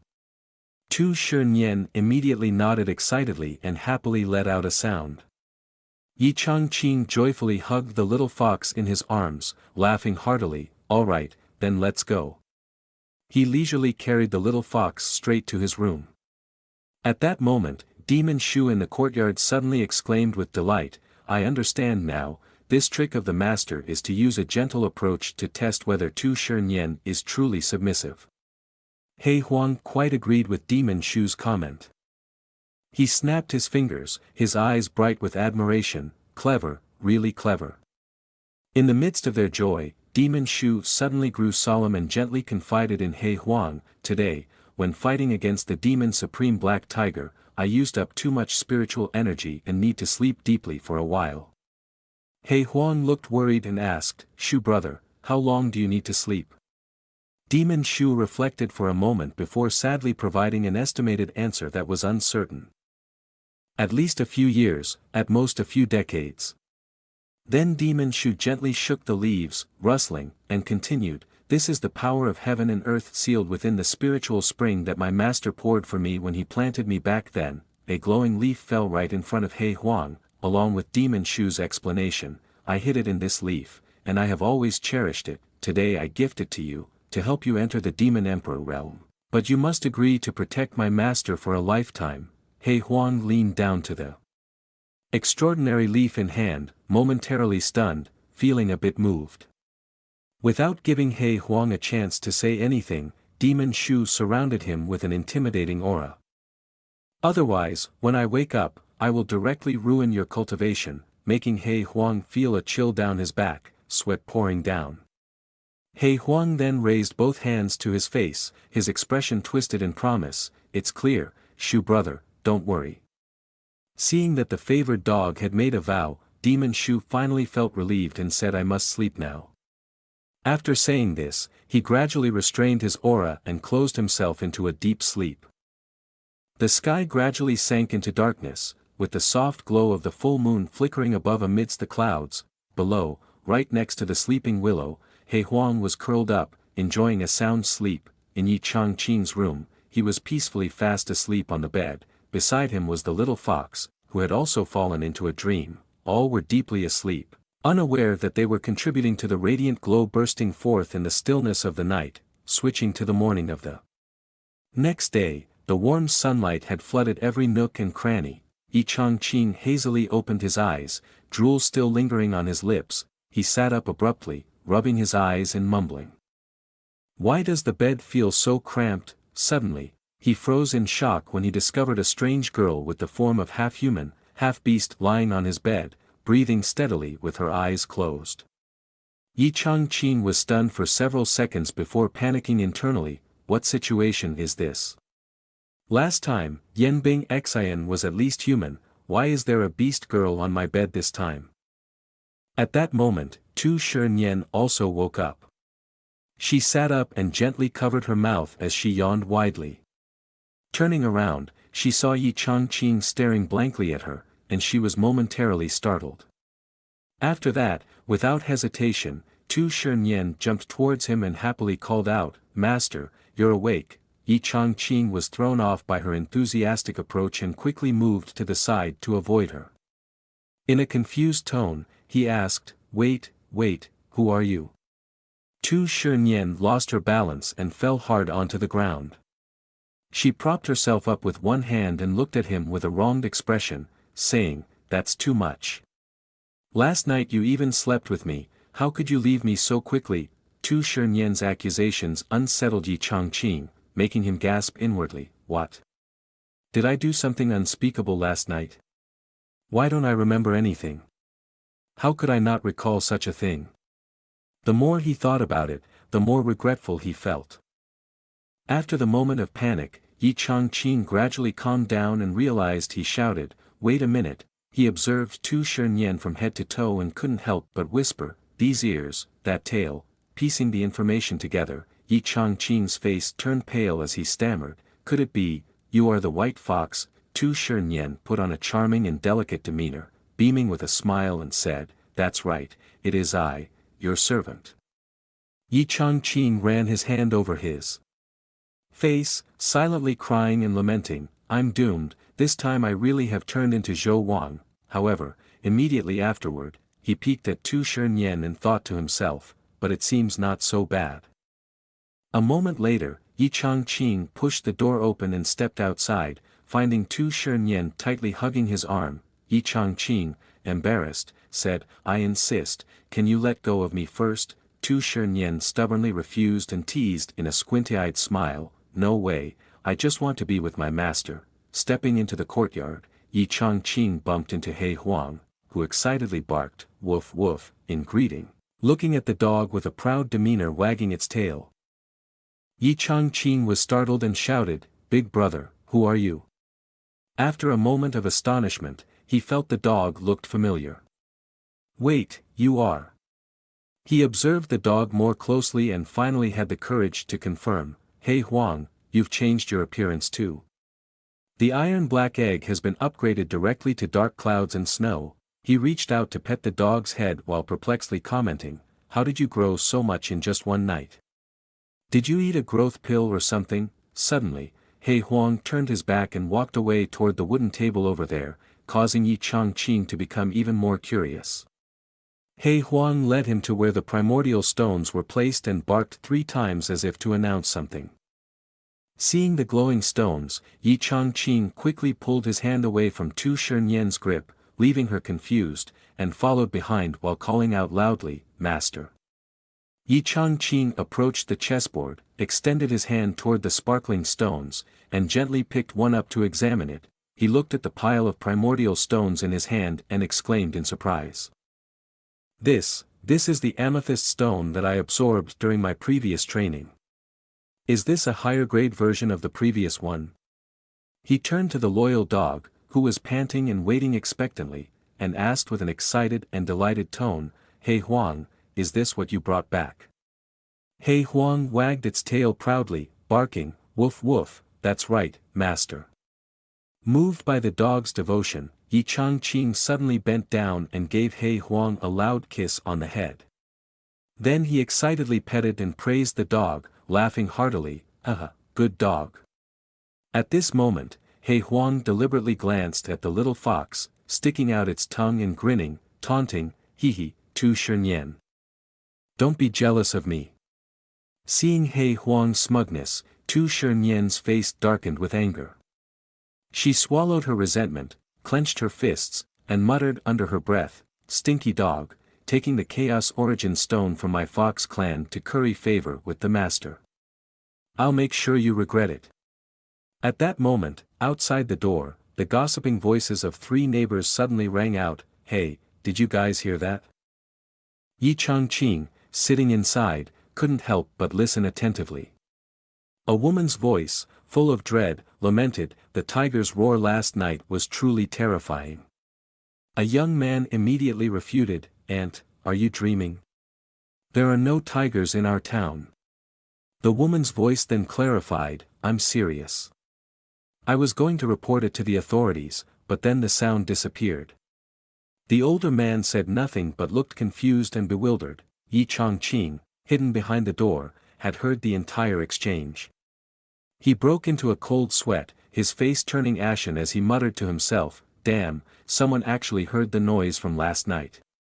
If the authorities come to investigate and search for the tiger's carcass in the house, this will be impossible to explain." Thinking of this, Yi Changqing hurriedly slammed the door shut. In a moment of frantic panic, a sudden idea flashed through his mind, causing him to exclaim silently, "Got it." Meanwhile, outside on the streets of Shaoqi town, Tu Shernyen, walking beside Yi Changqing, looked on with wide eyes, puzzled. "Where is our master going?" Yi Changqing held a platter full of grilled skewers in both hands and turned to smile affectionately at her. Then he changed his tone to a serious one and asked, "By the way, aren't you afraid of being discovered as a member of the demon clan when you go out with me like this?" Tu Shernyen happily replied, "Master, don't worry, I used a special magic, outsiders can't see my ears and tail." After hearing the explanation, Yi Changqing smacked his lips, realizing that was how it was. Then, he raised his voice to invite everyone around, "Come on, everyone, I accidentally grilled too much meat." He held the hot and fragrant platter of meat towards a man and cheerfully invited everyone to share. Not to be polite. Receiving his kindness, everyone expressed their gratitude. Suddenly, a man was dazzled and stared at the skewers, curiously asking what kind of meat this was. Yi Changqing felt a bit nervous but still maintained a natural demeanor, quickly answering that this is just ordinary meat. Then he hurriedly brought the plate of meat forward, enthusiastically inviting, "Come on. Everyone, try it first, forget about those things." Seeing that everyone had eaten the tiger meat and even praised its deliciousness, Yi Changqing happily thought, "The law doesn't blame us, since they've eaten my roasted tiger meat, no one can run away." After that, he continued to carry the plate of meat to invite others. "Big Ant, you should try it too," the woman said as she took the skewer of meat, not forgetting to thank him. Thank you, Mr. Yi." Then she excitedly added, "Mr. Yi is not only handsome but also knows how to cook. Whoever marries him will truly be blessed." Suddenly, another big ant moved closer to Yi Changqing, glancing subtly towards Tu Shernyen, and whispered, "Is the one behind you the new wife? Last time, wasn't there another young lady? Has he taken a concubine so quickly?" Yi Changqing hurriedly waved his hand to explain, No, Miss Tu is." Before he could finish his sentence, Tu Shernyen leaned in and innocently asked, "Master, where are we going next?" The big ant blushed slightly upon hearing her way of address and blurted out, "Owner, is it?" Then she covered her mouth and whispered to the woman next to her, "Wow, the young people these days are playing such strange games." Yi Changqing, overhearing the teasing remarks, quickly interjected, "Big ant, it's not what you think." Suddenly, she cast her gaze over Tu Shernyen from head to toe and nonchalantly declared, "But this young lady is so thin, it seems she won't have an easy time giving birth." She remembered her chubby niece and excitedly suggested, "I have an eldest niece at my mother's house, hardworking and virtuous, with a very round figure. She can definitely bear children. Does Mr. Yi need to consider her?" Yi Changqing felt like crying on the spot, shaking his head repeatedly and saying, "No, no." As for Tu Shernyen, the woman's shallow remarks made her face darken with anger. She gritted her teeth, frowning, "Humph, daring to say my figure is lacking." She subtly shot a look with a hint of malice at the talkative big ant, pursing her lips to herself. "Today, let me show you the charm of this princess." After a while, the streets returned to their lively scene, people coming and going as before. After distributing all the grilled tiger meat to everyone in the town, upon returning to the grocery store, Yi Changqing stood with hands on his hips and sighed with relief, saying, "Phew, finally dealt with this tiger." Tu Shernyen was still annoyed by the words of the big ant, lost in thought during the entire way back. Now, she quietly swept past like a breeze, forcing Yi Changqing to call out, "Miss Tuesday." He looked at her back and silently wondered, is she in a bad mood? Is she tired from carrying stuff just now? Yi Changqing lowered his eyes, worried, and thought to himself, I need to comfort her quickly. Having figured it out, he ran in front of Tu Shernyen and cheerfully said, "Miss Tu, thank you so much today. Without you, I definitely couldn't have finished this alone." At that moment, a warm tear rolled down Tu Shernyen's cheek. She sobbed while expressing her grievance and asked, "Master, do you really feel that the figure of the maid is not good?" Yi Changqing suddenly realized the problem, feeling a bit embarrassed but also spoke soothingly, "Miss Tu, earlier Wang said that casually, don't take it to heart." Hearing him say that, Tu Shernyen felt cheerful and spirited again, and stepped forward to ask him, "So what do you think in your heart, master?" Yi Changqing raised his index finger and smiled broadly in praise. "There's no exaggeration, Miss Tu's figure is indeed one of a kind." Upon hearing this, Tu Shernyen put on a beautiful and alluring pose, narrowing her eyes invitingly. "So what are you waiting for? Why not take advantage of the time?" Looking at Tu Shernyen's alluring figure, He Huang felt a bit stirred. No wonder the Fox clan is so appealing. If it weren't for his affection for little bitches, he probably wouldn't have been able to hold himself back. Yi Changqing didn't understand the meaning behind the girl's words, his mind still spinning with a jumble of questions, and he awkwardly scratched his cheek, muttering, "Take advantage of the time." Suddenly a flash of light struck in Yi Changqing's mind. "Oh, I see now." He patted Tu Shernyen on the shoulder and looked straight into her eyes, asking, "Can you pose as I instruct?" Tu Shernyen felt a bit shy with his directness but still mumbled in agreement, "Of course, I will do as my master likes." After a stick of incense, Tu Shernyen could no longer bear it, sweat pouring down like rain, her body shaking with each breath. Yi Changqing's face darkened as he mischievously praised, "So beautiful, truly beautiful." Tu Shernyen stood still, posing, her body starting to ache. She asked shakily, "Master, how much longer?" Yi Changqing looked up at her, softly reassuring, "Just a bit longer, we're almost done." He Huang sat watching for a while and, seeing nothing as stimulating as he had imagined, grumbled, "I've taken off all my pants, is this what you're showing me?" Tu Shernyen sighed wearily, with a sullen face asking, "He Huang, what special preference does my master have?" He Huang raised his fist, irritably cursing, "Don't be so superficial. Currently, the master is about to give you a great opportunity."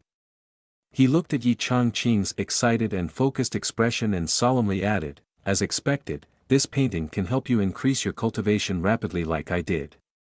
Tu Shernyen felt enlightened and looked at Yi Changqing with admiration, exclaiming, so that's how it is. The master is afraid that I can't endure it, so he raised my cultivation first. Seeing her slightly exaggerate the matter, He Huang couldn't help but interject, I think you are overthinking. It could simply be that your charm technique is ineffective on the master. Yi Changqing made one final stroke with the brush, smiling contentedly as he announced. It's done. Suddenly, radiant golden rays emitted from the painting, spreading more and more, wrapping around Tu Shernyen's body, causing her to exclaim in astonishment, what's happening? At this moment, the painting unexpectedly lifted off the table. Yi Changqing stroked his chin, eyes half closed in thought, then softly said. This painting is titled. Tu Shernyen stared in amazement at the image of herself in the painting, next to which were the artist's heartfelt words, in Qingqiu, the fox is indeed like a celestial being. At the same time, in Tao Shan Palace, a multicolored light suddenly split the clouds from the sky, shooting down to the ground. Lightning streaked across the sky, accompanied by a thunderous roar. A little fox in a pink robe shielded herself with her hand and said, the thunderstorm has suddenly arrived. A little fox in a purple robe, equally bewildered, added, since Dong Lai became lucky, why is there thunder and lightning? The little fox in the pink robe suddenly pointed in one direction. Her voice trembling with alarm, look over there, those peach trees. Seeing the blossoms that were once vibrant now fading and wilting, there was a commotion below, with people exclaiming, what's happening? The changes on the ground caused another wave of fear as they cried out, even the grass is turning yellow. The little fox in the pink robe hurried off, urgently saying, where are the old ancestor and patriarch? Quickly summon them to come and see. At this moment, Tu Si and Tu Shanyao were also looking up at the sky. The luck energy from Tao Shan Palace seems to be pulled by an invisible force, continuously rising and flying away. Tu Shanyao asked in confusion, old ancestor, what is happening? Tu Si frowned, her tone firm, someone is forcibly taking the luck energy of Tao Shan. Tu Shanyao asked in astonishment, who on earth is pursuing and trying to exterminate our Ling Hu tribe? Tu Si suddenly remembered the expert in Shaoqi town, feeling puzzled, could it be that person? After pondering for a while, Tu Si gently raised her hand to gather qi. The surrounding void stirred up waves of energy, accompanied by her instruction, you guard Tao Shan Palace, before leaving. Tu Si slightly turned her face and added, I want to go to Nanling to see Lord Qiulong. Shifting the scene to 10,000 mountains, Wolong Valley, a desolate area filled only with perilous cliffs, Tu Si had just flown there when she suddenly noticed two people standing hesitantly below, seemingly having waited for a long time. She was slightly startled to recognize them, Elder Black Tiger Clan. Why are they also here? Tu Si immediately lowered herself down and asked, why have you two come here? The two elders of the Black Tiger Clan clasped their hands respectfully and said, we have come to meet Ling Hu Demon Supreme. We wish to invite Lord Qiulong to conduct a divination for our ancestors. Tu Si appeared shocked and asked, Ming Ju Dang has still not returned? One elder frowned, showing signs of tension, and replied, not only has he not returned, but a few days ago, the soul-leading lantern of our ancestor went out. Tu Si stroked her chin with her finger, slightly shifting her thoughts, and murmured as if speaking to herself, the soul-leading lantern is pulled by the divine soul of each person. When the soul is lost, the lantern goes out. Soon after, she looked at the two elders of the Black Tiger Clan and anxiously asked, are you suggesting that Ming Ju Dang is dead? One elder turned pale with anger and shouted, nonsense. The cultivation old ancestor of the world cannot possibly die. Tu Si shrugged, indicating, I am merely basing my argument on the evidence, not intending to slander anyone. At the same time, he tilted his chin and said, then let's consider that we never spoke. But in Tu Si's mind flashed the image of Yi Changqing, along with the thought of absolving guilt. Ming Ju Dang, this is what you brought upon yourself, the heavenly path is there for you to take, yet you charge into the gates of hell where none exist. Seeing Tu Si's expression of confusion, as if hiding the truth, the two elders grew angry and questioned, "Does Ling Hu Demon Supreme know the inside story? Tell us." Indeed, the old ancestor lost contact after leaving the territory of the Fox clan. Suddenly, a deep voice rang out behind them, "No need to investigate further, Ming Ju Dang has brought this bitter outcome upon themselves." The two elders were startled and turned their heads, simultaneously exclaiming, "Qiu Long Lord." Standing at the entrance of the valley was Qiu Long Demon Supreme, an old man with a calm expression who spoke at a measured pace. "Although Hua Fan's song has been heard, our race's counterattack is nearing. It is too presumptuous for Ming Ju Dang to violate the agreement and invade Zhongzhou at this time." The faces of the two elders from the Black Tiger clan immediately turned pale with panic. They were kneeling on the ground, their voices filled with sorrow and despair. Ju Dang old ancestor was defeated. A man, his face dotted with sweat and distress, spoke incredulously, but his cultivation was formidable, and he had secret techniques. How could he be defeated so easily? The elder beside him also struggled to accept the harsh reality, desperately pleading, "Yes, please, Lord Qiu Long, perform a divination." Seeing their stubbornness, Qiu Long reluctantly agreed, "Very well." The Demon Supreme took out a glowing tortoise shell from his person, spun it in his hand, and murmured, "Dai Jiu Li Yi, Wu Ju Zhong Yang, Long Gong Ji Yi, Xian Men Ling Gui." Soon, the shell soared high, emitting a dazzling golden light accompanied by a thunderous roar. The divine light shone down, forcing 2C and the two members of the Black Tiger clan to turn their faces away and shield their eyes. After a while, the scene returned to normal, but Qiu Long's eyes widened as he exclaimed, as expected, looking at the 3 coins with chipped edges in his palm. Qiu Long continued in shock. "The thunder fire is fierce, and the top shakes below, as the fire and thunder clash, signaling great danger." The two Black Tiger clan members turned pale upon hearing these 3 words, filled with horror. "What?" Qiu Long's voice continued to explain. "This is a divine punishment for him, to be burned." Qiu Long's face darkened as he coldly said, "It seems that Ming Ju Dang did not die at the hands of an ordinary cultivator, but rather a more powerful existence." The two elders became flustered, aggressively asking, "Qiu Long Lord, who exactly is it?" "We will avenge our ancestor." Qiu Long frowned slightly, looking displeased, and warned loudly, "Heavenly secrets must not be revealed. If you continue to investigate further, even I will be implicated. You should leave and avoid bringing disaster to the entire Black Tiger clan." One elder stared at Qiu Long in disbelief and asked hesitantly, "Is it really an existence that even you cannot peep into?" But Qiu Long remained silent, and the one next to him stood in a state of confusion, scratching his head. After a few seconds of thought, he knew that he should accept the truth and respectfully cupped his hands in farewell. "Thank you, Lord Qiu Long, for the warning. We will return to make arrangements."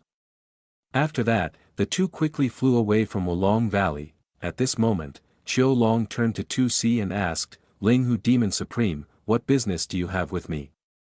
2C, looking serious and respectful, clasped his hands and spoke about his matter. "Lord Qiu Long, just now in the sky above Qingqiu, a strange phenomenon occurred at Tao Shan Palace, and the lucks of Qingqiu were all drawn elsewhere." Qiu Long raised his hand to touch the void, immediately releasing a wave of purple aura.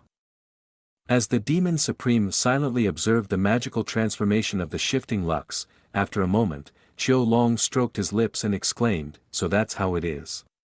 He then retracted the aura and politely said, "Everything has its destiny, the luck of a clan can only be used among its kind." Qiu Long looked up at 2C and continued calmly, "This luck leaving Tao Shan Palace is likely to go to the Ling Hu clan members elsewhere." 2C was a bit taken aback by this explanation and asked wide-eyed, "Somewhere else?" "But the entire Hu tribe in Nanling is in Qingqiu." Qiu Long, not a bit flustered, smirked and questioned, "A few days ago, it seems like your Princess Shernyan just eloped, right?" 2C of course guessed the underlying meaning of the statement. Realizing the implication from the Demon Supreme, 2C asked for confirmation, "Are you saying that today's incident is related to that little girl?" Chiu Long hesitated for a moment but still boldly predicted, if I am not mistaken, the fortune of Qing Qiu must entirely lie with Tu Shernyan.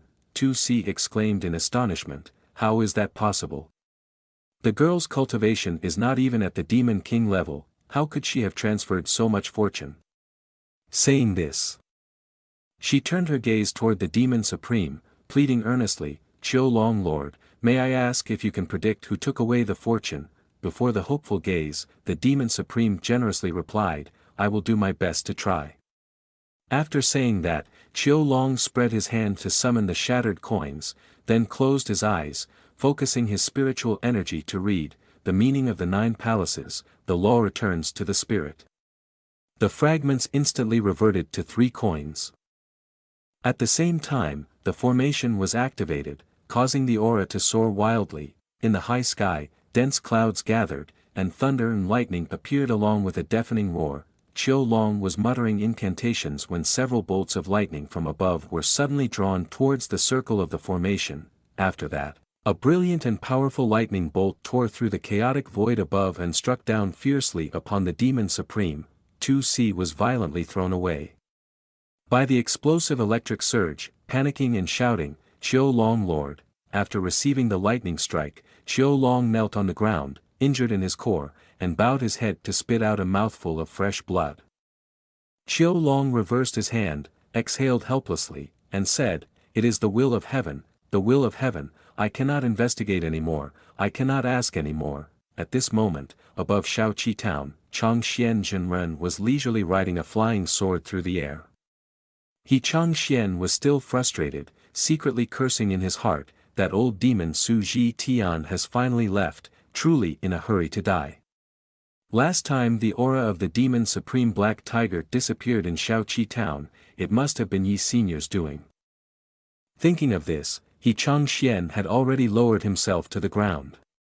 He looked up at the sign on the town gate, silently telling himself, as a junior, I should still go and express my gratitude. Suddenly, a hand gently rested on Changxian's shoulder, accompanied by the call, He brother. Holy Master Tai Xian was startled, quickly stepping to the side and turning his head around. Su Ji Tian appeared, asking, where are you going? Behind him were 2 other figures, but Changxian seemed to not notice them. Holy Master Tai Xian widened his eyes in confusion, mixed with annoyance, and asked, Old man Su, no, Su Jr., why haven't you left yet? Su Ji Tian had a pleased expression, smiled mischievously, and replied, He, although you refused my request to meet Mr. Yi yesterday, I happened to run into 2 guests from the imperial capital de Yen. Looking back at yesterday's memories, Su Ji Tian walked away in disappointment when he unexpectedly encountered someone approaching. Seeing Yen Tian Shan and Yen Bing Xian, Su Ji Tian exclaimed in surprise. It turns out to be the ancient ancestor of the Yen kingdom. He respectfully folded his hands and asked, Excuse me. Haven't you been in seclusion for many years? Where do you want to go now? Yen Tian Shan looked straight ahead, his voice cheerful and eager, I am going to Shaoqi town in the Tai Xian territory. Su Ji Tian frowned, looking confused as he asked further, Shaoqi town? Why are you going there? At this moment, Yen Bing Xian smiled and answered on behalf of Yen Tian Shan, Holy Master Zi Qing, Bing Xian must take the ancient ancestor to Shaoqi town to pay respects to Mr. Yi. Su Ji Tian felt a jolt of electricity run through his mind, silently questioning, Mr. Yi, could it be the Yi senior mentioned by Changxian? As Su Ji Tian walked briskly towards Yen Tian Shan, he smugly thought to himself, that damned old He, even with the ancient ancestor of the Yen kingdom here, let's see how you hide that master treasure. Su Ji Tian was delighted as if he had struck gold, moving closer to grasp Yen Tian Shan's hand and praising him, Yen old brother, you really have an eye for talent. I have always wanted to meet this senior, let's go.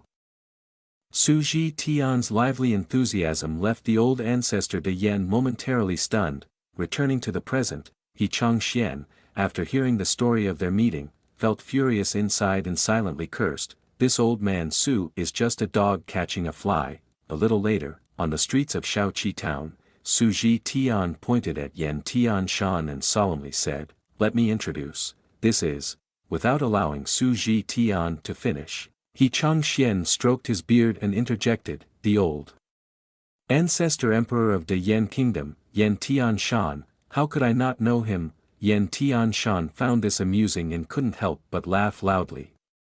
He stepped forward and patted He Changxian on the shoulder. Greeting him warmly, "Holy Master of the Holy Land Tai Xian, Changxian Zhenren, it has been a while." Su Ji Tian felt he had just done something foolish and, somewhat awkwardly, asked, "Do you two know each other?" Suddenly, He Changxian hit Yan Tian Shan's shoulder hard and, with a cold expression, replied, Back then he was the one who personally set the rules, taking the Tao practitioners of the Yan royal family as his followers.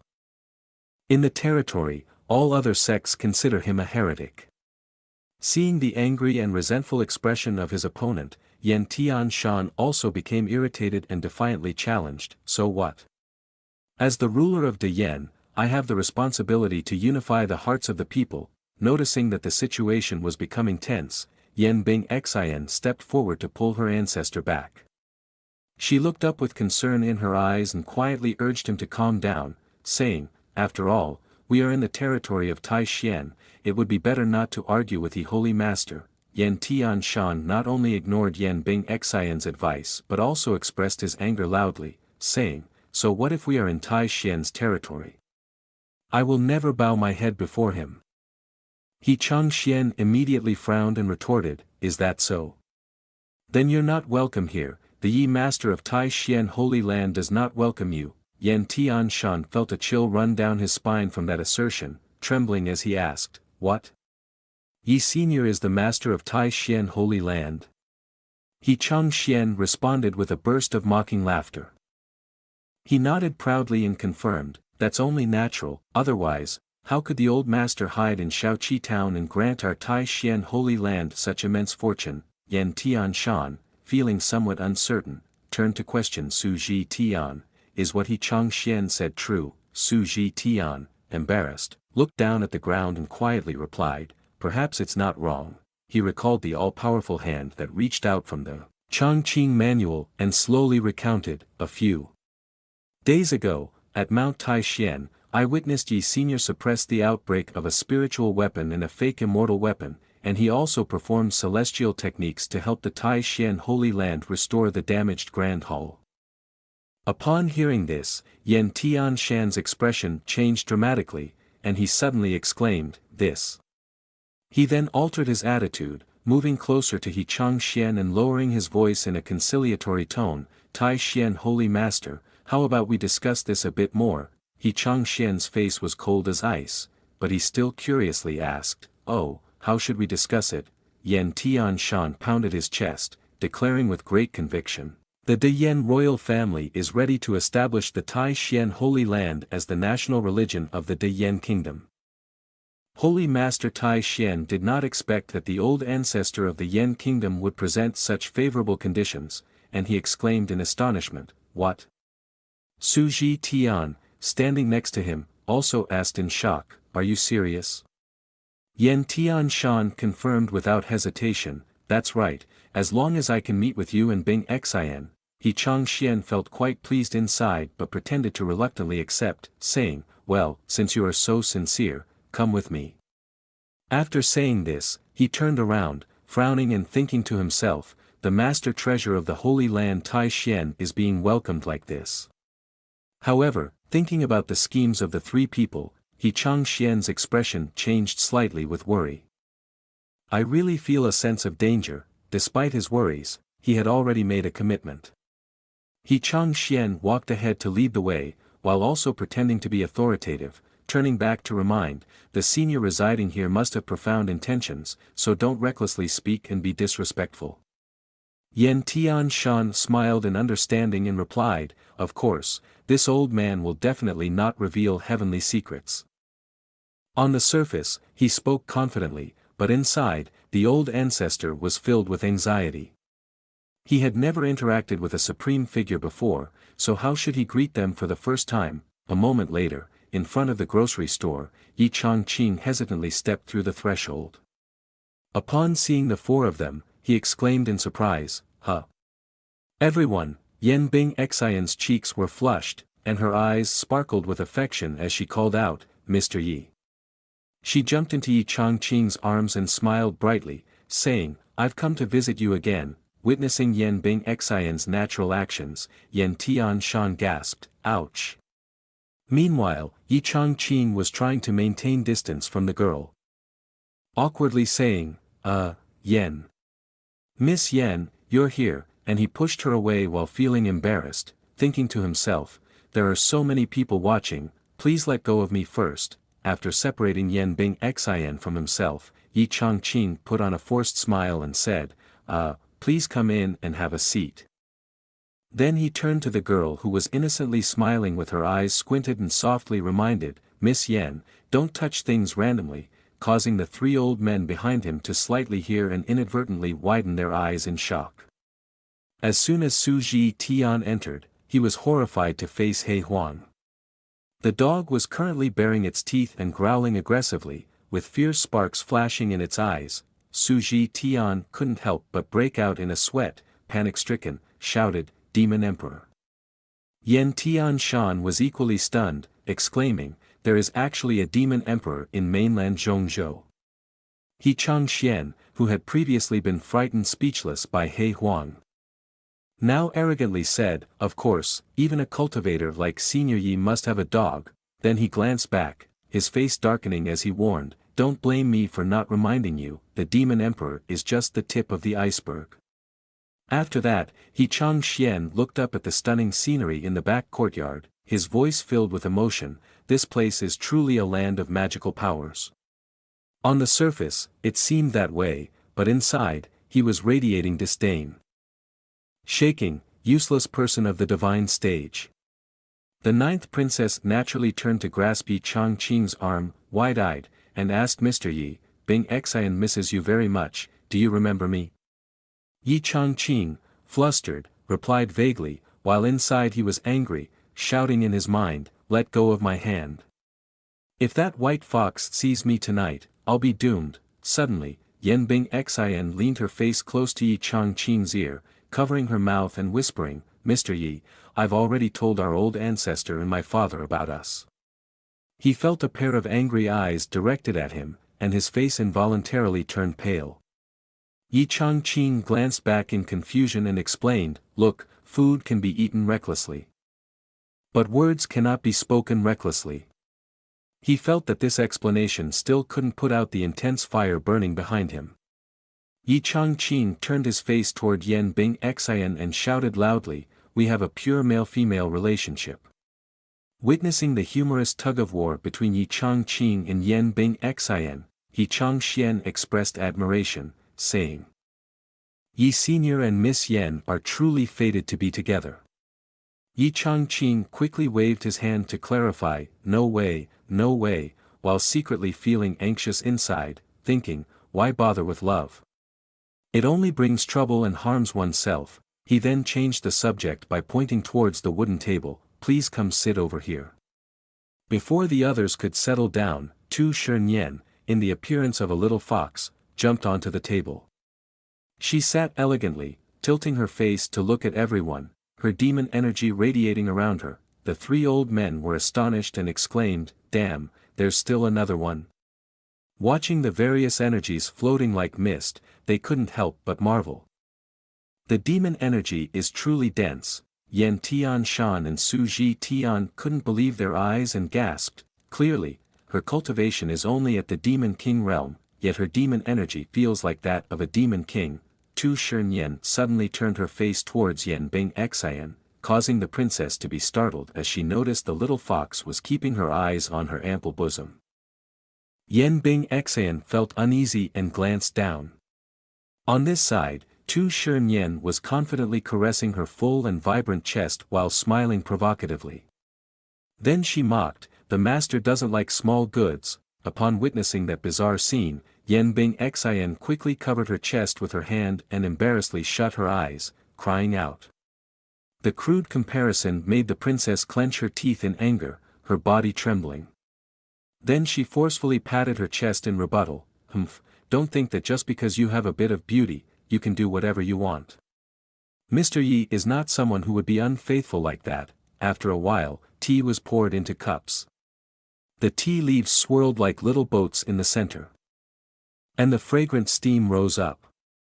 Su Ji Tian, trying tea brewed by Yi Changqing for the first time, couldn't help but exclaim, "Wow, is this tea brewed from enlightenment leaves?" Yan Tian Shan beside her also looked equally surprised. Yi Changxian appeared happier than anyone else, excitedly commenting. "That's right, this tea seems to be even stronger than the last time." Yan Bing Xian's cheeks were flushed, and she smiled delightedly, saying, "It's even more suitable for the physique of an immortal." Yan Tian Shan was sipping his tea while deep in thought. If little Ninth could form a Dao couple with Mr. Yi, then my De Yen wouldn't be enjoying peace forever, would it? At this moment, Yi Changqing turned to ask, "Tell me, what brings you here today?" Yi Changxian stood up from his chair, clasped his hands respectfully, and said, "Respected senior, I recently found an ancient brush." He then reached into his chest and added, "Last time I came, I was a bit rushed and didn't bring any gifts to present. But today I have a prized item to offer." As he spoke, he took out a box.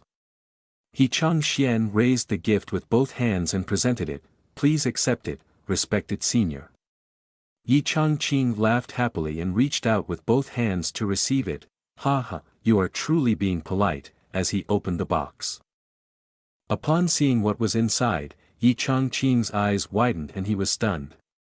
He took out the pen, held it up at eye level to admire it, then said with delight, "This pen is really impressive." Yi Changxian is truly thoughtful. Being praised by Yi Changqing, Yi Changxian beamed with joy but pretended to be shy, scratching his head and said, "Oh, no, not at all." Then, Yi Changxian gently stroked his silver beard and continued humbly, "Compared to the Tai Xian Changqing manual that you gave me last time, this pen is just a small fraction of that." Witnessing Yi Changxian using the pen that had previously won against him as a post-ceremony gift, yet earning Yi Changqing's trust and affection.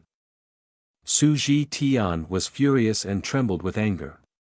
He gritted his teeth and cursed silently, "If I had known Yi Senior liked antiques so much, I wouldn't have used it as a bet before." Not wanting to miss the opportunity to impress the expert, Su Ji Tian reached into his sleeve to search for something, and then solemnly said, "Yi Senior, I am Su Ji Tian, and today is my first time coming to pay my respects, so I have prepared a small gift." Then he respectfully offered his gift with both hands. Yi Changqing shyly scratched his head and said, "Ha ha ha, Su old man is thoughtful again." He accepted the gift with both hands, his voice cheerful, "Then I, Yi, will graciously accept it." Yi Changqing eagerly opened the wooden box and saw the brilliant ink stick inside. He couldn't help but exclaim in excitement, "This is a top-quality ink stick." Su Ji Tian was as happy as if he had won the lottery and replied, "As long as the senior likes it, that's enough." Yi Changqing couldn't stop smiling and, showing his understanding, suggested, "As the saying goes, no work, no reward, since I have received a gift from Su old man today, I will return the favor with a painting." After finishing his words, he turned to Su Ji Tian and happily said, "Just tell me if you'd like a calligraphy or a painting." Su Ji Tian was momentarily stunned for a few seconds, then he joyfully asked in a trembling voice, "Really, really?" Then Su Ji Tian regained his serious demeanor, pretended to clear his throat, and replied, "Then I would like a calligraphy related to swords." He said that because he had worries in his heart, Qing Shui was also guided by Yi Senior to break through to Yuaning. If the senior writes a talisman containing sword energy, it will definitely help Chang Feng break through. Yi Changqing waved his hand and laughed, saying, "It's a small matter, I will get it right away," which made Su Ji Tian's eyes immediately shine. After making the agreement, Yi Changqing slowly walked towards the nearby wooden table. He looked up at the empty table and suddenly exclaimed, "Oh no!"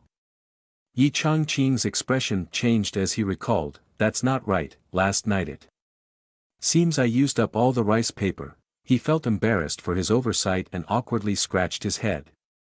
Explaining, "Ah, I ran out of rice paper at home, you all sit tight so I can go buy some and come back. Suddenly, Yen Bing Xin raised her hand cheerfully and said, Mr. Yi, no need to worry, I have prepared everything for you. She opened her left hand, revealing a dazzling stream of light. Not long after, an incredible stack of paper appeared on that small hand. Under her magic, Yen Bing Xin gently placed the stack of paper onto the wooden table. Once done, she turned to Yi Changqing and smiled brightly, explaining, you usually enjoy creating letters and paintings, and all of these have been sourced from the imperial capital. They can be used for a long time. Yi Changqing suddenly moved closer and took Yen Bing Xin's hand. He looked at her with an expression of deep admiration mixed with gratitude, and happily remarked, Miss Yen, you really understand me. Hearing this, Yen Bing Xin couldn't help but stare in shock. In fact, Yi Changqing didn't have any particular feelings for Yen Bing Xin. He was simply intrigued because this girl had helped him tackle some of his financial issues. The most expensive part was always the rice paper. Buying it in the little town costs a fortune, so this way saves quite a bit of money. Receiving Yi Changqing's appreciative expression, Yen Bing Xin didn't hesitate to take off the ring she was wearing.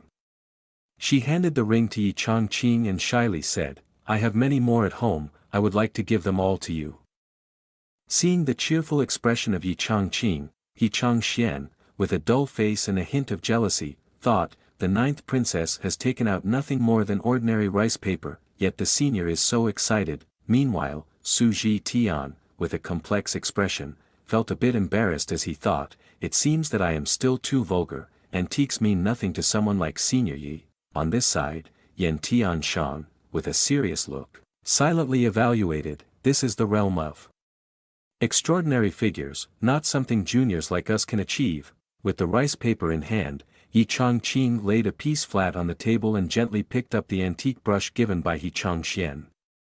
He happily looked at everything ready and confidently said, then I'll begin now. Su Ji Tian swallowed hard, his face tense as he observed every move of Yi Changqing, anxiously wondering, I wonder what kind of opportunity the senior will grant me. Yi Changqing lowered the brush to the paper and sketched the first outlines. Yi Changqing exuded an imposing aura. Lucky letters began to radiate, danced like peacocks in front of Man Tang Hua Tui San Qian Ku. The first line of poetry unveiled, immediately conjuring the image of a pure golden lotus blooming with fragrance behind Yi Changqing. One sword, frost and cold, across 14 states, corresponding to the second line was the image of majestic mountains, under a uniquely bright and glorious sky, alongside were celestial cranes flapping their wings. Fluttering by, soon after, a radiant beam of light appeared, containing countless powerful sword chi flowing like a raging river. Surrounding Yi Changqing were streams of luck swirling around, merging into one, boosting the strength of his entire being, radiating boundless and brilliant sword chi.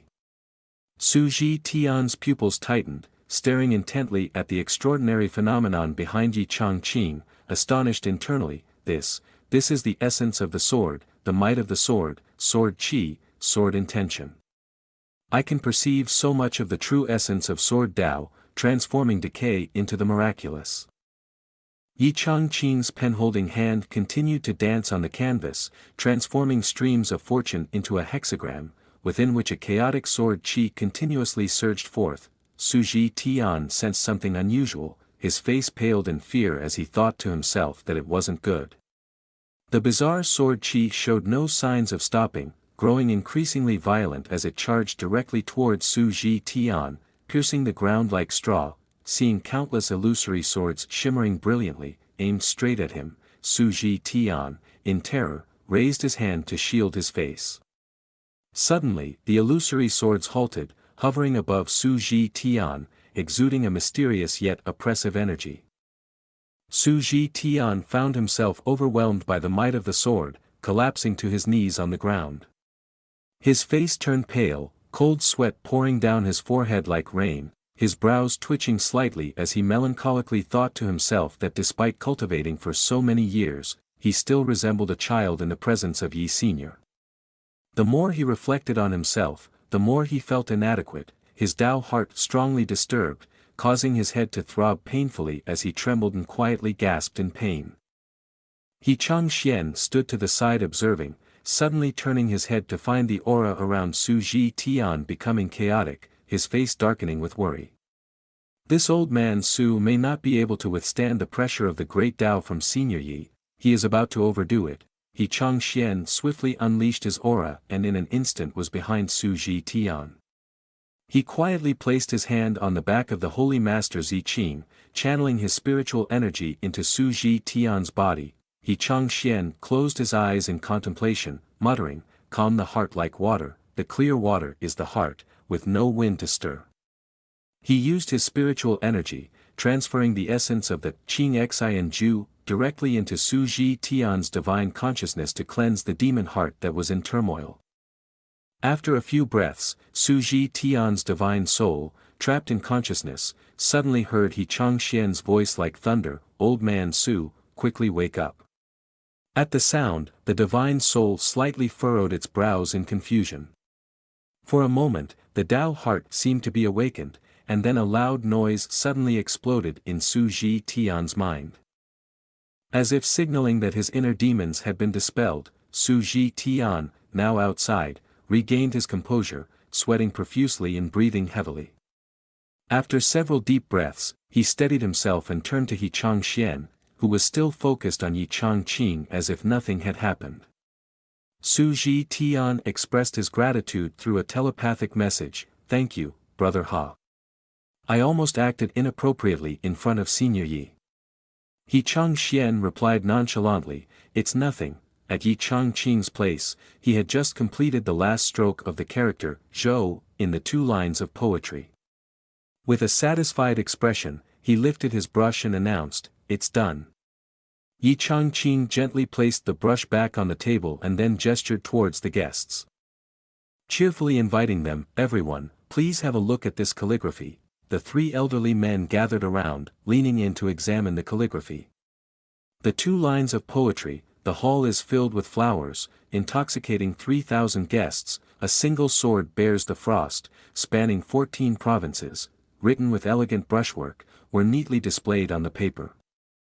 "Luck radiates brilliantly." He Chang Xian, with his eyes tightly closed, harmonizes his body and mind with the surroundings, stroking his beard gracefully and praising, "These characters not only give people a sense of complete talent and virtue, but they also conceal a vast divine meaning within." Su Ji Tian looked at the 14 ancient characters that contained profound sword Tao true meaning and agreed, "Indeed, what is surprising is that each character harbors different sword Tao meanings." Su Ji Tian felt as if the clusters of characters were flickering apart before him, surrounded by countless sources of luck, and admiredly continued, "But when these words are connected, they will form a truly different meaning." Yan Bing Xian listened to Su Ji Tian's analysis like a duck listening to thunder, completely confused, and asked back, "Su old man, what do you mean by that?" Su Ji Tian turned to explain gently, "It seems like the mountains are stacked together, forming a singular towering peak." As he spoke, Su Ji Tian felt as if he was suddenly appearing in a vast snowy mountain region.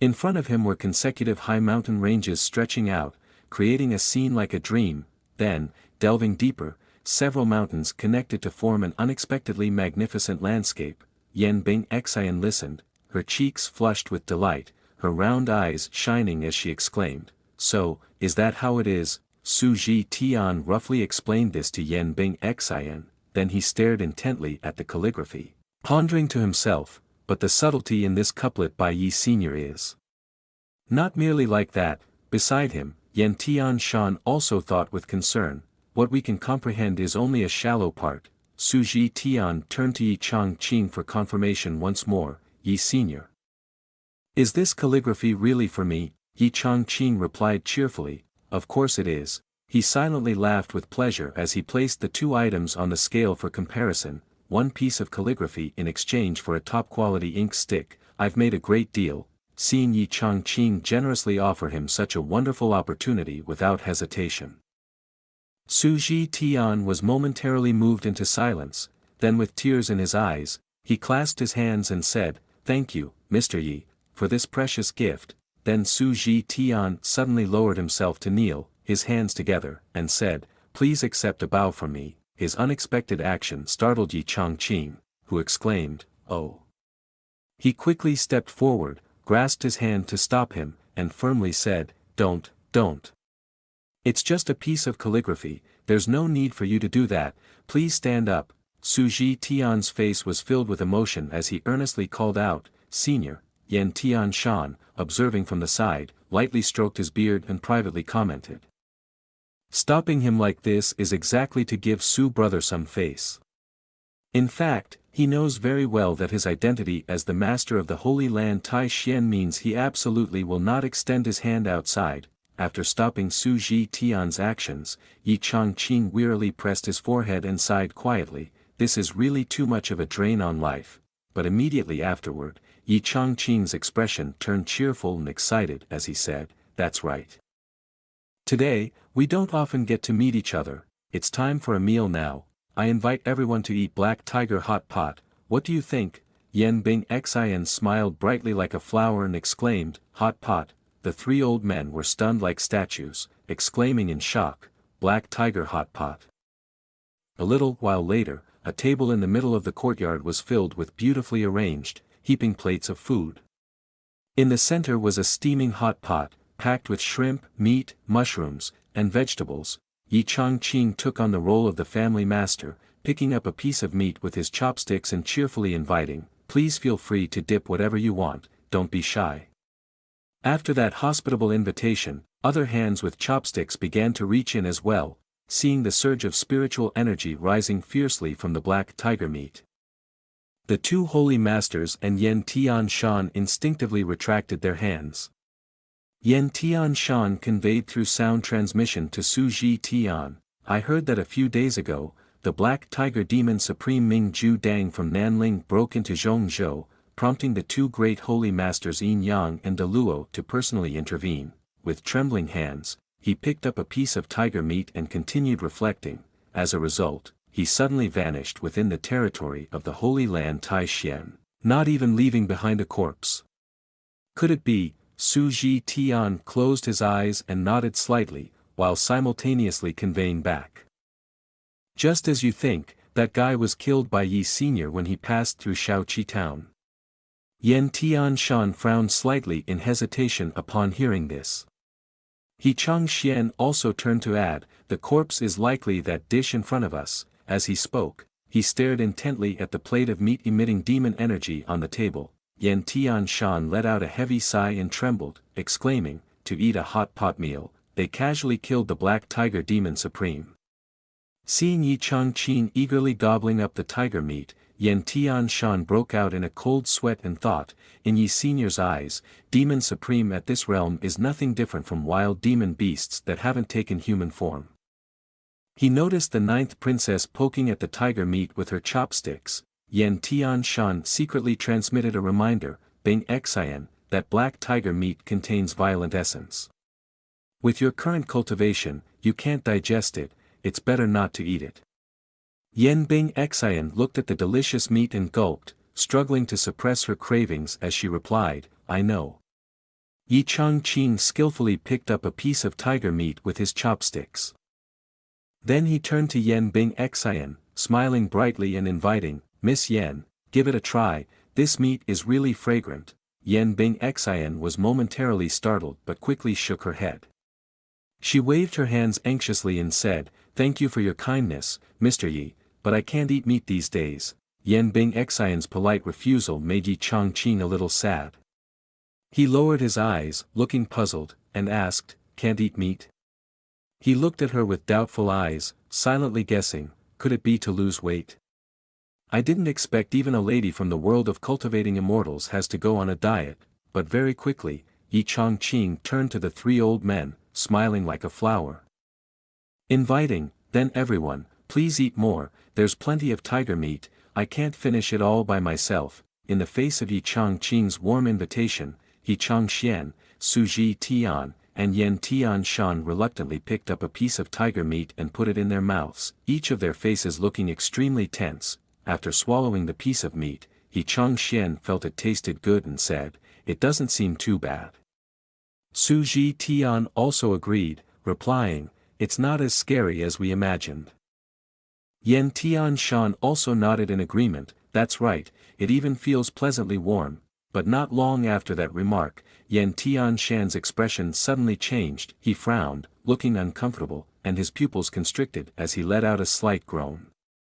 He felt as if a fire were boiling and burning inside his body. Unable to bear it any longer, he murmured, "This feeling doesn't seem quite right." Su Ji Tian also widened his eyes and stammered, It's on fire."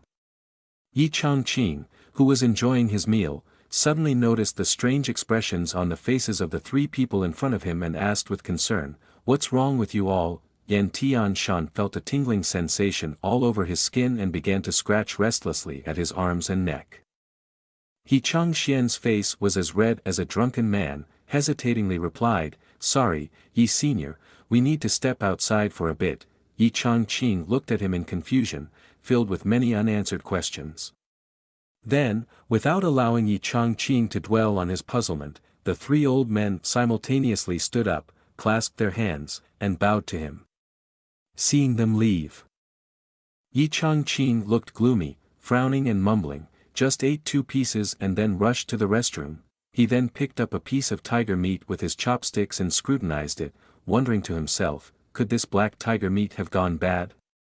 But recalling the storage method, Yi Changqing thought pensively, "I even used that ice cube to preserve it." At this moment, on the mountain outside Shaoqi town, the white clouds lazily embraced the foot of the mountain, making the surrounding scenery appear dreamlike and ethereal. Yan Tianshan felt a surge of heat within him, breathing heavily and anxiously.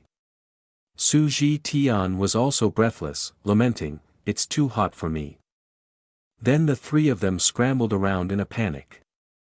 Yan Tianshan, with both hands holding his collar, shouted, "BB, Su brother, a realm divinity like me can't handle such overwhelming energy." Yi Changxian also felt uncomfortable, complaining, "We, void refined realm folks, can't endure this either." The buzzing sensation inside their bodies left them feeling dizzy. Yi Changxian was panting hard while urgently proposing, "Let's work together to resolve this. Otherwise, it could be dangerous." Su Ji Tian quickly agreed. "That's right, we're about to be in trouble." They began to clasp their hands together, activating their spiritual weapon. Then Yi Changxian, Su Ji Tian, and Yan Tianshan took turns reciting, "Goat, tiger, dog." After gathering enough spiritual energy, they struck their hands together.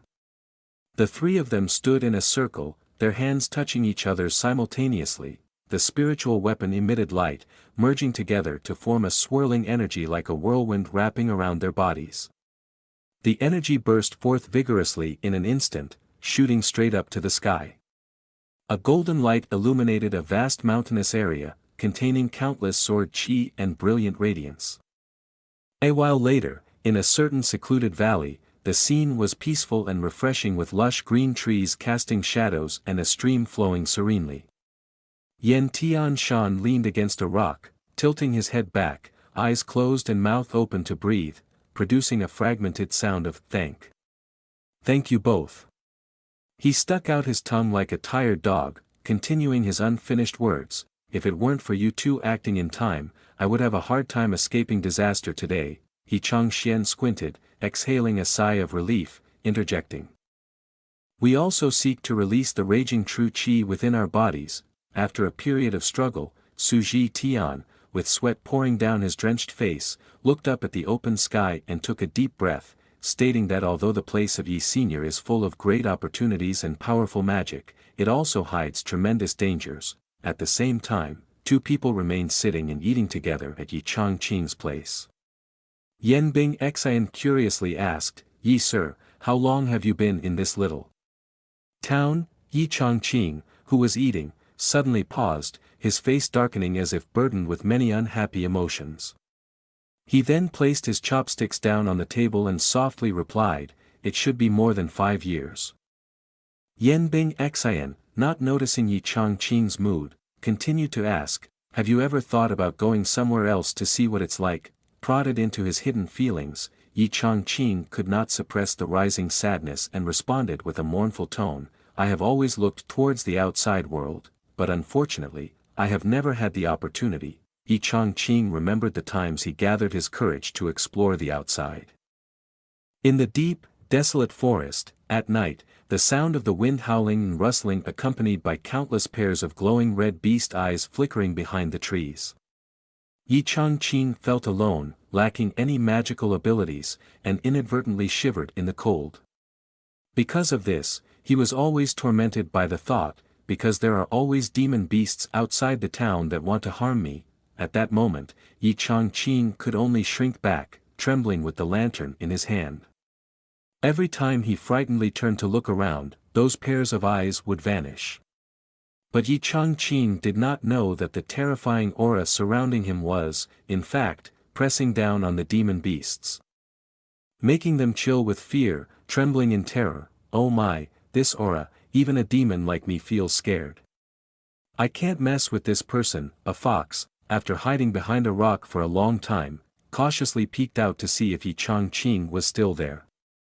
But as soon as it caught sight of his face briefly turning around, it became petrified, covering its face and screaming, "Demon!" Then, as if by instinct, it bolted away, shouting loudly to alert others, "Run away quickly." Thinking of the terrifying scene in that forest, Yi Changqing could not help but let out a heavy sigh and said, "Ah, it's difficult." Yan Bingxian suddenly stood up, her fists clenched and raised high, and excitedly shouted, "I understand."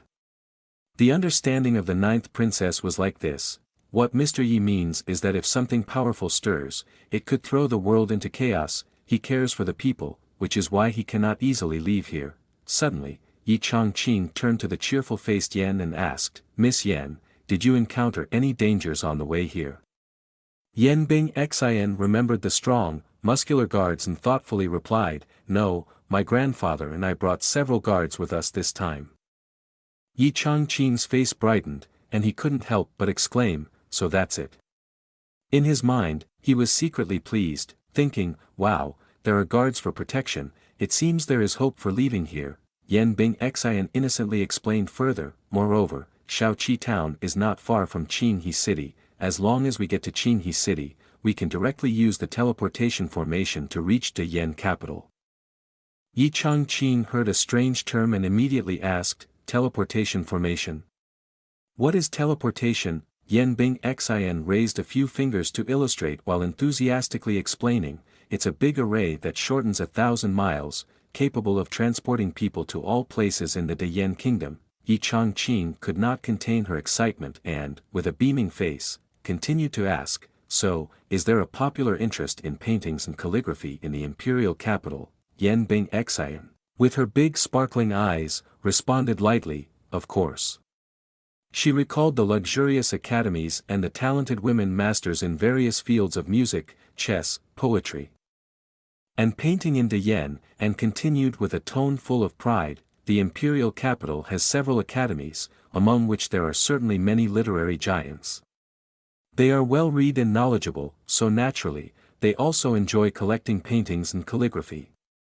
Yi Changqing scrutinized Yan Bingxian with a probing gaze and bit her lip, silently assessing, "The Yan family sounds like it cannot be underestimated, and the situation in the Dayan capital is not bad. If they enjoy paintings and calligraphy, there will surely be a place for me there." Seeing Yi Changqing stroking her chin in deep thought, Yan Bingxian asked, "Mr. Yi, do you want to go to the imperial capital?" She glanced at Yi Changqing with an embarrassed invitation, "Why don't you come with us this time?" Hearing Yan Bingxian's invitation, Yi Changqing couldn't help but feel delighted, thinking to himself, "I haven't even spoken yet and she's already brought it up, what a lucky coincidence." Although he was very pleased, Yi Changqing still pretended to be reluctant and cleared his throat, saying, "Since Miss Yan has warmly invited me, I shall respectfully comply." Upon receiving Yi Changqing's agreement, Yan Bingxian felt like crying from joy, her face beaming as she exclaimed, "Really? That's wonderful. So when are we leaving?" Yi Changqing had been eager about it already. And upon hearing Yan Bingxian's question, he made a prompt decision, saying, "I think we should leave tomorrow." At that moment, Yan Tianshan's voice boomed, "Yi Senior, I'm back." Yi Changqing asked in confusion, "Why are you the only one back? Where are he and Su?" Yan Tianshan hesitated to tell the real situation out of fear of losing face, so he responded vaguely. They said the gifts had arrived, and today they would not disturb the senior anymore. Deep down, they were still shaken, thinking to themselves, even though the cultivation of those two old men has improved, they are still injured by the impact of Black Tiger's flesh and dare not return. Suddenly, Yen Bing Xin ran over, her face beaming with joy as she announced, "Grandfather, Mr. Yi wants to go with us to the imperial capital for a few days." Yan Tianshan, unable to believe his ears, exclaimed in shock, "Really?"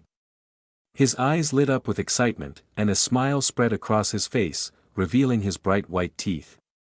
"That would be great." Then, Yan Tianshan clasped his hands together in reverence and bowed his head, saying, "It is an honor for our family that Senior Yi visits the imperial capital." The worries accumulated over the years were suddenly lifted, and Yi Changqing eagerly turned to run back to his room, not forgetting to look back with a radiant smile and say, "All right, then we'll set off early tomorrow." Before long, night had fallen, the crescent moon hung high, shooting stars darted across the sky, and a gentle darkness enveloped the space below. In a brightly lit room, Yan Tianshan leisurely sat down on a chair. He exhaled a sigh while rummaging through his chest pocket. A moment later, a token floated out, emitting a gentle blue light. A few seconds later, it formed into a mirror showing the image of Yan Yang eagerly asking, "Old ancestor, you took the initiative to contact me, has there been any progress?" Yan Tianshan stroked his silver beard, chuckling, and replied, "Not bad, tomorrow Yi Senior will return to the imperial capital with me and Bing Xian." Upon hearing this, Yan Yang was stunned and joyfully exclaimed, "What? Yi Senior wants to come to the imperial capital?" Yan Tianshan quickly nodded in confirmation, and cautiously added, "That's right, there is one more thing. I want you to renew all the calligraphy and painting shops, doubling their size overnight." Yan Yang, not fully grasping the old ancestor's intentions, stared wide-eyed in confusion and asked, "Why? Why is that?" Yan Tianshan gently explained, "Mr. Yi loves calligraphy and painting. We must make Mr. Yi feel that the people of De Yen are the same." Old ancestor's expression turned stern and fierce. He raised his hand to his neck and growled threateningly, "If there is any delay, you shouldn't expect to sit on the throne anymore." Yan Yang looked at the evil energy surging behind Yan Tianshan and broke out in a cold sweat, fearfully replying, "Yes." At the same time, in Yi Changqing's room, he was examining the storage ring, mumbling to himself, "So this is the legendary artifact." Then Yi Changqing placed it on the table, scratching his head in confusion. "Theoretically, it should belong to me now, but I don't feel any spiritual energy. How am I supposed to use this storage ring?"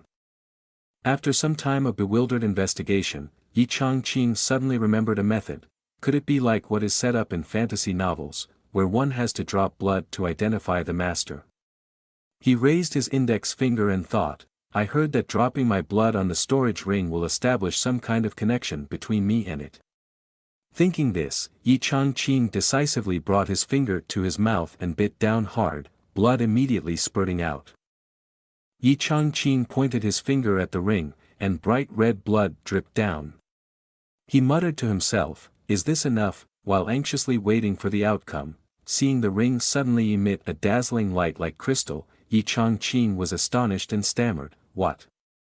What is this situation?" Yi Changqing closed his eyes and found himself in an expansive space. He exclaimed in amazement, "This is the space of the absorbing ring." Suddenly transforming into a domineering CEO, he awoke in an 1,800 square meter golden house. At this moment, Yi Changqing was standing in the middle of a brilliantly lit magical circle, surrounded by numerous constellations and ancient scripts. A phantom divine dragon wrapped around him, exuding immense power.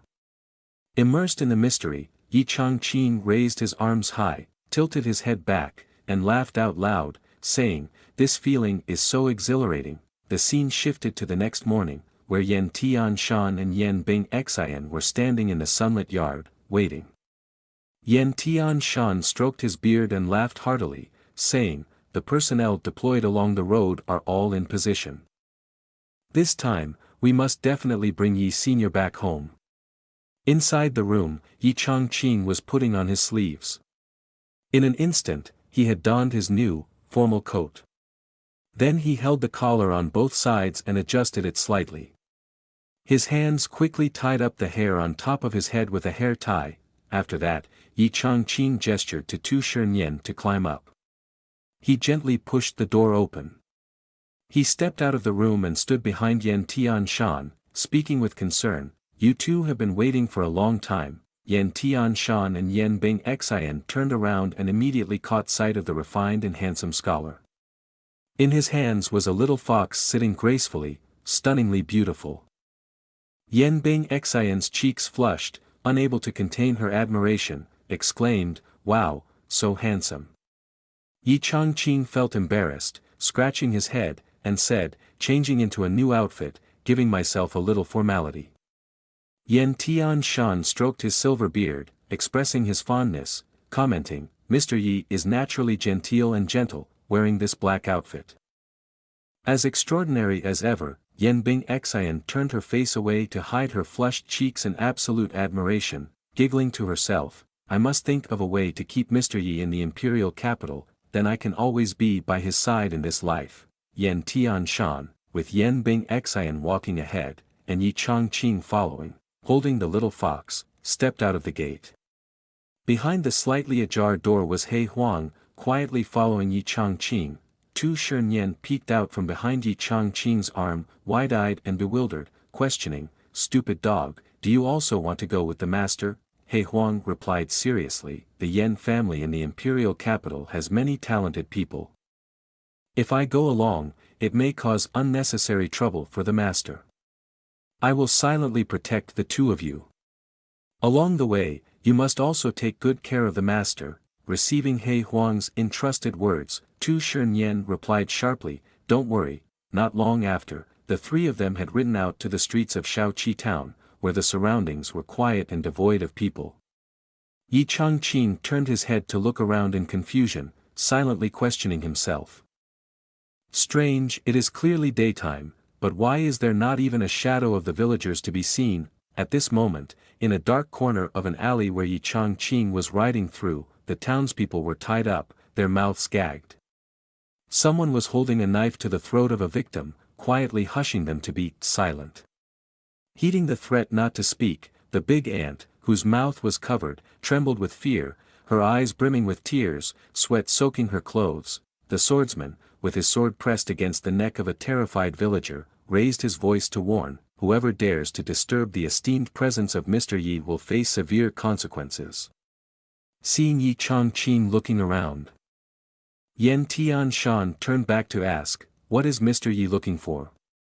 Yi Changqing replied awkwardly with a smile, "It's nothing, I just feel that with the two of you accompanying me, the normally lively village is quite quiet today." Yan Tianshan smirked with a sinister grin, thinking to himself, "Of course, after all, I'm not some kind of evil monster."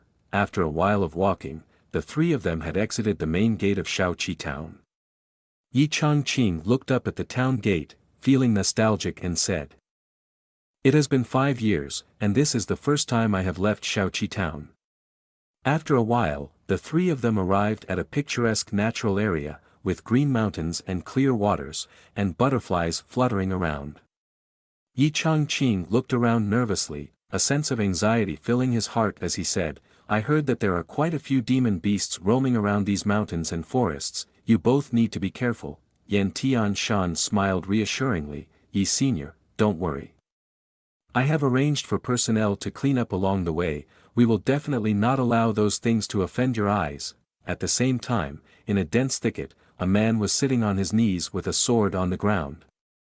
His arm scratched and wounded. He and another person were silently observing the three people leisurely riding by. The little guy with scratched and dirty skin softly called out, "Lu Lord Mansion." He glanced at the pile of dead beasts nearby and asked with concern, "After killing so many demon beasts in such a short time, can you hold on, Lu Chang? He turned his face, his attitude extremely resolute, and replied, being able to pave the way to protect ye sir is the most glorious mission of the entire Qi Shi mansion. We must complete it. As he spoke, he tried to push himself up to stand. Lu Chang he quickly sheathed his sword tucked at his waist, then he stomped his foot and jumped forward as a model, while vigorously urging his subordinate, go, continue killing. The scene shifted to inside the Deyen Palace, on a high floor with thick white clouds, but still radiating brilliant light down to the lower palace. Two people were standing on the red carpet leading into the palace. The person in the red robe was also the crown prince of the Deyen kingdom, Yan Jinghong, who furrowed his brow in confusion and asked, why does our father, the Deyen emperor, humble himself like this? It inevitably harms the heavenly authority. Yan Yang turned his face sternly and instructed, Jinghong, remember, being able to meet Yi Senior will be the greatest magical power of your life. Hearing his father's words, Yan Jinghong scoffed loudly, showing his displeasure. Seeing his expression, Yan Yang raised his voice to admonish, do not underestimate, that little girl Bing Xin spent a few days with Yi Senior, and Yi Senior has granted her the second spiritual root. Yan Yang waved his hand and hinted vaguely, now that the girl is increasingly valued by the old ancestors, her future achievements are certainly unpredictable. Yan Jinghong somewhat understood his father's thoughts and asked in a low voice for confirmation, is this the reason why father is arranging for me to be next to this person? Then he expressed his suspicion with a loud and scornful objection, spiritual roots are innate. No one can arbitrarily control them. Hearing Yan Jinghong's rebellious and stubborn words, Emperor De Yen trembled with anger and shouted, shut up. He could no longer maintain his composure, glaring at him and delivering a tirade of fury.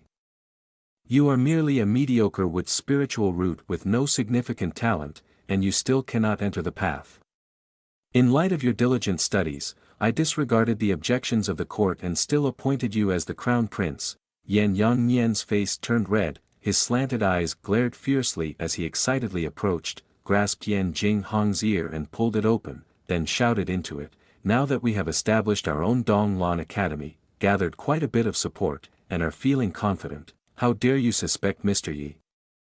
After slapping Yan Jinghong hard across the face, Yan Yang was still fuming with anger. He turned away in disappointment and said, if I had known this would happen, I should have made Bing Xian the princess, at least her cultivation would have allowed her to manage them. Some time later, outside the capital city of Deyen, Yan Yang and many others were standing in front of the exit of the teleportation formation, waiting. Noticing the dozing expressions of the officials, Yan Yang turned around, furrowing his brows and shouted loudly, everyone, wake up. He anxiously reminded them, Yi Senior is about to arrive, seeing the tension in Yan Yang's demeanor. Yan Jinghong and all the officials straightened up solemnly, their faces pale with fear as they responded, yes. Observing the respect that the emperor had for the approaching figure, Yan Jinghong felt disgruntled, with deep dissatisfaction rising within him as he thought, learning from lowly people is humiliating, learning from high officials is flattery, this Yi person is making my ancestor and my father dizzy. Remembering the statue resembling Yi Changqing, he felt increasingly frustrated, grinding his teeth and muttering to himself, they even cast a golden statue and built a temple for him, he must be some trickster. Yan Jinghong stared intently at the swirling aura where a figure was about to emerge, resolutely telling himself, to force me to bow my head before such a petty person is a dream. At that moment, Yi Changqing, with a little fox on his shoulder, along with Yan Bing Xian and Yan Tianshan, appeared from behind the aura. He couldn't help but feel amused, smiling slightly and exclaiming, wow, this teleportation formation is indeed fascinating. As soon as Yi Changqing appeared, Emperor De Yen and the court officials stood solemnly, clasping their hands respectfully and greeting him. Junior Yan Yang pays respect to Senior Yi. Yi Changqing was slightly surprised by the grand reception. Turning to Yan Tianshan, he covered his mouth and quietly asked, who are these people? Yan Yang led Yan Jinghong forward, cheerfully introducing, I am the father of Bing Xian, and this is Bing Xian's elder brother, recalling the words Yen Bing Xin had whispered to him a few days ago. "Mr. Yi, I have discussed our matter with the old ancestor and my father." Yi Changqing suddenly felt uneasy and wondered, could the whole family be here to pressure a marriage? Thinking this, he brought forth the hand wearing the storage ring and mentally calculated, let's first bypass this topic. Then Yi Changqing shouted, present, and immediately a jar of delicious, fragrant peaches appeared in his hand. Yi Changqing held the jar with both hands, smiling warmly as he politely said, "I, Yi, have intruded upon your home and prepared a small gift, please accept it." Yan Yangnian accepted the gift, feeling extremely honored, and with wide eyes asked, "May I ask, Yi Senior, what is this?" Yan Jinghong, standing beside him, glanced over and curled his lips in disdain, unable to contain his feelings of disgust. He blurted out, something so ordinary from the countryside, how embarrassing to bring it out." Yan Yangnian's face darkened as he scolded his son, "Jinghong, do not be disrespectful." Yen Bing Xian's face turned red with embarrassment but said nothing. Yi Changqing awkwardly scratched his head and sincerely expressed, "Well, it really is a fruit that I cultivated myself, and it took effort to produce this jar." Then Yi Changqing quickly regained his cheerful confidence and added, "But in some places, it can be claimed to cure all ailments." He happily provided another example, "There is even a saying that golden peach in a jar will protect every child in the north." Yan Jinghong thought Yi Changqing was bragging, angrily pointing at him in rebuttal, "Don't talk nonsense, I have long seen that you are a schemer. I have never seen anything that can guarantee to cure all ailments." Yan Bing Xian had been trying to control her emotions. And at this moment, she couldn't hold it in anymore and shouted, "Brother!" Yan Tian Shan also became furious, shouting, "Shut your mouth." Upon seeing Yan Tian Shan's furious expression, Yan Jinghong instinctively broke out in a cold sweat, shrinking back and stammering, "Old ancestor." Not allowing him to finish, Yan Tian Shan, filled with rage, stepped forward, pointed at him, and warned in a sharp tone, "Disrespectful in front of Yi Senior like that? I see that the crown prince position of yours has become quite boring." Yi Changqing looked up at the sky and silently sighed, "So it turns out this person is the crown prince? No wonder he is so arrogant." While happily assessing the situation, Yi Changqing suddenly froze, his eyes wide in shock, sweating profusely, muttering, "No way, crown prince." He stared blankly at the four people in front of him, mentally reassessing their titles: Crown Prince, brother of the Crown Prince, father of the Crown Prince, ancestors of the Crown Prince. Then he placed his hand over his chest to suppress his heart from jumping out, feeling overwhelmed internally, sighing, "So these people can't be from the royal family of De Yen.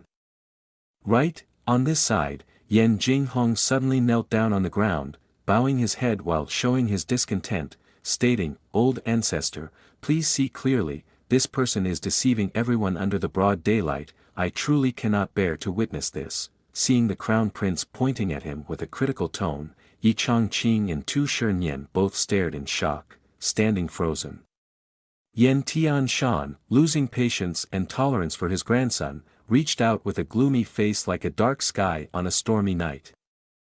Along with that was the sound of anger grinding out each word. "According to you, both I and your father are fools, both deceived by Yi Senior," causing Yan Jinghong to break into a cold sweat in fear. Yan Tian Shan frowned, his eyes fierce, looking at Yan Jinghong and coldly asked, "Are you really the most rational person here?" Yan Jinghong's face drained of color, quickly waving his hands to explain, "No. No.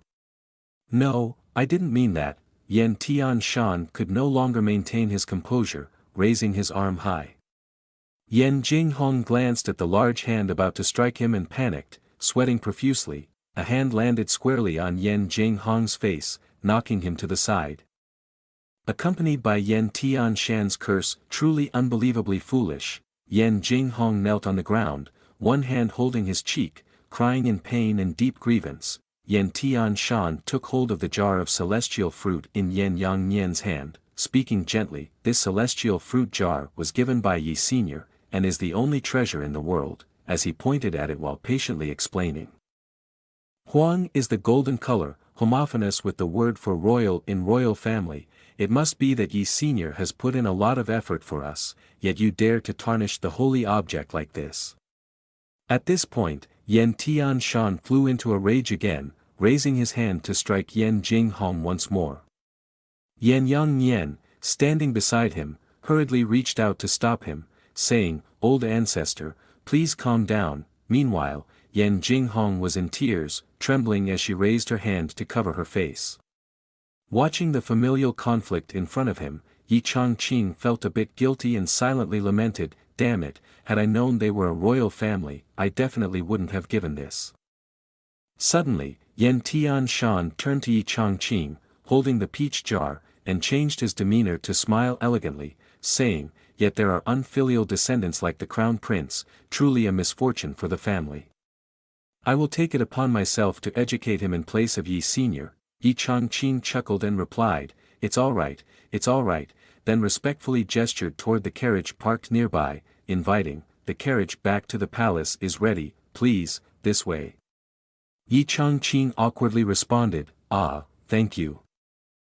Yen Tianshan raised his hand to lift the curtain for Yi Changqing to step up, while cheerfully reminding him to be careful of his feet. Yi Changqing lowered his arm for Tu Shernyen to jump down to the seat in front, and then politely sat down next to his pet. The car door was closed immediately afterwards. The events that just occurred made Yi Changqing feel a bit distressed, but he encouraged himself, saying, "Forget it, I'm here now, so I can relax. They seem to respect me, so there shouldn't be any problems, right?"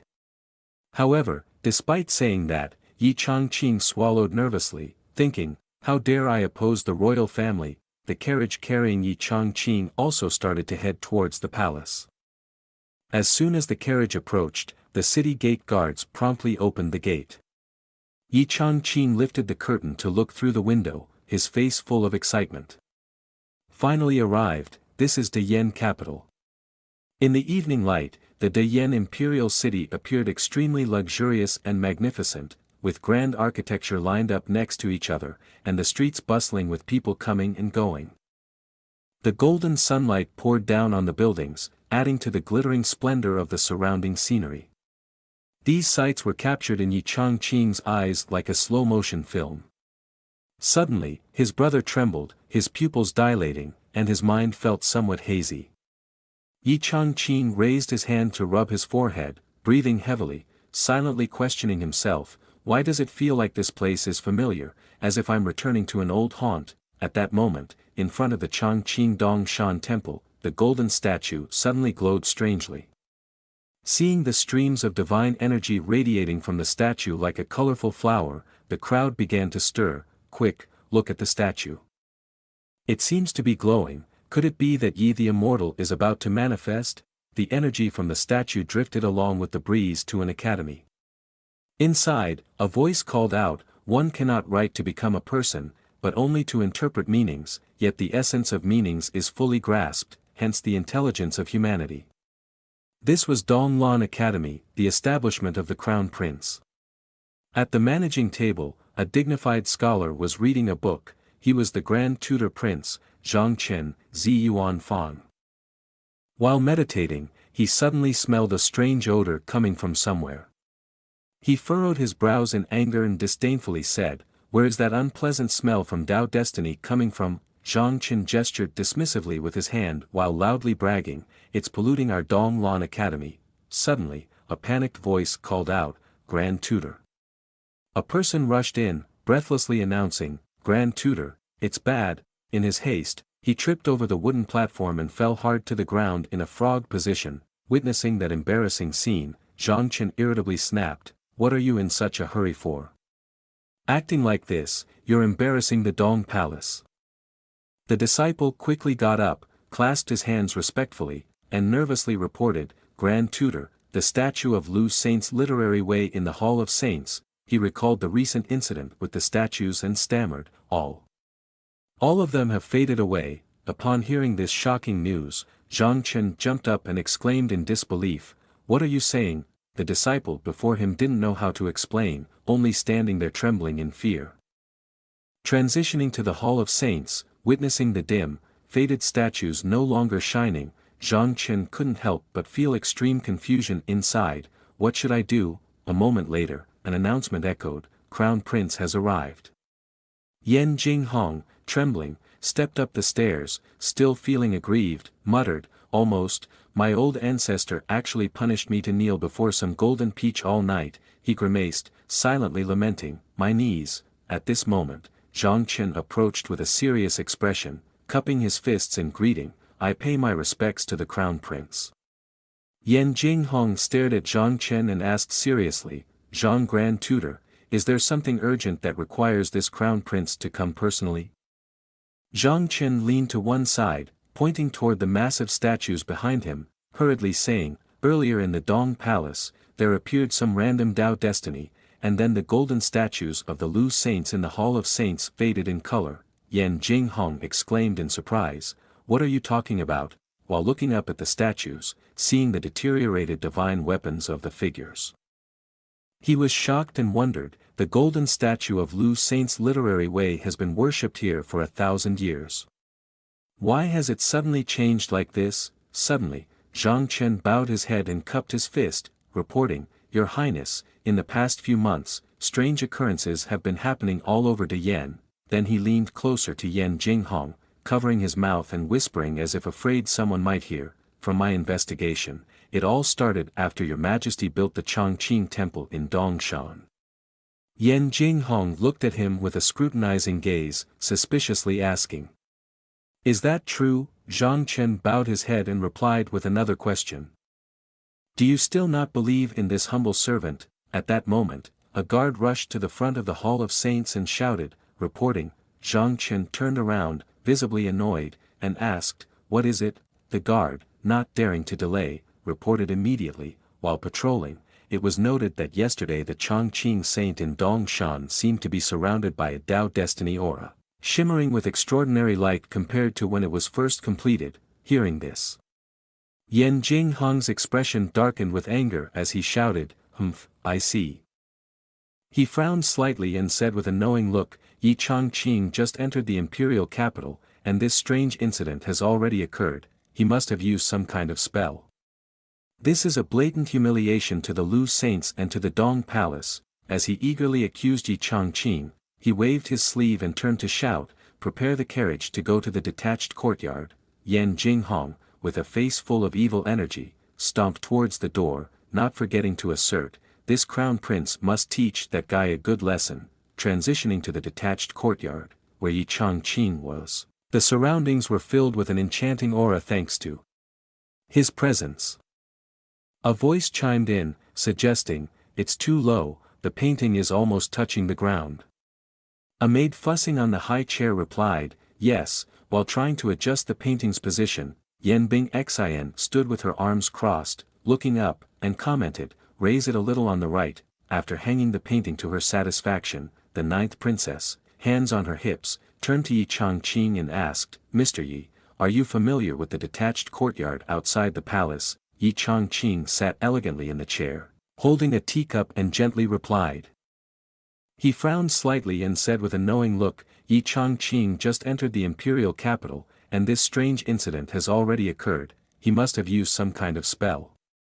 This is a blatant humiliation to the Lu Saints and to the Dong Palace. As he eagerly accused Yi Chongqing, he waved his sleeve and turned to shout, prepare the carriage to go to the detached courtyard. Yan Jinghong, with a face full of evil energy, stomped towards the door, not forgetting to assert, this crown prince must teach that guy a good lesson. Transitioning to the detached courtyard, where Yi Chongqing was, the surroundings were filled with an enchanting aura thanks to his presence. A voice chimed in, suggesting, it's too low, the painting is almost touching the ground. A maid fussing on the high chair replied, yes, while trying to adjust the painting's position. Yan Bing Xin stood with her arms crossed, looking up, and commented, raise it a little on the right. After hanging the painting to her satisfaction, the ninth princess, hands on her hips, turned to Yi Chongqing and asked, Mr. Yi, are you familiar with the detached courtyard outside the palace? Yi Chongqing sat elegantly in the chair, holding a teacup and gently replied. Yan Jinghong strode in confidently and said loudly, ninth junior sister, This has nothing to do with you, I am looking for the one with the surname Yi. As soon as he finished speaking, he drew the sword he was holding from its sheath, pointing the blade close to Yi Changqing's neck, and commanded with fierce eyes, "Little guy, be honest and tell me about the good things you've done." Yi Changqing turned pale and trembled, sweat pouring down like a fountain, but still tried to keep his voice steady, advising, "Crown Prince, please calm down for a moment, I think there might be a misunderstanding in this matter." Yi Changqing glanced at the sharp blade against his neck and couldn't help but panic. Lamenting to himself, "What is this? I've only been here for 2 days, I can't be losing my head already." Being near the king feels like walking beside a tiger. Yan Jinghong glared at Yi Changqing, coldly accusing him, relying on a few tricks to deceive the emperor and the old ancestor, but this crown prince has read many books and will not be fooled by you. Yi Changqing desperately tried to explain, "Crown Prince, let me." Just as he was saying this, a blinding light suddenly shone on Yan Jinghong. He was taken aback and exclaimed, "Huh," looking towards the source of the radiant beams, increasingly astonished, he thought to himself, the mural on the wall is actually glowing. Provoked by the curiosity, Yan Jinghong murmured, "Let me see what it is," and simultaneously sheathed his sword, moving toward the painting, while Yi Changqing stared blankly in confusion, blurting out the unfinished word, "like." As he approached, Yan Jinghong subconsciously broke out in a cold sweat, his eyebrows arching in horror, and he stammered, this is." In front of him were numerous paintings emanating the enchanting Tao destiny. After closely examining them, Yan Jinghong coldly assessed. These paintings have powerful brushwork, exquisite techniques, and one can see the unique thoughts of the painter. Yi Changqing glanced at him tiredly, lamenting inwardly, "How come this crown prince manages to mix compliments with insults? My CPU is overheating." Yan Jinghong's eyes suddenly lit up with insight. "No, that's not right," as he observed the perfect Tao destiny spiraling around, directly affecting his own mind. Yan Jinghong was astonished and wondered, "Are these paintings seemingly imparting a mystical strength to me?" Suddenly, the painting emitted brilliant rays of spiritual light, shining directly towards Yan Jinghong and illuminating him, making him distinctly hear the booming sound, boom, in his Tao heart. Yan Jinghong felt the light piercing through his body, and he couldn't help but sweat anxiously, for the spiritual roots were unclear, and the Tao destiny was precarious like stage lights shining down, helping to dispel some of the dark night, where faces were mocking him. At that moment, Yan Jinghong awakened to realize, "I am the crown prince of Yen, yet I have been unable to enter the Tao." Becoming a laughingstock for those in the royal family, Yan Jinghong suddenly grasped the truth, his eyes filled with tears as he murmured inwardly, "But at this moment, it seems I have caught a glimpse of the most important mystery." As he pondered vaguely, he reached out to grasp the rare, dazzling source of Tao destiny in front of him. Yan Jinghong extended his hand towards the painting, continuing to let his thoughts flow with emotions, needing only a word or a suitable opportunity. Suddenly, a voice called out, interrupting his train of thought, "Crown Prince." Yi Changqing noticed the strange, absent-minded behavior of Yan Jinghong, so he waved his hand to catch his attention and said, "Crown Prince." Yan Jinghong came to his senses, awkwardly pretending to clear his throat to hide his emotions, then turned to Yi Changqing and continued in a haughty tone, "Stop making false claims about your connections," and lowered his voice to question, "This crown prince asks you, where did this painting come from?" Yi Changqing calmly replied, "I painted it." Yan Jinghong thought he was boasting and angrily shouted, "Absurd, how could you possibly create such a masterpiece?"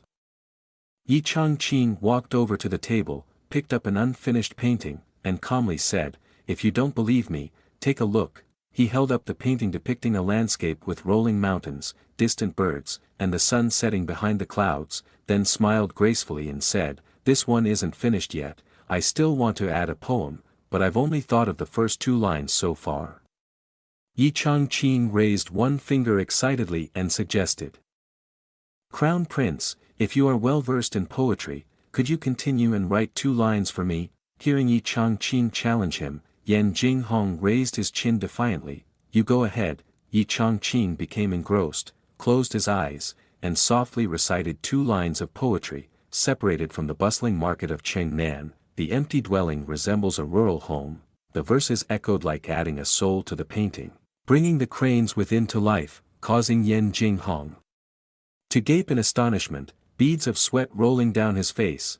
Before him unfolded a beautiful scene of nature with picturesque landscapes and cranes soaring in the sky. Yan Jinghong felt as if he had entered the painting and was immersed in the vast scenery filled with extraordinary energy. He hovered between illusion and reality, and despite himself, had to exclaim in acknowledgement, "Indeed, indeed, it is these two lines, it is precisely that fateful moment." Yan Jinghong stared blankly at the cranes taking flight, feeling incredibly small, and suddenly his mind became a whirlwind. Then I had to concede, saying, "The imagery of these two lines of poetry is continuous and unending, with no flaws in the rhyme. Even if we have read every book of poetry and literature in the world, we cannot connect these two lines." Suddenly, Yan Jinghong was startled and dumbfounded when on the other side, Yi Changqing loudly recited the two lines of poetry. "The tree's roof bears heavy fruit, the surface of the pond is adorned with beautiful tancher flowers." After finishing the two lines, Yi Changqing turned to ask, "Crown Prince, what do you think about this couplet?" Yan Jinghong closed his eyes and mumbled, "The tree's roof bears heavy fruit, the surface of the pond is adorned with beautiful tancher flowers." After reflecting on the meaning of the two lines, Yan Jinghong opened his eyes and exclaimed with delight, "Wonderful lines, these are truly wonderful lines." Praised by the Crown Prince, Yi Changqing quickly picked up the brush, looking very excited, and said, "All right, then I will write poetry now."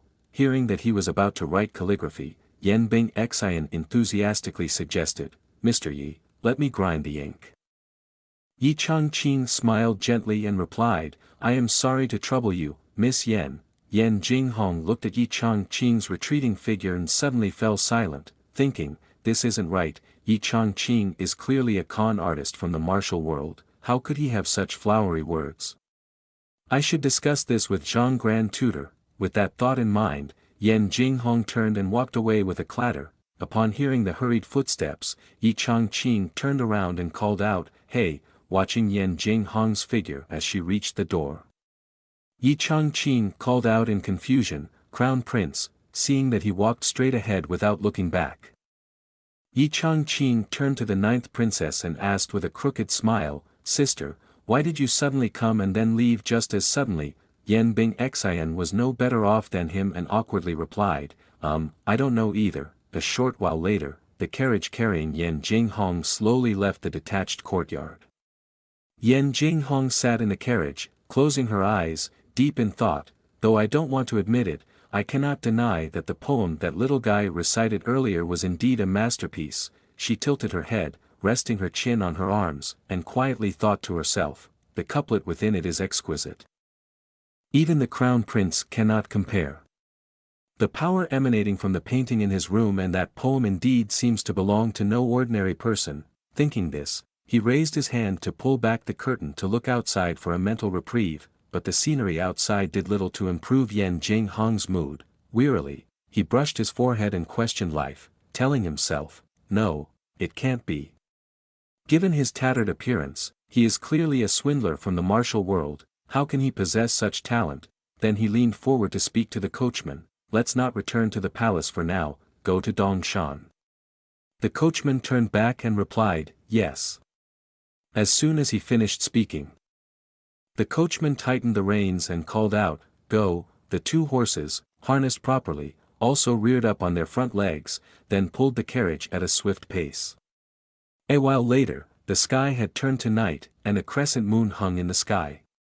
Yan Jinghong slowly and laboriously climbed the long steps, deep in thought as he walked. "The temple and the golden statue of the emperor are all here. Perhaps something can be discovered." As soon as Yan Jinghong set foot in the square and faced the giant statue, he immediately realized the marvel. He stood there, mesmerized by the statue exuding a brilliant aura, and silently acknowledged that this place indeed had Tao destiny just like in his paintings. Yan Jinghong closed his eyes and began to recite the verses composed by Yi Changqing. Moving away from the bustling Chengnan market, the aura from the statue suddenly became more intense. It converged towards the spot where Yen Jinghong stood. At this moment, he was still engrossed in reading in the serene place resembling a countryside home, with a thatched roof weighed down by fruits. While humming, Yen Jinghong extended his hand as if to embrace the mysterious Tao destiny. The aura swirling around his feet seemed to want to lift him into the air. Yen Jinghong posed like the statue, calming his mind to read the surface of the lake adorned with green grasses and flowers. As he recited to this point, he felt as if he were the grass floating on the surface of the lake, his fortune rivaling the pure, radiant flower behind him. Yen Jinghong opened his eyes wide, sensing a subtle difference in his body. He raised his hand to admire it, then, astonished, said, "Here. I can see my spiritual roots are about to be activated." He recalled Yen Yangnien's words, furrowing his brow and silently thinking, could it be true, as my father said, that Yi Changqing is a saint? The scene shifted to the Dong Palace, where the stars flickered in the sky. Outside, the air was filled with a drifting aura, while inside, the lights were brightly illuminated. An old scholar in a brown robe hesitated to speak to Zhang Chen, saying, "Grand Tutor Lord," and continued with an anxious expression, "The Crown Prince has recklessly barged into Ye's residence. I am afraid this is not good." The scholar in the blue robe agreed, stating, "Indeed, that is Changqing, the saint trusted by the emperor. The Crown Prince's actions could offend the king."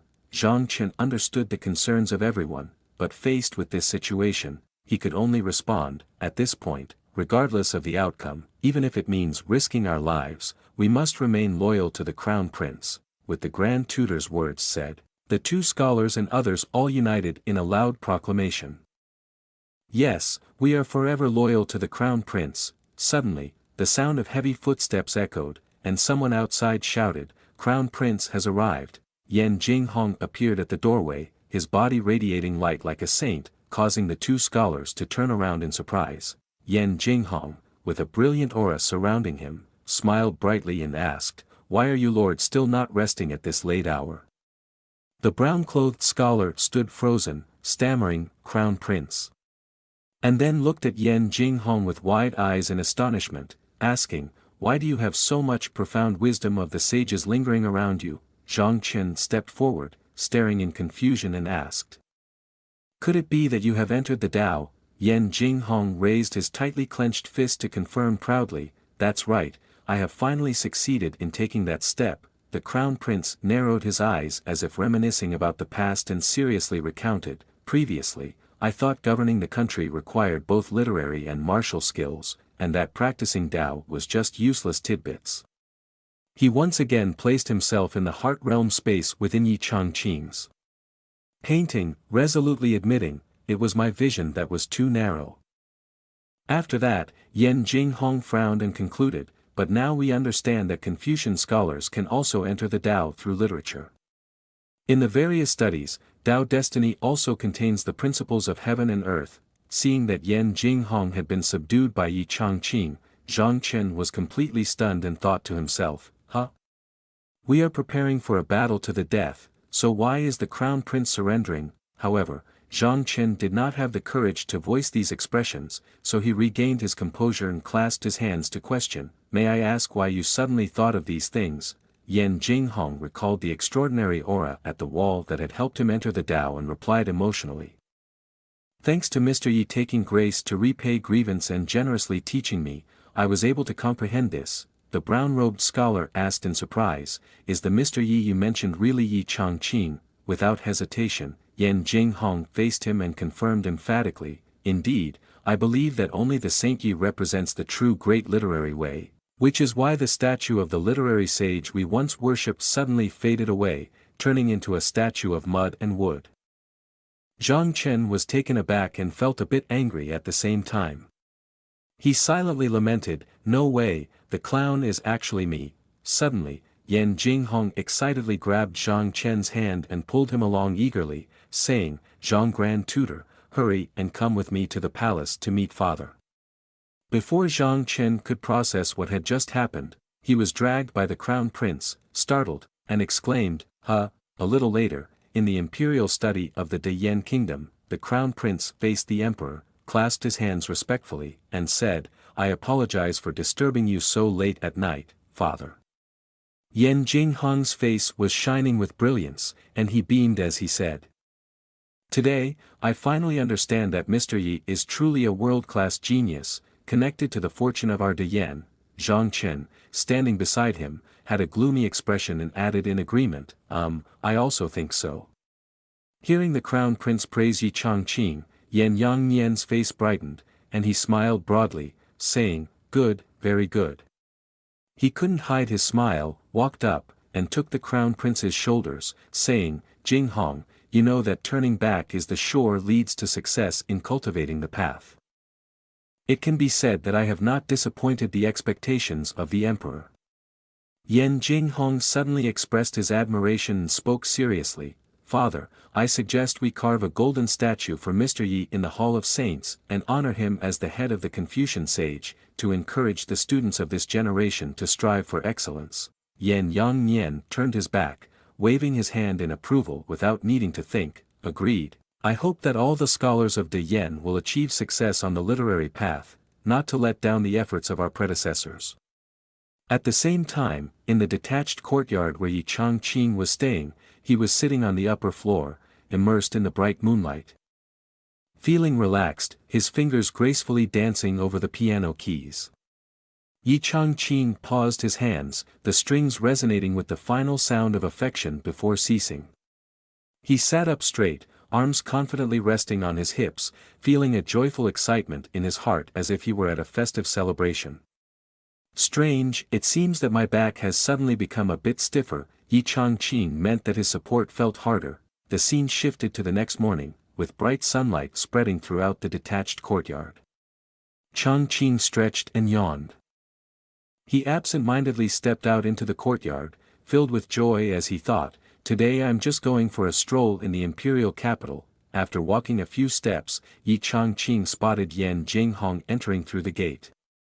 Seeing him, he broke into a bright smile and greeted, "Good morning, Mr. Yi." Noticing the somewhat unusual attitude and tone of his, Yi Changqing scratched his head in confusion. "Mr. Yi? Why are you here so early in the morning?" The crown prince smiled radiantly and confessed, "Jinghong reflected on your guidance and help yesterday, and I now fully understand." Yi Changqing's face turned pale at this, and he inwardly sighed, after thinking it over for a night. "Are you really that vengeful?" Worried that he might explode and pick a fight with him, Yi Changqing clasped his hands together, humbly trying to smooth things over. "Previously, there were many things I said that may have been offensive. I hope the crown prince can be understanding." Contrary to his thoughts, Yan Jinghong waved his hand, speaking boldly, "No, thanks to you, Mr. Yi, I have today." He raised his clenched fist and, with a voice trembling with emotion, continued, "I only regret not meeting you sooner." Yi Changqing felt as if he were lost in a fog, raising his hand to scratch his cheek and silently wondering, what is this guy talking about? Why don't I understand anything? Yi Changqing was afraid that staying too long with the crown prince would lead to more trouble, so he quickly made an excuse to avoid the situation. "Well, today, my junior sister and I have made plans to stroll around the imperial capital, so I must take my leave." After saying that, he didn't give Yan Jinghong a chance to respond and turned to leave quickly. A moment later, outside the royal city, the streets were lively and bustling with people coming and going. At that moment, the carriage carrying Yi Changqing was also approaching. He pulled back the curtain eagerly, looking at the scenery and people around him, and couldn't help but exclaim with delight, "Wow, as expected of the imperial capital, it looks much more western than Shaoqi town." While Yi Changqing chattered on, Yan Bing Xian sat silently with her head down, as if she were contemplating something. A young woman walking on the street spotted Yi Changqing through the carriage window and called out to the person next to her, "Quick, look at the young man in that carriage." They stared at him in awe and praised, "Wow, he is really handsome." It really resembled the golden statue in the Chongqing Dongshan temple. After expressing their admiration, the three women hastily ran towards the carriage, causing the coachman to panic and pull on the reins while shouting, "Stop!" Yi Changqing stared at the three beautiful women standing outside, lost in thought and filled with numerous confusing questions. The woman in the red dress, shyly flicking her hair, spoke first, I wonder if the young master is already betrothed? The woman in the pink dress unabashedly said, even if he is, it's fine, I can become a concubine. The woman in the yellow dress also joined in, saying, our family can accept sons-in-law. Faced with the affections of these women, Yi Changqing's face quickly changed colors, and he broke into a cold sweat as he awkwardly replied, ladies, although I have a bit of good looks, matters of men and women should arise from both sides. Then he regained his composure and respectfully continued, if you truly have feelings for me, we can start by being friends. Yi Changqing secretly rejoiced to himself, are the girls in the imperial capital all this enthusiastic? It seems I am fortunate. Unbeknownst to her, there were fierce, fiery red eyes of Yan Bing Xian glaring at her from behind. The ninth princess stepped forward, pushing Yi Changqing away from the window, then narrowed her eyes threateningly at the girls outside, demanding in a low voice, what did you just say? Seeing Yan Bing Xian's fierce expression, the three young ladies felt a shiver run down their spines, their faces pale with fear as they stammered, you are the ninth princess. Yan Bing Xian smiled sweetly, but her tone carried unmatched anger, knowing who I am, why aren't you getting out of my way? Otherwise, I'll have my father confiscate all your homes, causing the three girls to hear this and feel their souls leave their bodies. Trembling in fear, they dared not linger there any longer and hurriedly ran away, simultaneously terrified to the point of tears as they replied, yes, we will leave right away. Yi Changqing stared blankly outside, regretting and calling after them, hey, why are you leaving so quickly?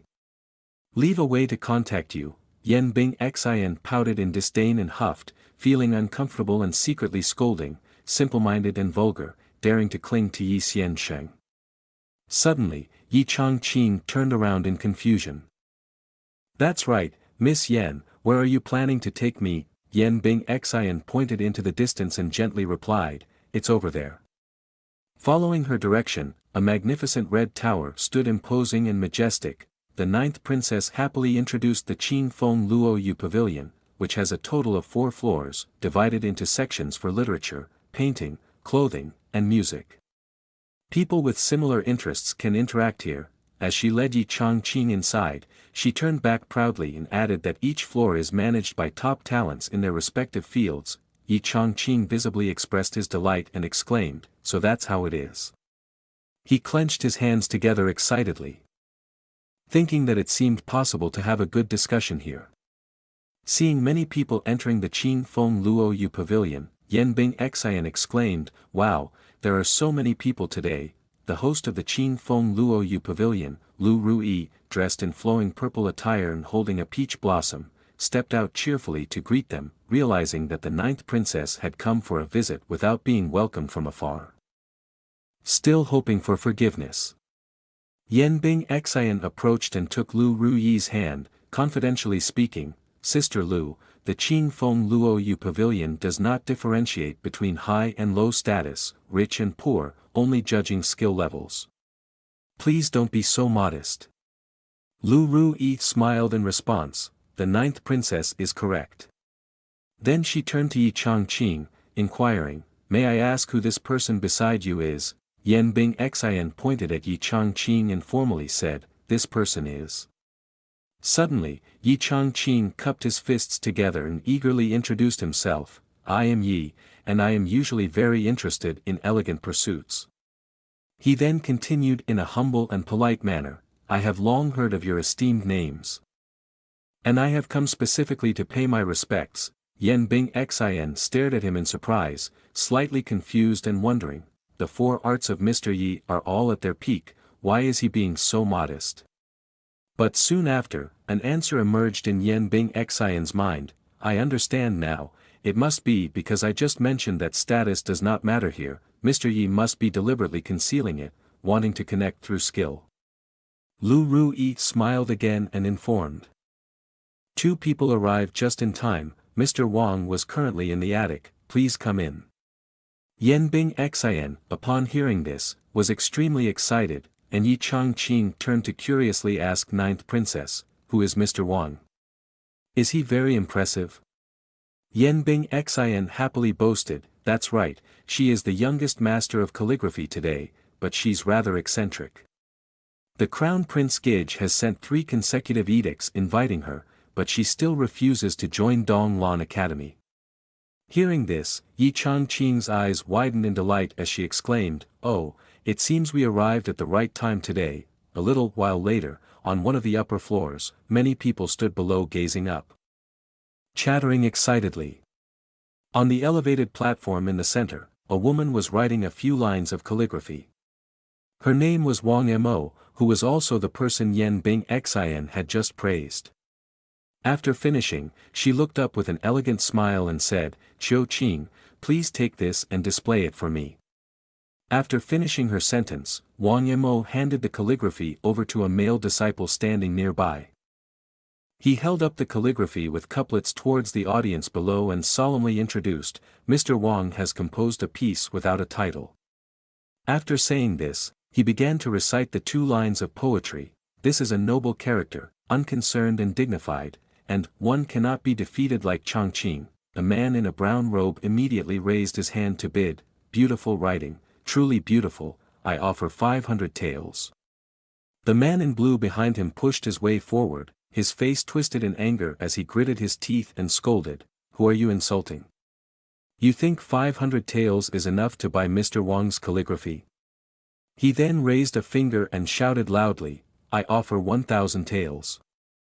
The man in brown was infuriated, raised 2 fingers high, and shouted even louder, "I offer 2,000 taels." Yi Changqing observed the fierce competition for the calligraphy and was dumbfounded, whispering to himself, "So writing calligraphy in the imperial capital is so popular. I wonder how much my writing could sell for." Then Yi Changqing sighed and murmured, "But I didn't expect this Mr. Wang to be a woman." Yen Bing Xin displayed an expression of deep admiration, cheerfully confirming, "That's right, she is young but well educated, of course she deserves to be called a master." Suddenly, a sneering young man, with a disdainful smile, loudly commented, "Is this level really worthy of being called a master?" He was none other than Chen Chang'an, the young master of Xia Kingdom, sitting with his legs crossed on a chair, casually spinning a teacup in his hand, continuing in a mocking tone, "The literary scene of Yan Kingdom is just this much." Hearing Chen Chang'an's insolent tone, Wang Mo was momentarily taken aback and exclaimed, "What?" The audience, who admired Wang Mo, couldn't help but start booing and criticizing. How dare he look down on Master Wang? Where is this person from? Did he come here to stir up trouble on purpose? What right do you have to judge Master Wang's calligraphy? Chen Chang'an slowly stood up from his chair, his face radiating an overwhelming arrogance as he sighed in exasperation saying, I heard that Qing Feng Luoyu Pavilion of Yan Kingdom gathers talents. I just came from Xia Kingdom to see, gather talents. I see it's just a bunch of turnips coming together."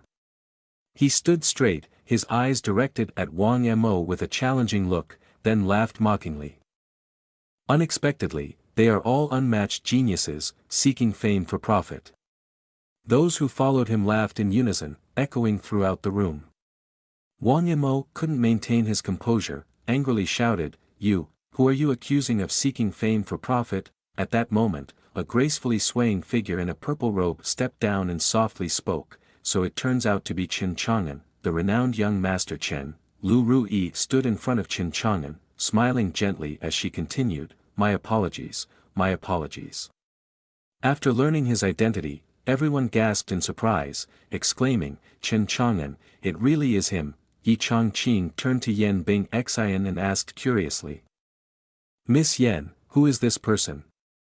Is he really that famous?" Yen Bing Xin, looking a bit tense, quietly replied, "Yes, Chen Chang'an is the prodigy of the Xia Kingdom, famous at a young age. I didn't expect him to come to the Yan Kingdom." Seeing the astonished expressions of those around him, Chen Chang'an raised his chin, smugly laughed, and declared, "Knowing who I am is enough, let me show you what true calligraphy looks like." Then he waved his hand, commanding his subordinate, "Bring it here." The 2 people behind quickly responded with, "Yes," each pulling out a roll of cloth paper that bore the simple 4 words, "The advantage is ours." After reading it, Wang Mo couldn't help but marvel internally, "Impressive, this level is indeed above mine. Chen Chang'an stood with his arms crossed over his chest, arrogantly lifting his chin and saying, if all of you from the Yen Kingdom are at the level of Mr. Wang, I advise the Qing Feng Luo Yu Pavilion to close down as soon as possible to avoid embarrassment. Hearing his arrogant words, two scholars trembled with anger, clenching their fists and growling, this little guy is so arrogant, I really want to beat him to death. However, looking at the talent aspect, they suppressed their anger and said, but he does have some skill, let's hold back. Yan Bing Xian felt her blood boil and clenched her fist, cursing, how dare he look down on our De Yen Kingdom, it makes me furious. Seeing the shame and anger of the people from the De Yen Kingdom, Chen Chang'an felt even more excited inside, one hand on his hip and the other pointing at the crowd. He laughed triumphantly and said, yes, this is the expression. I really enjoy the way you all look at me with disdain and yet can't do anything about it, ha ha ha. Suddenly, Yi Changqing spoke, young Master Chen, I see that your handwriting isn't anything to brag about. His words immediately captured the attention of those around them, causing everyone to turn and look. Chen Chang'an felt as if a bucket of cold water had been thrown over him, his expression darkening as he angrily asked, who is saying that? Yi Changqing stood tall and dignified, clasping his hands in greeting, and replied, it is I. The people around him gazed at him in confusion, whispering to each other, who is this little guy? I don't know him, he must be new. Yan Bing Xian grabbed Yi Changqing's arm, looking worried and anxious, and asked, Mr. Yi, Chen Chang'an is the elite of the Xia Kingdom, are you sure about this? Yi Changqing put his hands on his hips and confidently answered, Miss Yan, don't worry. He felt cheerful inside, secretly thinking, elite. I specifically want to take on an elite. Chen Chang'an strode toward Yi Changqing, his expression filled with resentment as he said, little guy, tell me. Then he arrogantly asked, what's wrong with my handwriting? Yi Changqing looked towards the calligraphy, calmly commenting, this calligraphy looks decent on the surface, but it fundamentally does not contain the true meaning of the art. Hearing Yi Changqing, Chen Chang'an felt as if he was listening to a joke, tilting his head back and laughing to the point of tears, ha ha ha, true meaning. After laughing heartily, he turned to glare at Yi Changqing and responded loudly, is this little guy confused? Can one express true meaning through writing? Yi Changqing adopted a serious demeanor and gently replied, just because you cannot achieve it, doesn't mean others cannot. Chen Chang'an was convinced that no one in the world could accomplish such a feat. So he waved his hand arrogantly and declared, all right, you all here understand a bit about brush and ink. If anyone can reach the realm you speak of. He pointed towards the door, his expression stern, and boldly proclaimed, then I, Chen Chang'an, will leave this Qing Feng Luo Yu Pavilion. Chen Chang'an darkly smiled with malice and added, if no one can write it, then the golden sign of Qing Feng Luo Yu Pavilion must come down. Yi Changqing smiled and accepted the bet with him. All right, then I will perform. As he spoke, he leisurely walked towards the table with paper and brush. Yi Changqing stood before the table, which was set with a pristine white sheet of paper, holding the brush with a contemplative expression. Everyone around held their breath, eagerly watching him. Yan Bing Xian stood beside him, her hands clasped together in anticipation, excitedly thinking, Mr. Yi is about to write, I'm looking forward to it. Wang Yimou lowered her gaze with concern, feeling uneasy, thinking to herself, I have studied calligraphy since I was young, and I've never reached the level of putting the brush to paper with intention. She looked at Yi Changqing, her heart restless, and worriedly whispered, this young master is helping me, but if he really can't do it, he will definitely be humiliated by Chen Chang'an. Chen Chang'an tilted his head towards Lu Ruyi, laughing triumphantly as he said, Lu manager, the Qing Feng Luo Yu Pavilion is about to be ruined by this foolish man. Lu Ruyi turned to look at Yi Changqing and, placing her trust in him, replied, that's not necessarily true, I hold this young master Yi in high regard. Yi Changqing at this moment still had no ideas in his mind.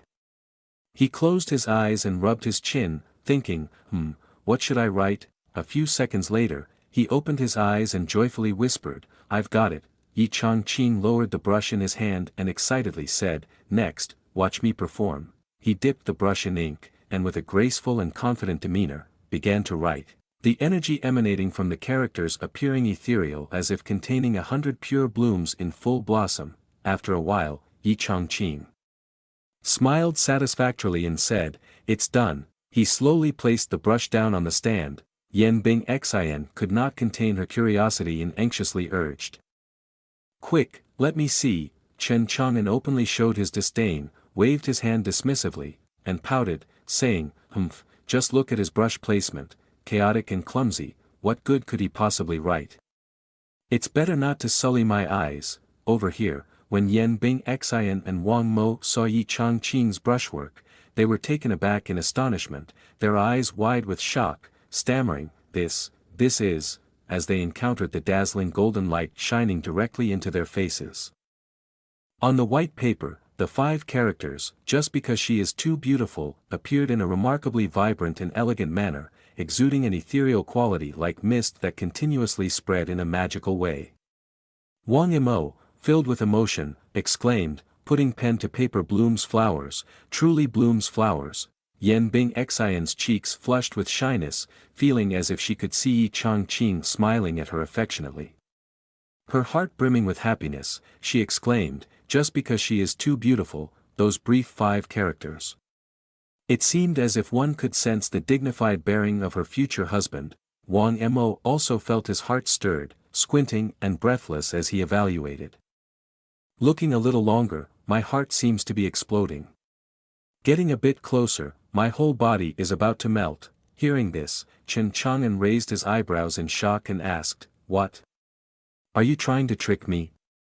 He hurried over to the calligraphy, resolutely declaring, "Watch me expose you."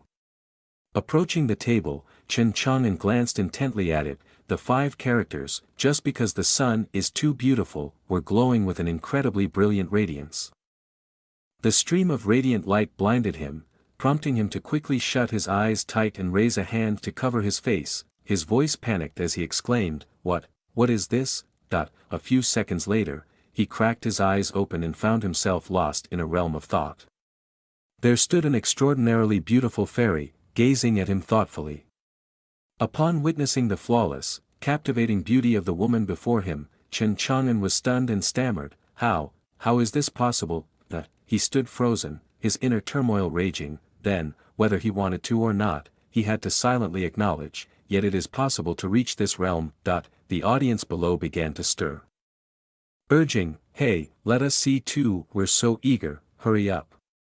Lu Ruyi then signaled to the 2 maidservants standing nearby. They understood the cue and replied, "Yes." The 2 girls approached the table, each grasping one end of a piece of paper, then both raised the sheet displaying the 5 words, "Just because you are so beautiful," towards the audience below. Upon seeing those words, everyone's eyes sparkled, mouths agape as they exclaimed in admiration, "Wow!" The 2 scholars at the front of the line nodded in praise, "Such wonderful writing, indeed." Yi Changqing observed the expressions of everyone and chuckled to himself, "Hee, let's see their reactions, this piece of calligraphy of mine will surely sell for a good price." Lu Ruyi turned his gaze towards Chen Chang'an and smugly asked, "Chen young master, are you convinced?" Which made him grimace, grinding his teeth in frustration, with anger boiling inside. Chen Chang'an waved his sleeve and shouted, "Humph, consider it your victory today. Let's go." But Lu Ruyi, serious, called out from behind, "Wait a moment." Chen Chang'an turned around, still furious, and asked, "What is it?" Lu Ruyi gently reminded him of his previous declaration. Chen young master just said that if someone could write out the true meaning, he would crawl out. "Do you remember?" The crowd of spectators excitedly chimed in, "That's right, it's time for you to fulfill your promise. How does it feel to be humiliated?" Hearing this, Chen Chang'an turned pale and panicked, stammering, You are going too far." Lu Ruyi smiled widely and added, "To play is to endure. Just now, if you had won, it would have been about breaking the sign of Qin Feng Luo Yu Pavilion. Now that you've lost the bet, you just leave like this." She glared at him, her face darkened with a triumphant smile, and continued in a cold voice, it seems that my sign of Qing Feng Luoyu Pavilion is not worth much after all. Chen Chang'an pointed at his own face, trembling as he asked again, are you really making me crawl out of here? I come from the noble family of the great Xia kingdom. Lu Ruyi responded to his words with an argument that couldn't be more reasonable. Qing Feng Luoyu Pavilion has never judged by high or low status, only by skills. Since you've come, you must naturally accept this principle. Then she extended her hand toward the entrance, coldly telling him, please. The crowd enthusiastically cheered and encouraged, Chen young master, hurry and crawl. Crawl, crawl, crawl, Chen Chang'an was pushed into a corner, angrily trembling as he cursed, damn it. The subordinate behind him anxiously asked, young master, what should we do? With no other choice, Chen Chang'an and his two subordinates began to kneel and crawl on the ground like dogs. He unwillingly opened his mouth and shouted threateningly, you all wait for me. After dealing with Chen Chang'an, Yan Bing Xian snapped her fingers towards Lu Ruyi, narrowing her eyes in praise. Lu's sister did very well. Yi Changqing also secretly admired her skills in his heart. No wonder she is the manager here, truly talented and sharp. The female manager suddenly bowed her head to Yi Changqing, expressing her gratitude. Ruyi thanks Mr. Yi for your righteous actions.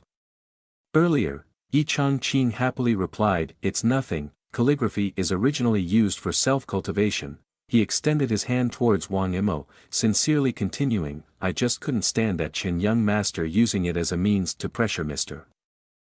Wang Imo blushed in embarrassment, quickly waving her hands and saying, in front of you, how could I dare to call myself a gentleman? Then Wang Imo looked at him with admiration, bashfully saying, From now on, I humbly ask Mr. Yi for your guidance. Yi Changqing smiled modestly and replied, among the three of us, there must be a teacher for me, and there are many things I need to learn. Let's improve together. Hearing the saying, among three people, there must be a teacher, from Yi Changqing, Wang Imo was inwardly shocked and thought to herself, what a humble yet profound statement.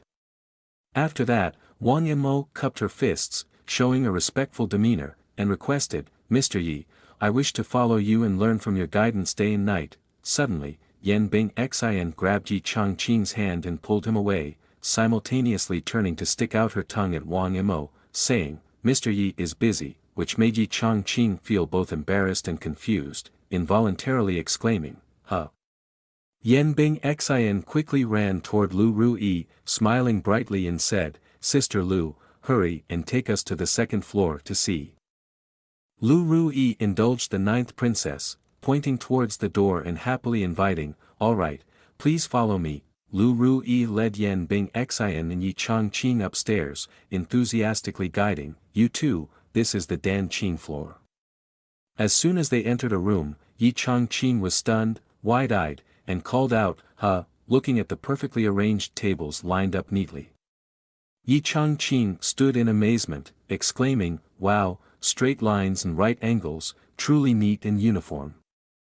He pointed to a woman dressed in light pink and quietly asked, Miss Lu, who is she? Lu Ruyi happily introduced, that is the manager of the Dan Qing floor, Su Shiyu. On the other side, Su Shiyu was smiling while pointing and asking a disciple, what is going on here? After observing Su Shiyu quietly, Yi Changqing expressed his admiration with the comment, gentle temperament, delicate appearance. Not bad, but just a moment later, Yi Changqing was startled and changed his mind when Su Shiyu slammed her hand down on the table and shouted, stop. The trembling disciple asked nervously, Master. What? What's wrong? Su Shiyu wore a smiling expression, but her voice took on a dangerous tone as she questioned. Why is your painting displayed like this? Which left the disciple stunned and trembling. Su Shiyu's voice rang out again reproaching, everyone else has theirs displayed to the right. The disciple, horrified, with tears in his eyes, stammered an explanation, I'm left-handed, so this way is more convenient. Su Shiyu leaned her face close to the disciple, glaring and emphasizing every word, bring the painting according to my request.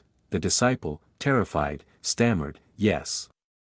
Yes, Lu Ruyi, flustered, turned towards Yi Changqing and Yan Bing Xian, who were now dumbfounded, and chuckled awkwardly in defense of Su Shiyu. Please don't blame her, Shiyu indeed has some rather unusual requests. However, her disciple is skilled and well received. Su Shiyu walked past a female disciple and, not knowing what she saw, exclaimed in surprise, "Huh!" With one hand on her hip, she snatched the painting from the female disciple and angrily shouted, "The theme I've assigned today is, Heavenly Maiden Picture. Why didn't you paint a heavenly maiden?" The female disciple shrank back in fear, trembling as she replied, "I painted it, the heavenly maiden descending to earth, enjoying happiness with the people." Su Shiyu pointed at the painting, shouting angrily in the female disciple's face, "I have said that heavenly maidens can only be in the sky, why didn't you listen to me?" The female disciple could no longer contain her emotions, her eyes brimming with tears as she stammered in response. "Because we feel that celestial maidens coming to the mortal world will be more vivid and lovely." Su Shiyu's face hardened and she coldly dismissed, "If you will not listen to me, then you do not need to be my disciple anymore. Put down your drawing tools and leave immediately." The female disciple shouted in panic, "Ah," and quickly knelt down on the ground. She repeatedly bowed her head while anxiously pleading, "Master, I was wrong. Please give me another chance. Master, I beg you." While earnestly raising and lowering her hands to plead, the female disciple accidentally bumped into the table behind her, causing it to shift and tilt at a 30-degree angle. Being someone with OCD, Su Shiyu became even angrier upon seeing this. The female disciple saw the expression on her master's face and gasped in horror, silently thinking, "It's over." Yi Changqing whispered, "This time, it's going to trigger the obsessive-compulsive disorder." Su Shiyu cracked her knuckles, her expression dark and cold like the Grim Reaper pronouncing judgment. "Someone who does not follow rules like you cannot possibly draw a beautiful picture. It is still early to find another way." Suddenly, a voice came from behind, "Miss, that statement is incorrect." Su Shiyu was startled and slowly turned to ask, "Who might you be?" Lu Rui pointed at Yi Changqing and solemnly introduced, "Shiyu, this is Mr. Yi who came here with the 9th princess." Su Shiyu frowned, showing a look of disdain and contempt towards Yi Changqing, secretly evaluating, clinging to the nobility, probably just a leech. However, she still maintained her composure, clasped her hands in salute, and asked, "May I ask if you have any advice?" Yi Changqing gently replied, "It's not exactly advice, just a few thoughts regarding your teaching methods." Su Shiyu smirked slightly and said, "Oh, the young lady is all ears." Yi Changqing seriously offered his input, "You have a very serious obsessive-compulsive disorder, specifically reflected in your demand for others to adhere to your standards. But life is not absolute, and as for painting, everyone has their own style, 100 flowers bloom, and teaching according to one's ability is the right path." Su Shiyu did not take Yi Changqing's words to heart, standing with her arms crossed and a disdainful smile, questioning, "Teaching according to ability? Mr. Yi speaks lightly, but I wonder if he has ever taught an outstanding disciple." Su Shiyu's sudden question left Yi Changqing stunned and embarrassed. He recalled the snot-nosed children in Shaoqi town and scratched his head awkwardly, responding, It seems there really aren't any." He also couldn't say that he had taught a bunch of unpromising kids at the private school who all ran off to cultivate immortals. Hearing his hesitant answer, Su Shiyu became even more confident and asked pointedly, "Then what qualifications do you have to critique my teaching methods?" Yi Changqing stroked his chin thoughtfully and said, Miss Su makes a valid point," but he could not allow Su Shiyu to continue applying the wrong teaching methods, so he suggested, "How about this?" He pointed towards the disciples and slowly continued, "You and I will each select a disciple here and teach them to create a painting, then let the others here evaluate the quality. How about that?" Hearing Yi Changqing suggesting to borrow a disciple for a competition, Su Shiyu covered her mouth and laughed loudly, "Ha ha ha," then turned to point at him teasingly and asked, "Are you kidding me?" Su Shiyu put her hands on her hips and analyzed, "These disciples were all taught by me. Do you think it's a bit far-fetched to have my disciple compete against me?"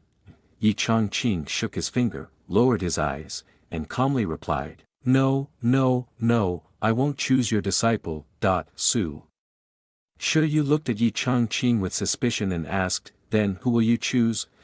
Yi Changqing suddenly grabbed Yan Bing Xian's shoulders and cheerfully said, I choose Miss Yan. The ninth princess stared in confusion at him. Her expression awkward. Me? Su Shiryu again covered her mouth and giggled, reminding him, Mr. Yi, it's not that I don't respect the ninth princess. As far as I know, she has no talent for painting at all. Do you really want to choose her?